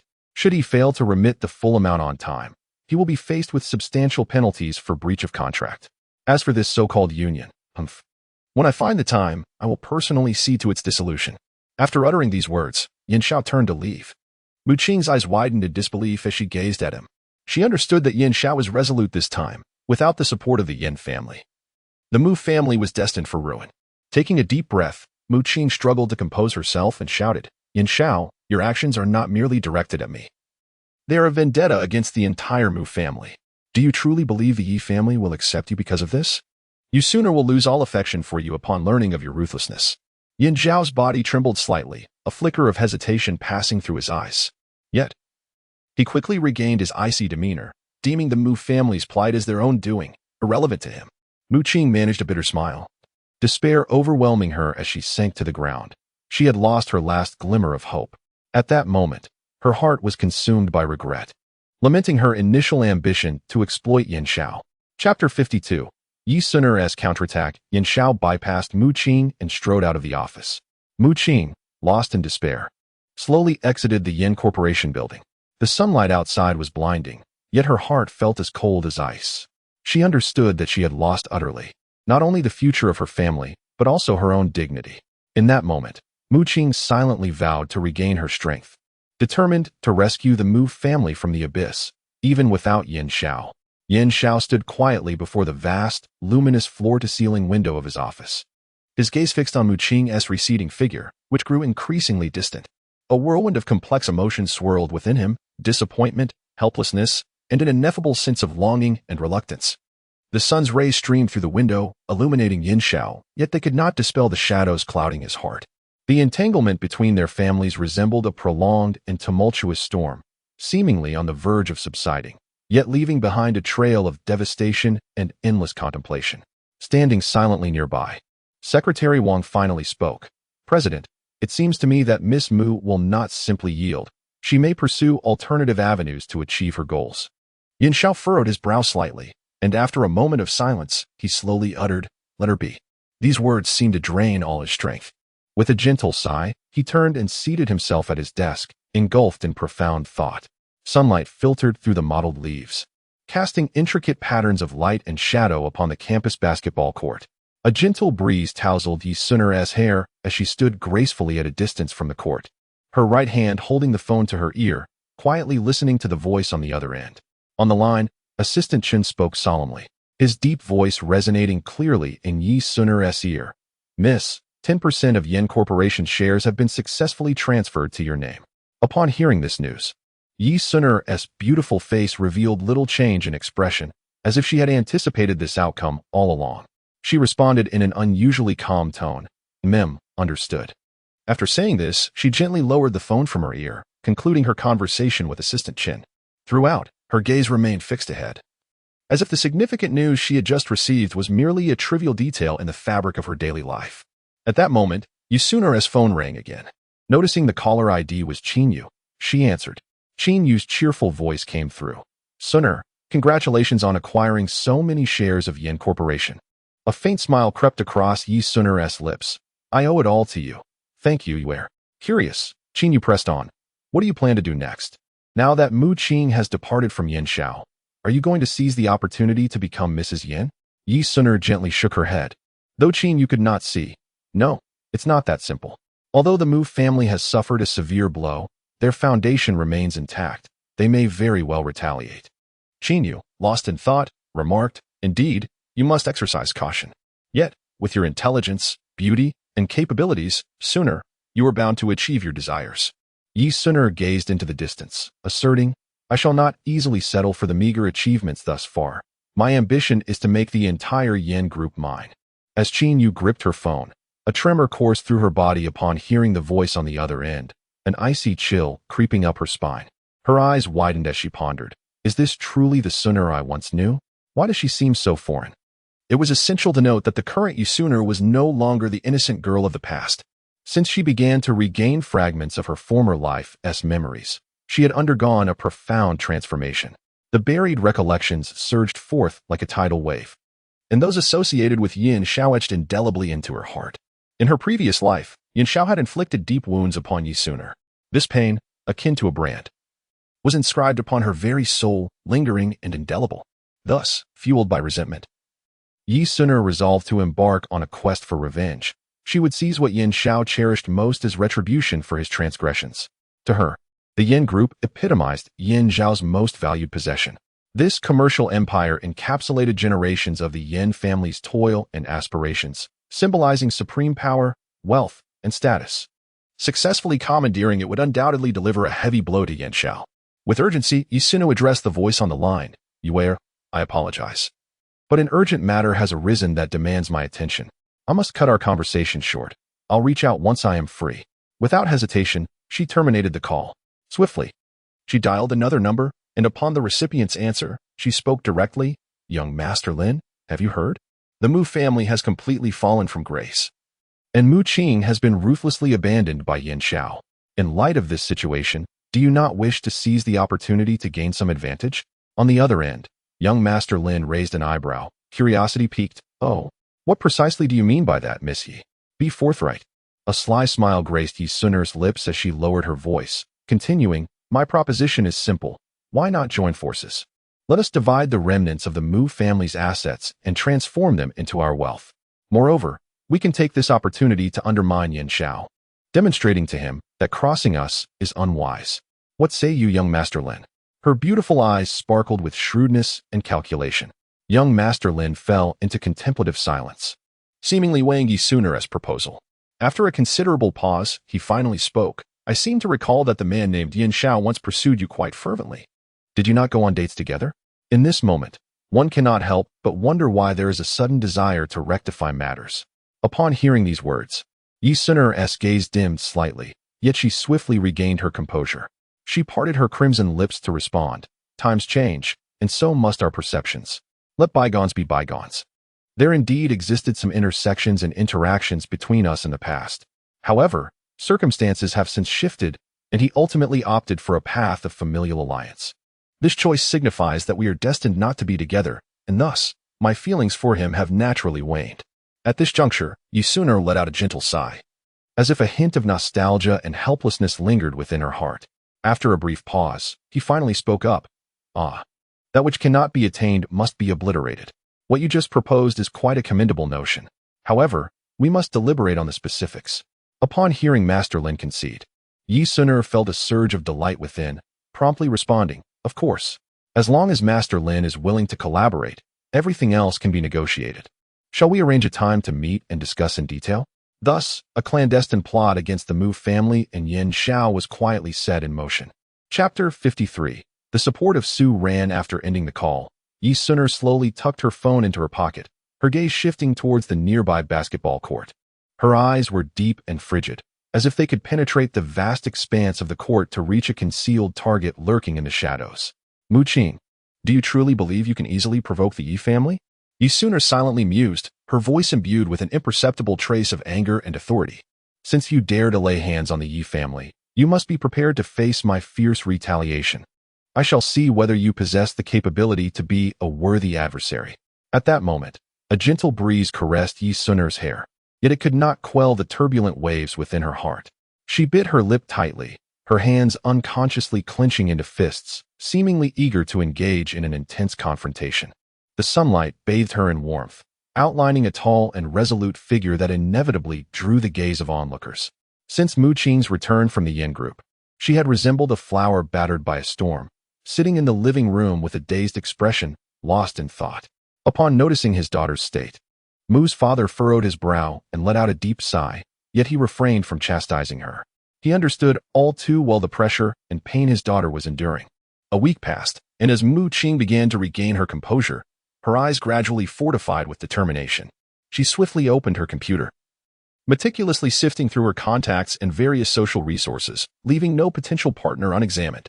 Simultaneously, she leveraged her years of accumulated connections, actively reaching out to those who might offer financial support or business collaboration opportunities. During her search, an unexpected encounter introduced her to Su Ran, a young entrepreneur who had just returned from studying abroad. On that day, the sun shone brightly, and a gentle breeze swept through the air as Mu Qing hurried along the street, inadvertently colliding with Su Ran. Initially irritated, Su Ran's demeanor shifted entirely upon hearing Mu Qing's sincere apology and learning of her plight, especially when he discovered that Mu Qing remained unyielding despite her challenges. He felt a surge of admiration for this resilient woman. After careful consideration, Su Ran ultimately decided to extend his hand to help her through her difficulties. Mu Qing was naturally overwhelmed with gratitude for Su Ran's chivalrous assistance. From that moment on, they began to collaborate closely, working tirelessly to devise a plan to restore the former glory of the Mu family. They conducted thorough analyses of market conditions, scrutinized competitor strategies, and continuously refined their business development plans. However, just as everything seemed to be progressing favorably, Yi Suner, far away, also received the news.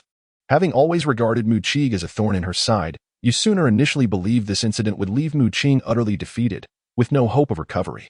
Yet now, hearing that Mu Qing had found a capable ally and was poised for a resurgence, jealousy stirred within her.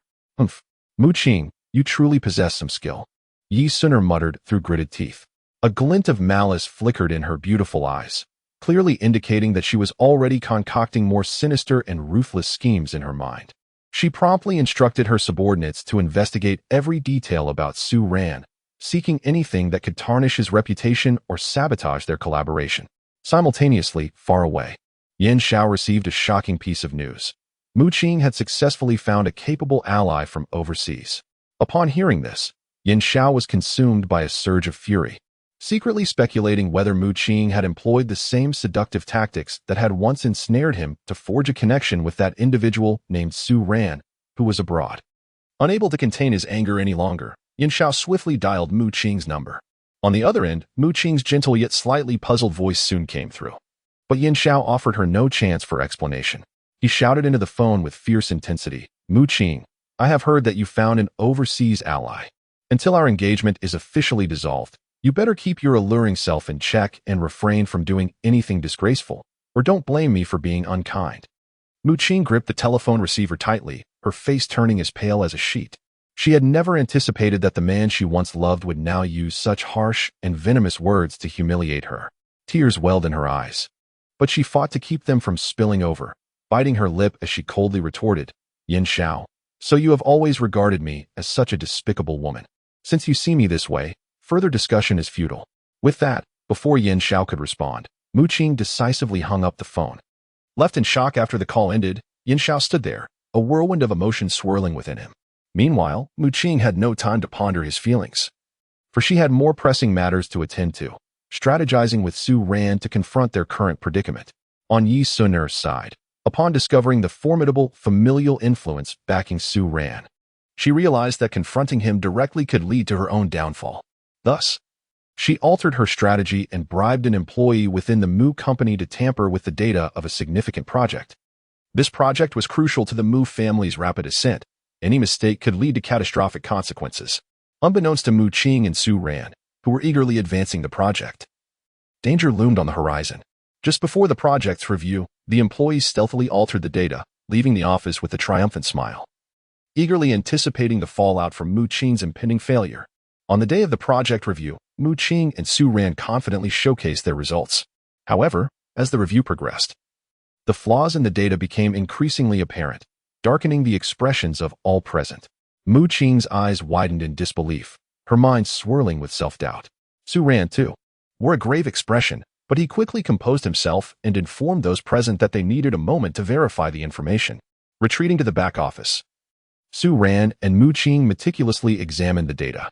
With his keen intuition, Su Ran swiftly detected signs of human tampering in the data. Mu Qing trembled with rage, acutely aware that someone had undoubtedly conspired against her. At that moment, Su Ran offered her comfort, assuring her that he possessed a remedy for the situation. He promptly reached out to his family's technical team, who hastily arrived to verify the data and locate the original backups. After a prolonged intense wait, the formidable and highly skilled professionals from Su Ran's family labored tirelessly day and night, ultimately succeeding in restoring the anomalous data to its rightful state, which subsequently passed the rigorous audit process. This achievement undeniably exhilarated and stirred the spirits of all involved. Chapter 54, Conspiracy. Having been anxiously monitoring the developments of the situation, Mu Qing felt a wave of relief wash over her upon hearing the good news. Her heart, which had been suspended in uncertainty, finally settled, and an overwhelming joy surged within her, causing tears to flow uncontrollably down her cheeks. She wept with elation, her heart brimming with gratitude and admiration for Su Ran and his family team.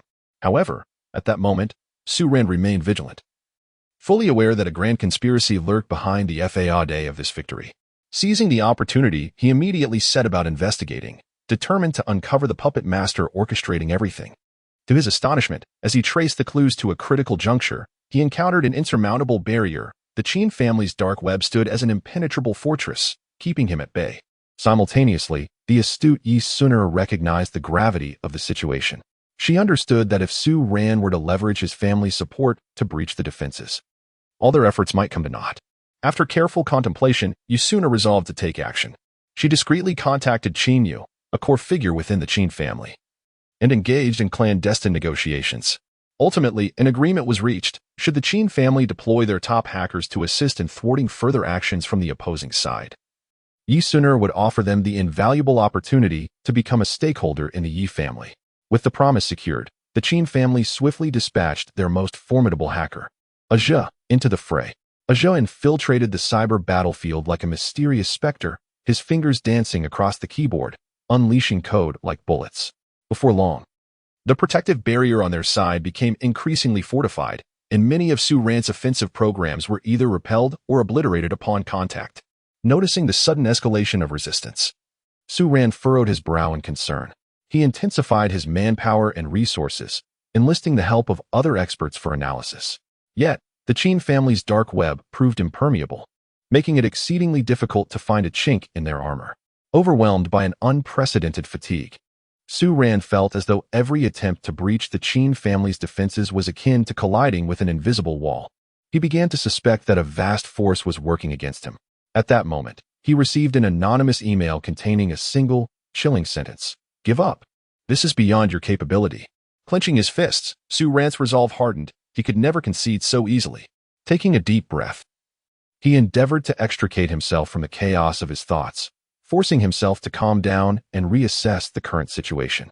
After a period of profound reflection, he suddenly realized that the investigative direction he had steadfastly pursued was fundamentally flawed. Just as he prepared to recalibrate his strategy and delve into new leads, a sudden, urgent ring-tone shattered the surrounding tranquility. Checking his phone, Su Ran was startled to see that the call was from home.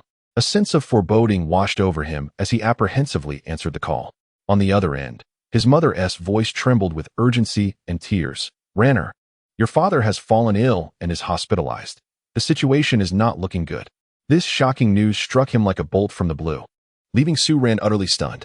After a brief moment of distraction, Su Ran swiftly regained his composure, resolutely deciding to set aside all his current affairs and immediately embark on a journey back overseas. When he conveyed this sudden turn of events to Mu Qing, a look of concern crossed her face. She softly urged, "You should hurry back.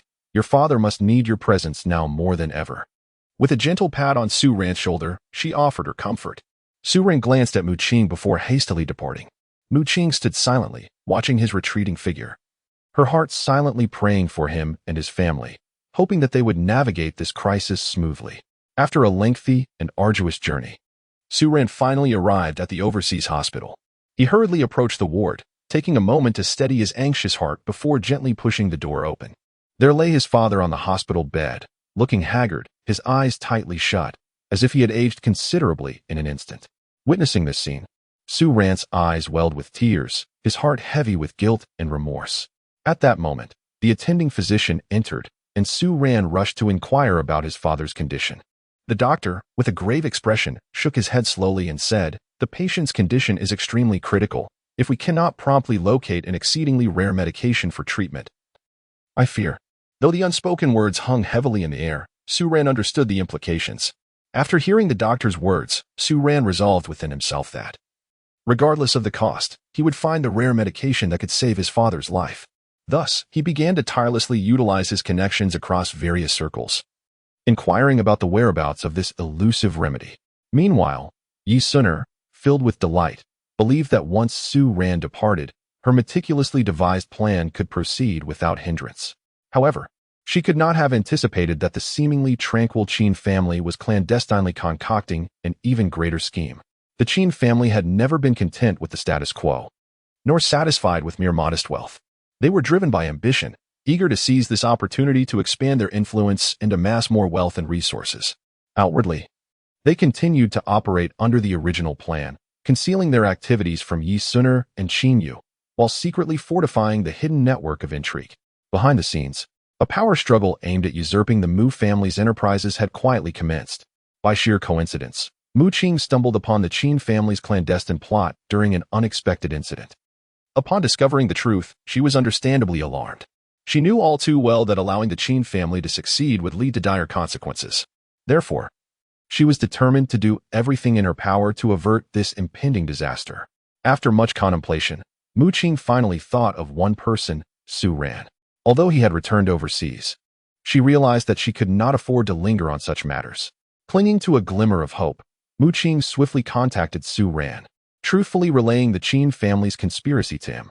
Far away in a foreign land, Su Ran, upon hearing this news, found himself ensnared in a profound dilemma. On one hand, he was incessantly preoccupied with the well-being of his ailing father back home, anxious that his father might not receive timely and effective treatment. On the other hand, Su Ran was acutely aware of the gravity of the current situation if he could not swiftly devise a strategy to counter the machinations of the Qin family. Not only would the Mu family face utter ruin, but he and his close ones would likely suffer the same fate. After much deliberation, Su Ran ultimately made a heart-wrenching decision to temporarily withdraw the funds originally intended to support Mu Qing, prioritizing his father's medication needs instead. Though this action might incite resentment from Mu Qing, he felt he had no alternative in the face of familial bonds. Immediately thereafter, Su Ran convened an urgent video conference, summoning those loyal subordinates he had always trusted. The group gathered around the screen, their expressions grave as they deliberated strategies to confront the challenge. Amidst the fervent discussions, various plans were proposed and subsequently dismissed, creating an atmosphere so tense that it was nearly suffocating. Chapter 55. Su Ran's circumventive strategy at that moment. The previously silent assistant Lin, who seemed to be an observer, finally broke the silence. He spoke slowly. "Mr. Su, might we consider a shift in our thought process? Until now, we have been preoccupied with how to engage in direct confrontation with our opponent, but perhaps it is time to adopt a more circuitous strategy. For instance, we might contemplate withdrawing the substantial funds previously allocated to the Mu group." As his words resonated, the gaze of everyone present converged upon him. Assistant Lin remained unperturbed by their attention, continuing to articulate his thoughts with calm assurance. "Subsequently, we possess the capability to delve into the most vulnerable aspects of our adversary, thus allowing us to initiate our breakthrough from this point. Take, for example, certain smaller manufacturers within their supply chain. If we can successfully entice these smaller entities to align with us, it would undeniably disrupt and even unravel their established operational rhythm." Upon hearing this, Su Ran, who had been wearing a furrowed brow, suddenly felt a spark of inspiration, reflecting inwardly, "What an ingenious idea this is." However, just as he was about to express his agreement, a wave of skepticism swept through the conference room. "That may be so," one voice interjected. "But one must realize that those smaller manufacturers have nurtured long-standing relationships with our competitor. Why would they so readily choose to betray them?" The speaker regarded Assistant Lin with a look of doubt, clearly unconvinced by the proposal. With a confident smile, Assistant Lin assured, "We can certainly withdraw our investments from the Mu Qing group, then offer these manufacturers more favorable terms.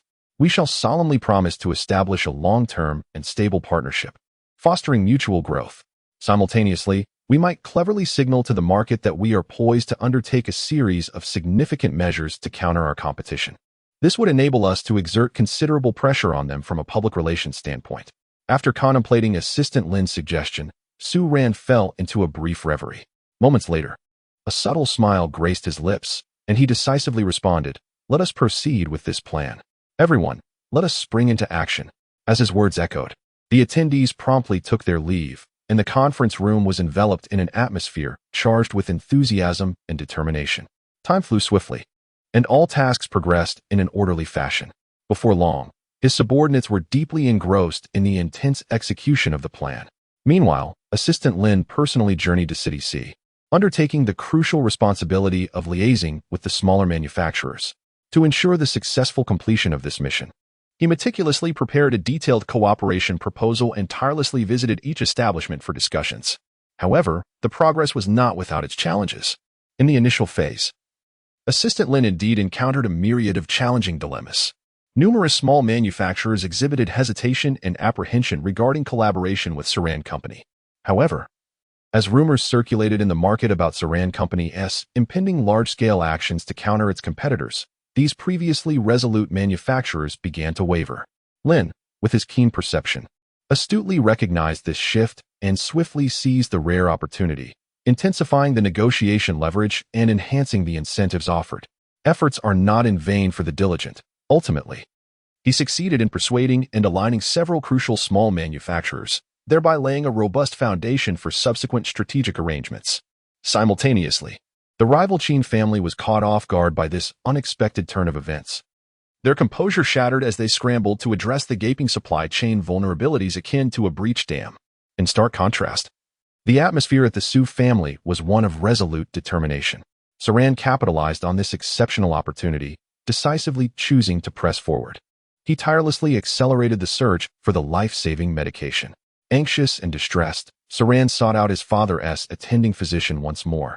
His eyes filled with worry and his voice slightly trembling as he inquired, "Doctor, what is my father's current condition? Can he hold on until we find the medication?" The doctor furrowed his brow, his expression grave as he replied, "The situation is quite precarious. If effective treatment is not administered promptly, I fear.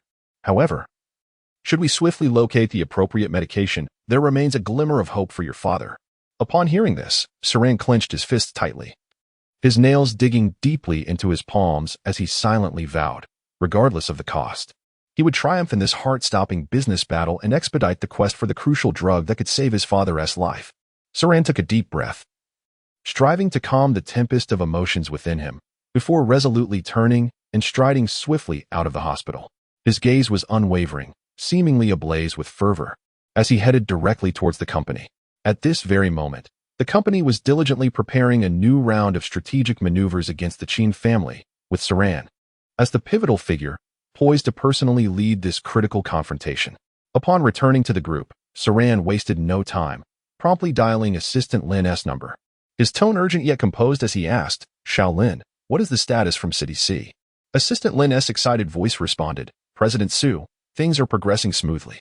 I have successfully aligned 6 small manufacturers, and as per our plan, they have ceased supply to the Qin family, which is now in disarray. Moreover, with this news spreading, several other small manufacturers have reached out, expressing their willingness to consider collaboration." Saran nodded in satisfaction. "Well done, but we must remain vigilant. The Qin family will undoubtedly not sit idly by. We must closely monitor their movements." Just as Saran was preparing to take a brief respite after ending the call, his phone rang again. Glancing at the screen, he noticed that the caller was Mu Qing. Upon answering the call, an irate and anxious voice of Mu Qing immediately resonated from the other end. "Saran, how could you act in such a manner? Why have you suddenly withdrawn the funds? Such a monumental issue, and you didn't even consult me. The situation at Mu's is already perilous. Without this capital infusion, the company simply cannot endure. Moreover, you are well aware that the Qin family has been eyeing Mu's with predatory intent, poised to strike at any moment."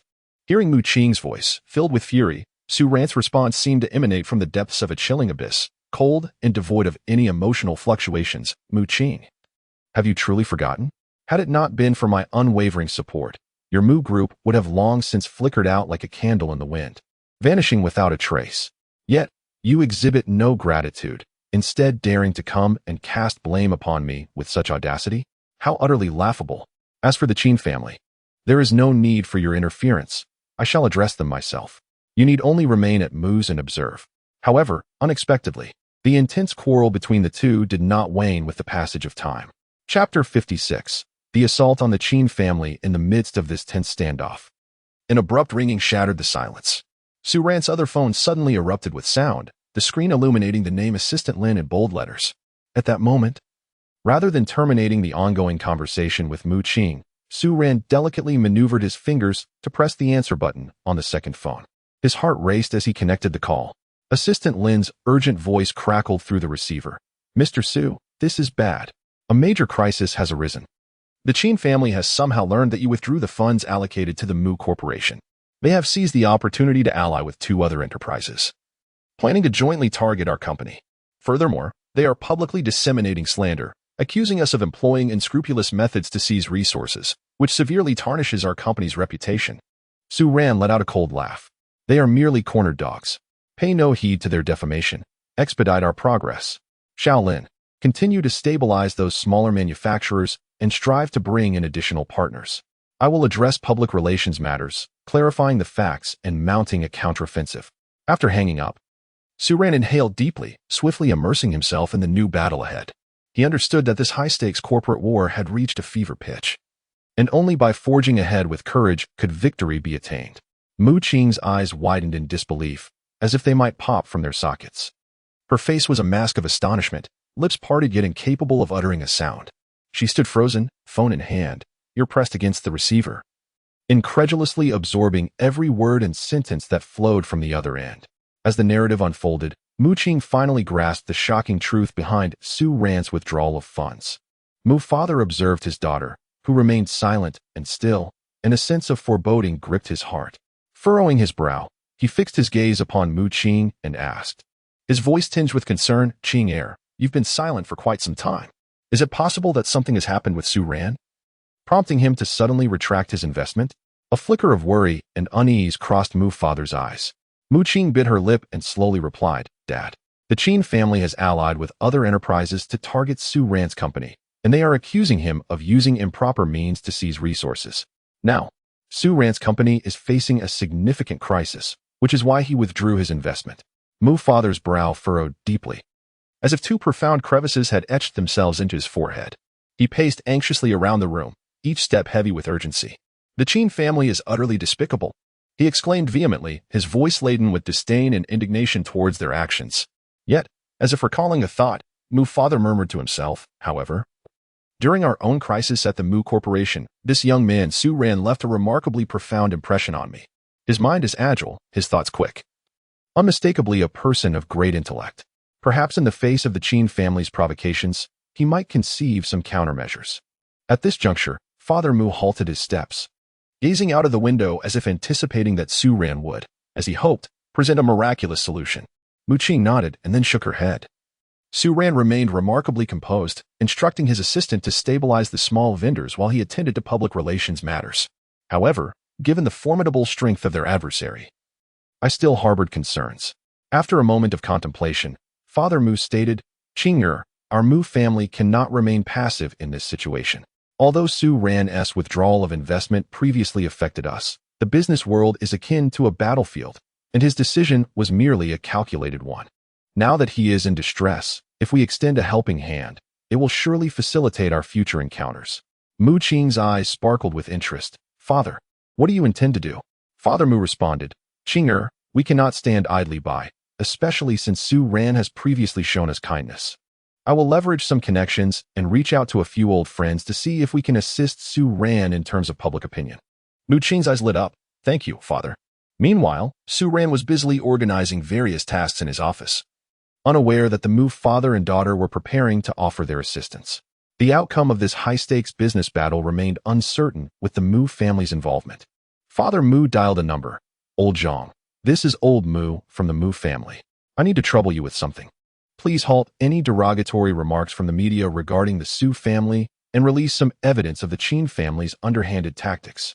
On the other end, Old Zhang's voice was filled with hesitation. "Old Mu, it's not that I wish to disregard your request, but the Qin family has significant influence in the dark web. If they discover that I have offended them, my media operations may suffer." Father Mu's expression darkened. "Old Zhang, have you forgotten the favor I did for you? If you assist me this time, rest assured that the Mu family will not turn a blind eye to any difficulties you may face in the future." After a moment of indecision, Old Zhang finally sighed and acquiesced. "Very well, for the sake of our long-standing friendship, I shall take this risk." On Su Ran's side, the public relations team was diligently crafting counterarguments. Suddenly, an excited staff member burst in. "President Su, the online sentiment has shifted. People are beginning to expose the Qin family's misdeeds, and the negative news regarding our company has significantly decreased." Su Ran, slightly perplexed, wondered what had transpired. But he had no time to ponder and seized the opportunity to amplify their promotional efforts. Mu Qing had been closely monitoring the developments. Upon noticing the situation's improvement, she sighed in relief. She sent Su Ren a message to inform him of her father's contributions. Upon reading the message, Su Ren's expression grew complex, filled with both gratitude and guilt. He resolved that once this matter was resolved, he would express his heartfelt thanks to the Mu family and reconsider their collaborative relationship. Some of the hackers from the Qin family sensed that the situation was spiraling out of control, their hearts filled with unease. They understood the gravity of the situation and, without delay, urgently called Qin Yu to report their current circumstances. Sister Yu, we're in big trouble. The situation has completely surpassed our expectations. The Su family has intervened. All our meticulously planned strategies against the Mu family have now been thrown into disarray. One of the hackers exclaimed anxiously. Upon receiving this news, Qin Yu on the other end of the line could not help but let out a cold snort, her tone frigid as she spoke. What a bunch of useless imbeciles. Quickly inform me of what has transpired. According to Sun's original plan, it was inconceivable for the Su family to interfere. Have you been conspiring behind my back? I expect you to be forthright and provide a complete account. Otherwise, you are well aware of the consequences. At that moment, another hacker from the Qin family spoke up, trembling with trepidation. Sister Yu, it is as follows. We received information indicating that Su Ren had returned overseas. Thus, we presumed that, without the Su family's interference, the Qin family could effortlessly seize the Mu family's shares. Therefore, without consulting you, we took it upon ourselves to act, hoping to capitalize on this opportunity for substantial gain. Yet, who could have anticipated that this information would leak? Chapter 57. The Qin family in turmoil upon hearing the hacker's explanation. Qin Yu's countenance grew increasingly somber, and she furiously demanded, "How dare you embark on such a crucial operation without my consent?" Now, not only has our meticulously crafted plan unraveled, but we also face retaliation from the Su family. It is evident that Mu Qing must have alerted Su Ren, prompting the assault on our Qin family. I will consult with you sooner for a solution, and we shall settle the score later. If you persist in disregarding my leadership, do not expect my protection to continue. With that, she abruptly severed the call. Anxiously, Qin Yu dialed Yi Suner's number, her voice trembling with urgency. Suner, I am truly sorry. Due to the negligence of our hackers, unfavorable sentiments against us are rampant online. Given the current situation, it seems our carefully devised plan is destined to fail. On the other end, Yi Suner seethed with anger, gritting her teeth as she replied. It is evident that the Mu family is orchestrating this behind the scenes. I should have never let the Mu group off so easily. Panic-stricken, Qin Yu inquired. What shall we do now? If we allow this situation to spiral further, the Qin family will undoubtedly suffer catastrophic losses. At that moment, Yi Suner, with a glint of determination in her eyes, proposed, Do not fret. We still possess formidable resources hidden in the dark web. We must promptly deploy several top-tier hackers to infiltrate the media outlets disseminating these detrimental remarks about the Qin family and obliterate the evidence. Furthermore, we should concoct some even more scandalous and damaging rumors about the Su family to divert public attention. However, upon hearing this, Qin Yu appeared troubled, expressing her concerns. But isn't this approach fraught with peril? If we inadvertently leave any trace, the Qin family could face utter ruin. Yi Suner, undeterred, retorted coldly, You, at this juncture, can you still afford to hesitate? If we do not fight with every ounce of strength, shall we merely watch your Qin family plunge into bankruptcy? Thus, the Qin family embarked on this perilous course of action. Meanwhile, far away, Su Ren was not idly awaiting her fate. With a grim expression and steely gaze, she rapidly typed commands on her keyboard, dispatching a series of directives to the overseas hackers, reputed to be the most formidable, as she prepared to launch a fierce counterattack against the Qin family. Simultaneously, a chilling smile crept across Su Ren's lips. You think you can outmaneuver the Su family? It is not as simple as you presume, she murmured, as if the entire world lay beneath her command. At that moment, in the study of the Qin family, Qin Yu anxiously implored the hacker Aja. Aja, please investigate what has transpired in Su Ren's household. Hacker Aja, refusing to be negligent, deftly maneuvered his fingers across the keyboard. Before long, he lifted his head, a grave expression etched on his face as he addressed you. Sister Yu, it is dire. Su Ren has enlisted the services of the most formidable hacker overseas, launching a fierce assault on our Qin family systems. Given the current circumstances, we can only manage to hold on for about a week at most. However, pausing momentarily, Asia appeared hesitant about whether to continue. Noticing this, Chinyu urged him. But what? Speak quickly. Taking a deep breath, Asia continued. However, during my investigation, I discovered that Su Ran's father seems to be in urgent need of a rather unique and rare medication for his ailment. If we could locate this medication and provide it to him, there might still be a glimmer of hope for the Qin family. Hearing this news, Chinyu felt as though she had grasped a life-saving straw, a flicker of hope igniting in her eyes. Without a moment to lose, she swiftly grabbed her phone and dialed Yi Suner, speaking rapidly. Suner, we are in serious trouble. Su Ran has already hired the strongest hacker from overseas to attack our Qin family. But there is an opportunity. He is currently searching for a unique medication. Do you have any resources regarding this? Perhaps we can leverage this to negotiate terms and help the Qin family escape this predicament. Yi Suner furrowed her brow slightly. Her tone tinged with urgency as she replied, Unique medication? All right, let me inquire with my friends in Kyoto. With that, she hurriedly ended the call.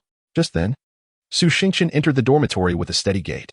Upon noticing him, Yi Suner rushed forward, anxiously asking, Xingqian, do you know of any research institutes that specialize in that unique medication? At her words, Su Xingqian paused, a look of contemplation crossing his face.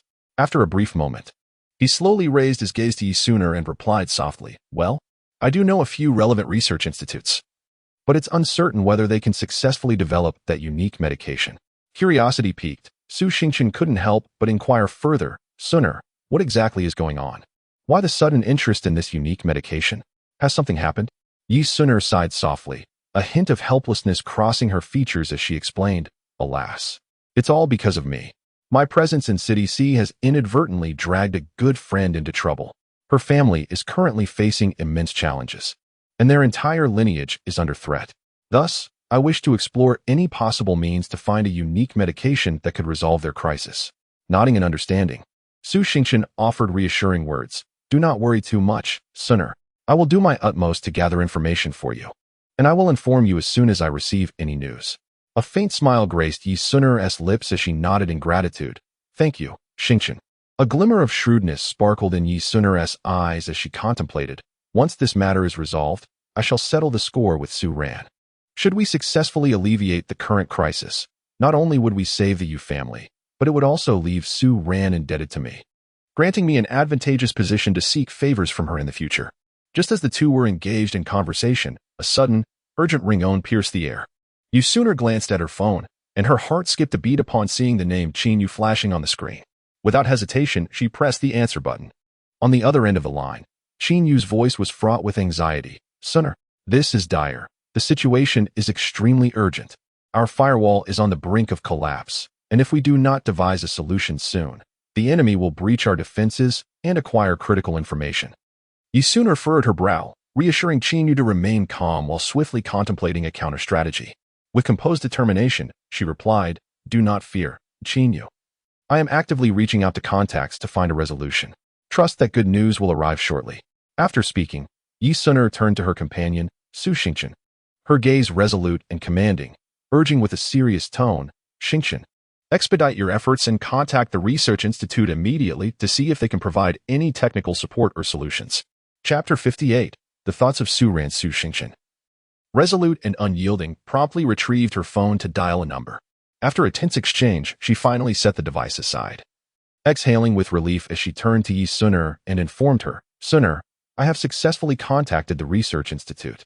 They expressed their willingness to assist, but due to the uncertainty regarding the specific composition of the medication, they require additional time for analysis.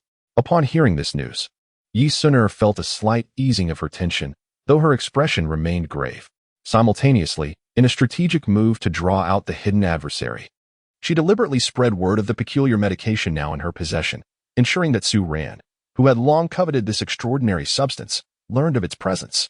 Indeed, the news swiftly reached Su Ran, who was abroad. Upon discovering that Yi Suner of the Yi family was currently in Kyoto and held this precious medication, he wasted no time in making a decisive choice. He would personally journey to Kyoto, determined to acquire this miraculous remedy. Seated in the spacious confines of a private jet, Su Ran was consumed by anxiety. The aircraft sliced through the sky like a bolt of lightning, racing toward Kyoto at an astonishing pace. Before long, it landed smoothly at Kyoto International Airport. As the cabin door slowly opened, Su Ran could hardly contain his eagerness and descended the stairway with haste. Following closely behind him was a cadre of formidable bodyguards, each with a stern demeanor, as if preparing for battle. The group swiftly exited the airport terminal and boarded a lavish vehicle that had been awaiting their arrival, speeding toward the school where Yi Suner was situated. At this moment, Yi Suner was thoroughly prepared. She understood that Su Ran's intentions were far from benign, yet she felt no fear. With a touch of makeup and adorned in a simple yet elegant dress, she appeared refreshingly distinct. Beside her, Su Xingqian sported a casual outfit that inexplicably conveyed a youthful essence. The two exchanged knowing smiles, their camaraderie palpable. Shortly thereafter, Su Ran, flanked by his imposing bodyguards, made a forceful entrance before Yi Suner. His piercing gaze locked onto her, exuding an air of unyielding determination. "Miss Yi, I have heard that you possess a unique medication. Name your price. I intend to secure it," Su Ran stated bluntly, revealing his intentions without reservation. Yi Suner raised an eyebrow, a hint of disdain curling at the corners of her lips. "Mr. Su, this medication cannot be quantified by mere currency. It pertains to the lives and health of many. It is not something you can simply purchase." Upon hearing her words, Su Ran's brow furrowed deeply, his expression darkening. "Miss Yi, do not provoke me. There is nothing I, Su Ran, cannot obtain.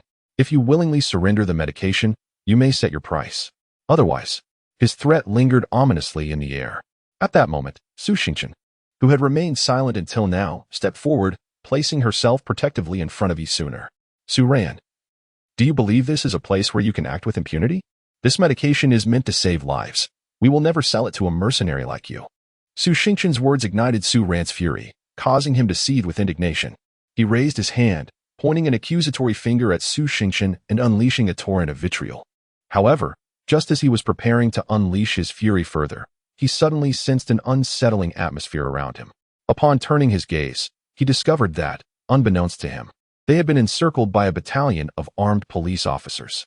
It turned out that the astute and cunning Yi Suner had anticipated that Su Ran might resort to drastic measures to seize the medication, and had quietly alerted the authorities in advance.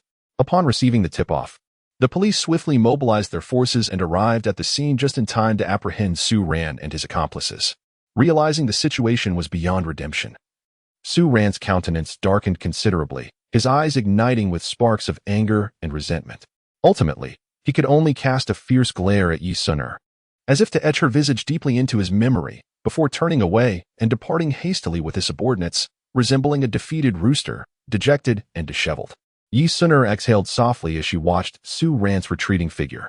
Turning to her companion, Su Xingqian, they exchanged smiles, both reflecting a sense of relief. They had successfully averted this sudden crisis, preventing a conflict that could have had grave consequences. However, the matter did not conclude there. Merely a few days later, Su Ran astonishingly reappeared before Yi Suner. This time, however, he seemed to have undergone a complete transformation. The once menacing visage was now adorned with a disarming smile, exuding an air of insincere flattery. In his hands, he bore an array of exquisitely packaged, extravagant gifts, appearing utterly sincere. "Miss Yi, I sincerely apologize for my previous transgressions. Please do not hold it against me. The reason for my actions was solely my overwhelming desire to obtain that miraculous medication. As it is crucial to the life and death of my loved ones," Su Ran spoke, all the while cautiously gauging Yi Suner's reaction. Listening to his words, Yi Suner was acutely aware of his true intentions. She understood that this man would not relinquish his pursuits so easily. His visit undoubtedly harbored ulterior motives. Nevertheless, out of courtesy, she smiled and nodded, conveying that she bore no ill will regarding past events. Encouraged by her demeanor, Su Ran continued, "Miss Yi, to be candid, I have recently learned that your esteemed family seems to be facing some minor challenges in the business realm. If our two families could collaborate, I would leverage my connections and resources to assist you in resolving these issues. Of course, in return, I would merely hope to share in the research findings regarding that medication." With anticipation, he gazed at Yi Suner, awaiting her response. Yi Suner furrowed her delicate brows. Immersed in contemplation, her expressive eyes occasionally shimmering with insight as if weighing the pros and cons. After a considerable pause, she finally spoke. "Mr. Su, I must admit, your proposal is indeed quite enticing. However, mere words are insufficient. How can I ascertain your sincerity? After all, the depths of the human heart are often inscrutable." Upon hearing Yi Suner's skepticism, Su Ran felt a tightening in his heart, yet he maintained an air of composure. Swiftly, he produced a meticulously prepared contract from within his garment, presenting it to Yi Sun-er with both hands, and spoke earnestly. Miss Yi, please rest assured. This contract embodies my sincerity. It meticulously delineates the terms and conditions of our collaboration. You may peruse it at your leisure and deliberate thoughtfully. Yi Sun-er inclined her head slightly, extending her delicate hand to accept the document. She began with a cursory glance at the cover and table of contents, and then proceeded to scrutinize each page with keen attention. As time passed, the tension in her once taut visage gradually eased, and the corners of her lips involuntarily lifted, revealing a faint, elusive smile. Having finished reviewing the contract, Yi Sun-er gently closed it, lifted her gaze to meet Su Ran's eyes, and spoke softly. Mr. Su, I appreciate your contract. However, I require some time to contemplate this matter thoroughly. Until a resolution is reached, this invaluable medication cannot be entrusted to you. I hope you can understand. Upon hearing this, Su Ran felt a twinge of reluctance in his heart, yet he could only nod in acquiescence, replying, in that case, I kindly ask Miss Yi to take her time. I am confident that with your intelligence and insight, you will make the wisest decision. Yet, deep within him, he was already calculating how to first secure Yi Sun-er's trust before seizing the pivotal medication at an opportune moment. On the other side, Yi Sun-er was no novice either. She perceptively sensed Su Ran's intentions and instinctively heightened her vigilance. She was acutely aware that the contest surrounding the enigmatic medication was merely a prologue, and that further overt and covert struggles awaited her in the future. Chapter 59. Yi Sun-er's counterattack. With the vital cooperation contract entrusted to her by Su Ran clutched tightly in her hands, Yi Sun-er hastened towards the teacher's office. Her heart raced, suspended in her throat, for this contract pertained to a project of paramount importance to her. At long last, she stood before the door of the teacher's office. Taking a deep breath, she gently raised her hand and rapped on the slightly worn wooden door. Accompanied by the crisp sound of her knock, a gentle voice from within responded, Please enter. Yi Sun-er pushed open the door and stepped into the room, which was suffused with the aroma of books. Her gaze immediately fell upon the professional teacher seated at the desk, engrossed in perusing a hefty tome. She approached the teacher with brisk steps and respectfully said, Teacher, I apologize for the interruption. I have a contract that I find somewhat perplexing, and I have encountered some difficulties, so I hope to seek your guidance. I aspire to begin learning and accumulating experience through practical application. The teacher lifted his head, gazing at the inquisitive student before him, and a look of appreciation blossomed on his face. He set down the book in his hands, accepting the contract Yi Sun-er offered, and began to read it with great care. Meanwhile, Yi Sun-er appeared somewhat restless, glancing at the teacher's serious demeanor and then down at her tightly clasped hands, her mind racing with speculations about the potential issues within the contract. As seconds ticked by, each felt like an interminable year. At last, the teacher slowly set down the contract. He raised his gaze, his expression grave as he addressed Yi Sun-er on the surface. This contract seems to offer incredibly favorable terms, yet it conceals several subtle clauses that are not easily discernible. If one is not vigilant, it could easily lead you into a passive position. Upon hearing this, Yi Sun-er felt a sudden tightening in her chest, beads of perspiration forming on her forehead. She silently rejoiced at her timely decision to consult the teacher. Otherwise, the consequences would have been dire. Teacher, how should these clauses be amended to mitigate the risks? Yi Sun-er inquired eagerly, her eyes fixed intently on the teacher, shimmering with a blend of anticipation and anxiety. Her hands instinctively clutched the hem of her garment, as if seeking to alleviate the tension within. The teacher nodded slightly, picked up a pen from the desk, and gently pointed to several clauses in the contract, beginning to explain patiently. First, this provision regarding breach of contract is overly ambiguous. It requires a clear delineation of specific breach scenarios and corresponding compensation standards. Furthermore, the phrasing regarding the duration of cooperation lacks clarity and is prone to misinterpretation. I suggest it could be revised in this manner. As the teacher elaborated with precision and depth, Yi Sun-er listened attentively, anxious not to miss any crucial information. She occasionally nodded in understanding and swiftly jotted down important points and her reflections in her notebook. After thorough discussion and exchange, Yi Sun-er had gained a clearer perspective on how to amend the contract. After expressing her gratitude to her teacher, Yi Sun-er hurriedly departed, eager to implement the suggested revisions into the actual contract text. When she approached Su Ran with the meticulously amended contract, His previously relaxed demeanor transformed into one of seriousness. He swiftly perused the document in his hands, his brow furrowing deeper with each passing moment, and his expression subtly altered. Clearly, Su-ran had not anticipated that Yusuna would be able to pinpoint the issues within the contract so accurately and comprehensively and propose reasonable amendments. However, Su-ran did not concede easily. He sought to exploit certain details to challenge Yusuna. In the face of his inquiries and skepticism, Yusuna remained remarkably composed. Drawing upon the professional knowledge imparted by her teacher, she countered each point with clarity and substantiation, exuding confidence that rendered her expertise and authority undeniable. As this intense exchange unfolded, time slipped away. Despite Su-ran's strenuous efforts to uncover further flaws, Yusuna steadfastly maintained her position, effectively neutralizing his repeated assaults with her solid professional acumen. Ultimately, Su-ran realized he was at an impasse. With a resigned sigh, he chose to relent, agreeing to renegotiate the contract in accordance with Yusuna's stipulations. He picked up his phone and promptly dialed the company's legal department. In succinct and clear terms, he conveyed his directives, insisting that they meticulously revise the contract in strict accordance with Yusuna's requirements. Once he had relayed the instructions and confirmed that the legal personnel understood the task, he gently hung up the phone. After setting the phone down, Su-ran slowly raised his gaze, which naturally fell upon Yusuna before him. At that moment, his eyes reflected a newfound curiosity and intrigue. It was as if the seemingly delicate woman before him had suddenly become enigmatic, prompting an irresistible desire to delve into her true thoughts and intentions. After a brief pause, a subtle smile graced Su-ran's lips, hinting at a profound and inscrutable emotion, one that seemed to convey admiration for Yusuna's intelligence and determination. Intertwined with a hint of playful mockery, Yusuna responded with a slight upward curve of her lips, offering a polite smile. "I'm not as remarkable as you suggest. I've merely acquired some knowledge and skills through my studies with my teacher."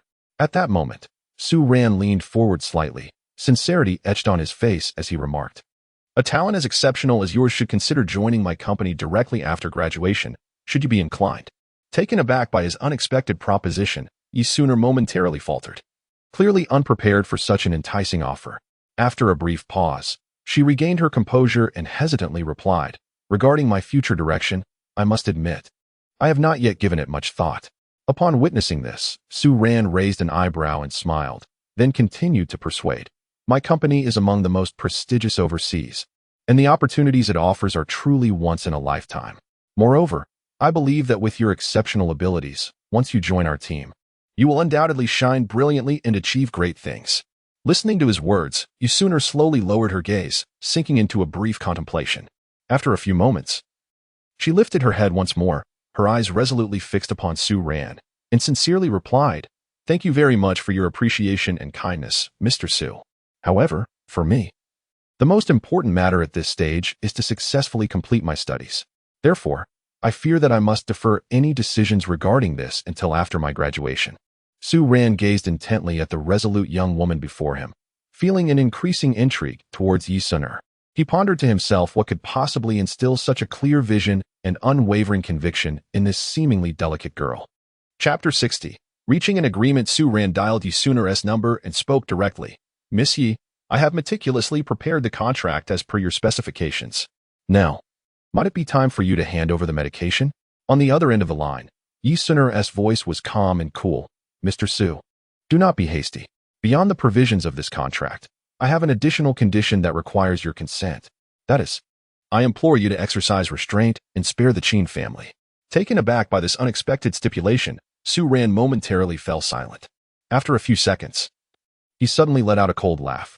"Ha, Miss Yi, you truly are Navi. The Qin family, having dared to offend me and those behind me, cannot simply evade retribution so easily."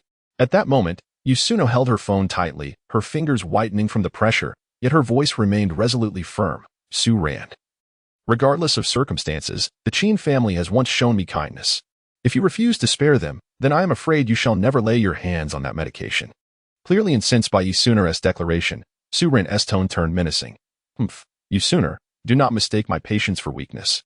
Be aware that your Yi family is utterly powerless before me now. The so-called leverage you possess is but a mere trifle. Do you truly believe you can challenge me with such scant resources?" In the face of Su-ran's aggressive demeanor, Yusuna showed no signs of retreat. She took a deep breath and responded with unwavering dignity. Su Ran, given the state of affairs, let us speak frankly. Should you insist on not sparing the Qin family today, then so be it. We may as well engage in mutual destruction. After all, should this medication fall into the hands of someone as unscrupulous as you, it would only bring forth further calamity. In such a case, I would rather destroy it myself than allow it to become a tool for your malevolence. And do not forget, once word of your ruthless pursuit for a mere formula spreads, the esteemed reputation your Su family has cultivated over the years will be irreparably tarnished. Su Ran's eyes widened in disbelief as he gazed at the resolute Yi Suner, pondering how this woman could be so unyielding. Yet, the thought of his company's reputation and image being severely compromised caused him to grit his teeth and force out a response. Very well, Yi Suner, you are indeed formidable. I concede, but you must ensure that the medication is flawless. Otherwise, you should be well aware of the consequences awaiting you. Hearing Su Ran finally relent, Yi Suner's taut nerves began to ease. She let out a gentle sigh, steadied her composure, and stated, you need not worry on that front. I, Yi Suner, am a woman of my word and will deliver as promised. As long as you prepare the contract properly and cease all aggressive actions against the Qin family, once the contract is signed, I shall promptly deliver the medication to you. Although Su Ran felt a twinge of reluctance, he decisively ordered the cessation of all commercial strikes and dark web attacks against the Qin family, as per their prior agreement.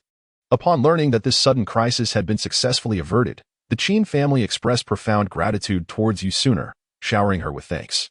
Meanwhile, Yi Suner had already gathered all the necessary medications. The day for their agreed meeting finally arrived, casting an atmosphere that was somewhat heavy and tense. Yi Suner attentively scrutinized each clause in the contract, ensuring there were no oversights or errors. Once satisfied, she cautiously presented the box containing the precious medication to Su Ran. He reached out to receive the box, yet contrary to expectations, he did not hastily open it to inspect the contents. Instead, he gazed intently at Yi Suner and slowly remarked, I hope this time you have not deceived me. Undeterred by Su Ran's scrutinizing gaze, Yi Suner met his eyes steadily and calmly responded, I extend the same sentiment to you. Let us not engage in any deceitful tactics. With a stoic expression, Su Ran departed the scene, his figure gradually fading from Yi Suner's sight. At that moment, she released a long sigh, feeling as though a colossal burden had been lifted, leaving her considerably lighter. However, unbeknownst to Yi Suner, just a few days later, astonishing news reached her ears. Su Ran had begun, through a web of intricate relations, to conduct a covert investigation into the other enterprises of the Yi family. Clearly, this vindictive individual was not content to relent. He sought an opportune moment to exact revenge once more. Yi Suner understood all too well that this conflict was far from over. A person like Su Ran, who harbored grudges and refused to easily let go of his adversaries, could never genuinely withdraw. Nevertheless, Yi Suner felt no regret. After all, she had successfully safeguarded the Qin family from utter devastation. At that moment, seated in her dormitory, she furrowed her brow, deeply contemplating her countermeasures. Just then, a cheerful ring-on shattered the silence within the room. Upon checking her phone, she discovered it was a call from Qin Yu. As she pressed the answer button, Qin Yu's voice, filled with heartfelt gratitude, resonated through the receiver. Suner, I cannot thank you enough. If it weren't for your intervention, our Qin family would surely have faced ruin. Yi Suner's lips curled into a gentle smile as she softly replied, Why are you being so formal with me? The Qin family has always been there for me. Out of both emotion and reason, I could never stand idly by while you faced adversity. Moved by the conversation, Qin Yu continued, Despite this, the kindness you have shown will forever be etched in the hearts of the Qin family. I have heard that the despicable Su Ran is still harboring resentment and plotting revenge. I wonder if you have any specific strategies to counteract this? Yi Suner's gaze was resolute, sparkling like a cold star, as she clenched her fists and declared, When soldiers arrive, we shall meet them with soldiers. When water comes, we shall cover it with earth. Regardless of the tactics the Su family employs, I shall not cower. At present, I am diligently gathering evidence of the Su family's violations. Once I possess sufficient and compelling incriminating material, I am certain that the arrogant Su Ran will begin to feel apprehensive. On the other end of the line, Qin Yu's beautiful eyes suddenly brightened, dazzling like a shooting star streaking across the night sky. A confident smile graced her lips as she replied, Suner, I can also be of assistance in this matter. Although our Qin family may not overtly engage in the commercial arena, we possess extensive connections within the dark web. I believe that leveraging these relationships to unearth more damaging secrets about the Su family will not prove difficult. Upon hearing this, Yusuner felt a surge of joy. She smiled and responded, "That is truly wonderful. With the support of the Qin family, the likelihood of success for this endeavor will undoubtedly increase significantly." Thus, from that moment on, the two resolved to collaborate on a clandestine investigation, delving into the hidden dealings of the Su family. After a period of tireless effort, they achieved a significant breakthrough, discovering that one of Su Ran's factories was involved in severe environmental pollution. Even more outrageously, this factory had taken no effective remedial measures and was attempting to cover up the shocking scandal by bribing local officials. Chapter 61. The Efficacy of the Drug Nevertheless. In the face of such significant evidence, Yusuner exhibited an extraordinary calmness and rationality. Unlike the average person, who would have hastily sent this evidence anonymously to major media outlets and relevant regulatory authorities, she cautiously chose to preserve it meticulously. For Yusuner was acutely aware that recklessly disclosing this evidence at such a pivotal moment could easily alert the enemy, provoking a more ferocious retaliation from Su Ran. Thus, she resolved to wait for the opportune moment, intending to unleash this damning evidence without hesitation once Su Ran truly targeted the Yi family, delivering a fatal blow to the Su family and achieving a flawless counterattack. On the other hand, ever since Su Ran successfully acquired that mysterious drug, he had hurriedly returned overseas. With a hurried demeanor, he made his way directly to the hospital where his father was located. Clutching tightly onto the box containing the precious medication, as if it held not mere pharmaceuticals, but the very key to life and death, the doctor, with a grave expression, took the medication and examined it closely. His brow gradually furrowed, as if he had discovered something unusual. "Mr. Su, this drug appears somewhat peculiar," the doctor remarked slowly. Su Ran's heart tightened abruptly, and a flicker of anxiety crossed his face as he hastily inquired, "What is it? What seems strange? Could it be that Yusuner dared to deceive me?" His voice involuntarily rose a few decibels. The doctor carefully placed the drug into the testing apparatus, initiating a series of complex testing procedures. Time ticked away, and the room was enveloped in a suffocating atmosphere of tension. Finally, after what felt like an eternity, the doctor slowly raised his head, locking eyes with Su Ran, and spoke with a serious tone. "Mr. Su, based on the preliminary test results, the components of this drug are generally unproblematic. However, there exists a particularly rare component that requires further in-depth testing to ascertain its safety and reliability." Su Ran's expression instantly darkened. His fist clenched tightly as he gritted his teeth and declared, "Doctor, please expedite the testing process. If this drug harbors any issues, I will not spare the one who dared to scheme against me." The doctor sensed Su Ran's fury and quickly nodded in agreement. "Understood, Mr. Su. I will accelerate the testing speed." With that, he turned and immersed himself back into the urgent work at hand. Meanwhile, in another corner of the city, Yusuner and Qin Yu were closely monitoring the movements of the Su family. They understood full well that Su Ran was no benevolent character and would not easily relent. Therefore, both had prepared extensively to respond to any potential contingencies that might arise. Before long, the doctor emerged from the testing room with a solemn expression. Approaching Su Ran, he took a deep breath and began, "Mr. Su, I regret to inform you that after thorough examination, we have indeed identified a rare component within this drug. At present, we are unable to accurately determine the safety of this component, so we advise against using this medication for the time being." Upon hearing this news, Su Ran could no longer contain the fury brewing within him. He swung his fist violently, striking the wall beside him with a resounding thud. "How infuriating! Yusuner, how dare you be so audacious as to scheme against me?" His eyes blazed with fury as he gritted his teeth and shouted. Upon hearing this, Su Ran's expression darkened instantaneously. A cold glint flickered within his narrow eyes, and he unhesitatingly issued orders to his subordinates. "Investigate immediately. Thoroughly scrutinize the entire process of Yusuner administering the drug. No detail should be overlooked. I refuse to believe we cannot find her flaw. Those who dare oppose me must face the consequences." Meanwhile, the scene was quite different for Yusuner. Taking advantage of Su Ran's preoccupation with the illness of his father, she seized this precious time to further fortify and strengthen the defenses of the Yi family's enterprises, preparing for any sudden and frenzied counterattack from Su. However, after several days of investigation, her subordinates hurriedly returned with a report.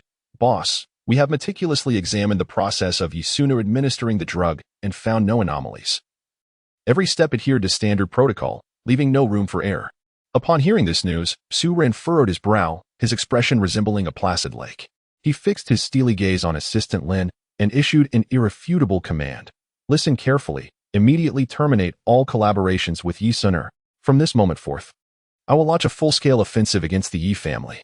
Su-ran's voice was cold and resolute, causing the temperature in the room to plummet with the weight of his words. However, just as Su-ran was about to instruct his subordinates to act against the Yi family, an urgent ringtone suddenly pierced the air. He retrieved his phone and saw that the call was from the hospital where his father was being treated. A tightness gripped Su-ran's heart. A sense of foreboding washing over him, yet he swiftly pressed the answer button. On the other end, a somewhat anxious voice spoke. Mr. Su? This is the hospital. We previously detected an error regarding the medication your father was prescribed.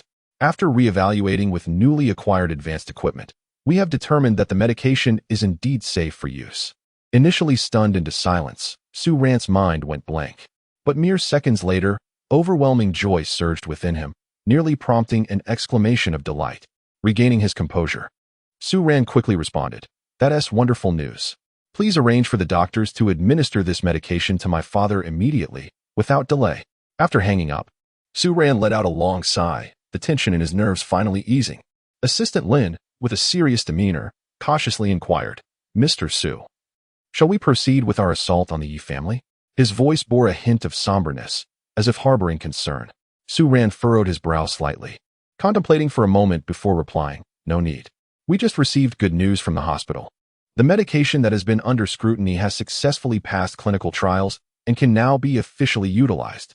At this point, a barely perceptible smile graced Su-ran's face. Meanwhile, on the other side, Yasuna also received the news. Upon hearing this development from her informant embedded within the Su family, the heavy burden that had weighed on her heart was finally lifted.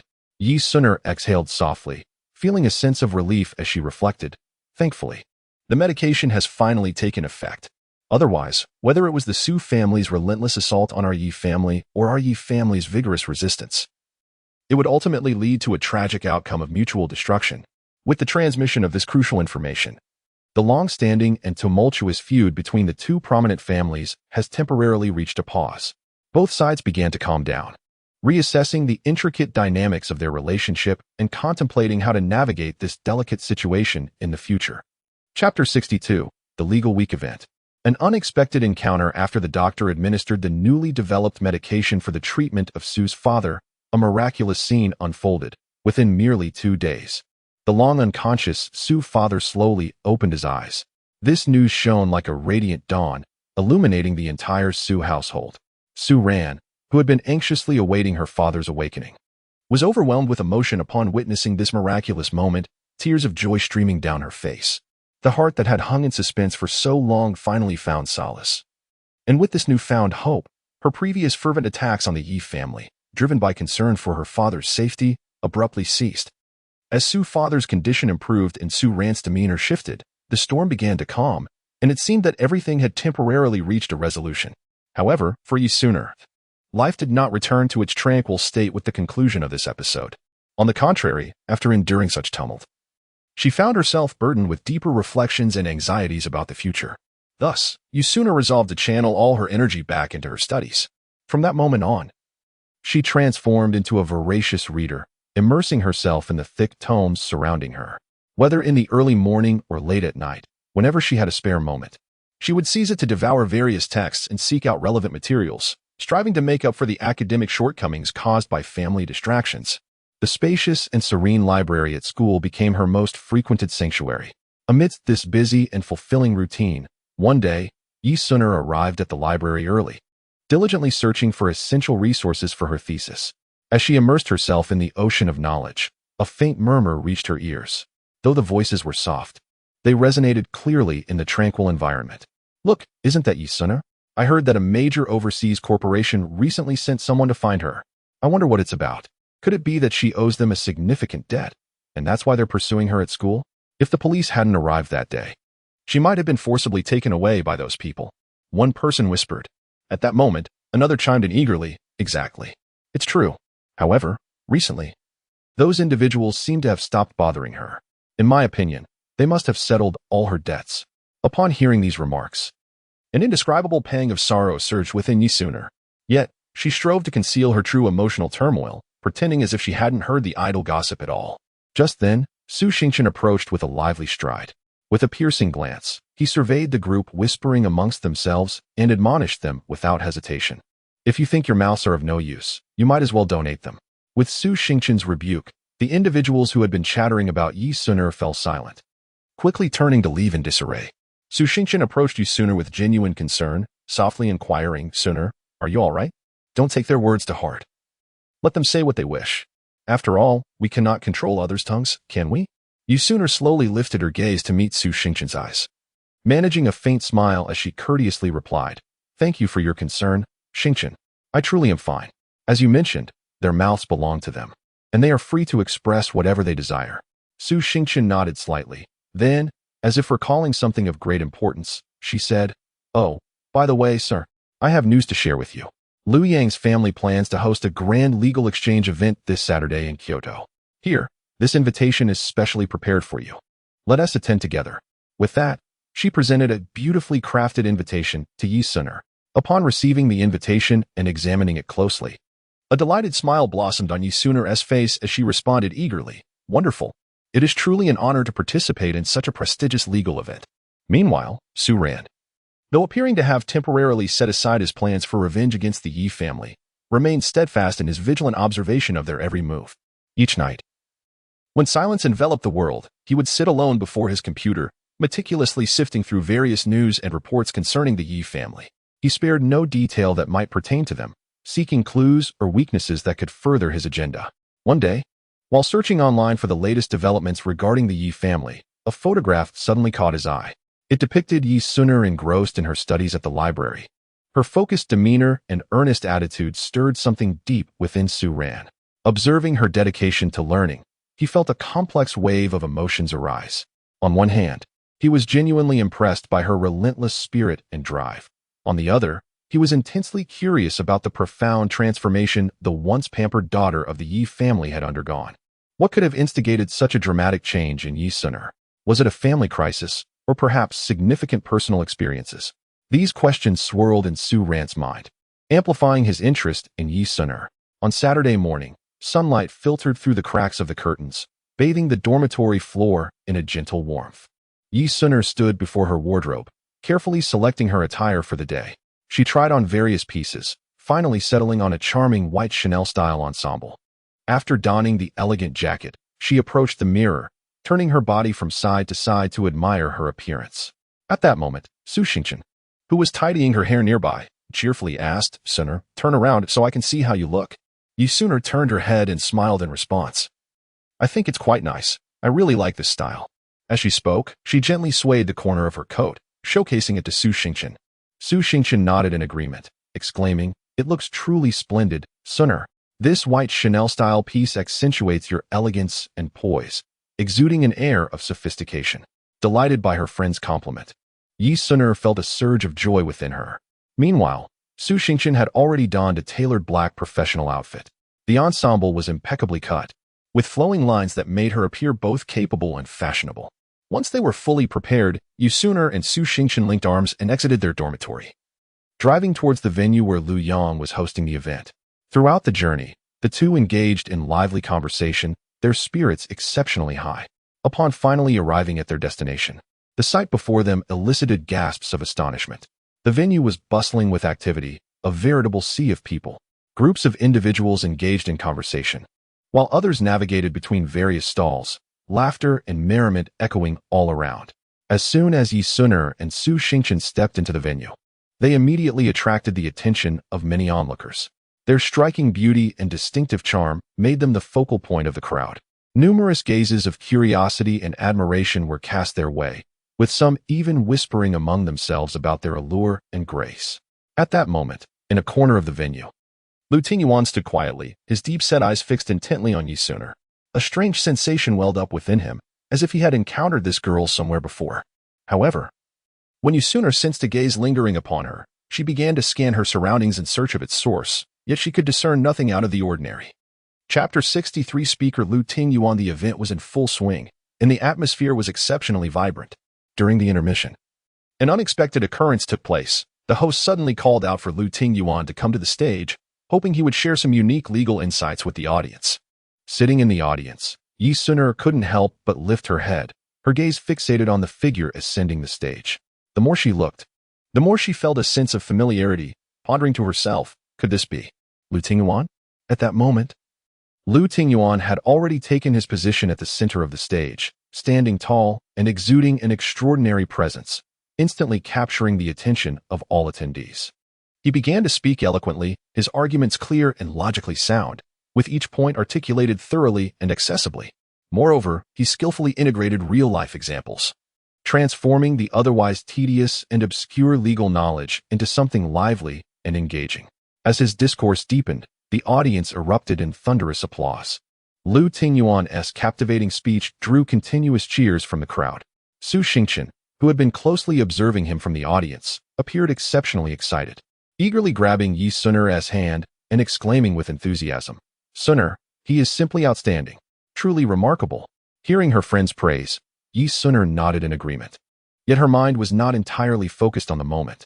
After a brief hesitation, she softly remarked to Su Xingchen, "Xingchen, do you remember what happened the other day at the basketball court?" Upon this reminder, Su Xingchen's eyes widened in realization. Her voice filled with astonishment as she queried, "Are you saying that the person speaking on stage is—" Before she could finish her sentence, she looked at Yi Suner with an expression of disbelief, seemingly seeking confirmation. Yi Suner nodded firmly, responding with conviction, "Indeed, Xingchen, it is him. I would never mistake him." At that moment, memories of their encounter on the basketball court flooded Yi Suner's mind. She mused, logically, "My meeting with Lu Tingyuan should have occurred upon entering society and commencing my career. Why, then, has our encounter happened so much earlier upon my rebirth?" Furrowing her brow, she pondered the reasoning behind this. Could it be related to academic factors? After all, in my previous life, I did not study in Kyoto but attended school in City A. Thus, it makes sense that I did not encounter Lu Tingyuan during my university years, but later met him in City A. Meanwhile, Lu Tingyuan concluded his splendid speech to a resounding applause. Yet, as if drawn by an invisible force, his gaze involuntarily drifted once more toward the direction of Yi Suner. When Lu Tingyuan saw Yi Suner standing alongside Su Xingchen, a fleeting glimmer of elusive light flickered in the depths of his eyes, akin to a shooting star across the night sky. Though brief, that glimmer held complex emotions, stirring a curiosity that compelled one to delve deeper. Lu Tingyuan descended the stage with an expressionless demeanor, his posture tall and elegant, as if he exuded an invisible aura. Each step he took resonated with a steady strength, captivating the attention of all present. Meanwhile, Yi Suner remained lost in her own thoughts, her gaze vacant and fixed ahead, as if her spirit had momentarily departed. Noticing her unusual state, Su Xingchen gently waved her hand in front of Yi Suner's eyes. "Hey, Suner, what is wrong? What has captivated you so?" Su Xingchen inquired with concern while attempting to draw Yi Suner's attention, reminding her, "He has stepped down." At Su Xingchen's exclamation, Yi Suner seemed to awaken from her reverie. When her gaze finally met Lu Tingyuan, who stood below the stage, a ripple of emotion stirred within her heart, causing her previously steady heartbeat to falter, as if an unseen hand had gently plucked the strings of her soul, producing a hurried melody. Su Xingchen took Yi Suner's hand and led her towards Lu Tingyuan, expressing her intention to greet him. Amidst the throng of people, Lu Tingyuan was engaged in pleasantries with the group. As Su Xingchen and Yi Suner squeezed through the crowd, she cheerfully remarked, "Mr. Lu, your speech today was splendid." Lu Tingyuan offered a polite smile, but his gaze settled upon Yi Suner. A hint of shyness and tension graced her exquisite features. Yet she summoned her courage to respond with a courteous smile, softly saying, "Hello, Mr. Lu. I am Yi Suner. It is a pleasure to meet you here." Lu Tingyuan acknowledged her with a gentle, resonant voice. At that moment, a lavishly dressed woman hurriedly approached, entwining her arm with Lu Tingyuan's, playfully chiding, "Tingyuan, what are you doing here? The mentor is looking for you." Lu Tingyuan frowned, casting a fleeting glance at Yi Suner before departing with the woman. As Yi Suner watched his retreating figure, an indescribable sense of loss enveloped her. Su Xingchen, sensing her unease, teased, "Suner, do you have feelings for him?" Yi Suner's face flushed, and she retorted, "No, I just find it surprising to encounter him here." Yet deep down, She knew her heart did not mirror the calmness of her words. In the spacious and brightly lit hall, Lu Tingyuan was surrounded by admirers, including the woman who had just affectionately linked her arm with his. At that moment, Yi Suner emerged from the restroom, initially intending to quietly avoid the lively scene. However, the keen-eyed Lu Tingyuan spotted her immediately. He politely excused himself from those around him and swiftly made his way toward Yi Suner, approaching her with a smile. He spoke earnestly, "Miss Yi, I apologize for leaving abruptly earlier. It was unintentional." Yi Suner glanced up at Lu Tingyuan, managing a faint, forced smile in response. "It's all right, Mr. Lu. You are undoubtedly busy with many affairs." The woman standing beside Lu Tingyuan felt a surge of discontent at this exchange. She playfully huffed, tugging at Lu Tingyuan's sleeve, and in a sweet, coaxing voice, said, "Tingyuan, the mentor has already left. We should hurry back."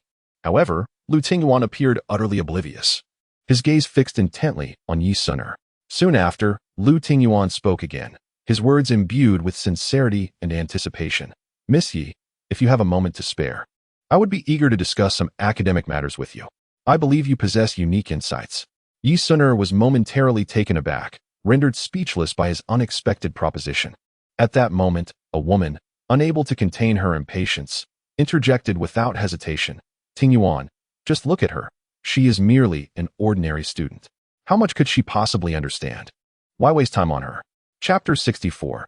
Yi Suner is diminished. These words struck Yi Suner like a sharp sword, inflicting severe damage on her sense of self-worth. Her complexion instantly turned pale, she bit her lip, and her eyes began to glisten with unshed tears. Just as she was about to turn away, Lu Tingyuan suddenly raised his voice, declaring, "I beg to differ. I firmly believe that Miss Yi will undoubtedly provide us with unexpected insights and perspectives."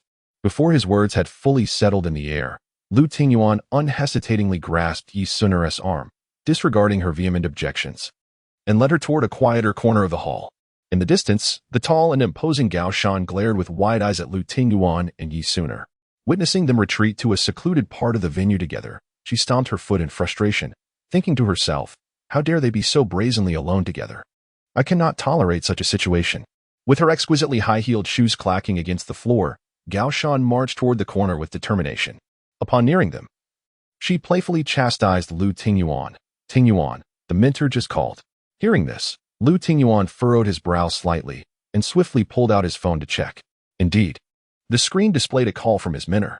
He hurriedly pressed the answer button and brought the phone to his ear, inquiring, "Mentor, what can I do for you?" "Oh, I see. All right, I understand. I will return immediately to address it." After hanging up hastily, he turned to Yi Suner, wearing an apologetic expression, and softly said, "I sincerely apologize, Miss Yi. An urgent matter has arisen that requires my attention. We shall have to discuss this another time." With that, Lu Tingyuan turned without hesitation to leave. At that moment, as if struck by a sudden thought, he glanced back at Gao Shan, who was closely following behind, and instructed, "Let us go, Gao Shan." Prompted by his command, Gao Shan eagerly replied, "Of course, Tingyuan." She then cast a triumphant glance back at the stationary Yi Suner, as if to assert her dominance. Thus, Lu Tingyuan strode away from the corner with bold steps, while Gao Shan closely trailed behind him. Throughout their walk, silence enveloped them, creating a heavy atmosphere. Eventually, Lu Tingyuan broke the stillness, turning his impassive gaze toward Gao Shan and coldly asking, "Did you enjoy yourself, Gao Shan?" Taken aback by Lu Tingyuan's sudden inquiry, Gao Shan momentarily froze, but quickly regained her composure, feigning innocence as she replied, "Tingyuan, what do you mean? I don't understand at all." Yet, her evasive eyes betrayed her true thoughts. Lu Tingyuan let out a scoff. "Do you think I am unaware that you made a false call to the mentor? You should keep your little schemes to yourself." Gao Shan's face drained of color, astonished that her ruse had been uncovered. "Tingyuan, I merely wish to ensure you were not misled by that woman. She is unworthy of you," Gao Shan attempted to retort. "This matter does not require your concern. I have my own views on my affairs," Lu Tingyuan remarked with an inscrutable expression. Meanwhile, Gao Shan stood by, consumed by jealousy yet powerless to act. Yi Suner remained quietly poised, her gaze unwaveringly fixed on Lu Tingyuan's receding figure until it vanished entirely from her sight. At that moment, it felt as though her heart was being mercilessly squeezed by an invisible hand, a tumult of complex emotions surging within her, weighing heavily upon her spirit. Drawing a deep breath, Yi Suner endeavored to calm the tempest within. Unconsciously, her hands clenched into fists, her nails nearly embedding themselves into her palms. In this hushed moment, Yusuner silently vowed to herself, regardless of the effort required or the hardships endured, she would become sufficiently formidable, refusing to allow anyone to treat her with such disdain ever again. Fueled by this resolve, Yusuner turned and exited the hotel, taking a car back to school. Upon entering campus, she unhesitatingly devoted herself entirely to her rigorous studies. After careful deliberation, she meticulously crafted a detailed daily study plan. From that day forth, as dawn barely broke, she could be seen rising early to commence her studies, and when night had fully descended and her peers had drifted into sweet slumber, Yusuner remained, burning the midnight oil, tirelessly delving into her academic pursuits. Time flew swiftly, and within just a few months, Yusuner's once round face gradually became more slender, her figure increasingly delicate. Yet, in stark contrast, the brilliance that sparkled in her beautiful eyes had not diminished. Instead, it grew ever more resolute and radiant with each passing day. Su Xingqian had been attentively observing her friend Yusuner's transformation during this period. Each time she witnessed Yusuner's relentless dedication to her studies, a pang of sympathy welled up within her. Su Xingqian understood that Yusuner's fervent efforts stemmed from the merciless ridicule and belittlement she had endured from a practicing lawyer named Gao Shan during the Legal Week event. Yet, Su Xingqian recognized that for Yusuner, the only path to avoid such humiliation in the future was through continuous personal growth and empowerment. Moreover, if Yusuner aspired to stand proudly and confidently beside Lu Tingyuan one day, then the struggles she faced now were both worthwhile and essential. As the campus bell tolled, the annual law debate conference was about to commence. At that moment, the melodious and solemn chimes resonated through the air, seemingly transcending time and space. Reaching the ears of Su Xingqian and Yusuner, this crisp and delightful sound acted as a key, unlocking the door to their journey into the unknown. Su Xingqian gently turned her head, her gaze landing on the enchanting Yusuner beside her, and softly said, "Suner, the law debate is about to begin. Let us proceed to the square."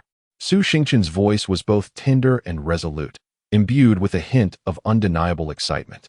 Yusuner nodded gently, akin to a bashful flower quivering in the gentle breeze. In Yusuner's bright eyes, curiosity and anticipation shimmered as she replied, "All right, Xingqian, let us depart swiftly." With that, Yusuner gracefully set forth, resembling a delicate fairy in mid-dance. Su Xingqian smiled and followed her footsteps, the two walking side by side. The sunlight enveloped them, casting a radiant glow upon their youthful figures, creating a picturesque scene. Along the way, they navigated through the bustling crowd, passed by quaint, ancient architecture, and absorbed the lively yet serene atmosphere surrounding them.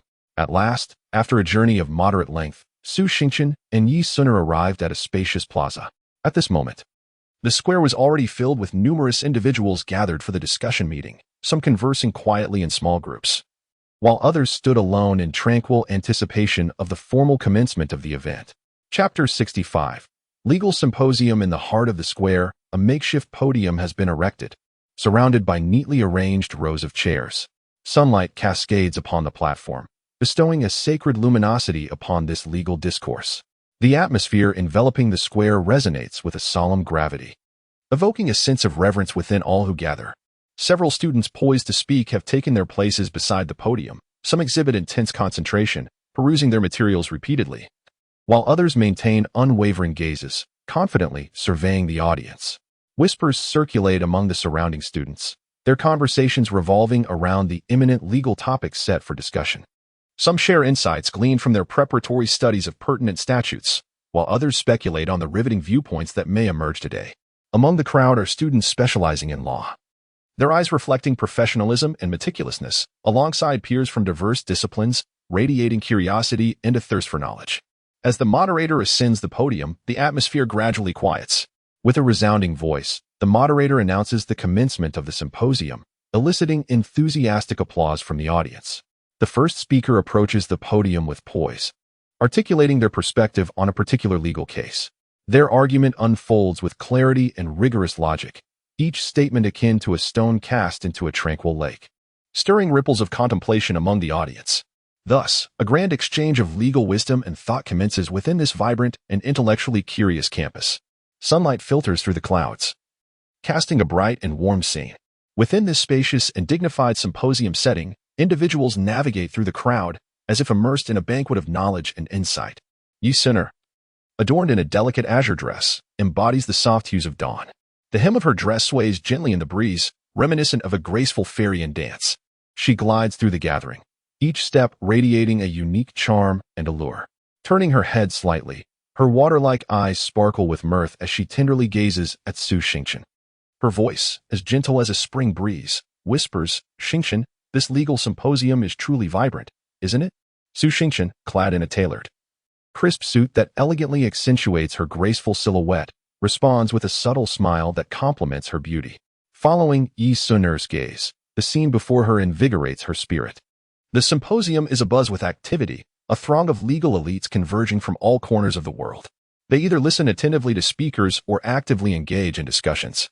Some stand before towering display boards, passionately articulating their unique insights while gesturing towards the densely packed texts.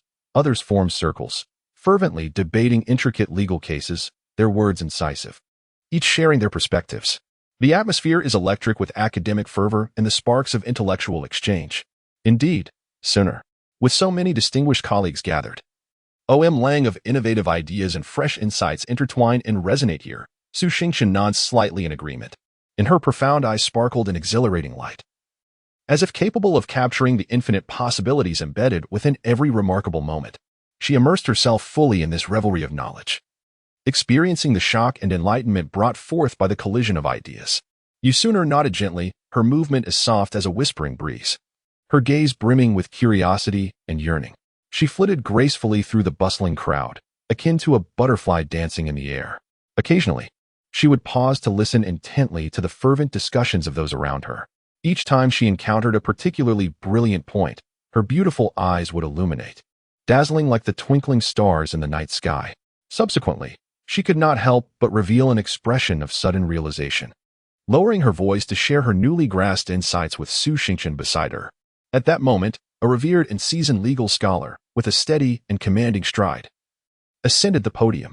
A smile graced his face, exuding an aura of scholarly respect. As he appeared, the previously raucous venue fell into a hushed silence, all eyes fixated on the stage. The scholar cleared his throat and began to vividly narrate a complex and challenging legal case. Observing this, Yi Suner and Su Xingchen hastily quickened their pace, swiftly finding a relatively secluded seat where they sat side by side. At this juncture, they were utterly engrossed in the captivating symposium. The two girls gazed intently at the scholar on stage, fearful of missing any crucial detail. The atmosphere in the seminar was vibrant, akin to an expansive ocean of knowledge. Within this realm, Yi Suner and Su Xingchen resembled two joyful fish, eagerly absorbing the boundless nourishment of wisdom, filled with delight at the prospect of uncovering more invaluable treasures in this vast sea, thus aiding them in their steady pursuit of legal truths, advancing further along their path. At that moment, Yi Suner was wholly absorbed in the stimulating discourse on legal matters presented by the esteemed guests on stage. Suddenly, she sensed a faint presence approaching from behind, as if someone were quietly drawing near. Before she could react or turn to ascertain the source, a warm, gentle hand rested lightly upon her slender shoulder. Startled by the unexpected touch, Yi Suner instinctively trembled, a surge of surprise coursing through her. She quickly turned her head, her eyes reflecting a mix of alarm and confusion towards the individual standing behind her. Before her stood a somewhat unfamiliar male face, and for a moment, Yi Suner felt a sense of bewilderment, instinctively inquiring, "Who are you?" Meanwhile, Lu Jingshun, who stood there, realized in that instant his mistake, a hint of embarrassment creeping across his features. Just as Lu Jingshun was about to explain, Su Xingchen, seated nearby, noticed the commotion and turned to look at the two women. With a tone full of surprise, she exclaimed, "Mr. Lu, what brings you here?" Upon hearing Su Xingchen's voice, Lu Jingshun paused momentarily, but quickly regained his composure. A faint smile graced his lips as he replied, "I, too, have been invited to this legal seminar. I caught a glimpse of someone who seemed familiar, resembling you, and thought I would come over to say hello. I did not expect to mistake someone else for you. My apologies." He glanced apologetically at Yi Suner as he spoke.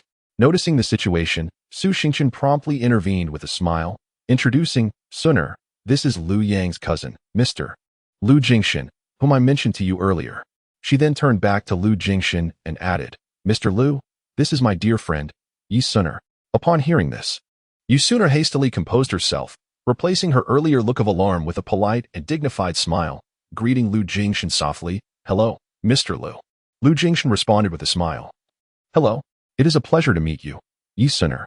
Unlike their previous brief exchange, this time, Lu Jingshan's eyes revealed a glimmer of genuine interest as he intently gazed at Yi Suner, continuing to inquire. "It seems you have quite an interest in the field of law, don't you?" Chapter 66. Su Xingshan's intentions to play matchmaker confronted with Lu Jingshan's sudden inquiry. Yi Suner momentarily paused, yet quickly nodded in agreement, responding, "Indeed, it is beneficial for me to acquire more knowledge of the law, given that it is my area of expertise." Lu Jingshan, with a composed stride, gradually approached Yi Suner and gently seated himself beside her. His tall and upright figure resembled a majestic mountain, exuding an undeniable presence. At that moment, the speaker at the podium, clad in a tailored suit and bearing a serious expression, abruptly introduced an exceedingly sharp and intricate legal controversy. This contentious point detonated like a bombshell, instantly stirring a commotion among the audience, who began to whisper and chatter animatedly. The entire venue was soon engulfed in a cacophony of voices. Lu Jingshan slightly turned to one side, inclining his ear towards the tumultuous discussions, listening intently for a brief moment. He then turned his gaze back to Yi Suner, his eyes softening as he lowered his voice to inquire, "What are your thoughts on this matter?" Upon hearing Lu Jingshan's question, Yi Suner was initially taken aback, seemingly surprised that he would seek her opinion. After a moment's hesitation, she summoned her courage and began to articulate her perspective. With her lips parting gently, she expressed her insights with clarity and conviction, her gaze resolute and self-assured. Lu Jingshan listened quietly to Yi Suner's words, and in the depths of his profound eyes, a subtle glimmer of appreciation began to emerge. Once she had finished speaking, a faint smile played at the corners of his mouth as he softly remarked, "That is quite an astute observation. I did not anticipate such a unique viewpoint from you." This simple compliment caressed Yi Suner's heart like a gentle spring breeze, causing her cheeks to flush slightly and her pulse to quicken involuntarily. Su Xingshan, observing this exchange, swiftly turned towards Lu Jingshan, fixing him with a direct gaze and a slight smile, as she suggested, "Mr. Lu, once this legal seminar concludes, why don't we all go out for a meal together? It has been quite some time since a Yang has seen you, and it would be lovely to have you and Suner join us." In her eyes, there sparkled a hint of starlight, betraying an unmistakable sense of anticipation. Upon hearing her proposal, Lu Jingshan hesitated for a brief moment, but soon nodded gently in agreement. For him, the opportunity to sit down with a Yang and catch up on recent developments was indeed a pleasant prospect. As the seminar concluded successfully, the group made their way towards the private room that Su Xingshan had reserved. Upon their arrival, they found Lu Yang already waiting there. And as soon as he spotted Lu Jingshan entering, his previously calm demeanor burst forth into a radiant smile akin to sunlight, and he excitedly exclaimed, "Brother, it has truly been a long time since we last met." Lu Jingshan gently raised his hand, tenderly patting the shoulder of the person beside him, as if conveying a silent encouragement and support. As the guests took their seats, the once tranquil atmosphere of the restaurant swiftly transformed into a lively scene. Soon, the well-trained waitstaff began to serve the dishes in an orderly manner. Plate after plate of exquisite culinary delights were presented on the dining table, emanating an enticing aroma.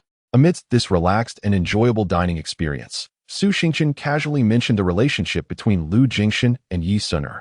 With a smile, Su Xingshan remarked, "I've noticed how harmoniously you two interact." This statement was akin to a stone cast into a placid lake, instantly capturing the attention of everyone present. Upon hearing these words, Lu Yang's eyes lit up, a mischievous smile gracing his face as he teased Lu Jingshan, "Brother, at this rate, it seems your good fortune is drawing near." With that, he playfully winked at Lu Jingshan. In response to his brother's jest, Lu Jingshan remained remarkably composed, merely smiling without hastening to refute anything. However, Yi Suner exhibited a different demeanor. Upon hearing these comments, she felt a wave of embarrassment wash over her. Her cheeks slightly flushed as she instinctively lowered her head, avoiding eye contact, resembling a frightened fawn, evoking a sense of endearment. Noticing Yi Suner's expression, Su Xingshan teased, "Suner, you are truly adorable when you get shy." Yi Suner shot her a reproachful glance and softly replied, "Xingshan, please don't tease me." At this moment, Lu Jingshan looked at Yi Suner with a gaze filled with affection, reassuring her, "It's all right. Everyone is merely joking."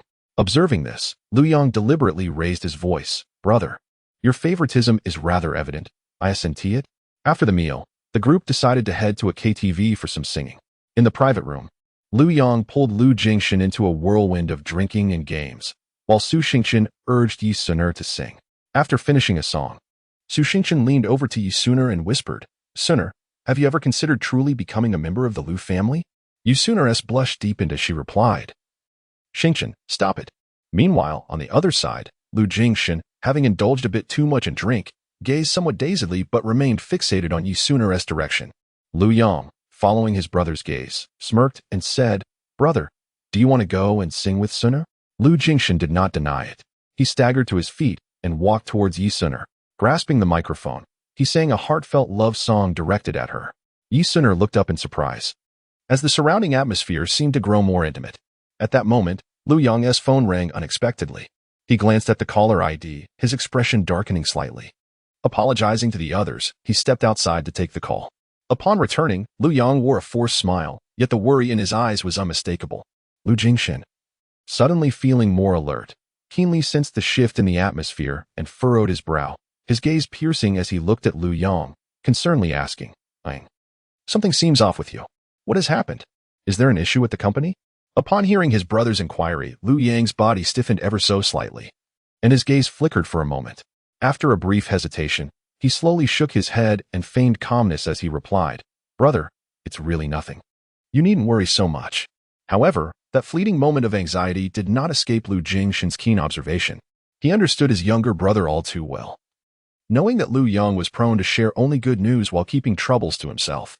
Yet, this very tendency only served to amplify his concerns regarding the gravity of the situation. Resolute in his determination, he vowed to uncover the truth behind this matter, firmly believing that Lu Yang should not have to bear these challenges and pressures alone. Chapter 67. The peculiarity of Lu Yang's Su Xingchen's gaze was sharp, keenly capturing the subtle shifts in Lu Yang's expression.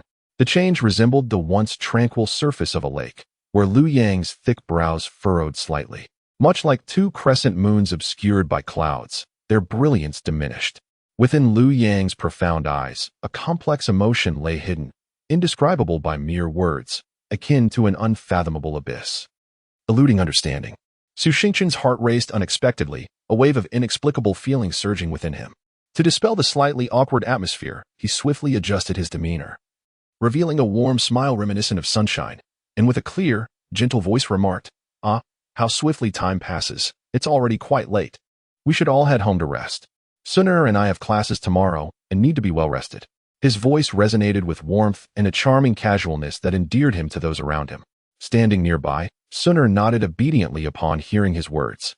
As she did, her long, lustrous hair swayed gracefully, reminiscent of willow branches dancing in a gentle breeze.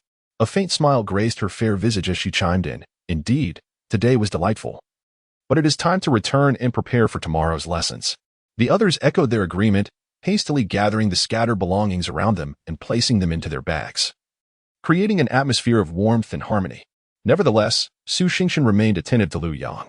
He cast a seemingly casual glance in Lu Yang's direction, only to find him still seated, wholly absorbed in his thoughts, oblivious to the happenings around him. That peculiar emotion appeared to still tightly entwine Lu Yang, rendering him unable to break free. Lu Yang softly parted his lips, his voice gentle yet imbued with a magnetic quality as he said, "Allow me to escort you." Though his voice was not particularly loud, the strength and resolve it conveyed were undeniable, making it difficult to refuse. Upon hearing this, Su Xingchen was momentarily taken aback, a flicker of surprise and delight illuminating his beautiful eyes, stirring ripples within his heart. Meanwhile, Suner quickly waved her hand, displaying a bashful expression, and politely responded, "You are too kind, Senior Lu. It truly isn't necessary. We can return on our own." However, Lu Yang paid no heed to Suner's refusal and confidently strode forward. With natural fluidity, Lu Yang took the small, exquisite backpack from Su Xingchen's hands, turning to head towards the car. As he walked, he glanced back at the trio, offering a bright smile as he said, "It's no trouble at all. It's on my way, so please, don't be so formal." Before long, Lu Yang carefully placed Su Xingchen's bag in the back seat of the car. Subsequently, he opened the car door, inviting the two ladies to step inside and take their seats. After they had all fastened their seatbelts, Lu Yang slowly started the vehicle, gliding smoothly along the road. Throughout the journey, he occasionally shared amusing anecdotes or delightful stories from his life, eliciting hearty laughter from everyone in the car. The initially somber atmosphere lightened considerably, transforming into one of ease and joy due to his entertaining tales. As they neared their destination, Yisuner expressed her gratitude to Lu Yang. He casually replied with a smile, "It's a trivial matter. If you ever need assistance, do not hesitate to ask." Su Xingchen gently pushed open the car door, one foot already on the ground, yet she did not immediately exit. Instead, she turned slightly and softly patted Lu Yang's shoulder, who was seated in the driver's seat. Her gaze was as tender as water, and with lips gently parted, she spoke in a voice as soothing as a breeze caressing the lake's surface. Yang, thank you for your hard work today. Make sure to return home and rest well." Upon hearing Su Xingchen's words, Lu Yang seemed to snap back to reality from some deep contemplation. He paused for a moment, then forced a smile that appeared somewhat stiff, responding, all right. Xingchen and Yisuner should head back to the dormitory. After Su Xingchen and Yisuner stepped down from the vehicle, Lu Yang took a deep breath to calm his somewhat tumultuous emotions. He then turned to Lu Jingchen beside him and inquired, "Brother, where do you live? I can give you a ride." Lu Jingchen leaned back against the seat, adjusting his posture slightly, and replied, "Just take me to Yujinjuan." The car continued its steady course along the road and soon arrived at the entrance of Yujinjuan. Lu Jingchen opened the car door and stepped out with measured strides. Turning back to Lu Yang inside the car, he said, "I'll head up now. Be careful on your way back." Lu Yang nodded and replied, "Yes. I'll head back now, brother." Lu Jingchen waved goodbye with a smile, and as Lu Yang drove away, gradually disappearing from sight, Lu Jingchen finally withdrew his gaze. He pulled out his phone from his pocket and adeptly dialed a number. The call connected swiftly, and Lu Jingchen's deep and resonant voice echoed, "How did it go?" Meanwhile, as Lu Yang's car receded into the distance, Yisuner gently linked her arm with Su Xingchen's and leaned closer to her ear, whispering, "Xingchen, I don't know why, but I feel like there's something a bit strange about Lu Yang today." Su Xingchen furrowed her brow slightly, thoughtfully sighing as she responded, "Yes, I feel the same way. From his demeanor today, it seems he is concealing something from both of us." Yisuner blinked her lively eyes and suddenly seemed to recall something, her expression turning curious as she asked, "By the way, Xingchen, how come Lu Yang and Lu Jingchen share the same surname if they are not cousins? Is there a special reason behind it?" Su Xingchen smiled gently and patiently began to explain to Yisuner. In fact, Lu Yang's father had been adopted into the Lu family as a son-in-law, which is why Lu Yang inherited his mother's surname. As they engaged in quiet conversation, they slowly made their way toward the dormitory. The moonlight cascaded upon them, casting two elongated shadows, as if bearing witness to this dialogue filled with intrigue and curiosity. Chapter 68. Father's critical condition. After bidding farewell to friends, Lu Yang felt as if his heart were ablaze. Upon arriving at the hospital, he hurriedly traversed the long corridors, his footsteps disordered and frantic. A pungent scent of antiseptic assaulted his senses, infiltrating his nostrils and permeating the air around him. With each breath he drew of that sterile atmosphere, it felt as though a heavy stone weighed upon his chest, rendering even the act of breathing laborious and oppressive. After a desperate search, Lu Yang finally located his father's ward. As he gently pushed the door open, he was greeted by a dimly lit room. A feeble light cascaded from above, casting a soft yet somewhat stifling glow. Lying on the hospital bed was his father, who now resembled a withered blade of grass, ravaged by autumn frost, emaciated and on the brink of death. The once vibrant and robust visage had turned as pale as thin parchment, devoid of any color. His lips, cracked and bereft of their former rosy hue, remained tightly sealed, as if he lacked the strength to utter a single word. Lu Yang's gaze slowly descended, revealing his father's frail body ensnared by a multitude of tubes and machines. Those cold conduits resembled cruel ropes woven by the hands of fate, binding his father firmly to that hospital bed. Witnessing such a frail and weakened figure, tears welled up in Lu Yang's eyes, his heart aching with sorrow. Suppressing his grief, he spoke with a quivering voice, laced with undeniable urgency, to his mother, who stood silently by the bed, tears streaming down her face. "Mom, how is Dad doing now?" Lu's mother slowly lifted her head, her once beautiful face now drenched in tears, with clear streaks marking the path of her anguish. As if narrating an unbearable inner torment, her eyes were hollow and bewildered, revealing boundless exhaustion and profound worry, akin to someone who had endured a long and desperate journey. She gently extended her hands and grasped Lu Yang's palm, her trembling lips seemingly yearning to articulate something, yet failing to form complete sentences for an agonizingly long moment.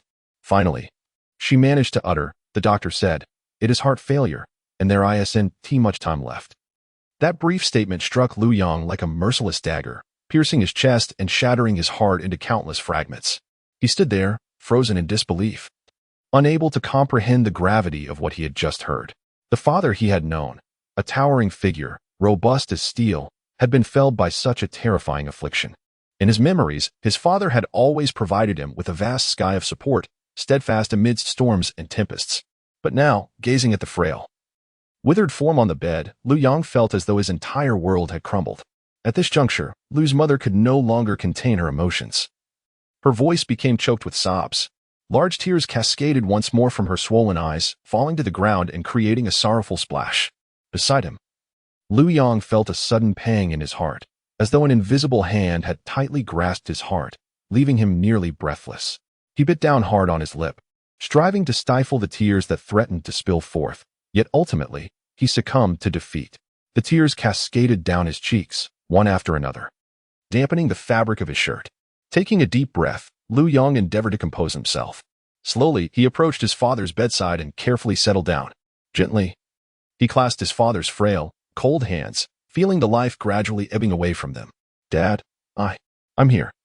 Lu Yang's once clear and resonant voice now emerged as a low tremor, seemingly suppressed by an unseen force. Each word he uttered was laden with profound sorrow and deep affection for his father, akin to a heavy heart sinking deeper into despair. "Dad, you must get better." Although Lu Yang spoke these words, he was acutely aware of the gravity of his father's condition. Nevertheless, he was unwilling to relinquish even a flicker of hope, silently praying for a miraculous turn of events. At that moment, the hospital room was suffocatingly silent, broken only by the faint ticking of medical equipment and his mother's muffled sobs. Lu Yang remained vigilantly by his father's side, his gaze never straying from that familiar yet weary face. Memories of joyful times spent with his father flashed through his mind like scenes from a film, fishing by the river, watching football matches together. Those beautiful moments now felt so precious and distant. He sensed his eyes growing moist, tears swirling within, yet he bit down on his lip, summoning all his strength to suppress them. He feared that if his father awoke to see him in such a fragile state, it would only cause him further worry and distress. In this room steeped in sorrow, time seemed to stand still. Lu Yang understood that every moment in the days to come was incredibly precious for both of them. Thus, regardless of the hardships that lay ahead, he resolved to face everything with strength and courage, wholeheartedly accompanying his father on the final journey of his life. The soft light in the room gently illuminated every corner, as if attempting to dispel the heavy atmosphere. Yet, this faint glow could not conceal the weight in their hearts. Lu Yang's mother, slightly hunched, bore the burden of her husband's critical condition, her once straight back, now slightly bent. Her weary face bore the marks of profound fatigue, yet she persevered, mustering her spirit to speak softly yet firmly to Lu Yang. You've been here for several days now. You should go home and rest. I will stay with your father." Lu Yang's brow was furrowed tightly, forming a deep crease, while his profound eyes brimmed with worry and reluctance. His gaze lingered for a long time on his father, who lay unconscious on the hospital bed, observing the pallor of his father's face and the tightly shut eyelids. A pang of sorrow pierced through his heart. Gradually, his attention shifted to his mother, whose fragile silhouette appeared increasingly isolated and helpless under the dim light. Lu Yang parted his lips, his mouth quivering slightly, as if he wished to utter words to counter his mother's sentiments, yet ultimately swallowed back the words that hovered on the brink of his tongue. His mother slowly extended a hand, gently patting Lu Yang's arm. With heartfelt earnestness, she continued to implore, "Son, listen to me. Even if you stay here, it will only lead to anxiety without aiding anything.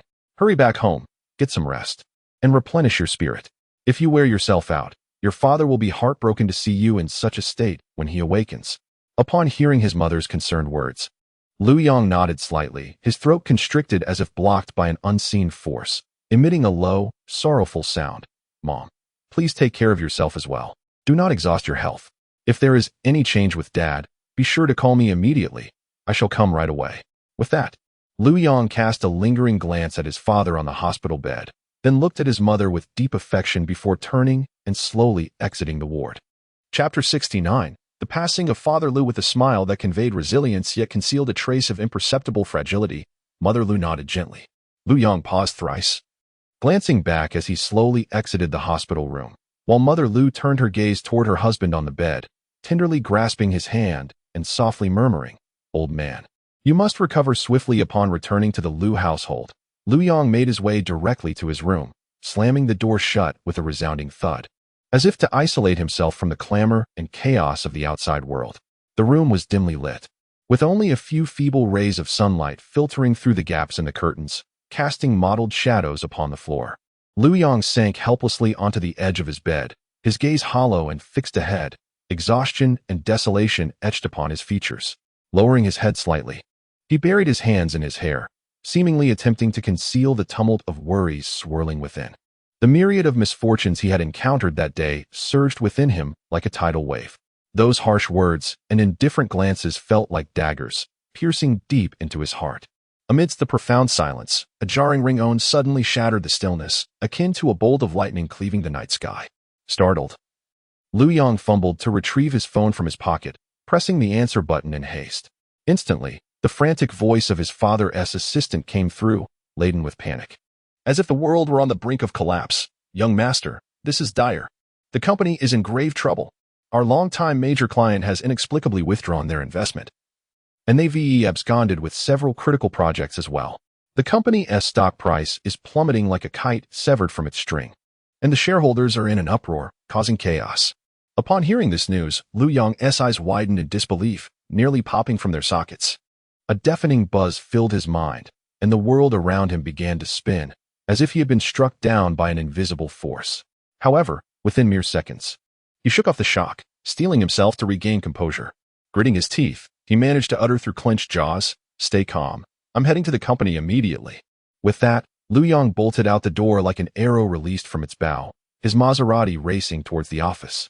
Throughout the journey, his heart pounded in his throat, his mind racing with countless potential disastrous scenarios. When the car finally came to a halt outside the company, he wasted no time, flinging open the door and striding purposefully into the building. As he stepped through the entrance, he was met with a scene of utter pandemonium. Shareholders swarmed around the management team like ants on a hot skillet, clamoring and shouting, spittle flying in all directions. The ruckus was more cacophonous than a bustling market. Observing the chaos, Lu Yong took a deep breath, striving to calm himself. He then marched boldly into the center of the throng, raising his voice to command attention. "Everyone, please quiet down. Allow me to speak for a moment." His call proved effective, as the previously tumultuous crowd turned their gaze towards Lu Yong, momentarily halting their disputes. Lu Yong surveyed his surroundings and spoke with a calm yet resolute tone. "Ladies and gentlemen, please trust me. We will surely overcome this adversity. The most vital task at hand is to remain composed, analyze the current situation collectively, and devise a strategy for our response." Subsequently, Lu Yong methodically articulated his perspective on the current state of affairs and proposed preliminary solutions. Though the shareholders still harbored doubts, their emotions visibly softened after hearing him. Without any delay, Lu Yong proceeded with the senior management team into the conference room, where a tense and fervent emergency discussion ensued. The atmosphere was heavy, with anxiety and concern etched on every face. However, under Lu Yong's guidance, everyone expressed their opinions, contributing actively to formulate an effective strategy as swiftly as possible. After attending to the overwhelming tasks at the company, Lu Yong scarcely took a moment to drink water before hurrying back to the hospital. Throughout the journey, he was consumed by urgency, wishing he could instantly fly to his father's bedside. Upon finally entering the hospital room, he was met with a heart-wrenching scene. His mother was slumped by the bed, deeply asleep, her face marked by dried tears and profound fatigue. Meanwhile, his father remained unconscious. Eyes tightly shut, Lu Yong quietly sat down on the opposite side of the bed, careful not to disturb his exhausted mother. He reached out with a trembling hand, firmly grasping his father's somewhat cold and unresponsive hand, then leaned closer, whispering into his father's ear with a deep yet powerful voice. "Dad, the company is facing significant troubles. The situation is quite grim. But rest assured, I will not be easily defeated. I will endure through any hardship, just as you once did, and I will not retreat an inch. So, you must hold on as well. Together, we will navigate through this challenge." At that moment, despite the immense weight pressing down on his heart, a newfound sense of unwavering determination surged within him. He understood the gravity of his responsibilities, not only to uphold his family but also to rescue the struggling company. He could not afford to show even the slightest hint of weakness or complacency. Suddenly, the previously steady monitoring equipment emitted a series of alarming beeps, shattering the silence of the room like a heavy hammer striking Liu Yang's heart. His body jolted, eyes wide with terror, as his heart raced to his throat. "Doctor! Doctor!" Liu Yang shouted hoarsely, his voice betraying his panic and urgency. He rushed toward the door, waving his arms frantically to attract attention. Upon hearing his cries, doctors and nurses hurriedly arrived, their expressions serious as they pushed emergency equipment into the room. The doctor swiftly assessed the data, while the nurses adeptly prepared various emergency tools. Liu Yang was pushed aside, helplessly watching the scene unfold, his hands unconsciously clenching into fists, nails digging into his palms, oblivious to the pain. His gaze steadfastly followed the actions of the doctors, his lips trembling slightly as he silently prayed for his father's safety. Each second felt interminably long, as if time itself had come to a standstill in the tense atmosphere, broken only by the incessant beeping of the machines and the hurried footsteps of the medical staff echoing through the ward. The hearts of the Liu family hung precariously in the balance. Liu's mother, her eyes reddened and devoid of life, stared blankly at the door of the room, her hands tightly clasped together, knuckles whitening from the strain. Liu Yang paced anxiously nearby, each step infused with urgency and unease. As time dragged on in agonizing suspense, the door to the ward finally swung open, and a weary doctor emerged. Upon witnessing the somber expression on the doctor's face, the hearts of the Liu family plummeted into despair. The doctor slowly shook his head and spoke softly. "We have done our utmost. May you find solace in your grief." Liu's mother weakened, nearly collapsing to the ground, but Liu Yang quickly steadied her. A heart-wrenching cry escaped her lips, tears surging forth like a torrent unleashed from a dam. "Oh, my dear husband, how could you leave us so soon?" Her voice quivered with boundless sorrow and reluctance. Liu Yang fought back tears, though his eyes were already reddened. The loss of his father felt like an avalanche crashing down upon him, leaving him engulfed in an unprecedented sense of helplessness and confusion. He stood there, numb, as memories of moments spent with his father flooded his mind, those once warm recollections now piercing his heart like needles. Ultimately, Liu's father could not be saved. He departed this world, carrying with him the love and concern of his family, leaving behind a devastated family, steeped in an abyss of grief. Chapter 70. The funeral of Liu's father. Liu's mother wore an expression as heavy as if shrouded by a thick layer of dark clouds. Her once gentle and kind visage now starkly austere. Her eyes were bloodshot, as if she had endured countless sleepless nights, each crimson vein narrating a tale of unspeakable anguish and sorrow buried deep within her heart. Her voice emerged hoarse and low, as if dragged from the depths of her throat, infused with boundless weariness and despair, reminiscent of a weary traveler traversing a desert, utterly exhausted. With great effort, she lifted her head, her gaze laboriously shifting to the side where Liu Yang stood, and with a breathless tone, she softly uttered, "Younger, we must prepare for your father's final rites." This statement fell upon Liu Yang's heart like a thunderclap, striking him with profound force. He stood there in a daze, his body rigid as if sculpted from stone. In that moment, time appeared to freeze, and the world around him descended into an uncanny silence. Liu Yang felt a buzzing in his head, as if all thoughts had vanished into thin air, leaving only a void. After what felt like an eternity, Liu Yang slowly regained his senses, as if awakening from a dream. He opened his mouth, attempting to articulate something, yet his throat felt as if it were obstructed by a wad of cotton, producing only a muffled whisper, "Mom, Dad." Tears rapidly gathered in his eyes, forming a delicate mist. Nevertheless, Liu Yang clenched his teeth, resolutely stifling his tears, his stubbornness evoking deep sympathy. Upon hearing her son's voice, Liu's mother felt a sharp pang in her heart. She dared not turn her gaze directly into his eyes, fearing that the sight of his sorrowful and helpless expression would shatter her composure entirely. Taking a deep breath, she endeavored to quell the tumultuous emotions within her. Yet when she spoke again, her voice trembled uncontrollably. "The doctor has just delivered the final verdict. Your father, he can no longer hold on." Before she could finish her sentence, her tears flowed uncontrollably. Suddenly, Liu Yang's legs faltered, and he swayed dangerously, nearly collapsing to the ground. He grasped the nearby table to steady himself. In that moment, the world spun around him, and everything before his eyes began to blur. Clutching his head with both hands, he crouched down, his body trembling uncontrollably. Memories of his time with his father flashed before him like a relentless film reel. The laughter and struggles they shared seeming to belong to a mere yesterday. Yet now he faced the harsh reality of life and death. After a considerable while, Lu Yong gradually rose from the ground.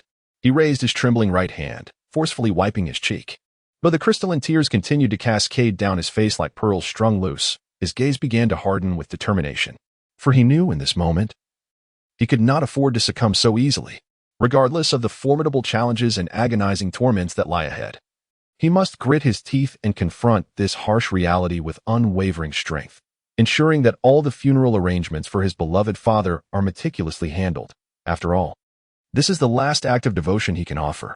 Lu Yong took a deep breath, striving to soothe his shattered heart, and then, suppressing the endless sorrow within, he began to methodically organize the funeral details. He first contacted the funeral home, meticulously inquiring about and negotiating various arrangements. Next, he personally selected a casket befitting his father. Finally, he carefully finalized the entire process of the memorial service and its specific elements. Throughout this endeavor, Lu Yong was hands-on with every step and decision, unwilling to allow even a hint of negligence or carelessness. Amidst his flurry of activity, the sound of hurried footsteps suddenly approached. It was Su Xingchen who, upon hearing the news, had rushed to the Lu residence in a state of urgency. When Su Xingchen caught sight of Lu Yang's face, which, despite his faint strength, could not conceal the profound sadness, her heart felt as though it had been gripped by an invisible hand, causing her almost unbearable pain. Without uttering many words, she swiftly moved to Lu Yang's side and gently took his cold, sweat-drenched hand in hers. Feeling the warmth and strength radiating from her palm, Lu Yong instinctively turned to meet Su Xingchen's gaze.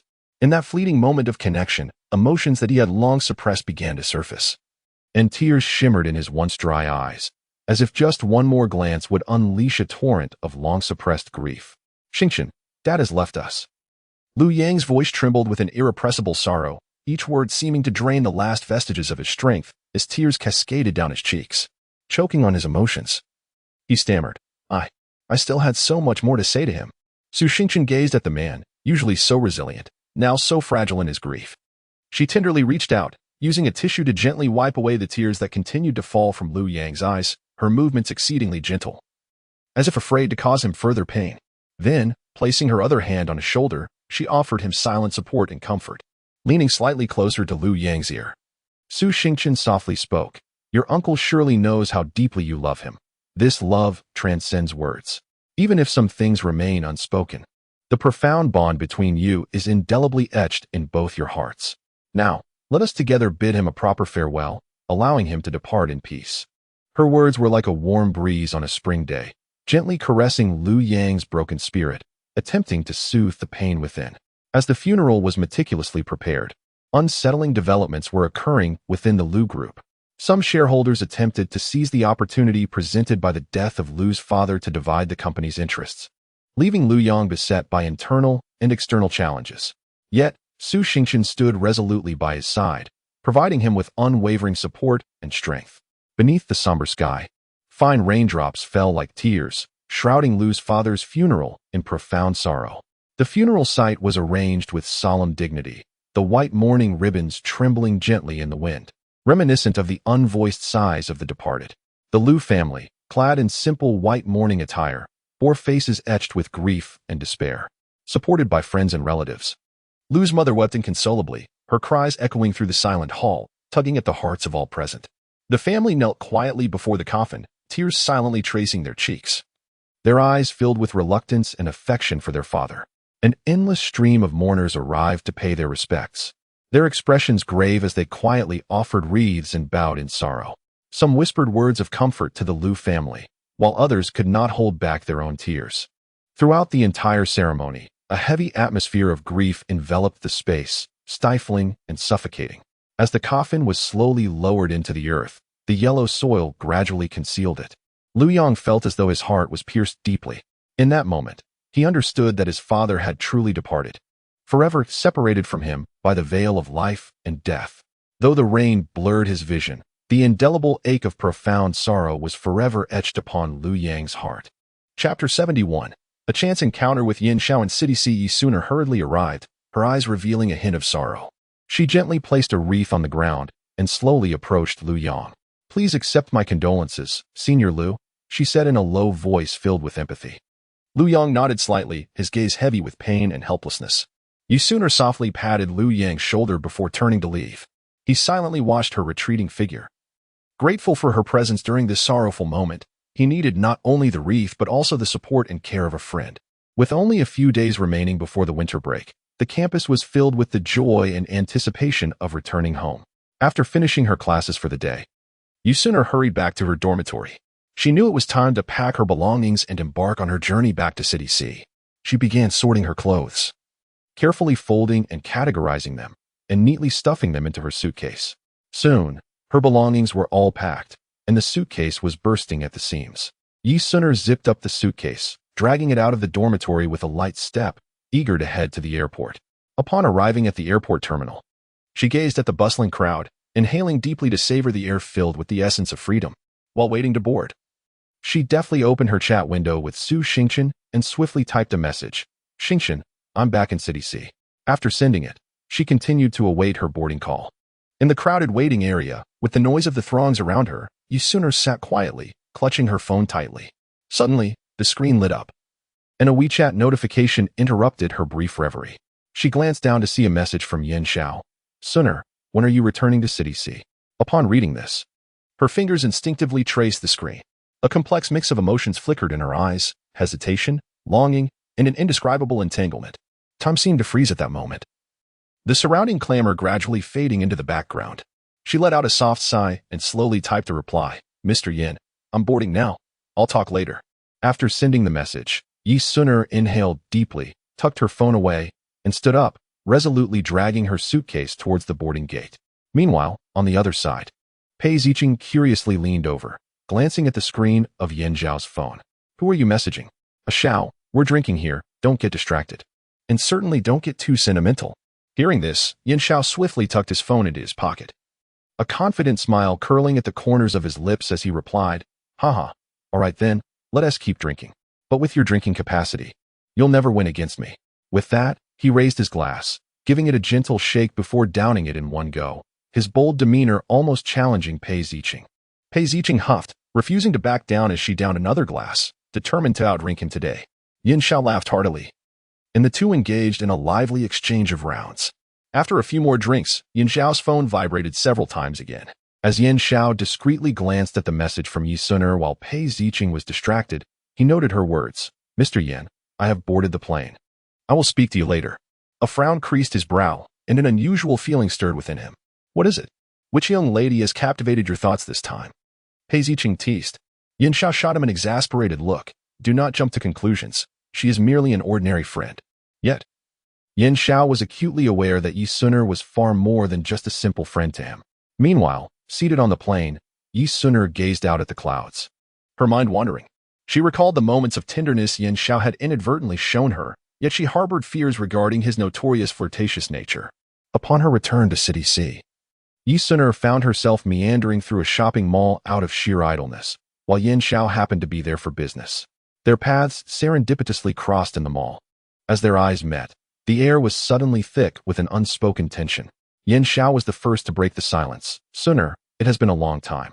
Yi Suner smiled gently. "Mr. Yin, what a coincidence." Yin Xiao gazed intently at the enchanting Yi Suner before him, their eyes locked, and a subtle smile graced his lips as he softly proposed. "Since fate has brought us together in this manner, would you care to join me for dinner?" Hesitation flickered in Yi Suner's eyes upon hearing his suggestion. She bit her lip, seemingly on the verge of politely declining, but before she could utter her refusal, Yin Xiao quickly added, "We could simply consider it a reunion of old friends." At this, memories of their past interactions flooded Yi Suner's mind, and after a moment's contemplation, she gently nodded in agreement. Subsequently, the two of them entered a tastefully decorated restaurant. The soft glow of the lights created a warm and romantic atmosphere. They found a table by the window and settled in, the street view outside picturesque, with passers-by hurrying along. At that moment, a well-trained waiter approached with a smile, politely presenting the menu and thoughtfully introducing the restaurant's signature dishes, exuding gentlemanly charm. Yin Xiao slightly turned towards Yi Suner, pushing the menu toward her and kindly saying, "Ladies first, please, do order." Just as Yi Suner was engrossed in perusing the menu, a peal of bright laughter reached their ears. They instinctively looked up to find Su Zhou and his girlfriend dining at the same establishment. In that fleeting moment, surprise crossed Su Zhou's face, and after a brief pause, he teasingly remarked, I didn't expect Brother Sha to be here on a date. Su Zhou's girlfriend, noticing the situation, quickly tugged at his sleeve, whispering a caution, don't say such things. However, Su Zhou disregarded her hint, continuing unabashedly, Brother Xiao? This lady seems rather unfamiliar.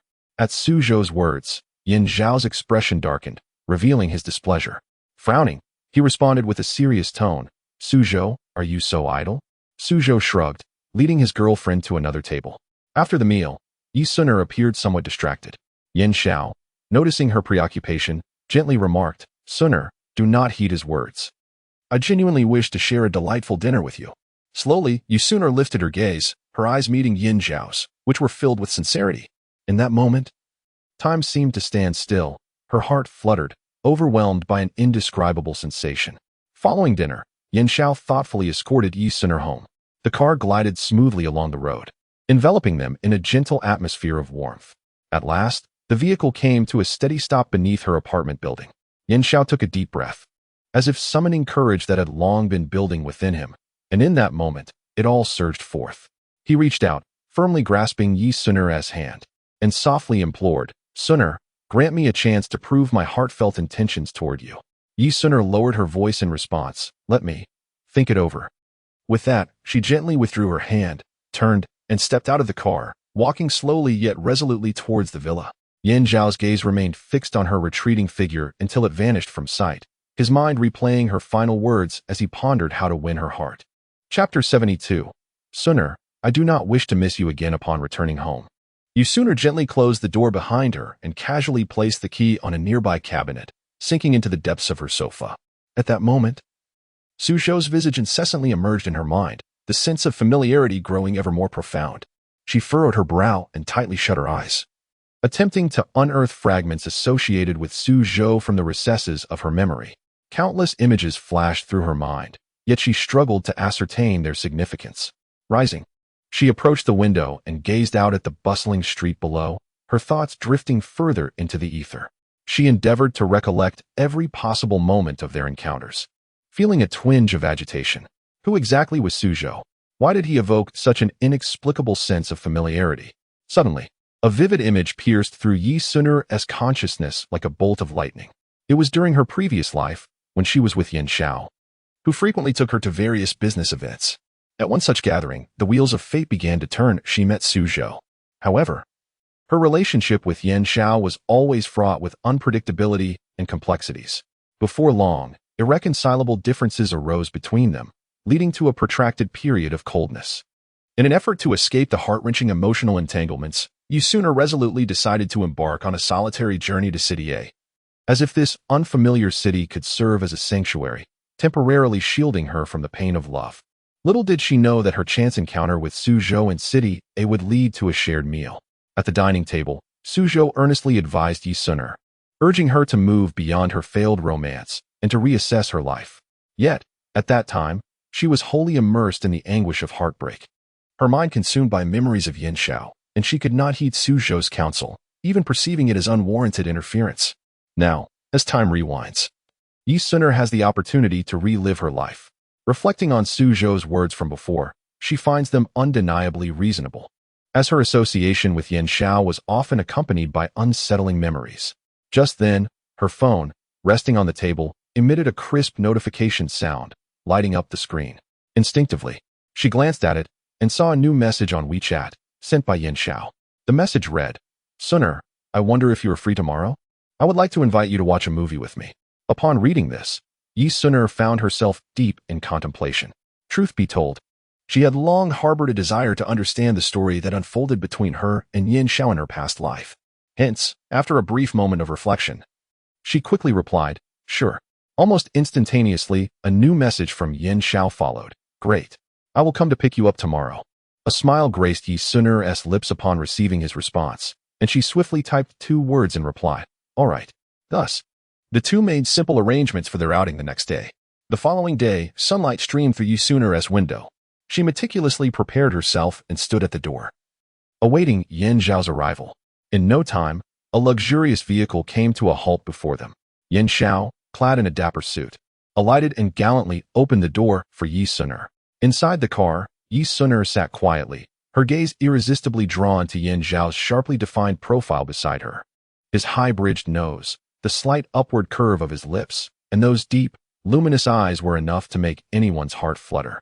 Indeed, Yi Suner was somewhat of a beauty aficionado. Perhaps her past life's infatuation was entirely due to Yin Xiao's striking visage.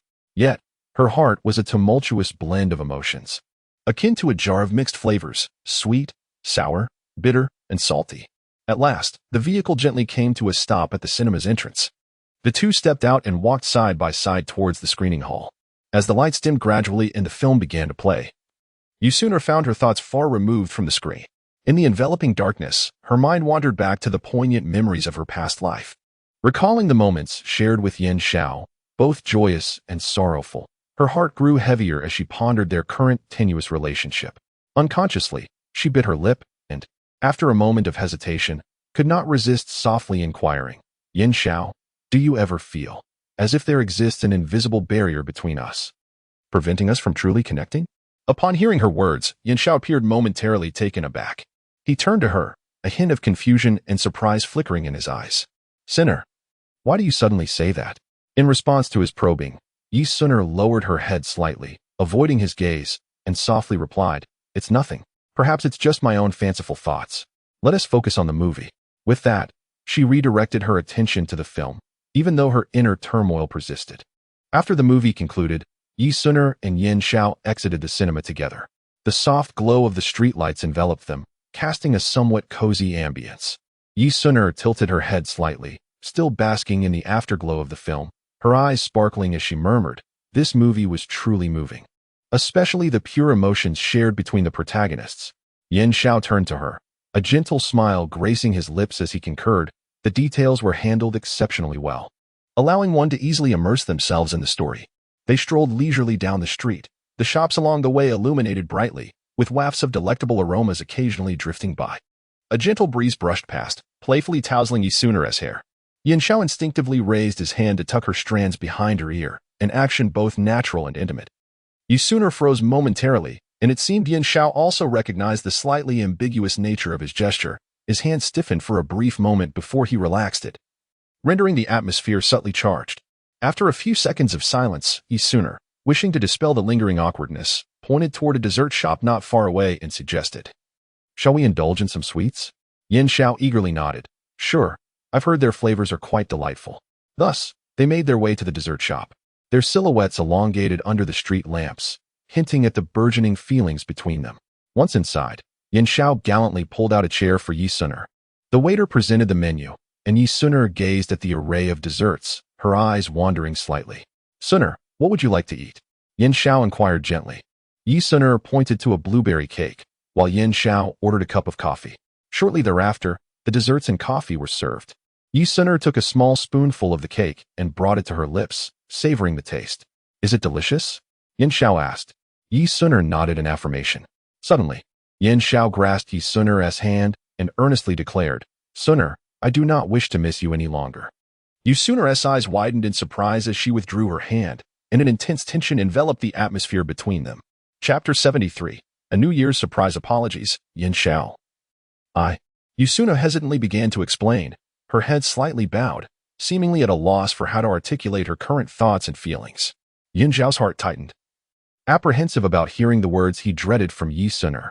Thus, he quickly interjected, "It's all right, Suner, I was too hasty. Come, let us indulge in some dessert first. Once we finish, I shall escort you home." With a smile, he pushed another serving of coconut jelly towards her. Yi Suner lifted her gaze to Yin Xiao, then gently nodded. The two began to savor their dessert in silence, yet a faint undercurrent of awkwardness lingered in the air. After a while, Yin Xiao started the car and slowly drove Yi Suner home.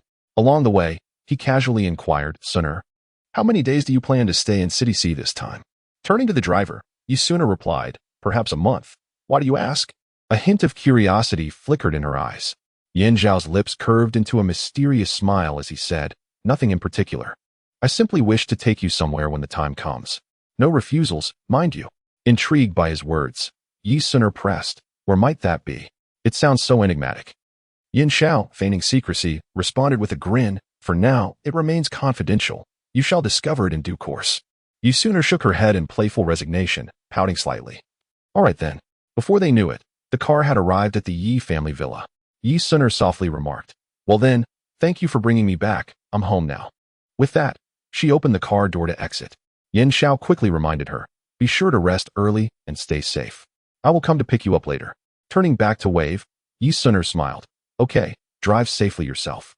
Goodbye. She then turned and walked into the hallway. A week later, the new year arrived.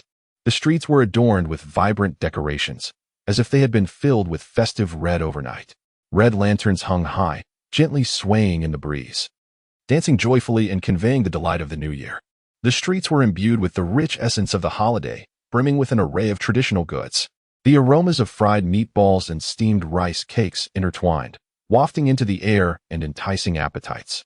Children donned new clothes, holding an assortment of firecrackers, laughing and running through the alleys, their cheerful giggles ringing like silver bells. Families gathered around a warm dining table, a sumptuous New Year's Eve feast laid out before them. The elders beamed with happiness, distributing red envelopes to the younger generations, wishing them health and prosperity. As they savored the delectable dishes, they shared anecdotes from the past year, laughter and joy resonating throughout. After the New Year's Eve dinner, everyone congregated in the courtyard, looking up at the starry sky. Brilliant fireworks burst forth in a kaleidoscope of colors, resembling blooming flowers that adorned the dark night, creating a dreamlike spectacle. With each resounding bang, the fireworks illuminated every face, reflecting their heartfelt aspirations for the coming year. The new year is a time filled with joy and warmth, embodying the love for life and hopes for the future. However, Yi Suner found it difficult to muster any enthusiasm at home. The lively family gatherings only felt noisy to her, and she merely went through the motions during the polite exchanges with relatives. A few days later, Yin Xiao came to find her, leading her to a quaint wooden cabin by the sea. What is this? Yi Suner inquired with curiosity. This is a special New Year's surprise I've prepared for us. Yin Xiao replied as he ushered her inside. The interior was adorned with warmth, featuring many of Yi Suner's favorite trinkets. Yin Xiao presented her with a set of painting supplies. I recall that you adore painting, and this place is wonderfully serene for you to express yourself. A glimmer of surprise sparkled in Yi Suner's eyes. She began to paint with focus, while Yin Xiao quietly accompanied her. Gradually, she felt an unprecedented sense of tranquility and joy enveloping her. Once she completed her artwork, Yin Xiao took her to the shoreline. At that moment, the sun was setting, casting a shimmering light upon the sea. Suner, I can spend every new year like this with you, if you wish. As she listened to his words, warmth surged through her heart, and a fleeting thought crossed her mind. Yin Xiao glanced up at the sky, noticing the dusk settling in. Turning to Yi Suner, he softly said, Suner, please wait here for a moment while I retrieve something from the car. I will be right back. With that, he turned and walked toward the vehicle. Yi Suner nodded slightly, indicating her understanding, and stood quietly in place, waiting. Before long, Yin Xiao returned briskly to the car. Opening the trunk, to her astonishment, he revealed 2 Gatling fireworks. He carefully extracted them, holding one in each hand as he approached Yi Suner. Her eyes widened in surprise at the sight of him walking toward her with the fireworks. Wow, you actually bought these big ones, she exclaimed, her voice tinged with curiosity and excitement. Yin Xiao smiled gently, nodding in response, and then asked, So, Suner, have you ever played with these before? Yi Suner shook her head, replying honestly, I've seen others use them, but I've never tried it myself. Hearing this, Yin Xiao laughed heartily, saying, No worries. Since that's the case, I'll teach you how to use them. I guarantee you'll learn right away. He then handed one of the Gatling fireworks to Yi Suner. Hesitantly, she accepted the heavy firework, feeling a mix of nervousness and anticipation. She nodded again, signaling to Yin Xiao that he could begin instructing her. Yin Xiao placed the Gatling firework in an appropriate spot on the beach and guided Yi Suner on how to hold it and ignite it. She was both anxious and thrilled, closely following his directions. Once Yin Xiao lit the fuse, the Gatling firework erupted spectacularly, sending vibrant sparks into the sky and producing a thunderous roar. Startled, Yi Suner instinctively recoiled toward Yin Xiao, who tried to embrace her but missed. The fireworks continued to blaze, illuminating their faces, transforming the surroundings into a dreamlike realm. After the fireworks had faded, Yi Suner's eyes sparkled with joy. Yin Xiao gently brushed a stray strand of hair from her cheek and softly confessed, Suner, I have longed to tell you that my life has become complete because of you. Whether savoring desserts together, admiring your artistry, or sharing moments like this under the fireworks, I cherish each instant immeasurably. Yi Sun's heart raced as she lifted her gaze to meet Yin Zhao's profound eyes, which brimmed with affection. At that very moment, a gentle sea breeze caressed them, deepening the tenderness in their shared gaze. Yin Zhao slowly leaned toward Yi Sun, on the verge of bestowing a kiss. However, an untimely ring from her phone shattered the moment. Yi Sun blushed, hastily stepping back to answer the call. A lively and exuberant voice erupted from the other end. Sister, cousin, and his wife have returned. Everyone is already gathered. You're the only one missing. Hurry back. Upon hearing this news, Yi Sun was momentarily taken aback. But soon a faint smile graced her face as she replied, "All right, I understand." Yet, once she hung up, the light-hearted expression vanished, replaced by furrowed brows and an air of concern. Yi Sun turned to Yin Zhao, her voice tinged with reluctance. "I'm sorry, Yin Zhao. Something has come up at home, and I must return immediately." As she spoke, her eyes reflected guilt, as if she feared her abrupt departure would evoke disappointment or dissatisfaction in him. Chapter 74. Does Sun harbor affections for someone? Yin Zhao revealed a gentle smile and softly remarked, "It's quite all right. The evening is drawing near. Allow me to escort you home." His gaze lingered on Yi Sun, radiating warmth and consideration. Yi Sun responded with a delicate, "All right." The vehicle glided smoothly along the road, the glow of the streetlights filtering through the windows, casting mottled shadows upon them. Throughout the journey, silence enveloped them, yet a subtle atmosphere hung in the air. Before long, they arrived at their destination. Just then, Yi Sun, who had remained quiet, broke the tranquil spell, saying, "I've arrived. Thank you for bringing me back. Please be careful on your way." She turned her head, her beautiful eyes locking onto Yin Zhao's. Yin Zhao smiled faintly and nodded in acknowledgement, his voice deep and resonant. "All right." After Yi Sun gracefully alighted from the vehicle, she made her way towards the Yi family's ancestral home. However, once she departed, Yin Zhao's expression darkened as he dialed a number, his voice low and restless. "Hello. Come out and join me for a drink." His mood was shrouded by a cloud of despair, suffocating in its intensity. Before long, a group of Yin Zhao's friends arrived in a whirlwind.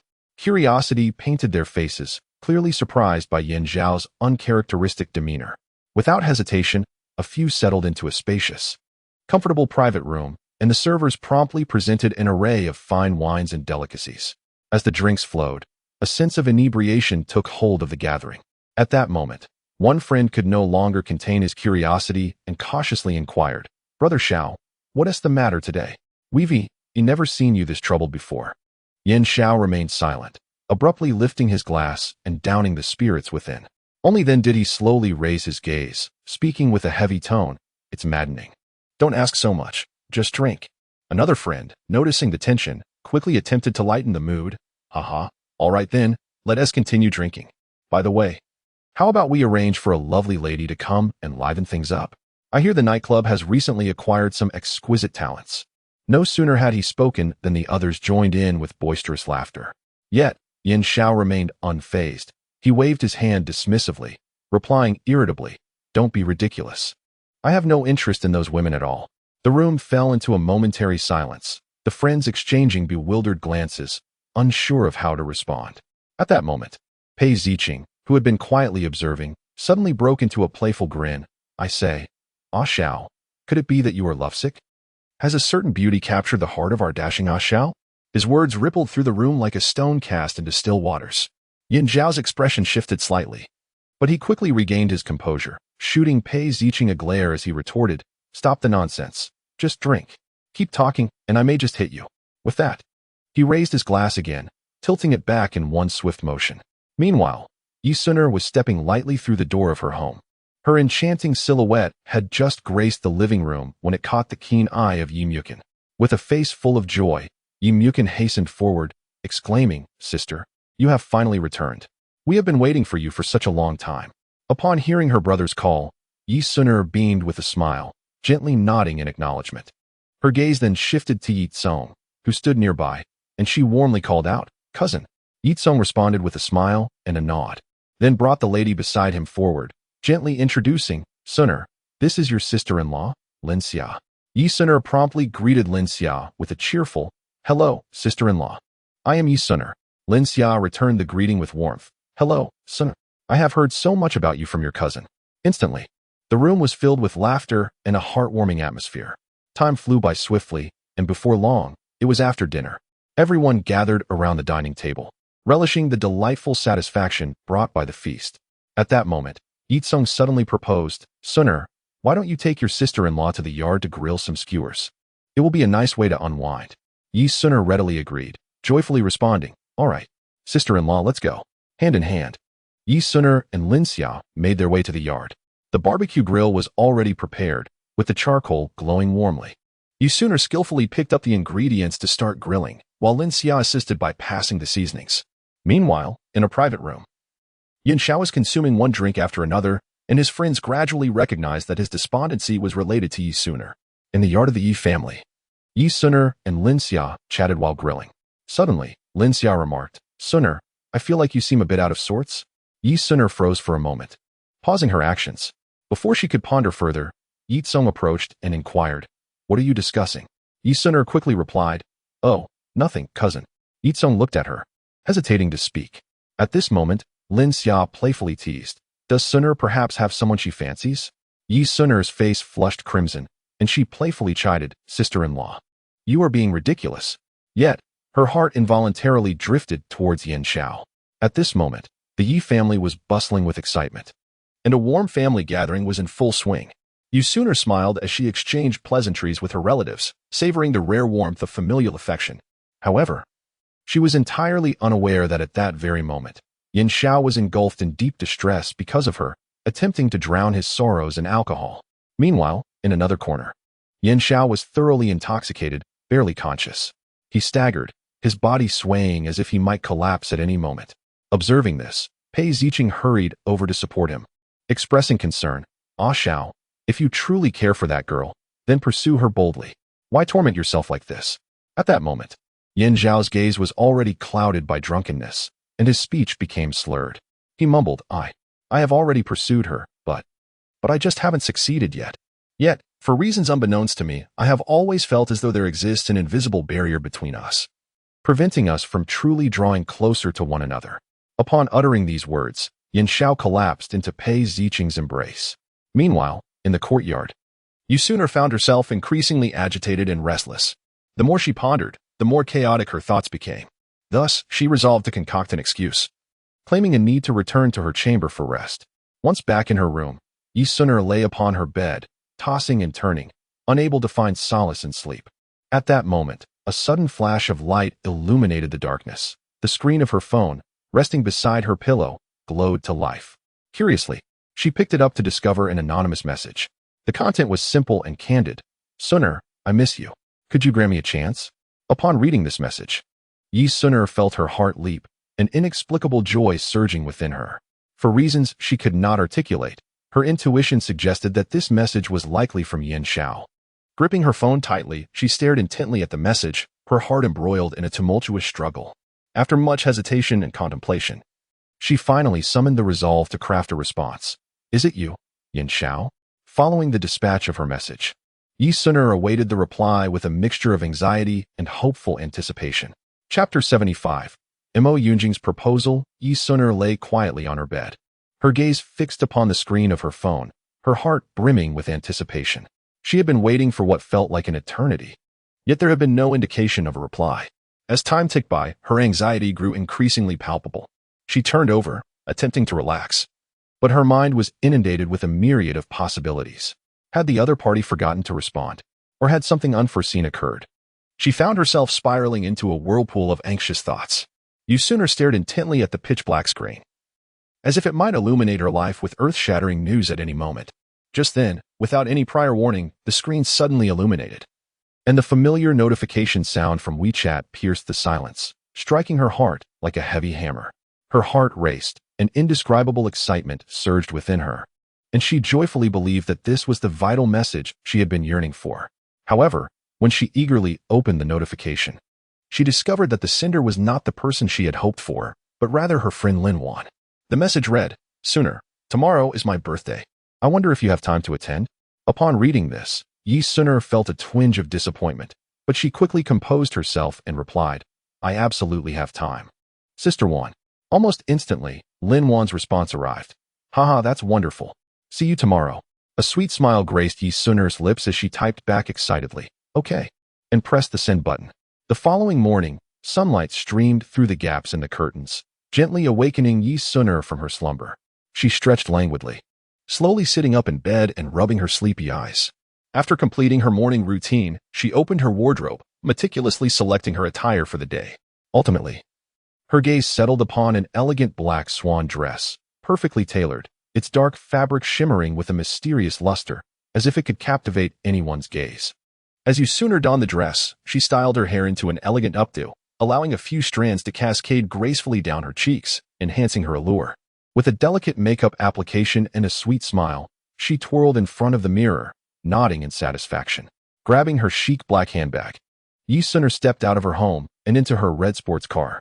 She ignited the engine and sped toward the Royal Hotel where Lin Wan had made reservations. The wind whipped through her hair, and the cityscape flashed by like scenes from a movie. Before long, her car came to a smooth stop in front of the Royal Hotel. Yi Sun'er opened the car door and gracefully alighted, her steps light as she approached the hotel's entrance. At that moment, a familiar voice called out to her, Sun'er. Turning toward the sound, she saw Mo Yunjing standing at the entrance of the hotel, a smile illuminating his handsome face. Clad in a sharp suit, he exuded charm and elegance. He swiftly approached Yi Sun'er, his eyes sparkling with surprise and joy. Upon seeing Mo Yunjing, a radiant smile blossomed on Yi Sun'er's face as she softly replied, Brother Yunjing, it's been a long time. Mo Yunjing responded with a smile, Indeed, it has been a long time. How have you been recently? Yi Sun'er nodded slightly and replied, Quite well. Thank you for your concern, Yunjing Gu. By the way, my uncle asked me to tell you to come over for dinner when you have some free time. Mo Yunjing readily agreed, Of course. I will certainly visit the teacher when I have the chance. Let us not linger here in conversation. Let us proceed inside. With that, Mo Yunjing gestured invitingly.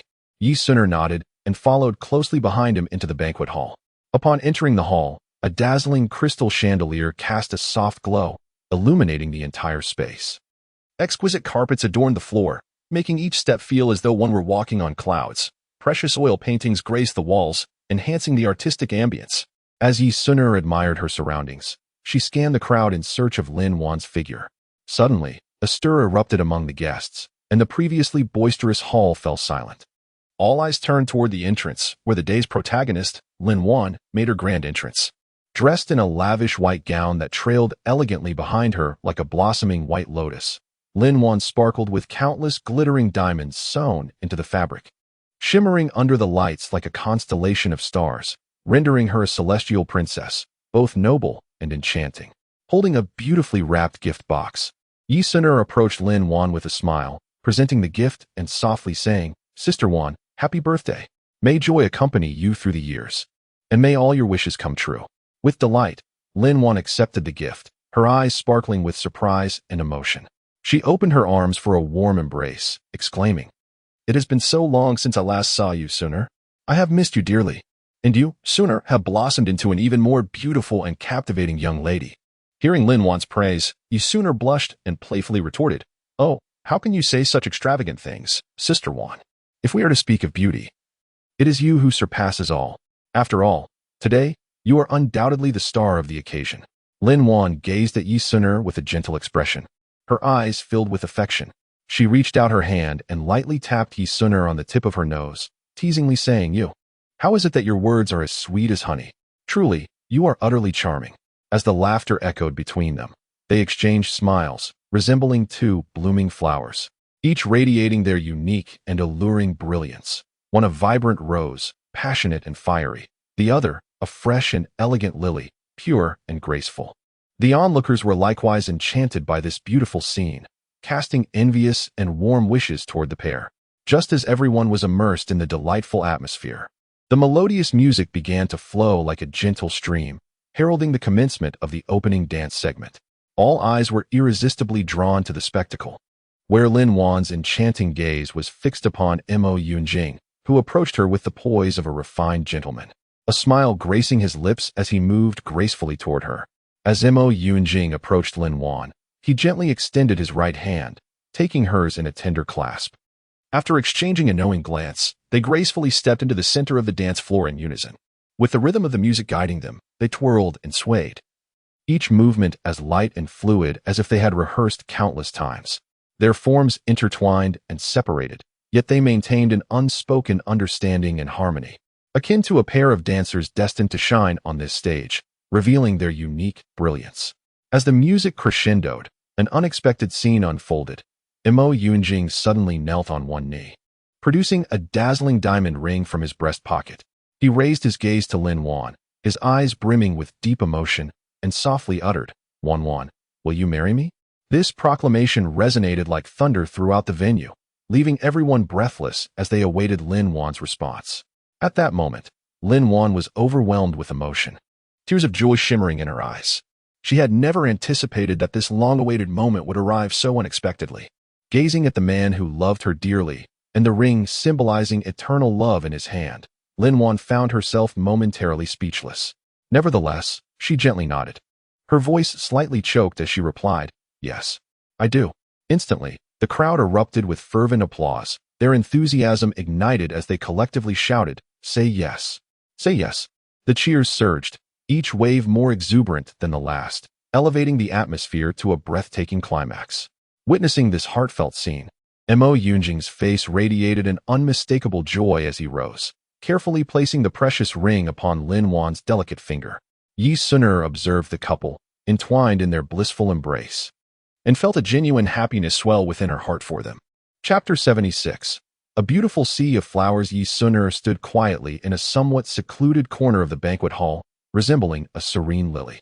Her gaze gently fell upon the scene ahead, where Lin Wan and Mo Yunjing were engaged in an intimate conversation. Lin Wan, adorned in an exquisite white evening gown, embodied elegance, akin to a fresh and refined daffodil, while Mo Yunjing, impeccably dressed in a tailored suit, exuded charm, reminiscent of a tall and stately pine. Standing side by side, they exchanged smiles, their faces radiating a brilliance akin to the resplendent blooms of spring, captivating and enchanting. Yet, in the face of such a warm and delightful scene, Yi Suner merely allowed a subtle smile to grace her lips, a sincere and warm expression. In her beautiful eyes, there was not a trace of jealousy or resentment, only a heartfelt blessing. At that moment, her gaze shifted slightly, resting on Lin Wan's face, which glowed with an extraordinary beauty born of happiness. Lin Wan's countenance shone with a honeyed smile, and when Mo Yunjing gazed tenderly at her, his eyes were filled with boundless affection and tenderness. This scene made Yi Suner profoundly aware that they were indeed the perfect match for one another in life. As Yi Suner immersed herself in these thoughts, a gentle sound of footsteps approached from a distance. Instinctively, she turned her gaze in that direction and saw Lin Wan's cousin, Lin Bei, approaching with a teasing smile gracing his lips, his arms casually crossed over his chest as he leisurely strolled toward her corner. As he drew near, Lin Bei tilted his head slightly, regarding Yi Suner with a curious and playful gaze, and lowered his voice to ask, "Oh, why is our old classmate here all alone in this corner? Could it be that seeing Jing go with my cousin has left you feeling a bit disheartened?" Hearing this, Yi Suner was taken aback for a moment, her previously lowered gaze slowly lifting. She stared at Lin Bei, who was both Lin Wan's cousin and her high school classmate, momentarily at a loss for words. Observing her silence, Lin Bei's light smile faded slightly, replaced by a flicker of concern in his eyes. After a brief hesitation, he took a small step closer, his previously cool demeanor softening a touch. "What's wrong? Why have you been so quiet?" Standing beside him, Yi Suner gently shook her head, her movement as delicate as a breeze caressing the willow branches. Lowering her head slightly, she spoke in a voice so soft it was almost a whisper. "I'll share a little secret with you, Lin Bei. In truth, I have never truly liked Jingge. When I saw them together just now, my heart was filled only with blessings for them." Upon hearing these words, Lin Bei was momentarily taken aback. However, just a few seconds later, he erupted into a hearty laugh. "Ha ha ha. So that's how it is. Sinner, you truly surprise me." With that, he inquired, "But why are you hiding here all alone?" Yi Suner mischievously winked at Lin Bei, her laughter light and playful as she replied, "Just think about it. Such a beautiful and pure love is like an exquisitely painted masterpiece, one that is too precious to disturb in any way." At that moment, a mysterious expression flickered across Lin Bei's face. He slightly tilted his head, gazing intently at Yi Suner, a smile slowly curving his lips into a gentle arc. "Suner, I shall take you to a special place. A glimmer of curiosity sparked in Yi Suner's enchanting eyes as she eagerly pressed. Where to? As a gentle breeze caressed them, her silky hair danced gracefully, reminiscent of a fairy descending from the heavens. Lin Bei's smile broadened, and with an air of mystery, he whispered as they walked, "It's a secret. Keep up." Despite her feigned exasperation, Yi Suner obediently followed, gracefully slipping into the sleek sports car. As the engine roared to life, Lin Bei expertly maneuvered the steering wheel, and the car surged forward like a wild stallion, racing through the forest. The trees along the roadside swiftly retreated, the soft breeze brushing against their cheeks, while the leaves rustled in harmony, as if nature itself was composing a beautiful symphony. Time slipped away unnoticed until the car finally came to a halt. Lin Bei turned to Yi Suner with a warm smile, gently saying, "We've arrived. Let us get out." As Yi Suner opened the car door, the moment her feet touched the ground, a rich floral fragrance enveloped her senses. She couldn't help but widen her eyes in awe at the breathtaking sight before her. A vast sea of vibrant blossoms unfolded, with flowers of every hue vying for attention, blooming freely. Reds like fire, pinks like dawn, whites like snow. They resembled a painter's palette spilled by nature, dazzling in their brilliance. The petals danced gracefully in the gentle breeze, akin to fairies in floral attire leaping joyfully in the air. The entire atmosphere was infused with an enchanting aroma, uplifting the spirit and captivating the soul. Yi Suner instinctively covered her mouth with her hand, her beautiful eyes shimmering with delight as she murmured, "Wow, it's so beautiful here." Lin Bei stood nearby, quietly observing Yi Suner revel in the moment, his heart swelling with happiness. He approached her slowly, extending his long fingers to gently catch a petal that floated down from above. The petal, resembling a delicate pink butterfly, gracefully settled in his palm. Lowering his gaze, Lin Bei inhaled the fragrant essence of the petal, then lifted his eyes, looking deeply into Yi Suner's with tenderness, and softly remarked, "Once I chanced upon this place and was profoundly captivated by this sea of flowers." Yi Suner strolled through the sea of flowers, resembling a fairy among blossoms, while Lin Bei quietly followed in her wake, his gaze unwaveringly fixed upon her. This tranquil floral expanse seemed to isolate them from the clamor and chaos of the outside world, leaving only their joyous laughter echoing in the air. Gradually, Yi Suner came to a halt, her light footsteps ceasing. She turned her head slowly, her enchanting eyes locking onto Lin Bei, and with her delicate lips parting, she expressed her gratitude softly. "Thank you, Lin Bei, for bringing me to such a beautiful place."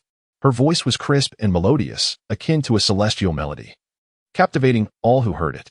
In response to Yi Suner's words of thanks, Lin Bei offered a gentle smile, nodding slightly, and replied warmly, "I'm glad you like it."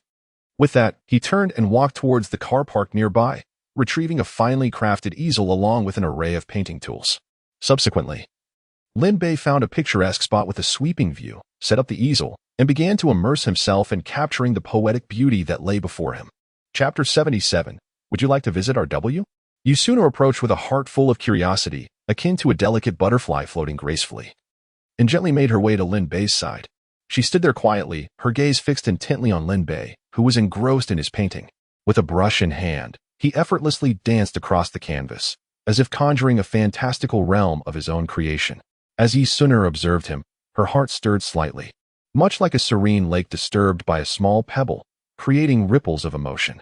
She leaned closer to Lin Bei, lowering her voice, and softly inquired, "Lin Bei, I had no idea you could paint. Why didn't I know this before?" Lin Bei did not cease his actions. Instead, a faint smile graced his lips as he replied softly, "Suner, there are many things in this world that you are yet to discover." At that moment, Lin Bei was entirely absorbed in his artwork, his earnest demeanor radiating a unique charm. Time flowed by quietly, and under Lin Bei's skilled hands, the painting gradually revealed its form. Before long, a breathtaking masterpiece unfolded before their eyes.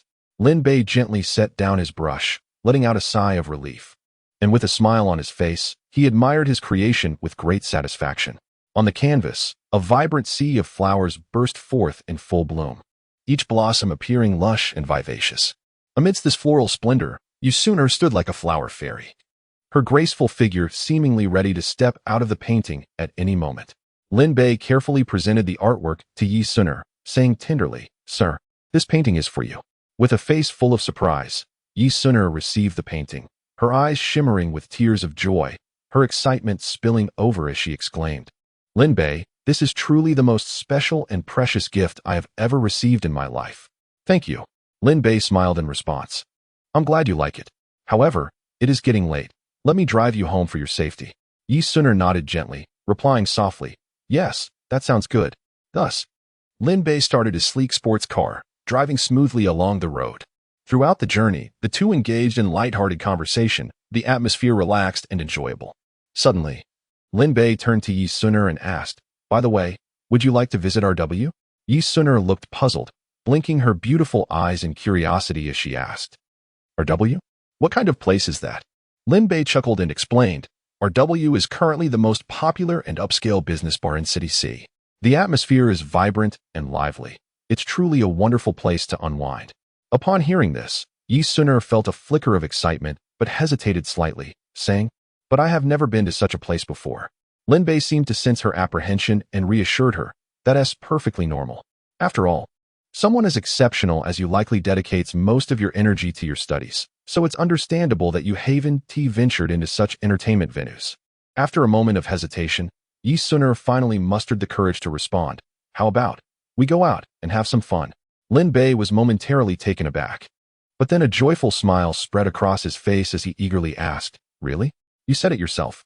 Before long, RW Entertainment Club came into view. Lin Bei and Yi Suner walked side by side through the grand entrance.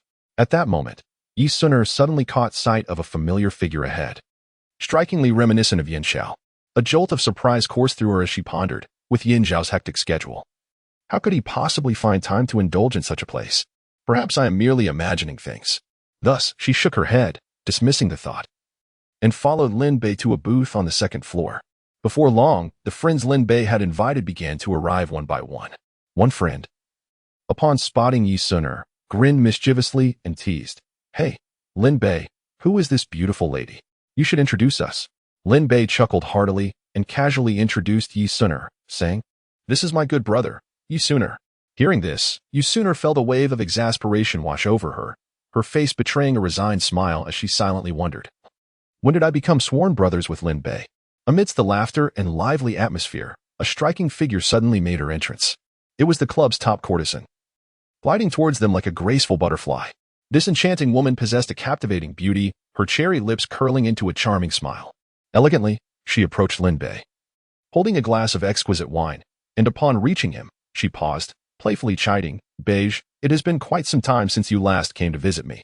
As she spoke, she gently lifted her glass, offering a subtle toast to Lin Bei, her movements both delicate and alluring. Sitting nearby, Yi Suner couldn't help but feel curious and playfully teased. Wow, Bei-gu, it seems you are quite popular here at RW. Upon hearing this, Lin Bei turned to glance at Yi Suner, a hint of embarrassment flickering in his eyes. He quickly redirected his attention back to the courtesan, responding coldly, I am merely accompanying a friend for leisure today. You may leave now. The courtesan's previously bright smile instantly faded. Yet constrained by the circumstances and the nature of their relationship, she refrained from reacting overtly. Suppressing her disappointment and frustration, she reluctantly turned away, her desolate figure gradually disappearing into the crowd. Yi Suner reached for the enticing glass of juice on the table, took a delicate sip, and then set the glass back down. Her gaze wandered, and Lin Bei, keenly attuned to the subtle shift in her emotions, approached her with a sly grin. Leaning closer to whisper, Yi Suner, you wouldn't happen to have developed feelings for me, would you? At this, Yi Suner let out a scoff, rolling her eyes as she retorted, if you're sick, you should go get treated. Stop spouting nonsense here. Just as the two found themselves in a stalemate, a sudden burst of exuberant and lively music shattered the awkward atmosphere. The individuals who had been idly chatting in the dance floor seemed to be enchanted, swaying their bodies in harmony with the rhythm. Observing this, Lin Bei, filled with excitement, grasped Yi Suner's delicate hand without hesitation and exclaimed, come on, let us join the dance and unwind. Instinctively, Yi Suner attempted to free herself from Lin Bei's grasp and declined the invitation, but alas, his strength was overwhelming, and he held onto her firmly. Thus, Yi Suner, caught between reluctance and acquiescence, found herself following Lin Bei into the vibrant and bustling dance floor. Chapter 78. How did you end up here? Upon entering the dance floor, Yi Suner initially felt somewhat restrained and hesitant. However, as Lin Bei's exuberant energy and the joyous atmosphere of the surrounding crowd enveloped her, She gradually cast aside her worries and inhibitions, immersing herself fully in the dance. To the vibrant rhythm of the music, Yi Suner moved gracefully, her figure reminiscent of a butterfly fluttering freely across the dance floor. Her face gradually blossoming into a radiant and enchanting smile. In that moment, the previous troubles that had weighed upon her seemed to dissipate into thin air. Yet, just as Yi Suner was lost in the joyful rhythm, a familiar yet unfamiliar silhouette suddenly caught her eye. The figure bore a striking resemblance to Yan Xiao. A jolt of surprise coursed through her, and she halted her movements, attempting to focus intently to discern the identity of the figure. Regrettably, by the time she scrutinized the area, the figure had vanished without a trace. Lin Bei, who had been observing Yi Suner's every move, noticed her unusual reaction and quickly followed her gaze, concern etched on his face as he inquired, "Suner, what's wrong? What are you looking at?" Yi Suner gently shook her head, striving to appear calm. With a feigned nonchalance, she replied, "It's nothing, really. I'm just a bit tired from dancing and thought I'd take a short break." Although Yi Suner maintained a facade of composure, deep within, she remained troubled by the recent event, her mind swirling with questions. As soon as she finished speaking, Yi Suner turned towards the booth on the second floor. Her graceful silhouette swayed under the lights, resembling a blooming flower. Before long, she arrived at the booth, seated herself slowly, and picked up a glass of fruit juice, taking a delicate sip in an attempt to soothe her inner turmoil. Lin Bei, who had been attentively watching Yi Suner, did not hesitate to follow her to the booth. With a light-hearted stride, he settled beside her and soon began to engage in a dice game with his friends, laughter and mirth resonating around them. Yet, Lin Bei's gaze frequently drifted back to Yi Suner, as if he sought to glean some insight from her expressions. Yi Suner elegantly rose to her feet, her clear eyes meeting Lin Bei's as she said, "Lin Bei, I'm going to the restroom." Lin Bei nodded slightly, acknowledging her, his deep gaze remaining fixed on her. Once she received his affirmation, Yi Suner moved her slender, graceful legs, gliding towards the restroom like a fairy in flight. Yet her thoughts lingered on the recent encounter on the dance floor, causing her to overlook the path ahead. As she turned a corner, a sudden thud echoed, and without warning, she collided with a solid figure. The sheer force of the impact sent her staggering backward, her body teetering precariously as she nearly lost her balance. "Ouch! That hurts." Yi Suner involuntarily gasped, her soft voice tinged with a hint of pain. "I'm so sorry. I was lost in thought." As Yi Suner hurriedly apologized and lifted her gaze to discern the identity of the person she had accidentally collided with, she was taken aback to find the familiar, slightly teasing visage of Yan Xiao before her. Clearly disoriented by the sudden impact, Yan Xiao initially furrowed his brow, but soon his expression regained clarity. Upon realizing that the individual before him was indeed Yi Suner, an unusual sensation surged within him. "Suner, what brings you to RW?" Yan Xiao inquired, momentarily taken aback, his lips curling into a subtle, almost imperceptible smile tinged with an ambiguous allure. Yi Suner, slightly frowning and evidently displeased, retorted, I haven't even had the chance to ask you. Why don't you explain why you are here?" After delivering her remark, Yi Suner seemed disinclined to engage further with Yan Xiao. She tossed her head and deftly maneuvered around him, hastening towards the restroom. Yan Xiao's sharply defined lips curved upwards, resembling a crescent moon, as he crafted a smile that was intriguing and laden with deeper significance. His profound, piercing gaze remained steadfastly fixed on Yi Suner's receding figure, who hurried away like a gust of wind. Noticing her urgency, Yan Xiao wasted no time in striding after her, calling out, "Suner, why are you in such a rush?" Yi Suner abruptly halted, slowly turning to face him. At that moment, her eyes were filled with unmistakable impatience, as if Yan Xiao were an irritating source of annoyance. "Yan Xiao, what do you want from me?" she asked coldly, her tone devoid of warmth. Yan Xiao's brow furrowed in response, and he quickened his pace to stand before her. "I simply cannot comprehend why you consistently regard me with such frosty disdain," he said, gazing intently into her eyes, seeking answers within their depths. However, in response to his inquiry, Yi Suner merely offered a cold smile. "Then, according to you, how should I treat you to be considered warm? Moreover, what kind of relationship do we even have?" she retorted defiantly. In a moment, the exchanges between them escalated, each unwilling to yield, their words turning increasingly sharp and heated. The tension in the atmosphere thickened, as if a storm were on the horizon. Just then, Lin Bei happened upon the scene. Hearing the incessant bickering, he instinctively turned towards the sound. There stood Yan Xiao and Yi Suner, locked in a standoff. neither willing to concede an inch. Observing this, Lin Bei's brow furrowed slightly, a twinge of concern flickering through his mind. He swiftly approached Yi Suner, positioning himself protectively behind her, and directed a warning gaze at Yin Xiao. "Yin, it is inappropriate to bully a girl," he remarked. Yin Xiao glared at Lin Bei, retorting, "This is a matter between Suner and me. What gives you the right to intervene?" Lin Bei, unwilling to show weakness, declared, "As a student of Teacher Su, and a friend of hers, should you dare to bully her, I shall not let you off easily." Standing behind Lin Bei, Yi Suner felt a surge of complex emotions, and this sudden confrontation heightened the tension in the atmosphere. Yin Zhao's expression darkened instantly, veins protruding on his forehead, clearly on the verge of an outburst. At that moment, Yi Suner quickly reached out and tugged at the hem of Lin Bei's clothing, lowering her voice to say, "Lin Bei, let us leave." A hint of concern flickered in her eyes. Lin Bei nodded slightly in agreement, turning to take her hand, and, without a glance back, made his way towards their booth. Yin Xiao stood frozen, watching as they moved further away. He clenched his fists tightly, nails digging into his palms, silently vowing, "Suner, the only person by your side must be me." Lin Bei successfully returned to his seat beside Yi Suner. He looked at her with genuine concern and softly inquired, "Are you all right? Should I escort you home?" Yi Suner lifted her gaze, her beautiful eyes locking onto Lin Bei's, then gently shook her head, responding softly, "I'm fine. And thank you so much for your timely intervention. I shudder to think what might have transpired otherwise." Lin Bei's lips curled into a warm smile, offering reassurance. "No need for thanks. After all, we are friends." Chapter 79 Greetings, I am Qian. After the gathering concluded, Lin Bei personally drove Yi Suner back to the Yi residence. The vehicle came to a gentle halt, and Yi Suner opened the door, stepping out. Turning around, she waved goodbye to Lin Bei inside the car, saying, "Thank you for today, Lin Bei. Farewell." Lin Bei replied with a smile, "No need for thanks. Hurry inside, good night."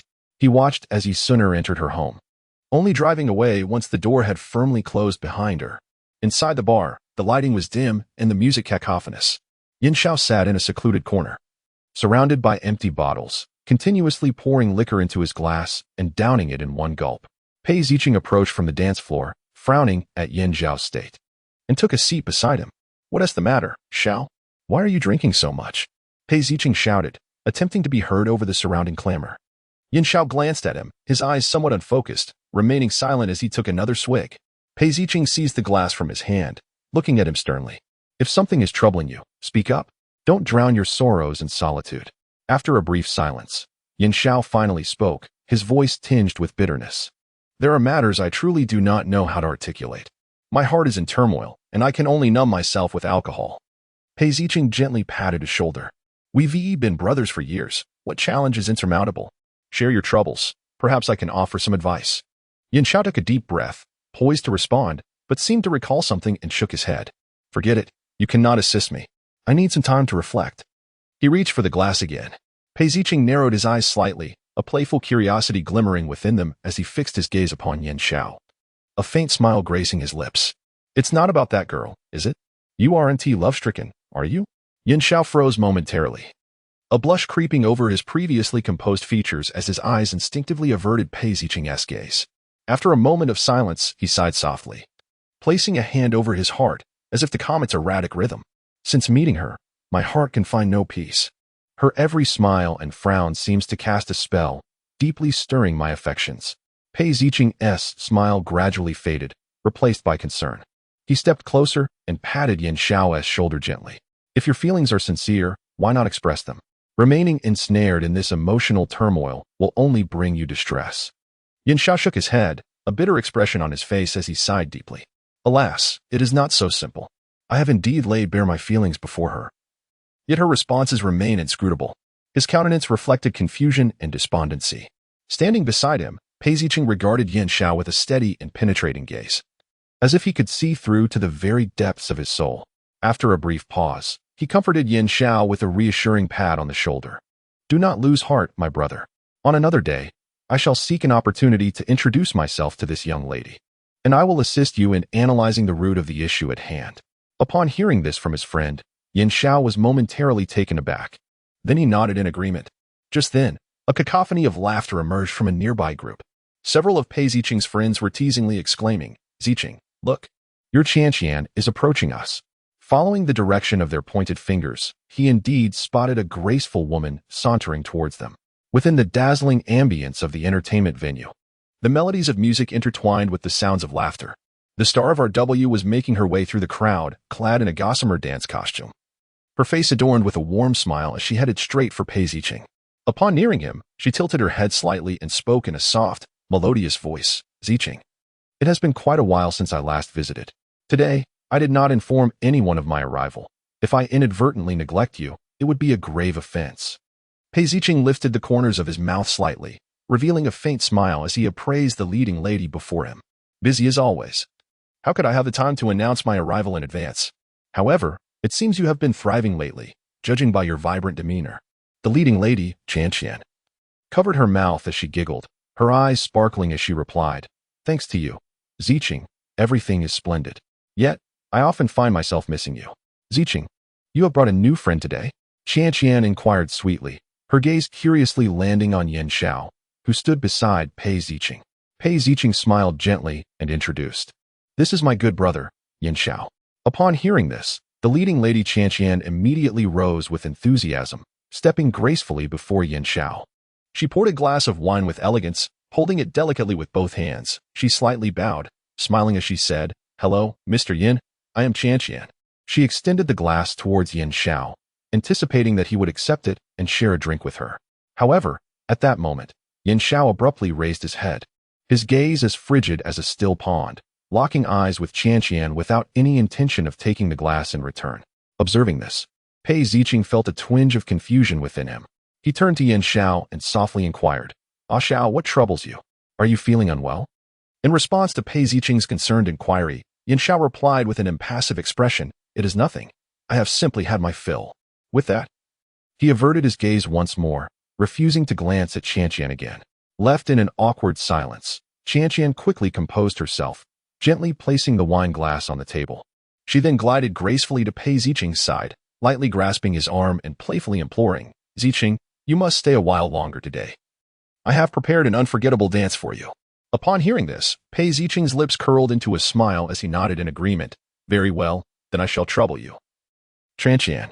The confirmation ignited a surge of excitement within Qian, her previously calm eyes now sparkling with barely concealed delight. With a beaming smile, she hurriedly made her way to the table. As she approached, she paused, standing slightly to the side.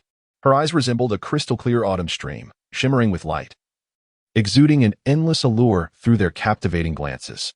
At that moment, she gently parted her crimson lips and commanded, Clear this table for me. Upon hearing Qian's instruction, the attendants dared not linger, swiftly advancing with alacrity to meticulously remove every item from the tabletop, leaving it spotless. Once their task was complete, they respectfully retreated to the side, awaiting further instructions from Qian. Observing that the table had been tidied, Qian gracefully stepped forward, her delicate feet gliding cautiously onto the smooth, pristine surface. Adorned in a gossamer pink gown as light as a cicada's wing, her subtly alluring figure was rendered even more mysterious and enticing beneath the translucent fabric. As the melodious strains of silk and bamboo instruments began to fill the air, Qian commenced to sway her lithe form. Her slender waist undulated like willow branches dancing in the breeze, supple and elastic, at times extending, at times curving, each movement executed with exquisite precision, captivating all who beheld her. Chapter 80. Apologies to Sunner. Meanwhile, Qian's pair of sparkling eyes brimmed with deep affection, occasionally casting flirtatious glances toward Pei Ziqing, who sat in the booth. The glimmer of her gaze was imbued with an enchanting allure that could captivate the soul. At this moment, Pei Ziqing was fixated on Qian, who was dancing exuberantly on stage. She resembled a butterfly, gracefully flitting about in the center of the table, fully immersed in the rhythm of the music. As if the entire world had faded away, leaving only her and the exquisite melody. Her movements were light and delicate, sometimes rising on her toes, spinning rapidly like a top, while her skirt billowed elegantly with each motion, presenting a breathtaking sight. A faint, captivating smile graced her lips. The unique charm she exuded was akin to an invisible hook, subtly reaching out toward Pei Ziqing, who watched her intently from below. This hook seemed to possess a magical power, striving to ensnare Pei Ziqing's heart. However, for Pei Ziqing, the mesmerizing dance was merely a pastime, a fleeting amusement. As the stage lights gradually dimmed, Qianqian's graceful form concluded her intoxicating performance with the last note, breathing slightly heavier, with damp strands of hair clinging to her cheek. Enhancing her allure, Qianqian lightly glided down from the stage, and a wave of applause erupted from the audience, yet her gaze was fixed in one direction, toward Pei Ziqing, who sat in the booth, his eyes following her every move. Qianqian approached Pei Ziqing and gently seated herself beside him. He turned his head, his eyes filled with admiration and tenderness, a subtle smile gracing his lips as he softly remarked, "You danced beautifully." A faint blush crept across Qianqian's cheeks, and a shy smile played at her lips. "Really? I was worried there might be imperfections." Pei Ziqing replied, "Your dance possesses a certain power that allows me to lose myself in it, forgetting everything around me." Qianqian lowered her gaze, her fingers subconsciously tugging at her skirt, her heart racing as if it were a little rabbit. In the dimly lit atmosphere, the booth area was bustling with energy. Pei Ziqing and a few of his friends were gathered around a table, each face radiant with excitement as they enthusiastically played a dice game. The colorful, uniquely shaped dice tumbled and leaped within the cup, producing a crisp, cheerful sound with every collision that resonated like a delightful melody throughout the space. Accompanied by the lively laughter and shouts of the group, the ambience was palpably vibrant, inviting anyone to join in and revel in the joy. At that moment, Pei Ziqing inadvertently caught sight of Yan Xiao, who sat alone in a corner, and warmly called out, "Xiao, come join us for a game." However, in response to Pei Ziqing's invitation, Yan Xiao simply shook his head gently, smiling as he replied, "No, you all enjoy yourselves. I'll just watch from here." Amidst the cacophony of this bustling environment, Yan Xiao appeared as a detached observer, somewhat out of place. He sat quietly in an unassuming corner, one hand tightly clasping his mobile phone. The screen emitted a faint glow, akin to twinkling stars in the night sky, casting a gentle illumination on his sharply defined visage, clearly delineating his focused demeanor. Yan Xiao's long, slender fingers glided delicately over the screen as he meticulously composed a message for Yi Suner, each word carefully chosen to convey his sentiments with precision. After sending a few messages, he fixated on the screen, his eyes unblinking, fearful of missing any response that Yi Suner might send. At that moment, his gaze brimmed with eager anticipation, a mixture of joy and a hint of anxiety. Meanwhile, in another corner of the Yi residence, Yi Suner heard the notification sound of her phone. Upon picking it up, she discovered a message from Yan Xiao, which read, "Are you back? Have you gone to bed? I was a bit hasty earlier, and I apologize, Suner." Yi Suner furrowed her brow slightly, surprised that Yan Xiao would apologize to her. After a brief moment of hesitation, she typed a reply, "Mr. Yan, there is no need to apologize. After all, I cannot bear your apology," and pressed send. As seconds ticked by, Yan Xiao's heart tightened with each passing moment. Finally, the phone screen illuminated, indicating a new message had arrived.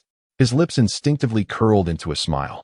However, when he read the specific content of Yi Suner's response, the smile that had just graced his face froze, replaced by an expression of profound discontent akin to that of a bitter gourd. In this vibrant and raucous setting of a dice game, where lights flashed and music blared, cheers erupted in waves. Yet, all this fervor seemed to bounce off the invisible barriers surrounding Yan Xiao's heart, as if he were enveloped in an alternate reality, wholly immersed in the ethereal world he had constructed with Yi Suner. Seated in the corner, his gaze was both focused and dreamy, a faint smile occasionally gracing his lips. The surrounding clamor surged like relentless tides, but it was as if an imperceptible shield rendered him impervious to its influence. Simultaneously, not far away, Pei Ziqing noticed Yan Xiao in the corner. Frowning, he observed the entranced expression on Yan Xiao's face and couldn't help but sigh inwardly. This fellow is truly beyond saving. Pei Ziqing shook his head in exasperation, feeling both puzzled and concerned by Yan Xiao's deep immersion in his illusory emotional realm. At that moment, Qianqian, with her alluring demeanor, was difficult to resist. She playfully tugged at Pei Ziqing's arm, her gentle eyes brimming with expectation. "Qinggu, please? Let's play another round." Pei Ziqing's gaze had initially lingered on Yan Xiao, but upon hearing Qianqian's sweetly coaxing request, he swiftly redirected his attention to the enchanting presence beside him. In a moment of shared gaze, Pei Ziqing's eyes brimmed with affection, the corners of his mouth curving upwards as he softly replied, "All right." With that, he gently pinched Qianqian's cheek. As the dice cup was opened once more, the dice joyfully tumbled and danced within, producing a crisp and melodious sound. Laughter echoed around them, weaving a tapestry of merriment that enveloped the atmosphere in vibrant delight. In stark contrast to this light-hearted revelry stood Yin Xiao, who clutched his phone tightly, his brow furrowed in a deep frown, as if grappling with a fierce inner turmoil. Ultimately, he seemed to reach a resolution, gritting his teeth with determination, and resolutely rose to his feet. In that moment, curious glances from those around him converged upon him, but Yin Xiao paid no heed to their bewildered stares. With firm strides, he made his way towards the exit, his mind singularly focused on one thought: finding Yi Suner and clarifying all misunderstandings in person. Unbeknownst to him, Pei Ziqing had already indulged Qianqian in round after round of games. However, an indescribable sense of tedium and ennui began to creep into his heart. At last, he gently tapped Qianqian on the shoulder, a hint of apology gracing his smile, and softly suggested, "My dear, how about this? Why not ask your leader for a brief leave? We could step away to attend to some matters." Upon hearing these words, Qianqian momentarily paused in surprise. Yet, when she met Pei Ziqing's steadfast and hopeful gaze, her hesitation evaporated instantly. Although she still felt a lingering reluctance, she obediently nodded in agreement, signaling her consent. Chapter 81. Allow me a chance to explain. As Pei Ziqing and Qianqian emerged hand in hand from the bar, a cool breeze swept by, carrying a hint of chill. It was at that moment that Pei Ziqing inadvertently caught sight of a familiar figure hurrying to a car not far ahead, which then sped away. Upon closer inspection, he realized that it was Yin Xiao, who had departed only moments earlier. Tall and poised, Yin Xiao appeared even more enigmatic and austere under the dim moonlight. Pei Ziqing's gaze followed Yin Xiao intently, observing him as he approached his vehicle parked by the roadside, entered, and started the engine, gradually driving away. As he watched the taillights fade into the distance, Pei Ziqing instinctively squinted, a flicker of contemplation crossing his features. For reasons unknown, he felt a premonition. Yin Xiao's hurried departure was likely in pursuit of the woman who had long captivated his thoughts. With this in mind, Pei Ziqing resolutely took Qianqian by the hand and entered his car without hesitation, swiftly igniting the engine and pressing the accelerator, racing in the direction Yin Xiao had taken. He was eager to uncover the identity of the woman who had so profoundly captured Yin Xiao's heart. Driven by curiosity and uncertainty, Pei Ziqing closely tailed Yin Xiao's vehicle. Meanwhile, Yin Xiao approached the grand and opulent gates of the Yi family's villa, his heart fluttering with unease. Raising his gaze to the magnificent structure, a wave of nervousness washed over him. After taking a deep breath, he dialed the familiar number. Inside the villa, Yi Suner heard the phone ring, and, upon seeing Yin Xiao's name flashing on the screen, a flicker of surprise and hesitation crossed her eyes. Biting her lip, she seemed to undergo an internal struggle before ultimately pressing the answer button. "Suner, I'm outside your villa. Please give me a chance to explain." Yin Xiao's urgent voice came through the receiver, laced with a plea. Yi Suner did not respond immediately, but held the phone in silence for a considerable time. Finally, as if having made a resolute decision, she sighed softly and said, "All right, I will come out to see you," before ending the call. Moments later, the grand gates of the villa creaked open, revealing Yi Suner standing at the entrance. Clad in a flowing white dress, she looked ethereal, as if a celestial being had descended. Yin Xiao's heart raced as he watched her approach. They stood face to face, their gazes locking in a silent exchange. Yin Xiao gazed deeply into Yi Suner's clear, watery eyes and sincerely spoke, "Suner, much has transpired during this time, leading to misunderstandings and conflicts between us. But please believe me, my feelings have never wavered. They remain as steadfast as they were from the beginning." As he reached out to grasp Yi Suner's hand, she gently withdrew, yet she did not turn away. Instead, she listened quietly as Yin Xiao continued to express his heart. At that moment, a luminous full moon rose quietly, its silvery light cascading down and enveloping them both in its gentle glow. Beneath the gentle glow of the moonlight, the subtle and intricate atmosphere between the two individuals intensified. Pei Ziqing languidly leaned against the car's seat, his fingers casually resting on the steering wheel, his gaze drifting through the window to the figures of Yin Xiao and Yi Suner in the distance. Qianqian, filled with curiosity, leaned forward slightly, her eyes sparkling with gossip. Yin Xiao stood tall and composed, his expression stern, engaged in conversation with Yi Suner in front of the Yi family villa. Clad in a flowing white dress, Yi Suner appeared ethereal as the breeze caressed her, her hair lifting gracefully. She tilted her head, her expression earnest as she listened to Yin Xiao's explanations. A faint smile, tinged with amusement, graced Pei Ziqing's lips as he turned to Qianqian and remarked, "Qianqian, as a woman yourself, what do you think of that girl?" Qianqian pouted, murmuring quietly, "She seems quite remarkable. Brother Qing, you wouldn't have developed a fondness for her, would you? What business do you have here at this late hour?" Suddenly, Yi Suner furrowed her brow, and Yin Zhao's demeanor appeared anxious as he reached out to take her hand but hesitated, retracting his gesture midway. Pei Ziqing straightened in his seat, intrigued by the unfolding scene, silently speculating on the complexities of their relationship. Qian observed Pei Ziqing, seemingly searching for secrets in his expression. After listening to Yin Zhao's explanation, Yi Suner parted her lips and spoke slowly. "Yin Zhao, perhaps you should return for now. I truly need to contemplate this matter further. My thoughts are too tumultuous at present, preventing me from giving you a definitive answer." With determination, she turned away from Yin Zhao, her movements graceful yet resolute. The gentle breeze caressed her silky hair, causing it to dance in the wind, further reflecting the turmoil and confusion within her heart. The moonlight cascaded over her delicate figure, casting a long shadow behind her. At that moment, Yin Zhao, who had been fixated on her retreating silhouette, suddenly extended his hand, yearning to grasp the fleeting image. But alas, he was a moment too late, watching helplessly as his fingertips brushed past the hem of Yi Suner's garment.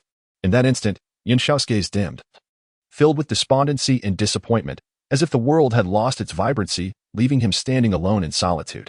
Meanwhile, witnessing the unfortunate turn of events from the car, Pei Ziqing sensed the gravity of the situation and hurriedly opened the car door, striding purposefully towards Yin Zhao. He approached Yin Zhao, who now resembled an abandoned sculpture, standing forlornly outside the car, a gentle breeze stirring the strands of hair on his forehead. Yet, even the softest of winds could not mask the profound sense of loss etched across his features. Pei Ziqing slowly extended his right hand, resting it gently on Yin Zhao's shoulder, and in a lowered voice of concern, he inquired, "Ah Zhao, are you all right?" Upon hearing the familiar voice of his friend, Yin Zhao initially paused in surprise before gradually lifting his head. When Yin Zhao's gaze met Pei Ziqing's, a fleeting look of barely perceptible surprise flickered in his eyes. He then inquired, "Ziqing, what brings you here?" Pei Ziqing replied with a subtle smile, "I noticed something was amiss with you when I left RW, so I couldn't help but follow you to check in." After speaking, her eyes filled with concern as she scrutinized Yin Zhao once more. In response, Yin Zhao forced a faint smile, attempting to appear nonchalant as he said, "What could possibly be wrong with me? There's no need to worry." However, to the discerning observer, it was evident that Yin Zhao was merely putting on a brave face. After a pause, as if recalling a thought, he continued, "Ziqing, you must have seen what happened earlier." Pei Ziqing nodded in affirmation, responding, "Indeed, I witnessed everything. I must say, that girl is truly the epitome of an ice-cold beauty. If you genuinely wish to win her over, it will undoubtedly require considerable effort on your part." Chapter 82, Pei Ziqing. Yin Zhao nodded slightly, murmuring, "I have invested considerable effort into her, yet I find myself utterly at a loss." Standing beside him, Pei Ziqing raised an eyebrow and replied, "Conversely, as brothers who have known each other for many years, I am surprised to learn of this only now." Yin Zhao shook his head in resignation, explaining, "At that time, you happened to be on a business trip to City S, and I had no opportunity to share this with you." At that moment, Yi Suner slowly ascended the staircase, returning to her cozy room. She gently pushed open the door, and a faint fragrance of flowers wafted toward her. As she approached the floor-to-ceiling window, she inadvertently glanced down below. There stood Yin Zhao, still upright at the entrance of the Yi family villa, seemingly engaged in conversation with someone. Yi Suner couldn't help but focus intently, and suddenly, the figure beside Yin Zhao appeared vaguely familiar. In an instant, fragmented memories flashed through her mind like lightning, followed by a sharp pang of pain, prompting her to instinctively raise her hand to her head. After a moment of agony, a name escaped her lips, Pei Ziqing. Furrowing her brows, Yi Suner turned her gaze back toward the entrance of the Yi family home. Her clear eyes brimmed with confusion and perplexity. The image of Pei Ziqing swirled incessantly in her mind, leading her to ponder why he would be here. In her recollections from a previous life, Pei Ziqing rarely ventured beyond City S, seldom appearing in City C. Thus, it was perplexing that he had suddenly materialized at the Yi residence today. A ripple of curiosity surged within her as she speculated about Pei Ziqing's intentions. Was there a significant matter at hand, or something else altogether? Yi Suner paced restlessly, her mind a tumult of curiosity and concern. At last, she inhaled deeply, resolving to cease her tangled speculations. Regardless of Pei Ziqing's presence, The truth would ultimately reveal itself. She adjusted her dress, determined to descend once more to uncover the reasons behind this occurrence, just as Yin Xiao and Pei Zicheng prepared to leave. Pei Zicheng turned to Yin Xiao, smiling softly as he said, "Ah Xiao, it's getting late. Let us head back." Yin Xiao nodded slightly, replying cheerfully, "All right, let us go." With that, he strode toward the car. However, as he approached the passenger seat, he inadvertently caught sight of a captivating woman seated inside. Upon closer inspection, his heart raced with surprise, for the woman was none other than Qian, the star performer from RW. Yin Xiao's expression shifted to one of astonishment as he quickly inquired, "Zicheng, why did you bring her along?" Pei Zicheng's lips curled into a subtly mysterious smile as he responded, "There are a few matters that require my attention, you understand." Yin Xiao furrowed his brow, earnestly advising, "My friend, don't become too enmeshed in this. Your father, I fear, would not approve of such a union." Without hesitation, Pei Zicheng retorted, "What does it matter whether my father approves or not?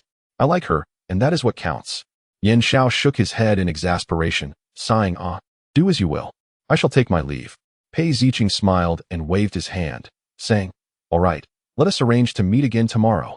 He then turned and slipped into the car. As soon as he settled into his seat, Qian, sitting in the passenger seat, eagerly inquired, "So, how did it go? Qinggu, is everything resolved?" Pei Zicheng nodded with an air of ease, succinctly replying, "Yes, it's all taken care of." He then started the car and slowly drove away from the spot. With curiosity etched on her face, Qian asked, "Where are we headed next?"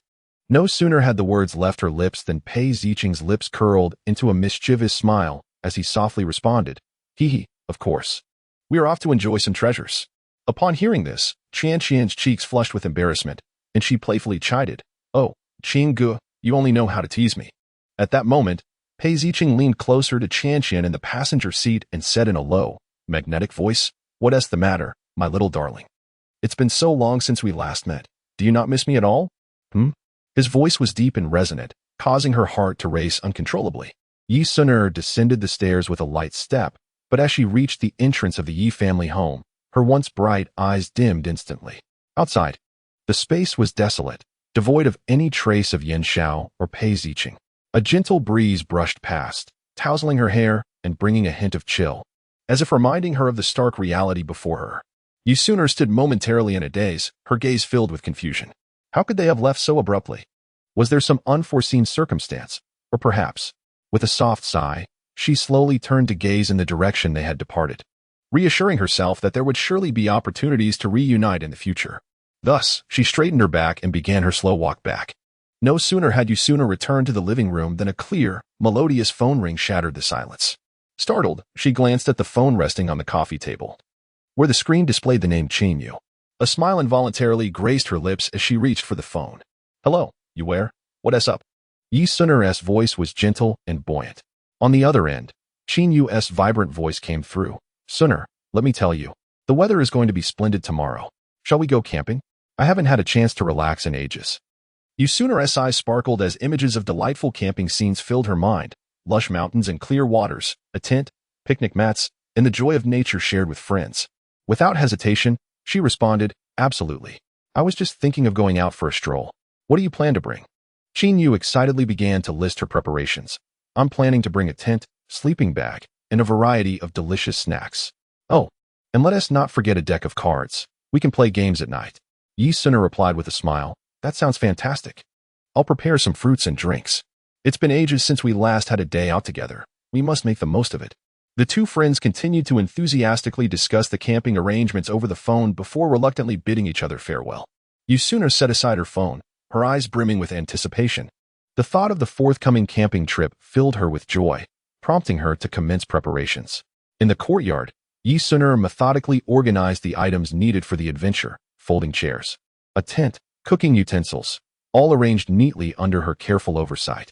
After meticulously checking her gear and confirming everything was in order, she brushed off the dust from her hands, a satisfied smile gracing her face. Subsequently, Yi Suner ascended the stairs and entered her cozy bedroom. She flicked on the bathroom light, and a soft glow illuminated the vanity. With great care, she removed her makeup and cleansed her face, each movement tranquil and deliberate. Then, she gently patted toner onto her skin, allowing it to absorb the moisture. followed by the application of lotion, her hands skillfully massaging to enhance nutrient absorption. After completing this skincare ritual, she felt her skin hydrated and comfortable. Lying in bed, Yusuna swiftly drifted into slumber, dreaming sweetly as she eagerly awaited the camping adventure that awaited her the next day. Chapter 83. Camping. The morning sun gently filtered through the delicate curtains, as ethereal as gossamer wings, weaving through the air and casting its golden glow upon Yisuna's fair face, which bore a hint of rosy blush. Suddenly, the crisp sound of an alarm clock shattered the rare tranquility, ringing insistently. In the midst of her sweet slumber, Yisuna furrowed her brow slightly, a touch of annoyance flickering across her features. Groggily, she extended her hand from beneath the covers, her fingers wandering across the bedside table in search of the bothersome clock. After a moment of searching, her fingers deftly found the switch, silencing the persistent chime. Rubbing her eyes, they resembled flowers freshly nourished by rain, imbued with a soft, hazy beauty. In that fleeting moment, a bolt of realization struck her mind like lightning. She had arranged to go camping with Chinyu today. Her eyes sparkled with newfound energy, the remnants of drowsiness dissipating in an instant. She swiftly sat up, stretching languidly, her arms reaching skyward, each joint emitting a satisfying crack. Once her stretch was complete, Yisuna leapt from her bed, hastening to the bathroom to freshen up. She turned on the faucet, and cool water cascaded forth, splashing into crystalline droplets.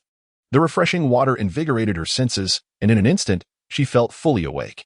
After completing her morning routine, she approached her wardrobe, meticulously selecting suitable attire. She rummaged through her clothes until she finally settled on a lightweight, comfortable outdoor outfit, complemented by a pair of cozy sneakers.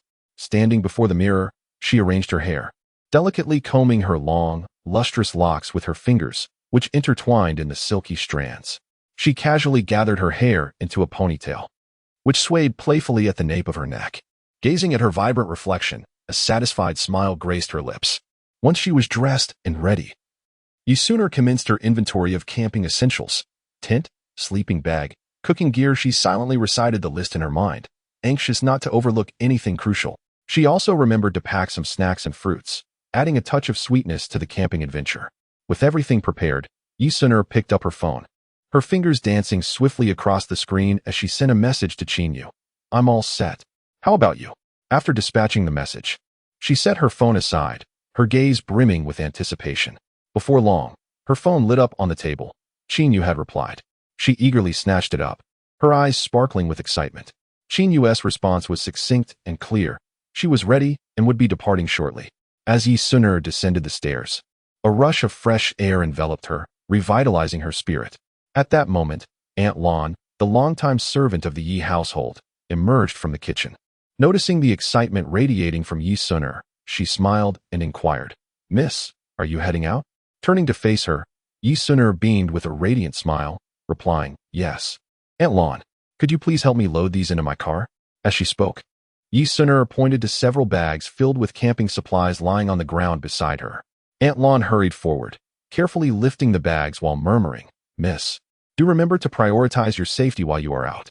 Yisuna nodded obediently and replied, "I know, Aunt Lon, you needn't worry." Aunt Lon carried the bags towards Yisuna's car, placing each item meticulously into the trunk, ensuring everything was arranged neatly to prevent any damage during the drive. Once Aunt Lon had finished, Yisuna settled into the driver's seat. She gently turned the key, and the car emitted a melodious roar. With both hands firmly gripping the steering wheel, her gaze was resolute and brimming with anticipation. She glanced at Aunt Lon outside the window, waved goodbye, and then slowly set the vehicle in motion. The car sped along the spacious road, the scenery outside unfurling like a vibrant scroll. Yisuna's spirits soared with the racing automobile, infused with passion and vitality. Her thoughts were consumed with the upcoming rendezvous with Chinyu at the Langi camping base. Envisioning the breathtaking landscapes, the shared moments of pitching tents, barbecuing, and stargazing together. She was certain that this would be an unforgettable camping adventure. Navigating through the city's hustle and bustle, she soon arrived at the Langi camping base. The pink SUV glimmered in the sunlight as Yisuna adeptly parked the vehicle with precise, brisk movements. The car door swung open gently, and she alighted gracefully. Her lustrous, jet-black hair danced lightly in the breeze. Her eyes sparkled like bright stars as she eagerly scanned her surroundings for Chinyu, occasionally murmuring, "Where is you?" Why hasn't Tishi arrived yet? At that moment, the Langi camping base was a canvas of lush greenery under a cerulean sky. The ground was adorned with a riot of colorful wildflowers, swaying gently in the breeze, creating a picturesque scene. Shortly, a compact and charming car gradually rolled into the camping area. Chin-yu sat in the driver's seat, her face radiant with a brilliant smile, her bright eyes sparkling with excitement. After parking, she opened the door and bounced out of the vehicle. Dressed in casual athletic wear, she exuded youthful vitality. Yi-suner, with keen eyes, spotted Chin-yu at once. She excitedly waved her arms and called out, "You, over here." Her voice rang out clear and bright, echoing across the spacious camping base. Upon hearing Yi-suner's call, Chin-yu's smile widened even further. She approached with a lively gait towards Yi-suner. Laughter and cheerfulness enveloped the surroundings, filled with joy and energy. Children frolicked on the grass, their kites striving to ascend higher in the wind, mirroring their exuberant spirits. The enticing aroma from the barbecue area wafted through the air, the sizzling skewers making mouths water.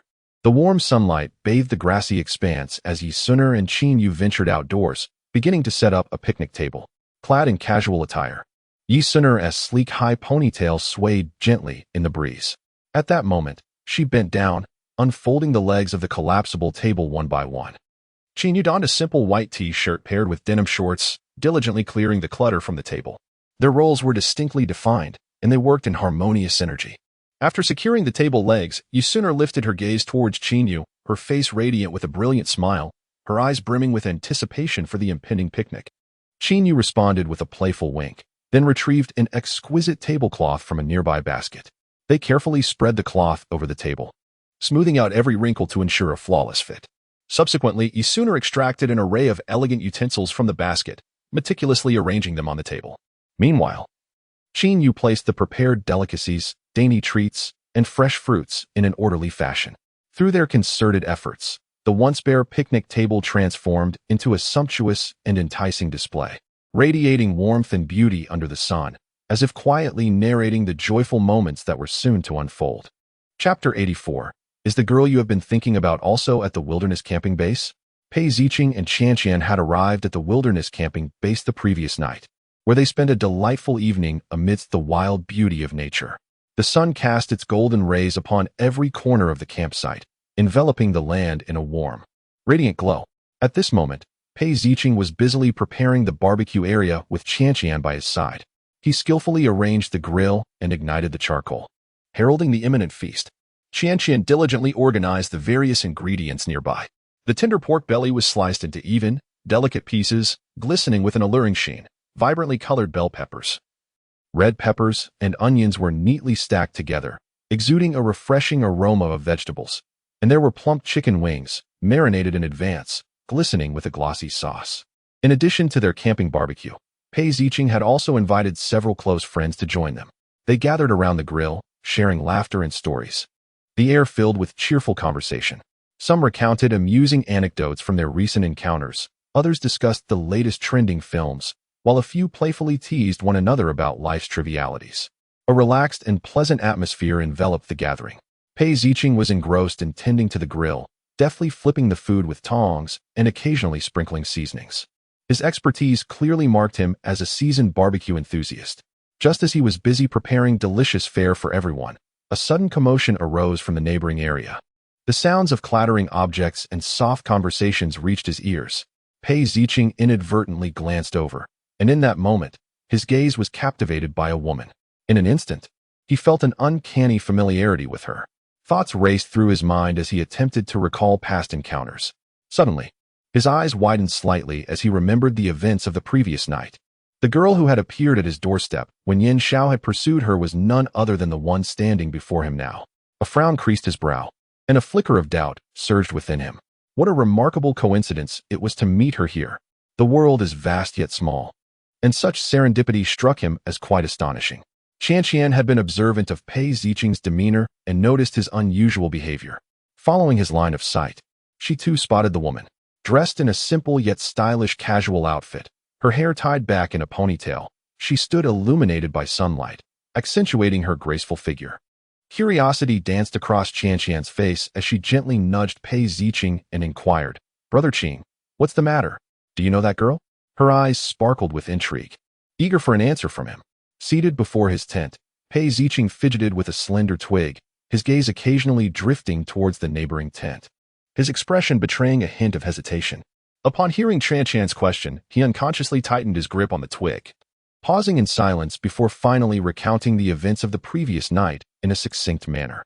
Qianshan's previously focused expression transformed into one of astonishment, her eyes widening and mouth slightly agape, as if she had suddenly recalled something of great significance. A glimmer of realization flashed across her eyes, and she gently tapped her head, murmuring to herself, "I've remembered. She is the girl from last night." At that moment, I sensed her extraordinary aura. And I never expected such a coincidence. She has come here to camp as well. What a remarkable twist of fate. After saying this, Qianshan instinctively glanced towards the neighboring tent, where the flap was slightly ajar, revealing occasional vague silhouettes moving within. A spark of curiosity ignited in her heart, wondering what stories this intriguing girl, who had captured their attention the previous night, might bring to this camping trip. Pei Ziqing exchanged a glance with Qianshan, and in each other's eyes, they discerned the same curiosity and anticipation. As they both kept an attentive ear to the activities next door, they continued with their tasks. Qianshan picked up the cooking utensils once more, meticulously polishing each item, her movements imbued with an unusual seriousness, though her gaze frequently strayed towards the neighboring tent, Pei Ziqing, on the other hand, casually tossed aside the branch in her hand, picking up a nearby tent rope to examine it carefully. Yet her attention was irresistibly drawn to the neighboring tent. As night fell and the last traces of twilight faded, a luminous full moon began to ascend above the treetops. At the Wanya camping base, a bonfire blazed brightly, crackling in a melody reminiscent of nature's symphony. On the grill, various ingredients sizzled under the heat of the charcoal, their rich aromas wafting through the air, enticing everyone's appetites. Yet, at that moment, Pei Ziqing was disinterested in indulging in the tempting barbecue. Her heart raced with an anxious energy, for she had previously invited Yan Xiao to join this camping excursion, but Yan Xiao, for reasons unbeknownst to her, adamantly refused to come, insisting that Pei Ziqing should enjoy her time without interruption. However, Pei Ziqing had no intention of letting Yan Xiao off the hook. With a mischievous smile playing at the corners of her mouth, she dialed Yan Xiao's number once more. On the other end, Yan Xiao's voice, tinged with a hint of laziness, soon came through. "Pei Ziqing, why are you calling again? I already told you I'm not going. Just enjoy your time with your companion. I won't intrude upon your romantic escapade." Pei Ziqing deliberately elongated her words, teasingly responding, "Ah Xiao, don't be so hasty to decline. What if I told you the girl you've been thinking of is also at Wanya camping base?" A sudden silence fell on the other end of the line, and after a prolonged pause, Yan Xiao's astonished voice finally broke through. "What? You mean Sooner is at Wanya camping base? You can't be serious." Pei Ziqing assured him with a pat on her chest. "I wouldn't lie. Moreover, she is camping right next door, quite close to us." Upon hearing this, Yan Xiao perked up immediately, his voice rising several octaves. "Wait for me. I'm coming over right now. Keep an eye on her. If Sooner slips away, I won't let you off easily." Pei Ziqing replied with a smile, "Rest assured. I'm competent in my duties. Hurry over. I'll be waiting for you here." With that, she ended the call. After hanging up the phone, Pei Ziqing occasionally stole glances at the young woman in the neighboring camping area, Yi Sooner. Clad in a cream-colored casual outfit, she appeared like a blooming lily under the moonlight. Fresh and enchanting. Laughter danced between her and her companions, and she would occasionally tuck a strand of hair behind her ear, a gesture that captivated Pei Ziqing's attention. Perhaps sensing the gaze directed her way, Yi Sooner would occasionally turn her head. Her eyes sparkled with clarity and brilliance. Regrettably, she did not catch a glimpse of Pei Ziqing's face, hence failing to recognize him. Each time she turned, he would swiftly avert his gaze, feigning indifference while engaging in conversation with those around him. Yet, as soon as Yi Sooner faced away, his eyes would inevitably drift back to her, his heart silently yearning for Yan Zhao's swift arrival. Chapter 85. What brings you here? The sun shone brightly, and a gentle breeze caressed the air, creating a delightful atmosphere. Qin Yu was in high spirits. She had not only invited her dear friend Yu Sooner, but also summoned Lin Bei and others to join them. Before long, Lin Bei and his companions arrived, carrying tents and an array of ingredients and tools for their barbecue, striding eagerly towards Qin Yu and Yi Sooner. Their faces radiated joy, clearly brimming with anticipation for the gathering. Upon seeing Yi Sooner and Qin Yu, Lin Bei and the others waved to greet them. Yi Sooner, noticing their approach, hurriedly stepped forward and asked with a smile, "What brings you here?" Lin Bei chuckled in response, "You should ask Qin Yu." His gaze shifted towards Qin Yu, seemingly hinting that this entire arrangement was her doing. Yi Suner looked at Qin Yu in surprise, her brows furrowing with curiosity as she inquired, "You where? When did you inform Lin Bei and the others? You've even contacted Mo Yunjing? When did you become so close with him?" "I had no idea." With a beaming smile, Qin Yu playfully replied, Did you know? I heard that Mo Yunjing is now with Lin Bei's cousin. Now, he won't compete with me for you anymore. So, I quickly invited them all over last night. The more, the merrier." Yi Suner, feeling a mix of exasperation and affection for Qin Yu's antics, laughed and said, "You are truly impossible." Encouraged by Yi Suner's reaction, Qin Yu became even more pleased, mischievously linking her arm with Yi Suner and bursting into laughter. At that moment, Lin Wan approached, carrying some desserts. Yi Suner quickly went to greet her, saying, "Sister Wan, you're here too. Let me help you with that." She took the desserts from Lin Wan's hands and turned to introduce her to Qin Yu. "Where? This is Lin Bei's cousin, Sister Wan." "Sister Wan. This is my dear friend, Qin Yu." Upon hearing Yi Suner's introduction, Qin Yu immediately displayed a courteous smile and addressed Lin Wan. "Hello, Sister Lin Wan. May I call you Sister Wan like Suner does?" Lin Wan smiled warmly in response. "Of course you may." Before long, the tent was set up, and the ingredients were prepared. Yi Suner and the others gathered around the campfire, focusing intently on grilling the delectable food. The succulent meat skewers sizzled over the flames, releasing an enticing aroma that made everyone's mouths water, while laughter and cheerful chatter filled the air. In a short while, Yan Xiao arrived at the adjacent tent of Pei Ziqing. Outside the tent, Pei Ziqing was leisurely organizing her belongings, moving with calm and unhurried grace. When Pei Ziqing caught sight of Yan Xiao, she was momentarily taken aback but quickly regained her composure, a subtle smile gracing her lips as she said, "A Xiao, you finally made it." Yan Xiao jogged over, slightly breathless, his face flushed from the exertion and a sheen of sweat glistening on his forehead. Once he steadied himself and surveyed the surroundings, he leaned closer to Pei Ziqing and whispered, "I need to discuss something with you." Upon witnessing the scene, Pei Ziqing nodded in understanding and then exchanged a knowing glance with Yan Xiao, signaling him to accompany him a short distance away to converse, lest their words be overheard. The two of them moved in unison towards a secluded area away from the tent, halting only when they were assured that no one could eavesdrop on their discussion. Yan Xiao took a moment to steady his breath and then lowered his voice, candidly relaying the reasons for seeking out Pei Ziqing. Pei Ziqing listened attentively, occasionally nodding in comprehension. Meanwhile, in the adjacent tent, Yi Suner and others were gathered, roasting an array of delectable dishes. As time progressed, the aroma of the food grew increasingly tantalizing, eliciting mouth-watering anticipation.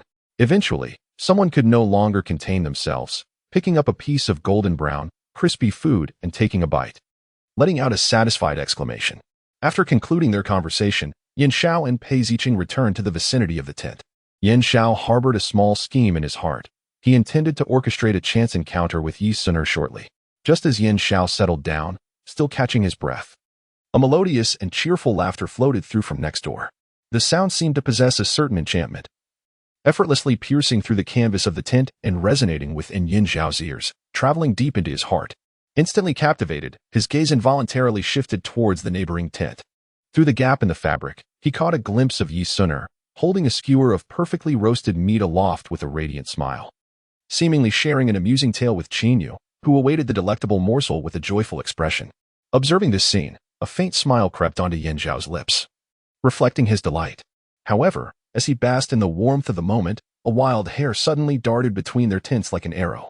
The unexpected occurrence startled Yi Suner, prompting an involuntary scream. Hearing her cry, Yan Xiao's heart tightened, and without hesitation, he sprang to his feet, moving swiftly to Yi Suner's side. His movements were rapid and agile. "Are you all right?" he asked, concern etched across his face as he gazed at her. Startled, Yi Suner's complexion paled slightly, but upon seeing Yan Xiao beside her, a flicker of surprise illuminated her eyes. Steadying herself, she smiled and shook her head, reassuring him, "I'm fine. Just a bit startled." Beside them, Qin Yu was equally shaken by the incident. She quickly grasped Yi Suner's hand, anxiously assessing her, and asked, "Suner, are you really okay?" Yan Xiao's reflexes are impressive. Upon hearing Qin Yu's words, Yan Xiao felt a tinge of embarrassment and scratched his head, a bashful smile gracing his features. Yu Suna regarded him with a mixture of curiosity and surprise, inquiring, "Yin Xiao, what brings you here?" Her tone conveyed a hint of confusion. Clearly slightly awkward, Yin Xiao scratched his head again and chuckled as he explained, "Haha, I arranged to meet with my brothers here. Upon hearing your sudden exclamation, I instinctively knew it was you, prompting me to rush over and see what had transpired." After listening to Yin Xiao's explanation, Yi Suner felt a slight alleviation of her doubts. She smiled gently, taking Yin Xiao's arm, and said, "Since you are here, let us indulge in some barbecued delights together. The more, the merrier." Yin Xiao readily agreed, joyfully settling down beside Yi Suner. At that moment, the already vibrant gathering became even more jubilant. As laughter and conversation filled the air, everyone savoring the delectable barbecue while sharing amusing anecdotes and experiences. Chapter 86. No one shall compete with me for you. Yin Xiao gradually leaned forward, as if drawn by an invisible force, inching closer to Yi Suner. With each movement, the distance between them quickly diminished, nearly allowing them to feel each other's breath. Yin Xiao's body tilted slightly, his warm breath brushing against Yi Suner's ear like a feather, evoking a wave of tingling sensations. This breath, subtle yet pervasive, filled the air, creating an atmosphere of delicate ambiguity. In that fleeting moment, Yi Suner's cheeks flushed a gentle hue. She bit her lower lip, seemingly at a loss on how to respond to this sudden intimacy. However, all of this did not escape the watchful eyes of Qin Yu. Her once bright, star-like eyes were instantly veiled by a layer of frost upon witnessing the scene. The corners of her mouth, which had been uplifted, were now pressed down by an unseen weight, forming a taut line. A flicker of undeniable jealousy and anger flashed in Qin Yu's gaze. Her hands clenched involuntarily, her nails digging deep into her palms, oblivious to her own distress. The dissatisfaction within her surged like a tempestuous tide. In Qin Yu's heart, Yi Suner belonged to her, and no one had the right to encroach upon that bond. This sudden surge of jealousy clouded her reason, and she longed to rush forward, like a fierce beast, to tear Yin Xiao away from Yi Suner. At last, the discontent in Qin Yu erupted like a volcano, her emotions no longer containable. She rose, stepping boldly into the space between Yin Xiao and Yi Suner. A hint of provocation glimmered in her beautiful eyes as she fixed her gaze upon Yin Xiao. Her lips parted slightly, and with an icy tone, she spoke. "Yin Xiao, why are you so close to Suner?" Her voice was laced with evident displeasure, unmistakably revealing her discontent with Yin Xiao's actions. This remark was akin to a stone cast into a tranquil lake, instantly stirring tumultuous waves. The atmosphere shifted abruptly, transforming from lightheartedness to tension, as an intangible smoke of conflict began to rise between Qin Yu and Yin Xiao. Observing this, Yi Suner hastily offered words of comfort. "Beware, don't make a fuss." Her voice was gentle, tinged with a hint of helplessness, as if she found Qin Yu's behavior both amusing and exasperating. Yet, Qin Yu was unyielding, plopping down squarely between Yin Xiao and Yi Suner, unapologetically claiming the spot. Turning her head, she playfully pouted at Yi Suner, saying, "I want tea.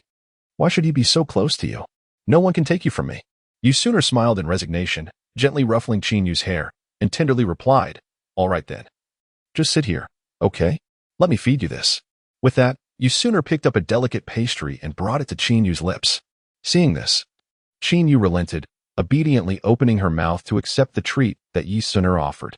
However, her gaze remained fixed on Yin Xiao, her challenging look seemingly conveying the message, "You shall not take Suner away. She is mine." Although Yin Xiao was seething with anger within, he understood that he could not display his ire in front of Yi Suner. Thus, he suppressed his fury, forcing a smile that was more grotesque than tears. Lin Bei glanced at Qin Yu, a smirk playing at the corners of his mouth as he spoke with a hint of mockery. "Mr. Yin, please do not blame Qin Yu. She has always been like this. Ever since our school days, she has monopolized Suner and is notoriously domineering. Not only boys, but even girls who get too close to Suner face her discontent." Upon hearing Lin Bei's words, Qin Yu was instantly incensed, glaring at him with fury, retorting sharply, "Mind your own business." At that moment, Pei Ziqing noticed the escalating argument and felt a pang of concern, fearing the situation might spiral out of control. Thus, he swiftly devised a plan, raising his glass in a faint toast, exclaiming, My apologies, everyone. My brother here is quite thoughtless, disturbing the gathering. I had thought he would merely swoop in to rescue the fair maiden and return promptly. Who would have imagined he would linger so long? I was genuinely worried. So I came to check. And lo and behold, It appears he was captivated by a beauty. Seeing this, Yin Xiao quickly stepped in to smooth things over. He approached Yi Suner with a smile, introducing her. Suner, allow me to present my good friend, Pei Ziqing. Then addressing Pei Ziqing, he added, Ziqing, this is Yi Suner, the one I previously mentioned, the object of my pursuit. Pei Ziqing's face lit up with a radiant smile as he warmly extended his hand to Yi Suner, saying, Hello, Miss Yi. I am Pei Ziqing. I have long heard a Xiao speak of you, and now that we meet, it is clear that his praise was well-deserved. You truly are a paragon of elegance. Yi Suner responded with a polite smile, shaking his hand. Hello, I am Yi Suner. After exchanging pleasantries, Yi Suner gracefully took her seat. However, at that very moment, her heart fluttered as if an invisible hand had gently grasped it. She inhaled deeply, striving to calm her emotions, yet a whisper within her echoed. Indeed, it is he, Pei Ziqing. The name seemed to possess an enchanting power, causing Yi Suner's thoughts to drift back to her past life. In that time, after becoming involved with Yin Xiao, she had first encountered Pei Ziqing at a grand banquet. The event was adorned with dazzling lights, resembling a dream, filled with the fragrance of fine attire and a throng of guests. Pei Ziqing, clad in a tailored suit, stood tall and elegant, exuding an irresistible charm in every gesture. Now, it seemed that the trajectory of fate had subtly shifted, leading her to an unexpected reunion with him in this wild setting. Yi Suner's gaze was complex as she quietly observed Pei Ziqing, her heart a tumult of emotions, akin to a jar of mixed flavors spilled over. At that moment, Qin noticed the unusual demeanor of Yi Suner and gently approached her, waving a hand before her eyes, softly inquiring, Suner, what is the matter? Yi Suner gradually regained her senses, her gaze still somewhat dazed as if she lingered in the reverie of her recent memories. Her brows knitted slightly, as though an invisible force tugged at her, ensnaring her thoughts in a haze of confusion.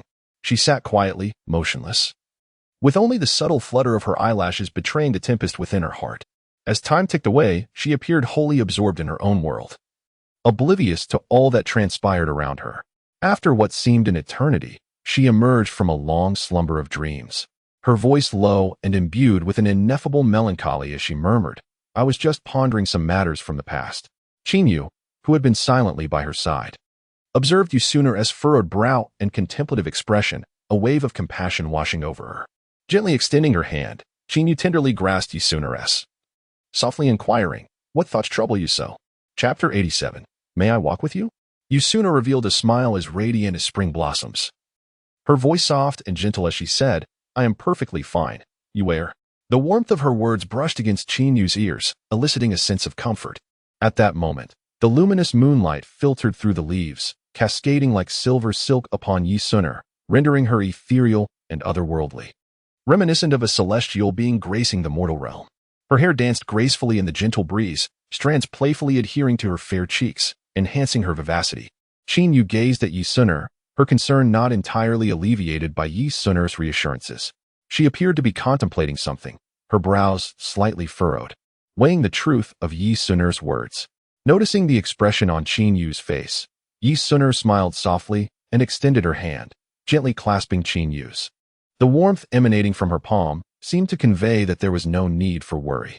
I truly am fine, Yuer, Yi Suner said, her tone resolute yet tender. Qin brow remained slightly knitted, and she sighed softly, a hint of resignation in her demeanor, yet she nodded in agreement, saying, all right, but if anything troubles you, do share it with me. Yi Suner nodded vigorously, their eyes meeting in a shared smile, filled with mutual care and trust. Yin Xiao approached with a grave expression, slowly stepping before Yi Suner, and softly spoke, Suner, I wish to speak with you privately. Yi Suner was momentarily taken aback, surprised yet polite. She nodded and replied softly, all right. Upon seeing Yi Suner rise, Qin quickly inquired, Suner, where are you going? Let me accompany you. Yi Suner replied gently, Yin Xiao needs to speak with me. I shall return shortly. Be good. Qin shot Yin Xiao a disapproving glance, seemingly displeased with his sudden interruption. Nevertheless, she smiled at Yi Suner, saying, then Suner, I shall wait for your return. Yi Suner smiled and nodded in response, affirming, all right. Pei Ziqing, witnessing the exchange, quietly retreated to his own camping area, leaving Yi Suner and Yin Xiao together. The moonlight flowed like water, illuminating the path in a silvery glow. Yi Suner and Yin Xiao walked side by side along the moonlit path, the surroundings enveloped in tranquil silence, interrupted only by the occasional chirping of insects. Yin Zhao's steps were somewhat hesitant, as if he were grappling with inner turmoil. Yi Suner turned her head to regard him, the moonlight accentuating her delicate profile. Her high-bridged nose, long eyelashes, and gem-like eyes filled with curiosity and concern as she looked at Yin Zhao. Finally, Yin Zhao took a deep breath. Halting his steps and turning to meet Yi Suner's gaze directly, his eyes bright and profound in the moonlight. "Suner," he began, his voice low and gentle, laced with a barely perceptible tremor. Yi Suner interjected, "What is it? Speak plainly. Why are you being so evasive?"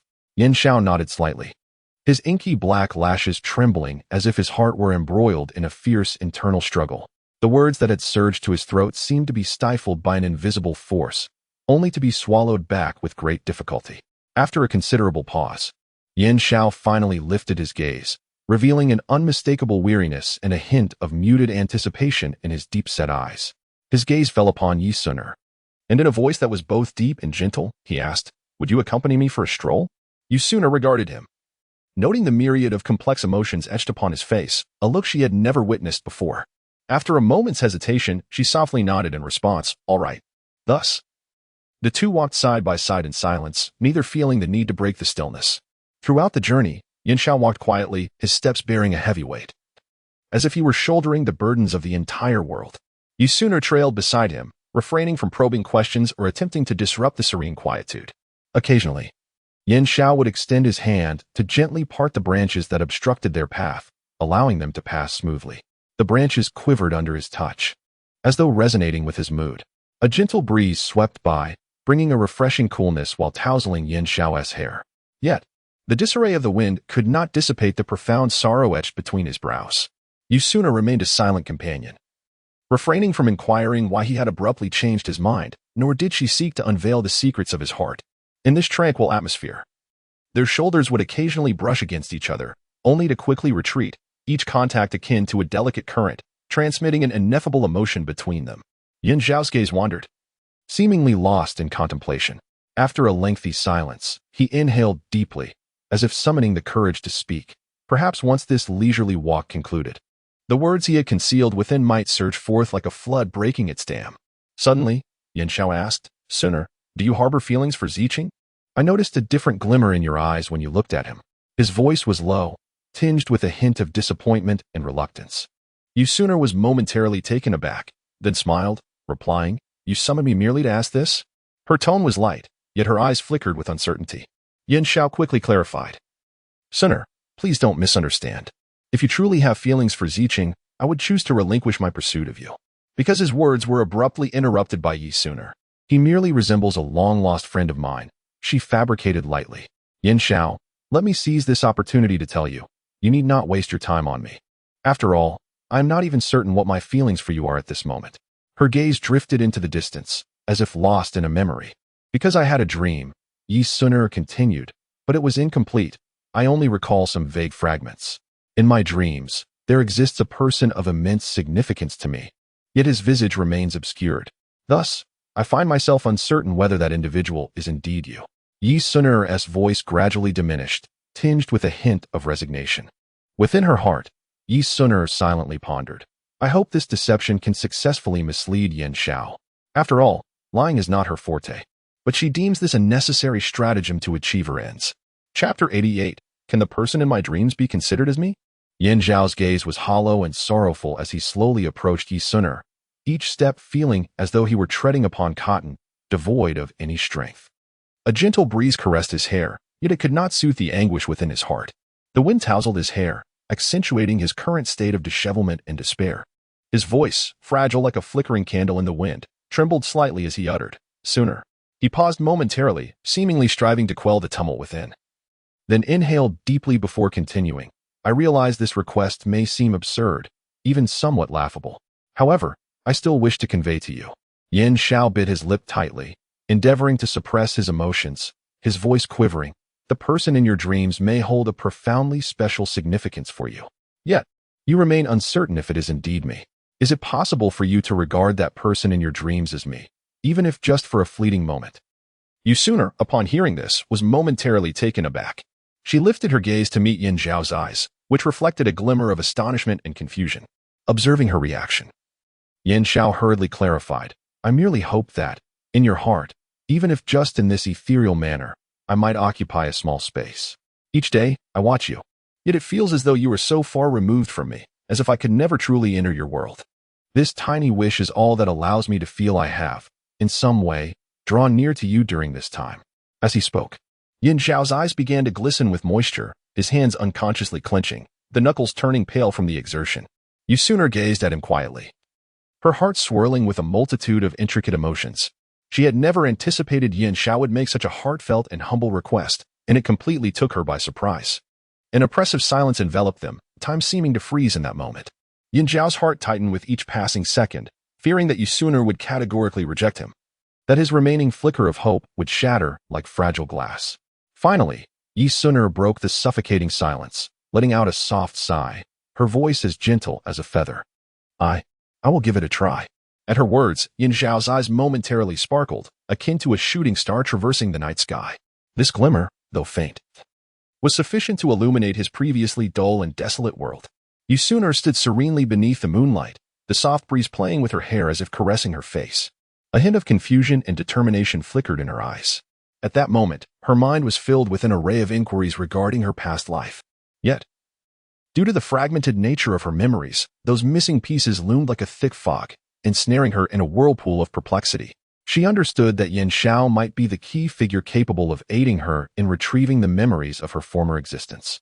Whenever she was in Yin Xiao's presence, an involuntary headache would assail her, yet this discomfort managed to evoke vague recollections, offering her glimmers of clues amidst the haze. As Yi Suner met Yin Xiao, her mind was intermittently flooded with indistinct phantoms, images that appeared to be intertwined with Yin Xiao. Yet, each time she endeavored to piece together these fragments, an excruciating headache would seize her, thwarting her quest for deeper understanding. She yearned to uncover the intricate entanglements between her past self and Yin Xiao, to understand the profound experiences they had shared. This insatiable desire for the unknown burned within her, a relentless flame urging her to pursue the forgotten memories. The moonlight cascaded over the earth, illuminating the scene where Yin Xiao and Yi Suner stood side by side. The surroundings were enveloped in tranquility, their breaths intertwining in the stillness. Yin Xiao turned slightly, his gaze irresistibly drawn to the delicate contours of Yi Suner's profile. Under the moonlight, her features appeared exquisitely ethereal, akin to a celestial being descended from the heavens, captivating his very soul. His heartbeat quickened involuntarily, and with a deep breath, he mustered the courage to ask softly, "What is our relationship now?" Though his voice was barely above a whisper, it trembled with a hint of tension. Yi Suner slowly turned her head, her eyes sparkling like brilliant stars as they met Yin Xiao's. A subtle smile graced her lips, and she responded succinctly yet playfully. "A pursuit of my affection." The simplicity of her words sent a shiver through him, akin to an electric jolt. His eyes widened in astonishment, a flicker of joy illuminating his gaze. To him, that brief statement resonated like a heavenly melody.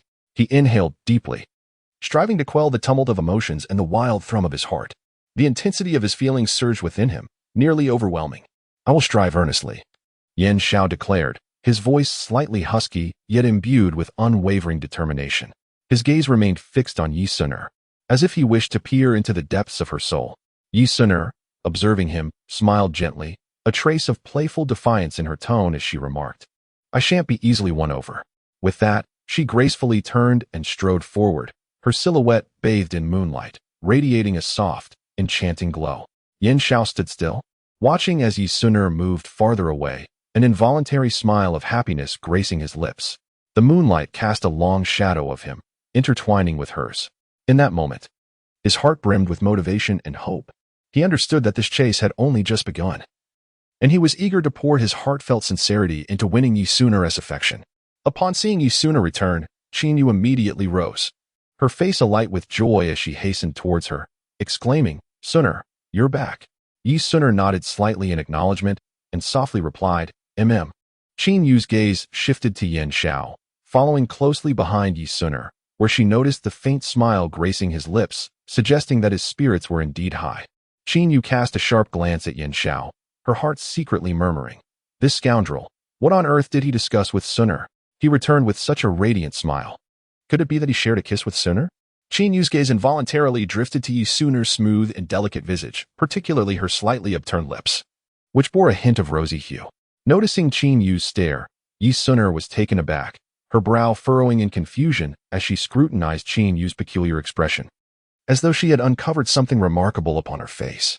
Unable to contain her curiosity, Yi Suner finally inquired, "What troubles you?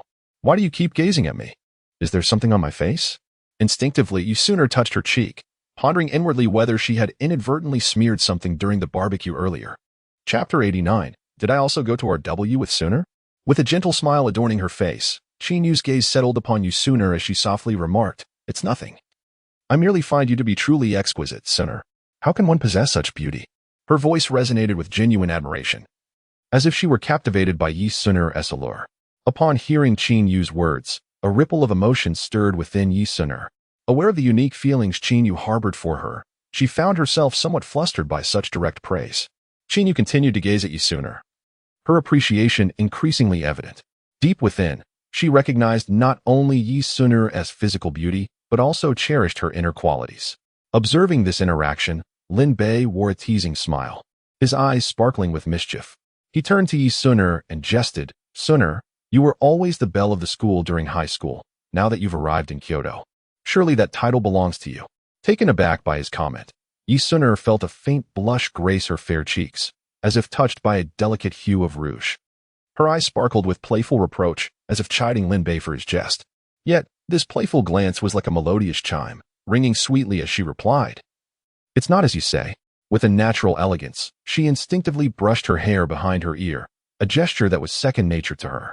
Her lustrous, dark tresses cascaded like a waterfall through her slender fingers, shimmering under the moonlight with an enchanting sheen. Lin Bei, witnessing this, broke into an even brighter smile and continued his playful banter. "How can it not be? So many boys were smitten by you in high school.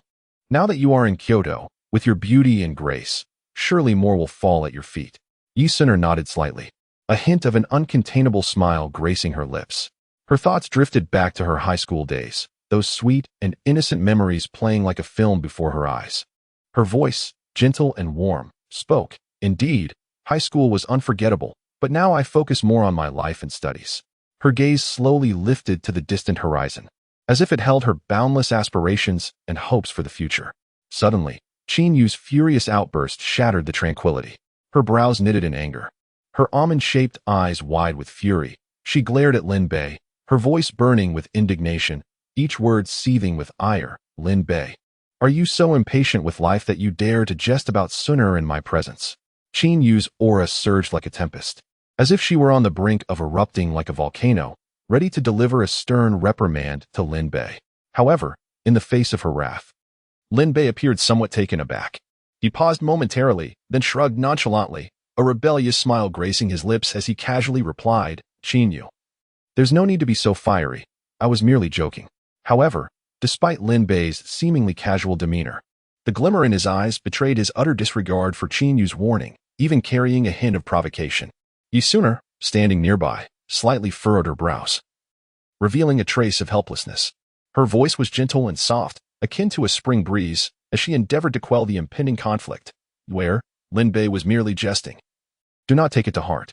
Yet, it was evident that Chin Yu had no intention of letting the matter rest. Clenching her fists tightly, she emanated an aggressive aura. Her eyes fixed intently on Lin Bei as she exclaimed, "Suner, you are always so patient. His rudeness will not go unpunished. I shall make him realize that mocking you comes at a cost." Before her words could fully dissipate into the air, Chin Yu had already adopted an offensive stance, her body slightly leaning forward, poised to strike. Observing this, Lin Bei's smile vanished instantaneously, replaced by a countenance of seriousness and gravity. Their gazes locked, and the atmosphere thickened with tension, as if a fierce battle was on the brink of eruption. In this charged moment, a sly smile unexpectedly crept onto Lin Bei's lips. He deliberately elongated his tone, leisurely stating, "I remember going to RW with Suner not long ago." His words carried an air of boastfulness, while his eyes subtly glanced at Chin Yu, seemingly challenging her. Upon hearing this, Chin Yu's body jerked involuntarily, her ongoing actions abruptly halting as if she had been ensnared by an invisible spell. Slowly, she lifted her gaze, her beautiful eyes locking onto the speaker, filled with confusion and astonishment. When did we go to RW? How could I not know about it? Qin Yu's voice was slightly subdued, laced with disbelief. Her brows knitted together, and her gaze bore an examining quality, as though she sought to uncover some clue or answer in his expression. Lin Bei observed Qin Yu's reaction, stifling a laugh within, yet maintaining an outward facade of calm composure. He shrugged nonchalantly, replying with a casual air, "Oh, it was just a little while ago. You were so busy that you hardly had time for us." Qin Yu's expression darkened, her lips pressed tightly together, and a flicker of dissatisfaction and grievance danced in her eyes. Tears brimmed in her gaze, threatening to spill over at any moment. "Sinner, you went to RW with that scoundrel and didn't include me?"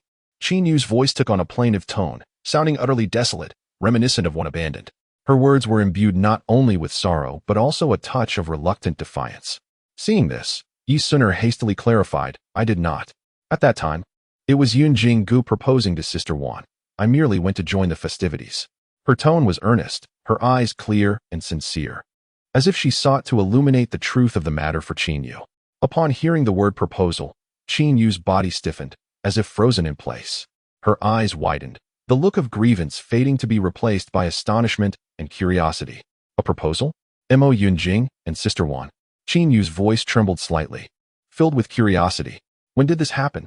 I haven't heard a single word about it." Upon noticing her distress, Yi Suner gently grasped Qin Yu's hand and softly elucidated. "This is a secret that Yun Jinggu has been meticulously planning. He wishes to surprise Sister Wan, which is why even I was kept in the dark. I only discovered it on Sister Wan's birthday when I happened to witness Yun Jingji's proposal." As she spoke, Yi Suner cast a deliberate glance towards Mo Yunjing and Lin Wan, playfully blinking as if signaling them to play along. Lin Wan, catching her drift, shot a knowing glare at Lin Bei and then smiled. "Indeed, I had no idea that a Jing would propose to me that day." Upon hearing Lin Wan's words, Qin Yu suddenly understood, her expression transforming into one of delight as the earlier discontent vanished like a fleeting breeze. "So that's how it was," Qin Yu exclaimed, her eyes sparkling with excitement. "Wow, that is truly romantic." Chapter 90, Have you gone a bit too far? Qin Yu's gaze wandered casually around her surroundings. But upon inadvertently catching sight of Yin Xiao, a fleeting thought crossed her mind. Why is he still here? She gently tilted her head, her eyes gradually settling on Yin Xiao, as if attempting to peer through his profound gaze to discern the thoughts lurking within his heart. "Mr. Yin, did you not finish your conversation with Suner? What brings you here at such a late hour?" Qin Yu's voice was soft, yet it carried a hint of subtle curiosity. Yin Xiao appeared to be momentarily interrupted from his reverie by Qin Yu's inquiry. His body stiffened slightly, as though forcibly extracted from a profound contemplation. The trace of melancholy that had briefly graced his features was now instantly overshadowed by a faint smile. "I had finished the conversation, however, some thoughts lingered in my mind, and I sought a moment of tranquility," Yin Xiao replied, his tone low and enveloped in an intangible weight, revealing an indescribable weariness. Qin Yu gently suggested, "Since Mr. Yin requires a quiet space, we shall not intrude any longer. Suner, let us retreat to the camper." With that, she rose gracefully, taking Suner's hand, prepared to turn away. However, at that moment, Suner, with a sudden burst of curiosity, inquired, "Where? Did I not only bring a tent? Where did the camper come from?" With a slight smile, Qin Yu explained, "I had the bodyguard bring it over just now." The night descended like an expansive black curtain, enveloping the world in a serene stillness. Stars twinkled like scattered jewels embedded in this dark tapestry, casting a soft glow that adorned the vast night sky. In this tranquil wilderness campsite, a cozy camper rested amidst a sprawling meadow, where a gentle breeze wafted the sweet scent of fresh grass. Qin Yu softly linked her arm with Suner's and tenderly urged, "Suner, it is getting late. Let us go wash up and rest." Her voice was as soothing as a gentle breeze, imparting a profound sense of comfort. As she spoke, she gently nudged Suner toward the camper. Suner nodded slightly, her silky hair dancing in the breeze, though her face bore a hint of fatigue. Her eyes revealed a touch of reluctance. This evening's outdoor camping had brought immense joy to everyone. The laughter and merriment around the campfire, the heartfelt conversations beneath the stars, infused the night with warmth and delight. The two made their way slowly toward the camper, its warm light spilling through the windows, casting a bright patch on the ground. This inviting glow felt particularly endearing. Upon reaching the camper's entrance, Qin Yu softly opened the door, revealing an interior that remained as cozy as ever. The warm yellow light gently illuminated every corner, creating an ambience akin to a snug little haven. Sun Er stepped inside, preparing to freshen up. She turned to Chinyu, her eyes brimming with affection, saying, "I will go now." Chinyu smiled and nodded, tenderly encouraging, "Yes, do hurry." Sun Er gradually approached the wash area, gently closing the door behind her, which slowly clicked shut with a soft sound. Meanwhile, Chinyu stood in the center of the RV, her gaze fixed intently on the closed door. She listened quietly to the faint sound of water flowing from within, a sound that, though delicate, resonated with remarkable clarity in the tranquil confines of the vehicle. Taking a deep breath, Chinyu retrieved her phone from her pocket and opened the chat interface with Lin Bei. She swiftly typed a message and, without hesitation, pressed send. The content was straightforward. Regardless of Yin Zhao's intentions in approaching Sun Er, it was unacceptable. Find a way to extract information from him. Almost instantly, Lin Bei's phone chimed with incoming messages. Glancing at the screen, he noted it was a message from Chinyu, a subtle smile gracing his lips. He quickly replied, "Understood," and then turned off his phone, redirecting his focus back to Yin Zhao. With a smile adorning his face, Lin Bei approached Yin Zhao, extending a friendly demeanor as he said, "Mr. Yin, I truly apologize for what transpired at our last time. However, fret not. Today, I shall make amends. Come, let us raise a glass as a gesture to erase any previous unpleasantness. What do you say?" With that, Lin Bei swiftly grasped a glass from the table, raising it high and gently swaying it towards Yin Zhao, seemingly extending a sincere invitation. The liquid within the glass glimmered softly under the lights, as if narrating Lin Bei's earnestness. Observing Lin Bei's enthusiastic gesture, a faint smile emerged on Yin Zhao's lips. Without hesitation, he raised his own glass, clinking it lightly against Lin Bei's, producing a crisp sound that instantly shattered any barriers between them. Subsequently, Yin Zhao tilted his head back and downed the drink in one swift motion, demonstrating his free-spirited character and nonchalant demeanor. Witnessing Yin Zhao consume the drink so decisively, Lin Bei could not help but feel a sense of triumph. He understood well that if he could encourage Yin Zhao to drink a few more glasses, extracting key information from him would become significantly easier once he was inebriated. Thus, Lin Bei unabashedly continued to pour drinks for Yin Zhao one after another, as if there were no end in sight. As for Yin Zhao, although he harbored some doubts regarding Lin Bei's actions, he refrained from refusing. Considering these individuals were friends of Sun Er, and thus continued to drink, one glass after another. During this process, Lin Bei's gaze occasionally drifted toward Mo Yunjing, and after a moment of silent understanding exchanged between them, Lin Bei discreetly signaled Mo Yunjing.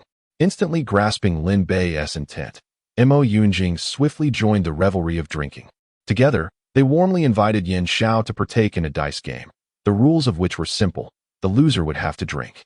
However, whether due to misfortune or other reasons, Yin Zhao astonishingly lost several rounds consecutively in the ensuing games.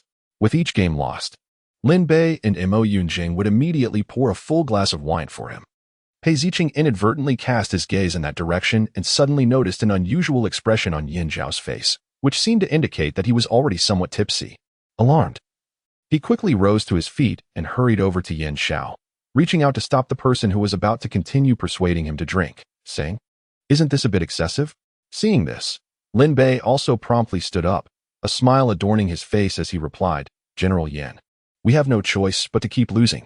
Though his tone was lighthearted, the underlying sarcasm was unmistakable. Fearing that a dispute might ensue, Yin Zhao hastily stood up as well, placing himself between Pei Ziqing and Lin Bei, and tried to mediate, saying, "Ziqing, it's all right, let us just enjoy today." Yet, his words betrayed a hint of helplessness and fatigue. Observing the pallor of Yin Zhao's face, Pei Ziqing felt a pang of sympathy in his heart and gently said, "Let me help you back to rest." With that, he carefully supported Yin Zhao's arm, preparing to lead him away from the raucous gathering. Although Lin Bei and Mo Yunjing, among others, felt a sense of indignation at this scene, they understood that forcibly intervening was unwise at that moment. So they could only watch helplessly as Pei Ziqing assisted Yin Zhao further away. With a deep sigh, Lin Bei's face revealed a trace of frustration as he shook his head, muttering to himself, "So close, yet so far." However, with the situation having escalated to this extent, any further complaints would be futile. After calming his emotions slightly, Lin Bei reached into his pocket and retrieved his phone. Skillfully unlocking the screen, he opened the messaging interface and swiftly typed a message. "Good news. Yin Zhao has had too much to drink. bad news. Pei Ziqing has come to take him away. Once he confirmed the accuracy of the information, Lin Bei unhesitatingly pressed the send button, dispatching the message to Qin Yu. Chapter 91. Suner is aware of your drinking escapades. Qin Yu reclined on the soft sofa, her body slightly leaning back, seemingly indifferent to her surroundings. The faint glow of her mobile screen illuminated her focused visage. Her brow furrowed slightly as her eyes remained fixated on the messages sent by Lin Bei. At that moment, Yi Suner emerged from the washroom, her steps light and graceful. Her hair cascaded like a waterfall over her shoulders, casually and naturally, exuding a delicate fragrance of shampoo. Her skin, freshly cleansed, appeared remarkably dewy, glistening softly like morning dew. Noticing Qin Yu's rapt attention on her phone, Yi Suner, curious, approached to see what had captivated her friend so deeply. Upon spotting Lin Bei's name on the screen, a smile involuntarily graced her lips. What are you so engrossed in? Yi Suner teased, her gaze falling on the phone in Qin Yu's hand, as if she had already deduced much. Startled by Yi Suner's voice, Qin Yu abruptly looked up, her eyes betraying a flicker of guilt. When she realized Yi Suner was standing beside her, an awkward smile crept onto her face.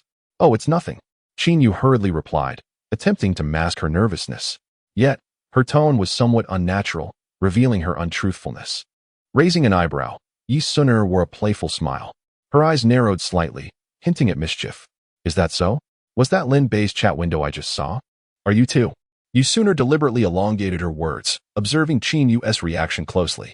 Qin Yu slowly set her phone aside, her mind racing with thoughts. Surely, Suner didn't he see that message?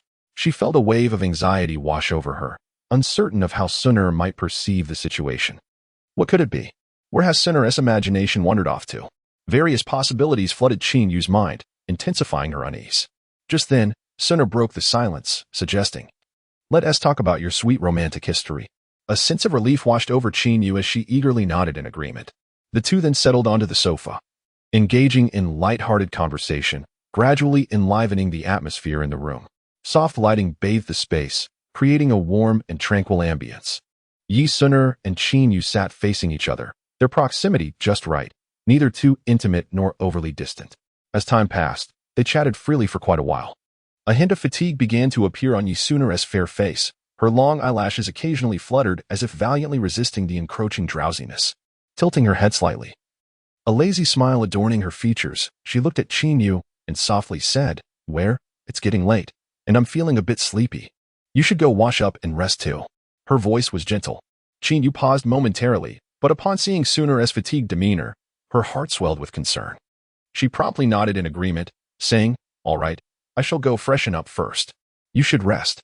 With that, Qin Yu rose and began to gather her belongings. Yi Suner leisurely stood up from her chair, stretching her lithe form. Under the soft glow of the lights, she appeared extraordinarily enchanting, her lines smooth and natural. A sight to behold.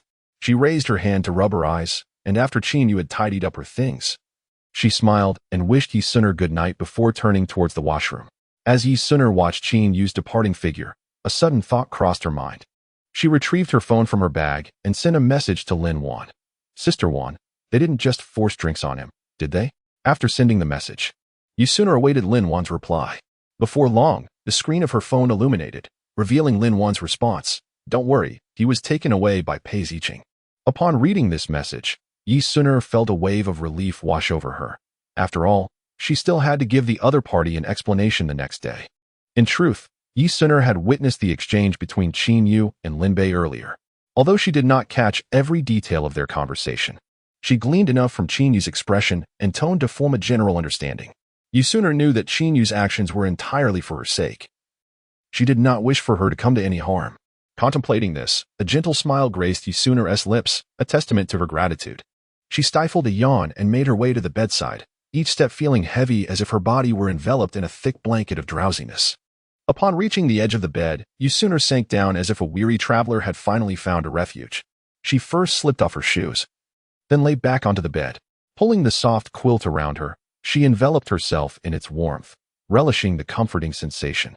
Her eyelids grew increasingly heavy, and the tide of sleep washed over her relentlessly. Yielding to the overwhelming drowsiness, Yi Suner slowly closed her eyes. After Lin Wan and Mo Yunjing returned to the tent, Lin Wan gently bit her lip, feeling a sense of unease. After a moment's hesitation, she mustered her courage and softly spoke. "Ah Jing, Suner knows about the drinking incident." Upon hearing this, surprise flickered across Mo Yunjing's previously calm visage, though he quickly regained his composure. His brow furrowed slightly, as if deep in thought. After a while, Mo Yunjing paced back and forth within the tent, each step heavy with contemplation. He pondered the various reactions Yu Suner might have upon discovering the truth.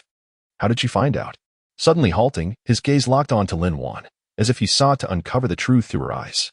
Lin Wan, feeling helpless, shook her head and replied with confusion, "I am not sure. Perhaps someone tipped her off. With Suner's temperament, if she truly gets angry, things could become quite complicated."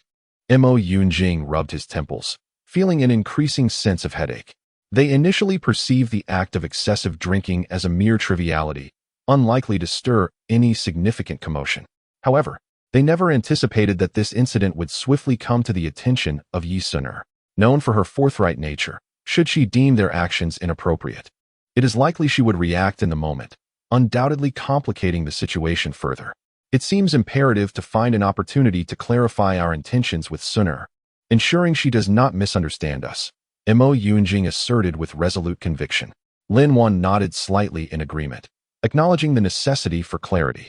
The two stood within the tent, gazing at one another, each discerning a hint of concern in the other's eyes, uncertain of how to navigate the impending storm when confronted by Yi Suner. Mo Yunjing's voice bore a trace of urgency. Quickly inform Lin Bei that Suner is already aware of the drinking incident. Chapter 92. What a foolish moon. Upon hearing those words, Lin Wan's body trembled slightly. She lifted her gaze and fixed her eyes on Mo Yunjing's serious countenance, immediately grasping the urgency and gravity of the situation. Without hesitation, she nodded and replied, "All right, I will inform Bei right away." Upon receiving Lin Wan's message, Lin Bei's expression shifted to one of grave concern. His brows furrowed tightly, and a flicker of anxiety passed through his eyes. He was well aware of Yi Suner's temperament. If she were to take this matter to heart, it could potentially provoke a significant uproar. After careful consideration, Lin Bei resolved to take action. He swiftly grasped his phone, opened the chat interface with Qinyu, and succinctly composed a message, clearly outlining the current predicament.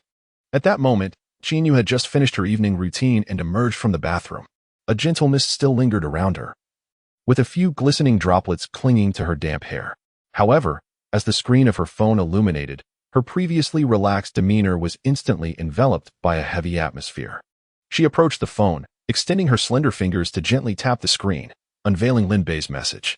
As her gaze traversed the words, each letter struck her heart like a hammer, gradually transforming her soft expression into one of seriousness. Qinyu's lips quivered slightly, and she instinctively bit down on her lower lip, as if that might quell the turmoil within. Her brow furrowed tightly as she silently pondered how to navigate this challenging situation. She was acutely aware that if Suner truly decided to pursue this matter earnestly, it could spiral out of control. With her heart racing at the thought, she cautiously moved her feet, striving to make no sound, fearful of disturbing the peacefully slumbering Yi Suner. Finally, she reached the bedside, standing quietly as she gazed at Suner. The moonlight filtered through the mottled window, softly illuminating Suner's serene face, as if draping her in a veil of silver, enhancing her already striking beauty with an ethereal quality. Qinyu slowly took a seat, leaning slightly forward, her gaze tenderly resting on Suner's face, filled with guilt and sorrow. Drawing a deep breath, she began to explain in a gentle voice. Her tone was soft and calm, yet it was imbued with profound emotion. The words that were often difficult to express flowed naturally from her lips, akin to a gentle stream. She articulated her helplessness and her struggles, with each word carefully considered, suffused with her genuine affection for Yi Suner. In truth, Yi Suner had never truly succumbed to slumber. With her eyes tightly shut, she exerted every effort to maintain a steady breath. Quietly, she listened to Qinyu's explanation.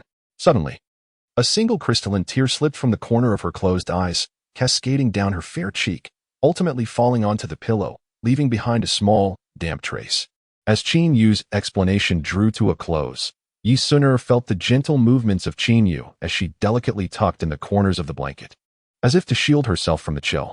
Then, the sound of Qinyu's footsteps gradually faded away. It was not until the door of the camper was softly closed with a faint click that Yi Suner slowly opened her eyes. Her gaze resembled the depths of a serene lake, shining brightly in the darkness. Yi Suner directed her gaze towards the direction from which Qin Yu had departed, as if she could penetrate the closed door and discern what Qin Yu was doing. She must be seeking Lin Bei to discuss how to provide an explanation to her for tomorrow. Yi Suner mused inwardly, a subtle smile gracing her lips. This smile embodied both trust in Qin Yu and a hint of helplessness. What a foolish girl. Yi Suner murmured softly, her tone laced with affection. She understood that Qin Yu was a kind-hearted person who, although sometimes a bit muddled, would never intentionally harm others. That night, the gentle moonlight bathed the camping ground in a silvery veil. Qin Yu, her expression tinged with urgency, hurriedly made her way from the camper to the barbecue area she had just left. Her steps were brisk, as though there were pressing matters that required immediate attention. In the barbecue area, Lin Bei remained seated, a skewer of grilled lamb poised to enter his mouth. Upon catching sight of Qin Yu, he immediately sensed the gravity of the situation from her demeanor. Qin Yu quickly approached Lin Bei, pulling out a chair to sit beside him. Her voice carried a note of concern as she inquired, "Lin Bei, how are we to explain this to Suner tomorrow?" Lin Bei's brow furrowed slightly, as if enveloped by an invisible weight. His fingers unconsciously tapped lightly on the table, producing a soft sound as he contemplated a course of action. After a moment of silence, he finally spoke, his voice steady and resolute. "Let us not rush. We should be honest with her about the situation first, and then devise a suitable remedy." However, Qin Yu appeared somewhat resigned, gently shaking her head and sighing. If Yi Suner truly cares about this matter, even if we are honest with her, she may not accept it. What if our relationship becomes strained? Lin Bei remained silent for a moment, his gaze gradually growing resolute. As if he had made a firm decision. Taking a deep breath, he said, "I understand this may carry risks, but we currently have no better options. Concealing the truth will only exacerbate the situation. The truth will ultimately come to light. Tomorrow, we shall find an appropriate moment to sincerely apologize to her and proactively offer assistance in addressing some practical issues, doing our utmost to rectify this error." Upon hearing Lin Bei's words, Qin Yu nodded slightly in agreement, her expression easing somewhat, although still harboring some worries. She recognized that there truly were no other viable choices at this moment. "We shall have to try this approach and hope she can understand our predicament," Qin Yu remarked, her tone tinged with a mixture of resignation and hopefulness. After their conversation, the two began to quietly deliberate on how to articulate their apologies and sincerity during their meeting the following day, as well as how to propose reasonable solutions to rectify their recent misstep. Qin Yu and Lin Bei sat across from each other, their glasses filled with amber-hued liquid. A gentle breeze caressed the air, bringing a refreshing coolness as they sipped their drinks and engaged in casual conversation, transitioning from mundane matters to aspirations in life, creating a delightful atmosphere. The alcohol, upon entering their throats, imparted a subtle spiciness that transformed into a warm embrace, flowing through their bodies. Gradually, their words dwindled, and they simply sat in tranquil silence, relishing the serenity of the moment. Occasionally, their eyes would meet, each reflecting a faint smile. After a considerable time, Qin Yu gently set her glass down and lifted her gaze towards the luminous moon, softly stating, "It's getting late. We should return and rest." Lin Bei nodded slightly, also placing his glass down. Chapter 93. What Demands? The two individuals stood up and exchanged a soft goodnight. Qin Yu turned and walked towards the caravan, her silhouette elongated by the moonlight. Lin Bei watched her retreating figure, a faint smile lingering on his lips, before he too turned and made his way toward his tent to rest. Upon returning to the caravan, Qin Yu sat at the edge of the bed, reflecting on her delightful interactions with Lin Bei from the evening, her heart brimming with joy. Meanwhile, Lin Bei lay in his tent, gazing at the moonlight filtering through the fabric, a satisfied smile gracing his face as he gradually drifted into slumber. The next morning, as the sun began to rise, gentle rays of sunlight streamed through the gaps in the leaves, casting dappled shadows across the campsite. Lin Bei and Qin Yu arrived early by the riverside, fishing rods in hand, seemingly ready to relish the tranquility of the morning. However, their thoughts were far removed from the act of fishing. Qin Yu's gaze frequently drifted towards Yi Suner, who was organizing the camping equipment nearby, her face a canvas of conflict and guilt. Yi Suner was their dear friend, yet the events of the previous night left Qin Yu feeling remorseful toward her. Gently nudging Lin Bei's arm, Qin Yu lowered her voice, suggesting, "Shall we go over and confess to Suner now?" Lin Bei inhaled deeply, hesitating for a moment, before he finally nodded slightly in agreement. They set down their fishing rods and walked toward Yi Suner with heavy steps. Sensing their approach, she looked up, her eyes reflecting a flicker of curiosity as she spotted Lin Bei and Qin Yu. As they reached her, Lin Bei spoke first, his voice tinged with nervousness. "Sinner, we want to apologize." Qin Yu quickly followed suit, adding, "Last night, we took the liberty of getting Yin Xiao drunk, which was wrong of us. We didn't consider how it might affect you, and we hope you can forgive us." Yi Sun'er paused, momentarily taken aback, before a gentle smile graced her face. "It's nothing, really. After all, you did it for my sake." She turned to Qin Yu, playfully admonishing, "But you mustn't be so mischievous next time, all right?" Hearing her words, Lin Bei let out a sigh of relief while Qin Yu, linking her arm with Yi Sun'er, playfully replied, "I understand." The two exchanged a smile, and the sunlight fell upon them like golden grains of sand, enveloping their reconciliation in a warm glow, as if the bond between them had tightened in that very moment. With a smile on her face, Qin Yu pointed towards a vibrant flower field in the distance and proposed, "Sun'er, look how beautiful that flower sea is. Let us go there and take some photos. They will surely turn out splendid." Yi Sun'er readily agreed, her face radiating a gentle joy. All right. Thus, the three of them made their way towards the flower field.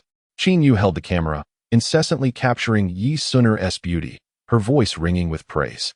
"Sun'er, you are absolutely stunning. You resemble a flower fairy." Flushed with compliments, Yi Sun'er's smile grew ever brighter. At that moment, Yin Xiao unexpectedly approached, searching through the floral expanse of the campsite until he finally spotted Yi Sun'er, who looked ethereal in her light blue gown.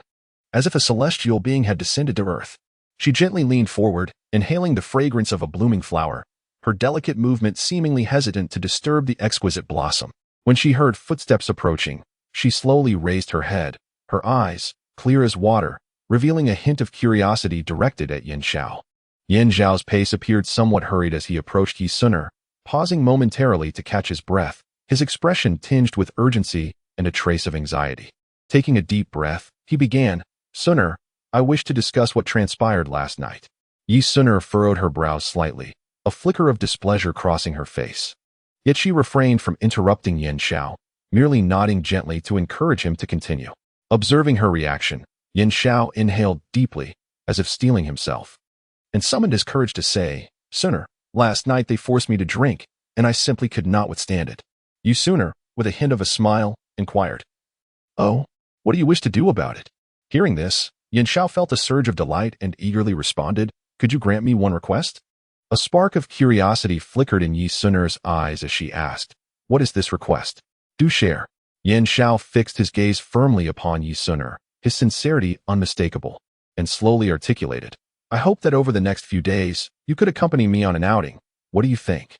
Yi Sun'er was momentarily taken aback, clearly unprepared for such a proposition from Yin Xiao. She fell silent for a moment, contemplating the feasibility of his condition while observing his expression. After a brief pause, Yi Sun'er met Yin Xiao's earnest gaze, the corners of her mouth subtly lifting into a faint smile as she softly replied, "Very well. But let us decide the days through a drawing." Upon hearing this, a look of relief washed over Yin Xiao's face as he readily nodded in agreement. "All right." Yi Sun'er then instructed Qin Yu to prepare the drawing materials, and once everything was set, she handed the drawing tube to Yin Xiao, inviting him to select a stick at his leisure. With a touch of nervousness, Yin Xiao extended his hand and slowly drew a bamboo stick from the tube. Upon seeing the number inscribed on it, his smile blossomed even brighter. He had drawn 3 days. Yi Sun'er and Yin Xiao agreed on accompanying each other for 3 days, effective from the following day. Satisfied, Yin Xiao departed. Yi Sun'er watched his retreating figure, while Qin Yu, beside her, was seething with anger. Stomping her foot and clenching her fists, her nails nearly digging into her palms, as if she wished to devour Yin Xiao whole. How dare he take advantage and leave so joyfully? Qin Yu gritted her teeth, her chest heaving with indignation and frustration. In contrast, Yi Sun'er remained composed, tilting her head slightly to glance at Qin Yu, a faint smile playing on her lips as she gently remarked, "Where? You still dare to drink?" Her tone carried a hint of teasing. Qin Yu, upon hearing this, widened her eyes in protest, exclaiming, I couldn't stand his arrogant demeanor from last night." Yi Sun'er shook her head lightly, her eyes reflecting a touch of exasperation. "You, always so impulsive. Not everyone in this world will bend to your will." Qin Yu mumbled under her breath, her face a portrait of defiance. "I simply cannot abide his treatment of you, Sun'er. You are undeniably exceptional." Yi Sun'er gently placed her hand on Qin Yu's head, soothingly saying, "All right, Do not be upset. Let us observe what transpires over these 3 days. Since we have made a promise, we must uphold it. Although Qin Yu still felt a surge of indignation within her, she could only swallow her anger for the time being upon witnessing Yi Sun'er's calm demeanor. Secretly, she vowed, "Humph, Yin Xiao, if you dare to bring harm to Sun'er, I shall not let you off easily." Subsequently, the two turned and made their way back to their residence, though Qin Yu's steps still carried a hint of stubborn fury. Chapter 94. The Masquerade. 2 days later, upon returning to the campsite's residence, Yi Sun'er regarded Qin Yu with a stoic expression and remarked, "You err? This afternoon we shall pack our belongings. We are preparing to return to the city." Qin Yu, upon hearing this, felt a twinge of dissatisfaction. Her eyes widened in disbelief as she exclaimed, "Must we leave so soon? I have yet to fully enjoy myself." Yi Sun'er shot her a disapproving glance and retorted, "Who told you to act on your own last night? This is your punishment. Let us see if you dare to be so reckless again." At that moment, Lin Bei approached, buoyant as he carried a bucket of fish. Noticing Qin Yu's sour demeanor, he inquired curiously, "You err, what troubles you? You seem rather upset." Qin Yu, already irritable, became further vexed by Lin Bei's question and snapped, "Go away, don't bother me." Lin Bei, perplexed, pressed on, "What's wrong? Weren't you and Sun'er out taking photos? Why have you returned in such a state? Who has angered you?" The more she contemplated, the angrier she became, and she could not restrain herself from exclaiming, "Who else could it be? It's that Yin Xiao. He is utterly shameless, demanding favors from Sun'er based on last night's events and insisting she accompany him for 3 days of entertainment. It's infuriating." Upon hearing this, Lin Bei's temper flared, and he declared, "How dare he be so outrageous? I shall confront him." With that, he set down the bucket of fish, ready to seek out Yin Xiao for a reckoning. Qin Yu quickly grabbed Lin Bei's arm, exclaiming urgently, "Don't go. If you do, Sun'er will end up apologizing to him." Just then, Yi Sun'er emerged from the RV and overheard Qin Yu's words. Her brows furrowed slightly, a glimmer of displeasure in her gaze as she coldly remarked, "It's good that you understand." Startled, Lin Bei and Qin Yu exchanged glances, realizing that Yi Sun'er stood before them.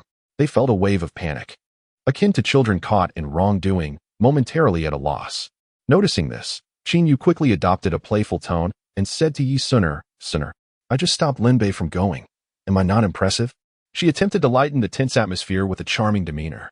However, Yi Sun'er remained unmoved by Qin Yu's antics. Her expression darkened as she spoke sternly, "Put away your childishness.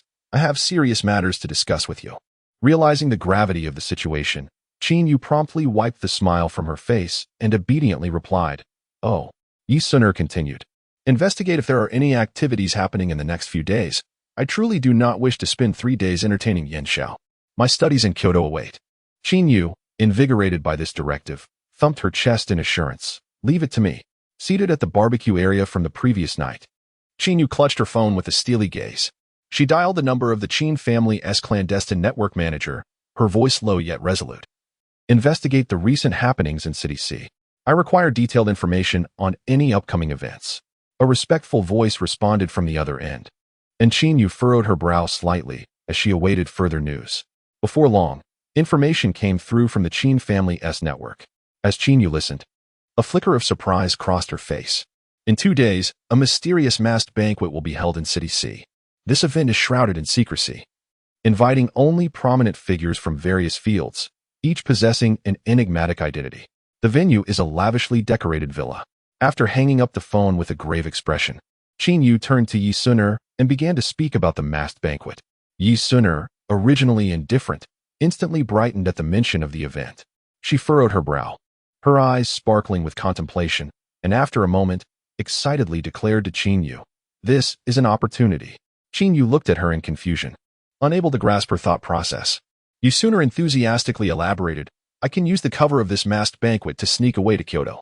With everyone wearing masks at the event, Yin Xiao won't easily recognize me."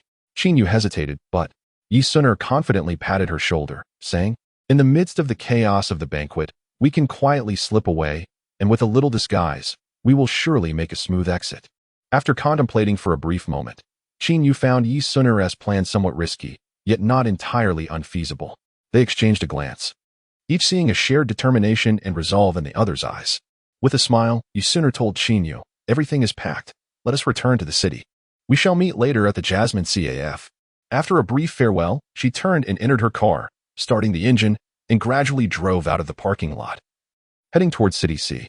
The scenery outside the window receded like a film reel, sunlight streaming through the glass to illuminate her profile, accentuating her exquisite features, high nose, slightly upturned lips, and deep, bright eyes, all appearing particularly vivid in the sunlight. Her gaze exuded a sense of composure and confidence, as if she were assured of the plan that lay ahead. At the Jasmine CAF, Yi Suner and Qin Yu meticulously discussed every detail of the plan, from timing and location to signals and emergency response strategies, ensuring that every aspect was thoroughly considered. Once all arrangements were finalized, Yi Suner glanced at her watch, noting the afternoon slipping away quietly. After bidding farewell to Qin Yu, she elegantly strode out of the CAF. Sunlight enveloped her, casting a soft glow upon her delicate features. The click of her high heels echoed rhythmically against the ground as she walked straight to her sports car. Gently opening the door, she settled into the driver's seat, the faint scent of perfume lingering in the air. Yi Suner skillfully started the car, which glided away, the outside world zipping by like a slideshow. Throughout the journey, Yi Suner's thoughts wandered. Before she knew it, the grand estate of the Yi family came into view. The car slowly entered the gates and came to a stop in the courtyard. Undoing her seatbelt, Yi Suner stepped out of the vehicle. As she entered the Yi residence, her stomach growled. She headed straight for the kitchen, where Aunt Lon was busy, and with a sweet smile, she asked, "Aunt Lon, what is for dinner today? I'm starving." Aunt Lon turned around, her face adorned with a gentle smile. She gestured towards the table laden with an array of dishes, saying, "These are all the favorites of our young lady: sweet and sour ribs, steamed base, and your most cherished stir-fried seasonal vegetables." Upon hearing this, Yi Suner's eyes sparkled with delight, poised to offer praise, when suddenly her phone vibrated. She took it out to find a message from Yan Xiao. The screen displayed, "Suner, how has your day been? I've just wrapped up my tasks here and will be able to join you for a delightful outing tomorrow." Yi Suner glanced at the message and replied, "Yes, I just returned to the Yi residence. Please come to pick me up directly tomorrow." After sending the message, she tossed her phone aside and indulged in the culinary delights before her. Chapter 95. Yi Mu-chun, have you not been practicing earnestly? Yin Zhao's lips curled into a subtle smile as he swiftly typed a message on his phone. "All right, I will pick you up tomorrow." With the sound of the message being sent, his mood lightened and became more cheerful. Meanwhile, a notification chimed on Yi Suner's phone. Casually glancing at the screen, upon seeing Yin Zhao's reply, she chose not to respond, but instead turned to Aunt Lon beside her and instructed, "Aunt Lon, could you please prepare a few sets of white dresses and an outfit for sports?" Aunt Lon looked at Yi Suner with a hint of confusion and asked, "Miss, what are your plans?" Yi Suner smiled and explained, "I intend to go out for a few days tomorrow and will return to school in a couple of days. So, could you also help me prepare the clothes I need to take back to school?" Aunt Lon understood at once and nodded in agreement. "Of course, miss, I understand." At that moment, Yi Mu-chun descended the stairs. Hearing the conversation between Yi Suner and Aunt Lon, he couldn't help but complain, "Sister, you just returned. And now you're going out again. I haven't heard you play the piano in ages. My skills have deteriorated." Yi Suner glanced at Yi Mu-chun with a flicker of discontent in her eyes and remarked, "Yi Mu-chun, have you not been practicing diligently?" Feeling somewhat guilty, Yi Mu-chun scratched his head and mumbled, "How could I? You're not around. Who is supposed to teach me?" Yi Suner shot him a glare and retorted, "Didn't Mom and Dad hire a piano teacher for you? Why aren't you learning properly?" Yi Mu-chun pouted and flattered, "But the piano teacher doesn't play nearly as well as you do. I don't like her at all, so I sent her away." Yi Suner sighed in exasperation, thinking her brother was truly willful. Yet, she also recognized that Yi Mu-chun possessed great talent, with just a little guidance. He could improve rapidly. Thus, she smiled at him and said, "All right, after dinner, I will guide you in your piano practice, but you must promise to learn earnestly." Upon hearing this, Yi Mu-chun leaped up in delight, exclaiming, "Yay! You're the best, sister." After dinner, the soft glow of the lights filtered through the windows, casting a warm hue over the living room. Yi Suner, dressed in loose home attire, approached the piano, resembling an elegant fairy. Her hair shimmered softly under the light, cascading like a waterfall over her shoulders, adding an air of gentleness to her demeanor. Yi Mu-chun obediently followed closely behind her, his eyes filled with admiration for his sister. As Yi Suner gracefully seated herself on the piano bench, Yi Mu-chun cautiously settled beside her. With a warm smile, Yi Suner looked at him and gently said, "Chun, the most important thing about playing the piano is to truly feel each note." Her voice was soft and soothing, With that, she delicately placed her hands on the keys, slightly closed her eyes, and adjusted her breathing. Then, she slowly pressed several keys on the piano, and in that fleeting moment, the crystalline notes flowed gently from her fingertips like a clear spring. The enchanting melody permeated the air, as if the entire world was enveloped in this music. Yi Myukin was completely absorbed, his gaze fixed intently on his sister's hands. Fearing he might miss any detail, he made a concerted effort to memorize each of her movements, the force and position of every key pressed. Shortly thereafter, Yi Suner tenderly grasped Yi Myukin's small hand and gently placed it upon the keys. Her fingers gracefully guided him to press the keys, and the somewhat awkward notes danced in the air, lacking coherence, yet brimming with innocence and purity. With a smile illuminating her face, Yi Suner conveyed encouragement and support through her gaze, softly saying, "You're doing wonderfully, keep up this spirit." Under her nurturing encouragement, Yi Myukin's initial nervousness gradually dissipated, allowing him to focus on his playing, his fingers becoming increasingly adept on the keys. Although his technique remained somewhat juvenile, each note he produced resonated with childlike joy and sincerity. The lively notes leaped about, mirroring his pure heart as they joyfully cavorted in the air. As time passed, the notes in the living room grew more fluid, intertwining and merging, as if weaving a melody rich with love and warmth. Yi Suner sat quietly nearby, listening to her brother's performance, her gaze fixed upon him, filled with pride and affection. When the final note fell, the corners of her mouth lifted in a satisfied smile. She softly praised, "That was truly lovely. Keep up the great work. I shall head upstairs to rest now." Her voice was gentle and melodious. With that, she elegantly turned and gracefully walked towards the staircase, her figure resembling that of a noble swan, each step exuding a unique charm. Her long hair cascaded like a waterfall down her slender back, swaying gently with her movements. The following morning, the sunlight tenderly bathed the courtyard of the Yi residence. Yin Xiao drove slowly up and came to a halt before the gate, clad in neat casual attire, standing tall as he awaited Yi Suner. At that moment, Yi Myukin was seated at the dining table downstairs, enjoying breakfast. The table was adorned with exquisite dishes emitting steam. Holding a piece of sandwich, he was savoring it when footsteps echoed from the staircase. Yi Suner appeared, dressed in a white dress, her hair flowing smoothly over her shoulders, her face radiating a bright smile. Yi Myukin's gaze fell upon Yi Suner, and a subtle smile unconsciously graced his lips. He softly greeted, "Good morning, sister," his voice warm and affectionate. Yi Suner approached him, gently ruffling his hair, her eyes reflecting a hint of fondness. She replied, "Good morning, little Aiken." Excitedly, Yi Myukin pointed at the egg tart on the table and exclaimed, "Sister, we have egg tarts today? Let us finish breakfast together before we head out."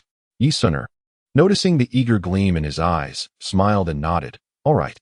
Two individuals sat together at the dining table, relishing a heartwarming breakfast. Yi Suner delicately savored her egg tart, while Yi Myukin occasionally stole glances at her, his heart brimming with bliss. After finishing their meal, Yi Suner rose and turned to Yi Myukin, saying, "Achin, I am full now. I shall take my leave. Do remember to eat well." With a smile, Yi Myukin waved his hand and replied, "Sister, goodbye." Yi Suner turned and made her way towards the door, clad in a flowing white dress, the hem dancing in the breeze, reminiscent of a blooming lily. Yen Xiao stood at the entrance, gazing at Yi Suner from a distance. In that moment, she radiated a purity akin to the luminous moonlight, stirring deep emotions within the heart. Chapter 96. The sun cast its warm rays upon the entrance of the Yi family estate, where Yi Suner gracefully approached Yen Xiao. Her gaze, piercing and bright, immediately captured the attention of Yen Xiao, who stood nearby lost in thought. He remained still, his eyes gazing vacantly into the distance. Observing this, a hint of playful amusement curled at the corners of Yi Suner's lips. She glided closer to him, extending her fair hand to gently wave before his eyes, and softly inquired, "Hey, Mr. Yen, what has captivated your attention so? Have you stumbled upon some breathtaking sight?" Startled by the suddenness of her voice, Yen Xiao snapped back to reality, a flicker of astonishment crossing his face. Yet, in an instant, he regained his composure, forcing a somewhat awkward smile. His gaze shifted from the distant horizon to the delicate features of Yi Suner. In the depths of his eyes, a fleeting hint of unease passed by, quickly masked by his practiced demeanor. "Oh, it's nothing. I was merely contemplating some work-related matters," Yen Xiao replied, his voice deep and steady, betraying no sign of abnormality. However, Yi Suner keenly sensed a trace of intentional calmness in his tone. Raising an eyebrow, She clearly found his response unsatisfactory. Her smile widened, imbued with a teasing undertone. As she continued, Mr. Yin, you truly are a workaholic. Even pondering work matters at the entrance of the Yi residence. While work is undoubtedly important, one must not remain perpetually tense. A bit of relaxation is equally essential. A wry smile crept upon Yin Zhao's lips, and he inwardly exhaled in relief that the reason for his earlier distraction remained undiscovered by Yi Suner. He nodded slightly in agreement, responding, you are absolutely right. It is indeed time to unwind. Yet, his mind lingered on the captivating vision that had momentarily ensnared his thoughts. As if that scene had etched itself indelibly into his memory. Yi Suner, with her graceful figure and light steps, elegantly approached the opulent Rolls-Royce. In the sunlight, the car's body shimmered with an enchanting luster, resembling a meticulously crafted work of art, exuding an air of nobility and elegance. She gently opened the heavy door, her movements both graceful and practiced, before slowly settling into the interior. In that instant, a subtle fragrance wafted through the cabin, akin to a gentle spring, refreshing and uplifting. Yin Zhao sat firmly in the driver's seat, dressed in casual attire that lent him an air of approachability, a stark contrast to his usual austere demeanor. As he noticed Yi Suner entering the car, he turned his head slightly, a warm smile gracing his lips as he softly said, "Make yourself comfortable." His voice, deep and resonant, was accompanied by the soft purr of the engine as the car, like a graceful cheetah, smoothly began to move. The tires glided over the asphalt, producing a delicate sound, as if whispering to the earth. Yi Suner sat quietly in the passenger seat, her gaze fixed through the window, observing the ever-receding streets beyond. The buildings lining the streets, along with pedestrians and vehicles, swiftly passed before her eyes, creating a flowing tapestry. A hint of unease lingered in her heart, as she wondered whether Qin Yu would successfully arrange everything for the day after tomorrow. Meanwhile, Yin Zhao was fully absorbed in driving. His hands gripped the steering wheel with practiced steadiness. Occasionally, he would glance sideways at Yi Suner, his eyes betraying a barely perceptible fondness. The atmosphere within the vehicle was tranquil, punctuated only by the sound of the engine and the occasional honk, which disrupted the stillness. However, the silence did not evoke awkwardness. Rather, it imparted a sense of serene comfort. Suddenly, Yin Zhao broke the silence with a voice that was both deep and gentle. "Today, I plan to take you to a very beautiful place." Upon hearing this, Yi Suner turned her head, her eyes sparkling with curiosity, bright as stars in the night sky. "Oh, do tell me where it is," she inquired eagerly. A subtle smile graced Yin Zhao's lips, revealing a hint of mystery. "You'll know when we get there." His tone carried a teasing lilt, as if deliberately keeping Yi Suner in suspense. Not wanting to press further, Yi Suner decided to relax, leaning back in her seat and engaging in light conversation with Yin Zhao. As they journeyed, laughter and chatter flowed between them, covering topics from work to life, from hobbies to aspirations, encompassing a myriad of subjects. Their laughter echoed within the confines of the car, transforming the previously somber atmosphere into one of levity and joy. Sunlight streamed through the windows, casting a golden glow over their delightful moments, enriching the ambience within the vehicle with warmth and brightness. The car meandered along the winding road, resembling a lively silver serpent gliding through the mountains. The destination gradually came into view, becoming clearer as they approached, akin to a painting unfurling before their eyes. Yin Zhao maintained a firm grip on the steering wheel, his movements confident and assured. The vehicle sped along the highway, and the scenery outside flashed by like cinematic frames, overwhelming in its beauty. In the distance, undulating mountains and verdant trees adorned the landscape. Closer at hand, golden rice stalks swayed in the wind, as if beckoning them closer. Inside the car, Yi Suner sat quietly in the passenger seat, occasionally stealing glances at Yin Zhao's focused profile, a gentle smile gracing her lips. After nearly 2 hours of travel, they finally arrived at West Island. As they stepped out, a warm, moist sea breeze enveloped them, carrying the ocean's distinctive briny scent, instantly uplifting their spirits. The sun generously poured its light over the land, illuminating the beach in dazzling golden hues, resembling a sea of gold. Yin Zhao and Yi Suner strolled along a path leading to the shore. The waves surged rhythmically, crashing against the rocky beach with a crisp, melodious sound, as if nature were orchestrating a grand concert.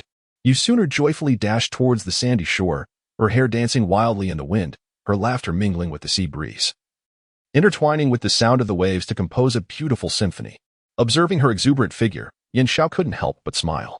He hastened to catch up, walking alongside you sooner on the soft sandy beach, leaving behind a series of footprints of varying depths, which were swiftly smoothed over by the advancing waves. In the distance, where the sea met the sky, a vibrant blue expanse unfolded. Yi Sun stood where the water kissed her ankles, savoring the gentle caress of the sea, and turned to reveal a radiant smile to Yin Xiao. In that moment, time seemed to stand still, as the breathtaking scenery of Shidao and Sanya merged with their figures, crafting an exquisite tableau. Chapter 97. The Asian Tis World. The sunlight cascaded like a golden veil upon the shimmering sea, where waves surged rhythmically, crashing against the sandy shore and leaving a trail of frothy white foam. You sooner donned a dress as pristine as freshly fallen snow, its hem dancing gracefully in the sea breeze. Barefoot, she joyfully ran along the beach, as if she were one with the vast ocean. Her hair, tousled by the wind, only enhanced her natural beauty, and a radiant smile adorned her face. Not far off, Yin Xiao stood quietly, his gaze captivated, following Yi Sun's every move. His eyes were filled with tenderness and affection, and an involuntary smile graced his lips. In that moment, Yi Sun resembled a celestial sprite descended to earth, her beauty and vibrancy rendering onlookers utterly enchanted. Yin Xiao slowly retrieved his phone from his pocket, eager to immortalize this exquisite moment. He carefully adjusted the angle of the camera, fearful of missing any detail. Finally, he pressed the shutter, capturing Yi Sun in a playful leap, evading the waves, forever preserved on his phone's screen. In the photograph, her eyes curved like a crescent moon in the night sky, bright and enchanting. The dress billowed in the sea breeze, accentuating her graceful silhouette. Gazing at the photo, Yin Xiao's smile grew ever more radiant, as if this image were his most treasured possession. Unable to resist, he stealthily snapped a few more pictures, each one capturing a unique moment of Yi Sun's beauty, be it a smile, a moment of contemplation, or a distant gaze. Each instant was enshrined in eternity. At that moment, Yi Sun seemed to sense his actions. She suddenly turned her head, locking eyes with Yin Xiao. Initially taken aback, clearly surprised by his candid photography, her face quickly blossomed into a smile. She sprinted towards him, playfully exclaiming, "Oh, you actually took candid shots of me."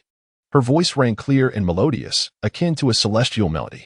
Seeing this, Yin Xiao remained unfazed. He cheerfully raised his phone high, just out of her reach.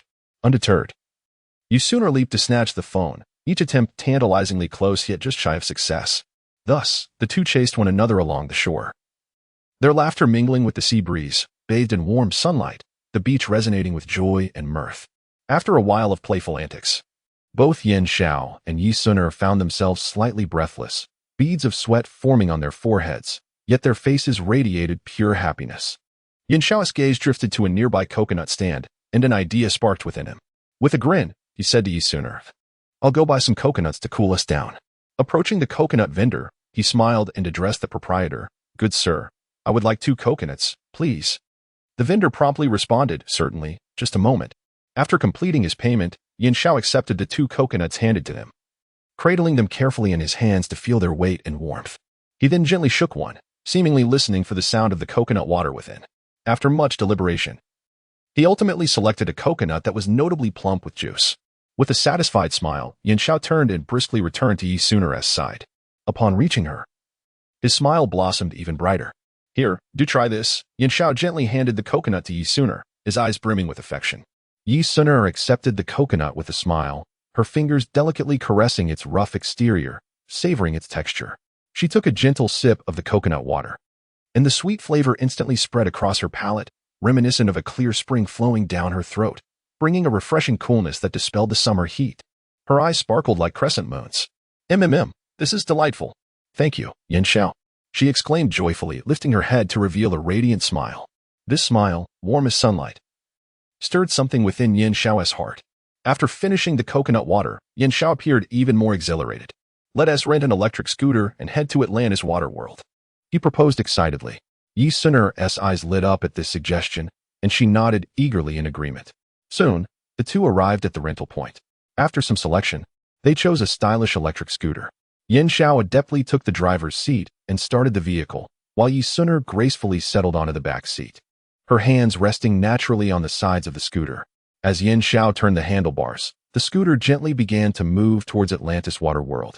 The sea breeze caressed them, tousling their hair, while the palm trees along the roadside rustled softly, seemingly cheering for their joyous journey.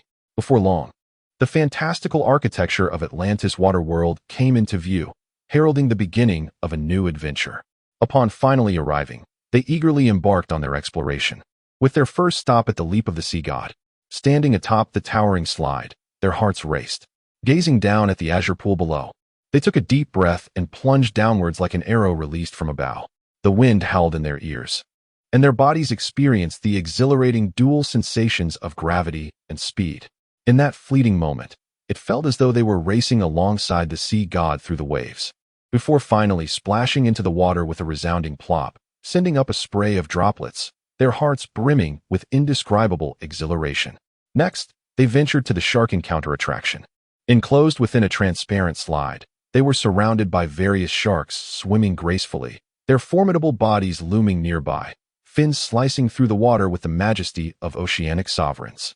Gliding through this realm felt like trespassing into the territory of these magnificent creatures, a blend of tension and excitement enveloping them. This extraordinary experience of close proximity to marine life deepened Yusuner's fascination with this mysterious aquatic domain. Then came the wave pool, where artificial waves surged in continuous succession. Riding the tides, she felt the thrill akin to surfing in the vast ocean. The cheers and laughter of those around them intertwined, creating a harmonious symphony of joy. In Atlantis Waterworld, each attraction unfolded as a unique adventure. Yen Xiao and Yi Suner flitted between the various amusement rides like two joyful birds, reveling in their delightful escapade. They rushed towards the carousel, where Yi Suner excitedly chose a white wooden horse, mounting it with gleaming eyes. Yen Xiao opted for a black horse beside her, and as they spun around, their gazes met, laughter echoing in the air, intertwining with the carousel's rotation. Next, they ventured into the bumper car arena. Yen Xiao, with remarkable driving skills, adeptly maneuvered the bumper car, skillfully colliding with others while ensuring Yi Suner's safety. Although she was somewhat inexperienced, her face radiated fearless courage, and amidst the exhilarating crashes, she let out melodious shrieks filled with joy. After tiring from their escapades, they settled in a resting area, indulging in delightful treats. A gentle breeze tousled Yi Suner's hair, prompting Yen Xiao to tenderly tuck it behind her ear, causing her cheeks to flush as she shyly lowered her gaze. Subsequently, they dared to enter the haunted house. The eerie atmosphere within instilled a hint of fear in Yi Suner, compelling her to clutch Yen Xiao's arm tightly. He softly reassured her, guiding her cautiously through the darkness. Upon finally emerging from the haunted house, both exhaled deeply, bursting into laughter once more. This day, spent in joyous play, deepened the bond between Yen Xiao and Yi Suner, with each moment transforming into a cherished treasure in their memories. Chapter 98. Harmon's Resort. The sunset unfolded like a splendid canvas, painting the sky in hues of orange and crimson. Yen Xiao and Yi Suner strolled hand in hand, leisurely departing from the Asian Disneyland. Their day had been filled with joy and exhilaration, their faces radiating expressions of contentment and delight. A gentle breeze caressed their hair, causing it to flutter softly. At this moment, the city was enveloped in twilight, streetlights illuminating one by one, resembling stars scattered across the earth, guiding their path ahead. Yi Suner tilted her head slightly, her gaze resting upon Yen Xiao's face, her eyes sparkling with anticipation as she softly inquired, "Today has been so enjoyable. Where shall we go next?" Yen Xiao looked at her tenderly, a subtle smile gracing his lips as he replied, "We are heading to the Harmon's Resort for dinner." Yi Suner's eyes lit up with excitement, her face beaming as she exclaimed, "Wow, I can't wait." Yen Xiao chuckled softly, his tone imbued with confidence, assuring her, "Rest assured, it will not disappoint you."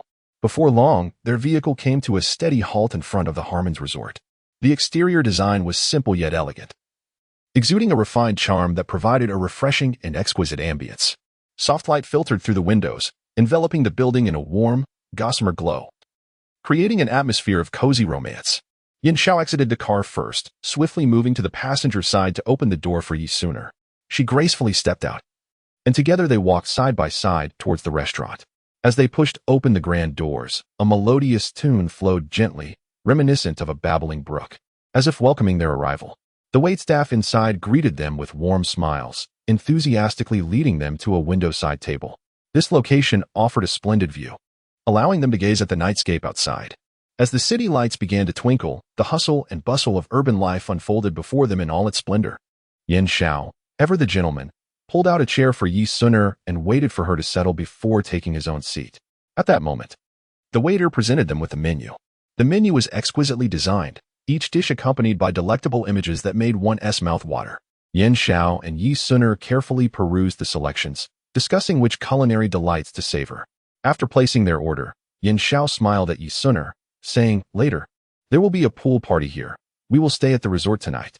Upon hearing this, Yi Suner's eyes sparkled with excitement as she replied with a smile. "That sounds wonderful." Yin Xiao continued, "After we finish our meal, you can return to your room to change, and then we can head to the pool for the party." Yi Suner nodded gently in agreement. As they conversed softly, they selected their desired dishes. The whispers of the diners and the gentle clinking of cutlery intertwined, creating a harmonious melody. Contentedly setting down her chopsticks, Yi Suner softly asked Yin Xiao, "I'm full now. Has the room been arranged?" Yin Xiao's lips curled into a warm smile as he reassured her, "Do not worry. Everything has been perfectly arranged." Yi Suner let out a sigh of relief. Standing up gracefully as she said, "I shall return to my room for a moment's rest." Yin Xiao promptly rose, gentlemanly offering, "Allow me to accompany you. My room is directly opposite yours, which will make it more convenient to attend to your needs." After a brief moment of contemplation, Yi Suner smiled and replied, "Very well. Let us go together." The two walked side by side, traversing the spacious corridor until they reached the door of their respective rooms. Yi Suner opened her door and turned to Yin Xiao, saying, "I will change into something more comfortable. I shall see you shortly." With that, she gracefully entered her room and closed the door behind her.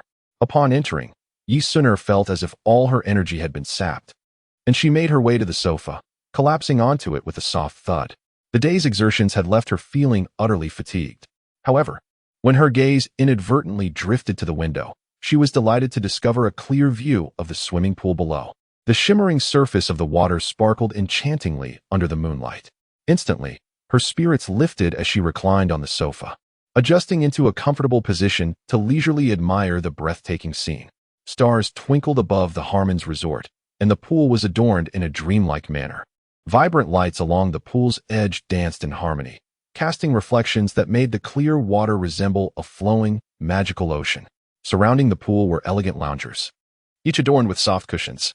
On the small tables beside them rested an array of colorful cocktails and fresh fruit platters, exuding an enticing aroma. With the lively music commencing, the party officially began. Guests donned splendid swimsuits, some frolicking in the pool in groups, splashing joyfully, while others lounged lazily, sipping fine wine and relishing the pleasant atmosphere. Several alluring dancers took to a small stage by the poolside, moving rhythmically to the beat, their vibrant performances igniting the ambience. All eyes were drawn to the spectacle, with cheers and applause echoing, further intensifying the celebratory mood. Children played merrily in the shallow end of the pool, brandishing floaties and splashing water at one another, their laughter resonating throughout the air. Yin Xiao approached the door, gently knocking before calling softly, "Suner, the party has commenced. Shall we head over together?" Upon hearing the knock in Yin Xiao's voice, Yi Suner sprang from the sofa and hurried to the door. She opened it, smiling at Yin Xiao certainly. "Please wait a moment. I have yet to change." With that, she swiftly closed the door again, beginning to select an outfit suitable for the festivities. After some deliberation, she settled on a pink one-piece swimsuit adorned with petal patterns. This swimsuit was both fashionable and adorable, perfectly complementing her sweet disposition. Once she donned the swimsuit, Yi Suner meticulously arranged her hair in front of the mirror. She styled her hair into a playful braid, enhancing her fresh and charming appearance. When she finally reopened the door, Yin Xiao's gaze was instantly captivated by her presence. He gazed at Yi Suner in a daze, as if time itself had come to a standstill in that moment.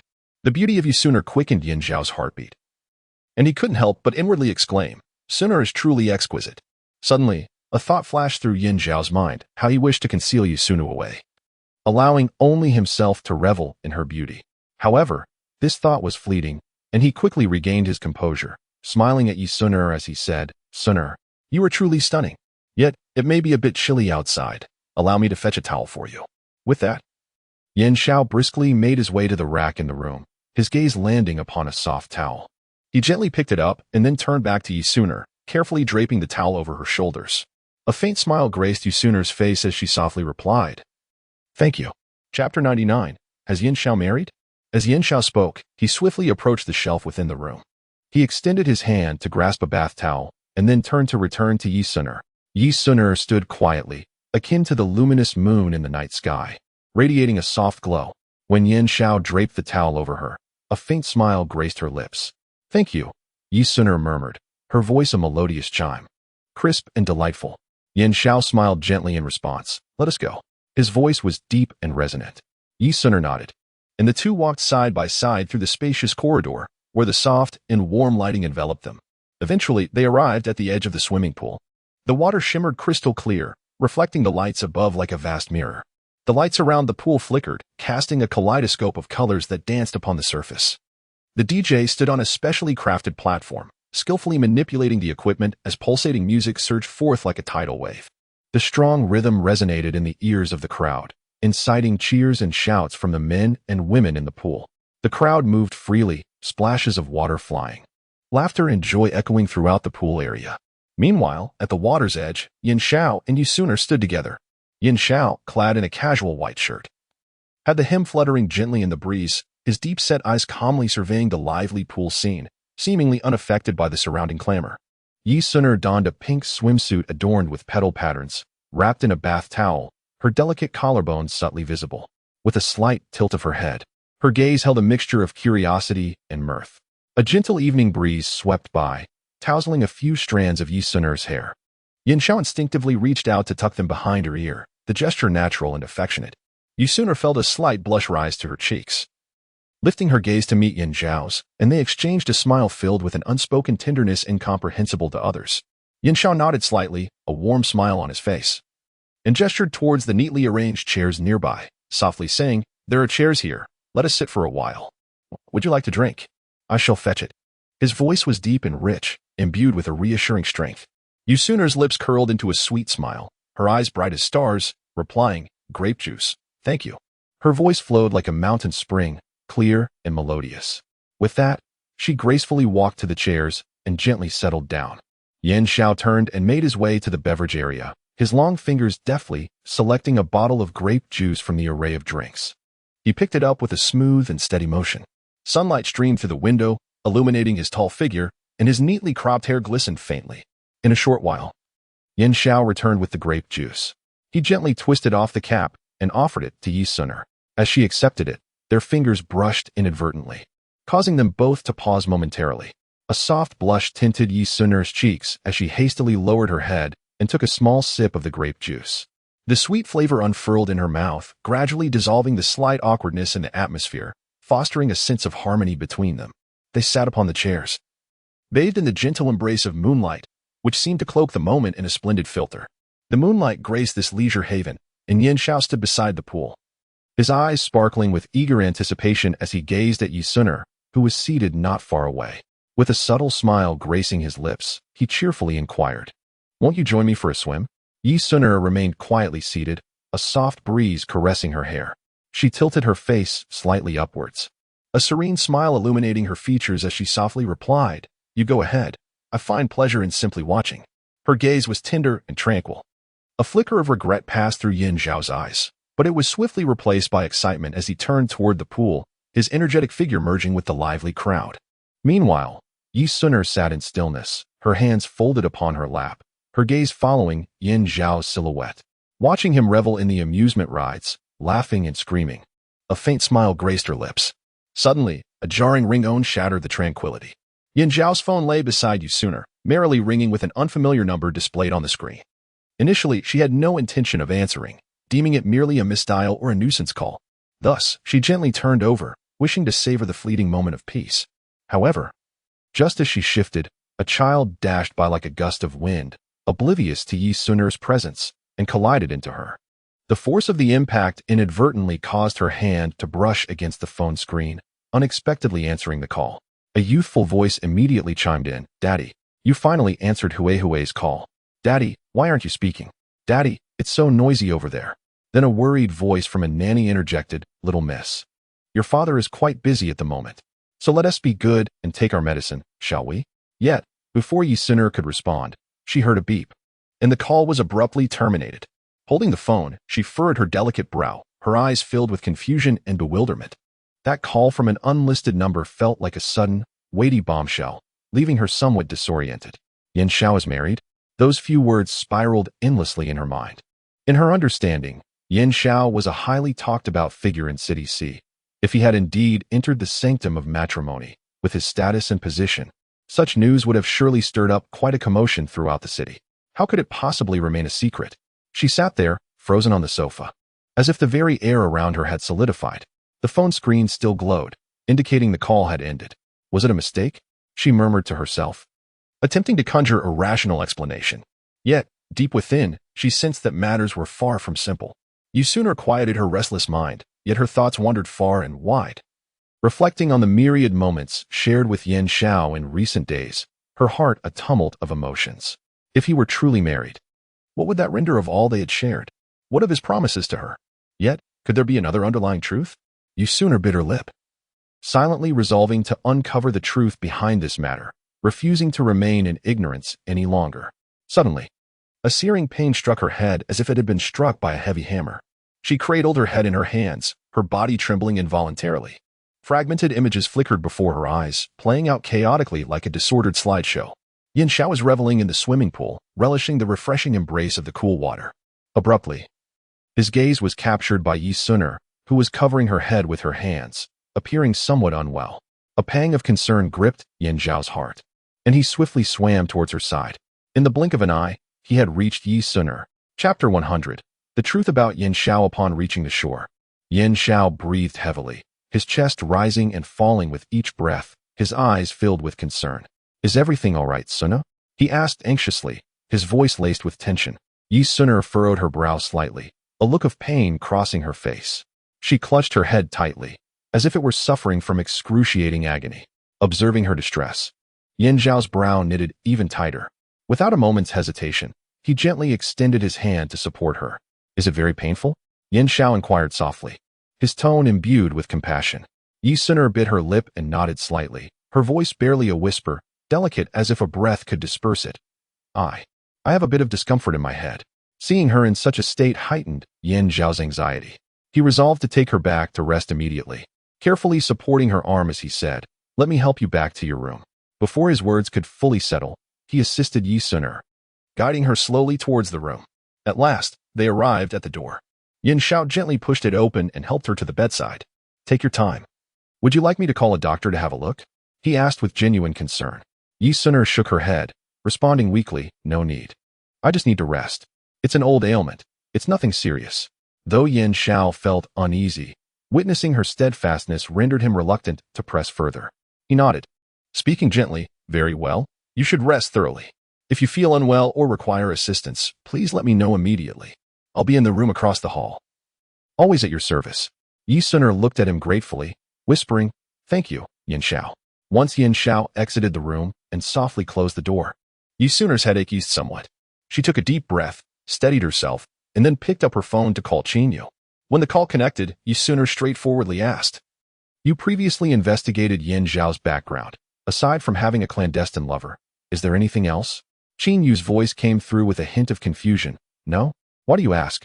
Sooner hastily clarified, "It's nothing, just a casual inquiry. By the way, how is everything prepared for tomorrow?" Her tone conveyed a sense of urgency, indicating her deep concern for the matter. Qinyu promptly replied, "Everything is ready. You can rest assured, there will be no issues." Her response was succinct and reassuring. Hearing this, Sooner felt a slight sense of relief, yet her unease lingered as she pressed, "Are you certain? Have you double-checked?" Qinyu chuckled, "Of course I've checked. Do you really doubt my capabilities?" Her tone carried a mix of confidence and humor. Sooner smiled lightly, saying, "All right. I understand. Let us leave it at that. See you tomorrow." With that, she ended the call. However, after hanging up the phone, Sooner was still enveloped in a veil of doubt. If Yan Xiao truly had a daughter, how could Qinyu, with her capabilities, possibly fail to uncover this fact? Could it be that the call was misdialed? The more Sooner pondered, the more plausible this seemed. Thus, she resolved to set this matter aside for the time being, intending to wash up and rest before assessing the situation again the following day. Meanwhile, on the other end, Yan Xiao received a call from his secretary, who informed him, "Mr. Yan, there is a masquerade ball tomorrow. Would you like to invite Miss Yi to accompany you? Shall I arrange the itinerary for you?" Upon hearing the term masquerade ball, Yan Xiao's curiosity was piqued, prompting him to inquire, "What kind of event is this masquerade ball?" The secretary explained, "It is quite an intriguing affair where participants don masks and engage in games and interactions to discover their partners. This serves to test their chemistry and deepen their connection. After listening, Yin Xiao found the concept rather appealing and replied, "Very well, please make the arrangements." After receiving his instructions, the secretary affirmed, "Understood, Mr. Yin. I will organize everything promptly." With that, he ended the call. As dawn broke, sunlight streamed through the windows, illuminating the room where Yi Suner was packing her belongings with a lightness and orderliness to her movements. Suddenly, a gentle knock sounded at the door, followed by Yin Zhao's deep yet tender voice, "Suner, are you awake?" Yi Suner paused her task and swiftly approached the door, opening it to reveal Yin Xiao standing outside, his eyes betraying a hint of anticipation. "I was just packing my luggage. What is it?" Yi Suner asked with a smile. A flicker of a smile graced Yin Zhao's face as he softly said, "We will be returning to City C today for the masquerade ball. After breakfast, please join me." Yi Suner's eyes brightened, and she nodded enthusiastically, "Sure." With a beaming smile, she added, "Give me a moment to change into another outfit, and then we can head to the dining room for breakfast." With that, she turned and entered her room, closing the door behind her. Before long, the door opened slowly, and Yi Suner emerged like a celestial being. She had donned a delicate petal-themed dress, the upper half adorned with elements of ancient design that elegantly accentuated her slender waist and graceful demeanor, while the lower half flowed like dancing petals, light and ethereal. Yi Suner glided to the mirror, adjusting the hem of her dress, and surveyed her reflection with satisfaction. Her long hair cascaded like a waterfall over her shoulders, complementing the petal dress and enhancing her fresh and refined aura. Yin Xiao was captivated by her presence and smiled as he remarked, "You look stunning." Yi Suner returned his smile and said, "Let us go." With a nod from Yin Xiao, the two walked side by side through the spacious corridor towards the dining area. Morning light filtered through the floor-to-ceiling windows of the Harmon restaurant, gently illuminating the table set for Yin Xiao and Yi Suner. A sumptuous breakfast was laid out before them, the aroma of freshly baked bread mingling with the rich scent of coffee that filled the air. Yin Xiao, clad in a formal attire, exuded an extraordinary presence as he elegantly sliced through the fried egg on his plate, occasionally glancing at Yi Suner seated across from him. Yi Suner, adorned in a delicate petal-patterned dress, had her long hair cascading gracefully over her shoulders. She took gentle sips of milk, a serene smile gracing her lips. The duo engaged in soft conversation while savoring their breakfast, the atmosphere light and joyful. After finishing their meal, Yin Xiao summoned the waiter to settle the bill, and together they exited the restaurant. They drove along the route back to City C, where the scenery outside the window flashed by like a series of slides. Yin Xiao furrowed his brow slightly, seemingly lost in thought about the upcoming masked banquet, while Yi Suner sat quietly beside him, her eyes reflecting a hint of anticipation. Chapter 101. The Dreaming Coma. Time to Awaken. Upon arriving in City C, they made a beeline for the venue of the masked ball. The journey was filled with the bustle of traffic and vibrant activity. At last, they reached their destination, an awe-inspiring banquet hall. The exterior of this venue was a masterpiece of design, its opulence breathtaking. From a distance, the parking lot was a dazzling display of luxury cars, resembling a grand automotive gala. Yin Xiao and Yi Suner, adorned in splendid attire, gracefully descended from their luxury vehicle, each step exuding elegance and poise. The kaleidoscopic lights filtered through intricately carved windows, casting a dreamlike glow upon them, infusing the otherwise solemn atmosphere with a touch of romance and mystery. However, just as they were about to step through the grand entrance of the banquet hall, a little girl in a pink princess dress suddenly darted out from the side like a sprite. Her eyes fixated intently on Yin Xiao, and her rosy lips parted as she called out in a sweet, childlike voice, "Daddy." The unexpected exclamation froze Yin Xiao in his tracks, as if time itself had come to a standstill. His footsteps halted abruptly, and a look of astonishment washed over his face. Beside him, Yi Suner turned her head, her gaze flitting between Yin Xiao and the little girl with a mixture of surprise and curiosity. Seeing the two adults' reaction, the little girl's eyes brimmed with tears, and she wobbled towards Yin Xiao on her short legs, clutching his leg tightly. She gazed up at him, her face a portrait of confusion and sorrow, as if she had borne a great injustice. "Daddy, it's me, Hui Wei. Don't you recognize Hui Wei?" Her voice quivered, tinged with a hint of sobbing, evoking a deep sense of sympathy. The moment Yin Zhao's glance inadvertently met Hui's, his heart felt as though it had been gripped by an invisible hand, tightening painfully. How could he not recognize her? The familiar features, the expressions, were identical to those etched in his memory. A flood of recollections surged forth. Yet, at that very moment, His feet felt as though they were nailed to the ground, unable to move. Yu Suner stood beside him, her presence forcing him to suppress all reactions in that instant. Yin Xiao turned his face slightly, avoiding Hu Hui's gaze, fearing that a mere glance would shatter his internal defenses, revealing the multitude of secrets buried deep within. He sensed Hu Hui's eyes lingering on him, filled with expectation and bewilderment, yet he could only feign indifference, striving to maintain a neutral expression, suppressing any flicker of emotion.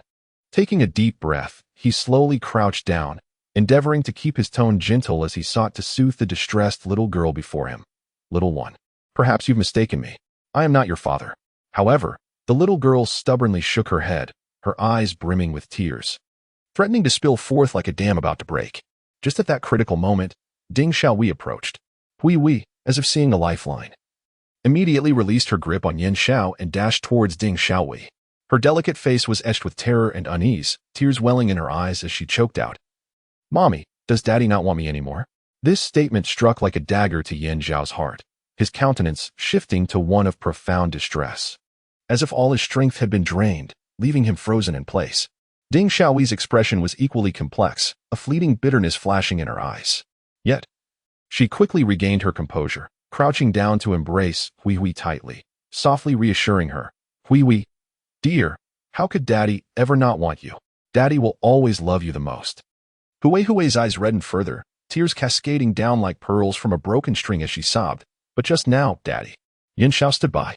His lips parted as he yearned to explain, yet his throat felt constricted, rendering him voiceless. He gazed at Hui, his heart heavy with guilt and helplessness. Ding Xiaowei slowly lifted her head, her gaze meeting Yin Xiao's, revealing a profound sorrow within her eyes. Gradually, she stood, grasping Hui's small hand tightly, and approached Yin Xiao, softly saying, "Xiao, Hui is still young. She is frail and needs a healthy, joyful environment to grow up in." The guests, who had been immersed in the revelry of the banquet, were abruptly drawn to this unforeseen scene. The once lively entrance of the gathering fell into an eerie silence. Conversations and laughter halted as curious glances shifted toward Yin Xiao and Yi Suner. Yin Xiao's heart tightened. He realized that the truth could no longer be concealed, and the inevitable had arrived. His complexion paled slightly, a sheen of sweat forming on his forehead. Yi Suner stood quietly to the side, her slightly furrowed brow betraying the turmoil within her. Her gaze was fixed intently on Yin Xiao, as if seeking answers within his expression. Finally, she could no longer contain herself and asked, "Yin Xiao,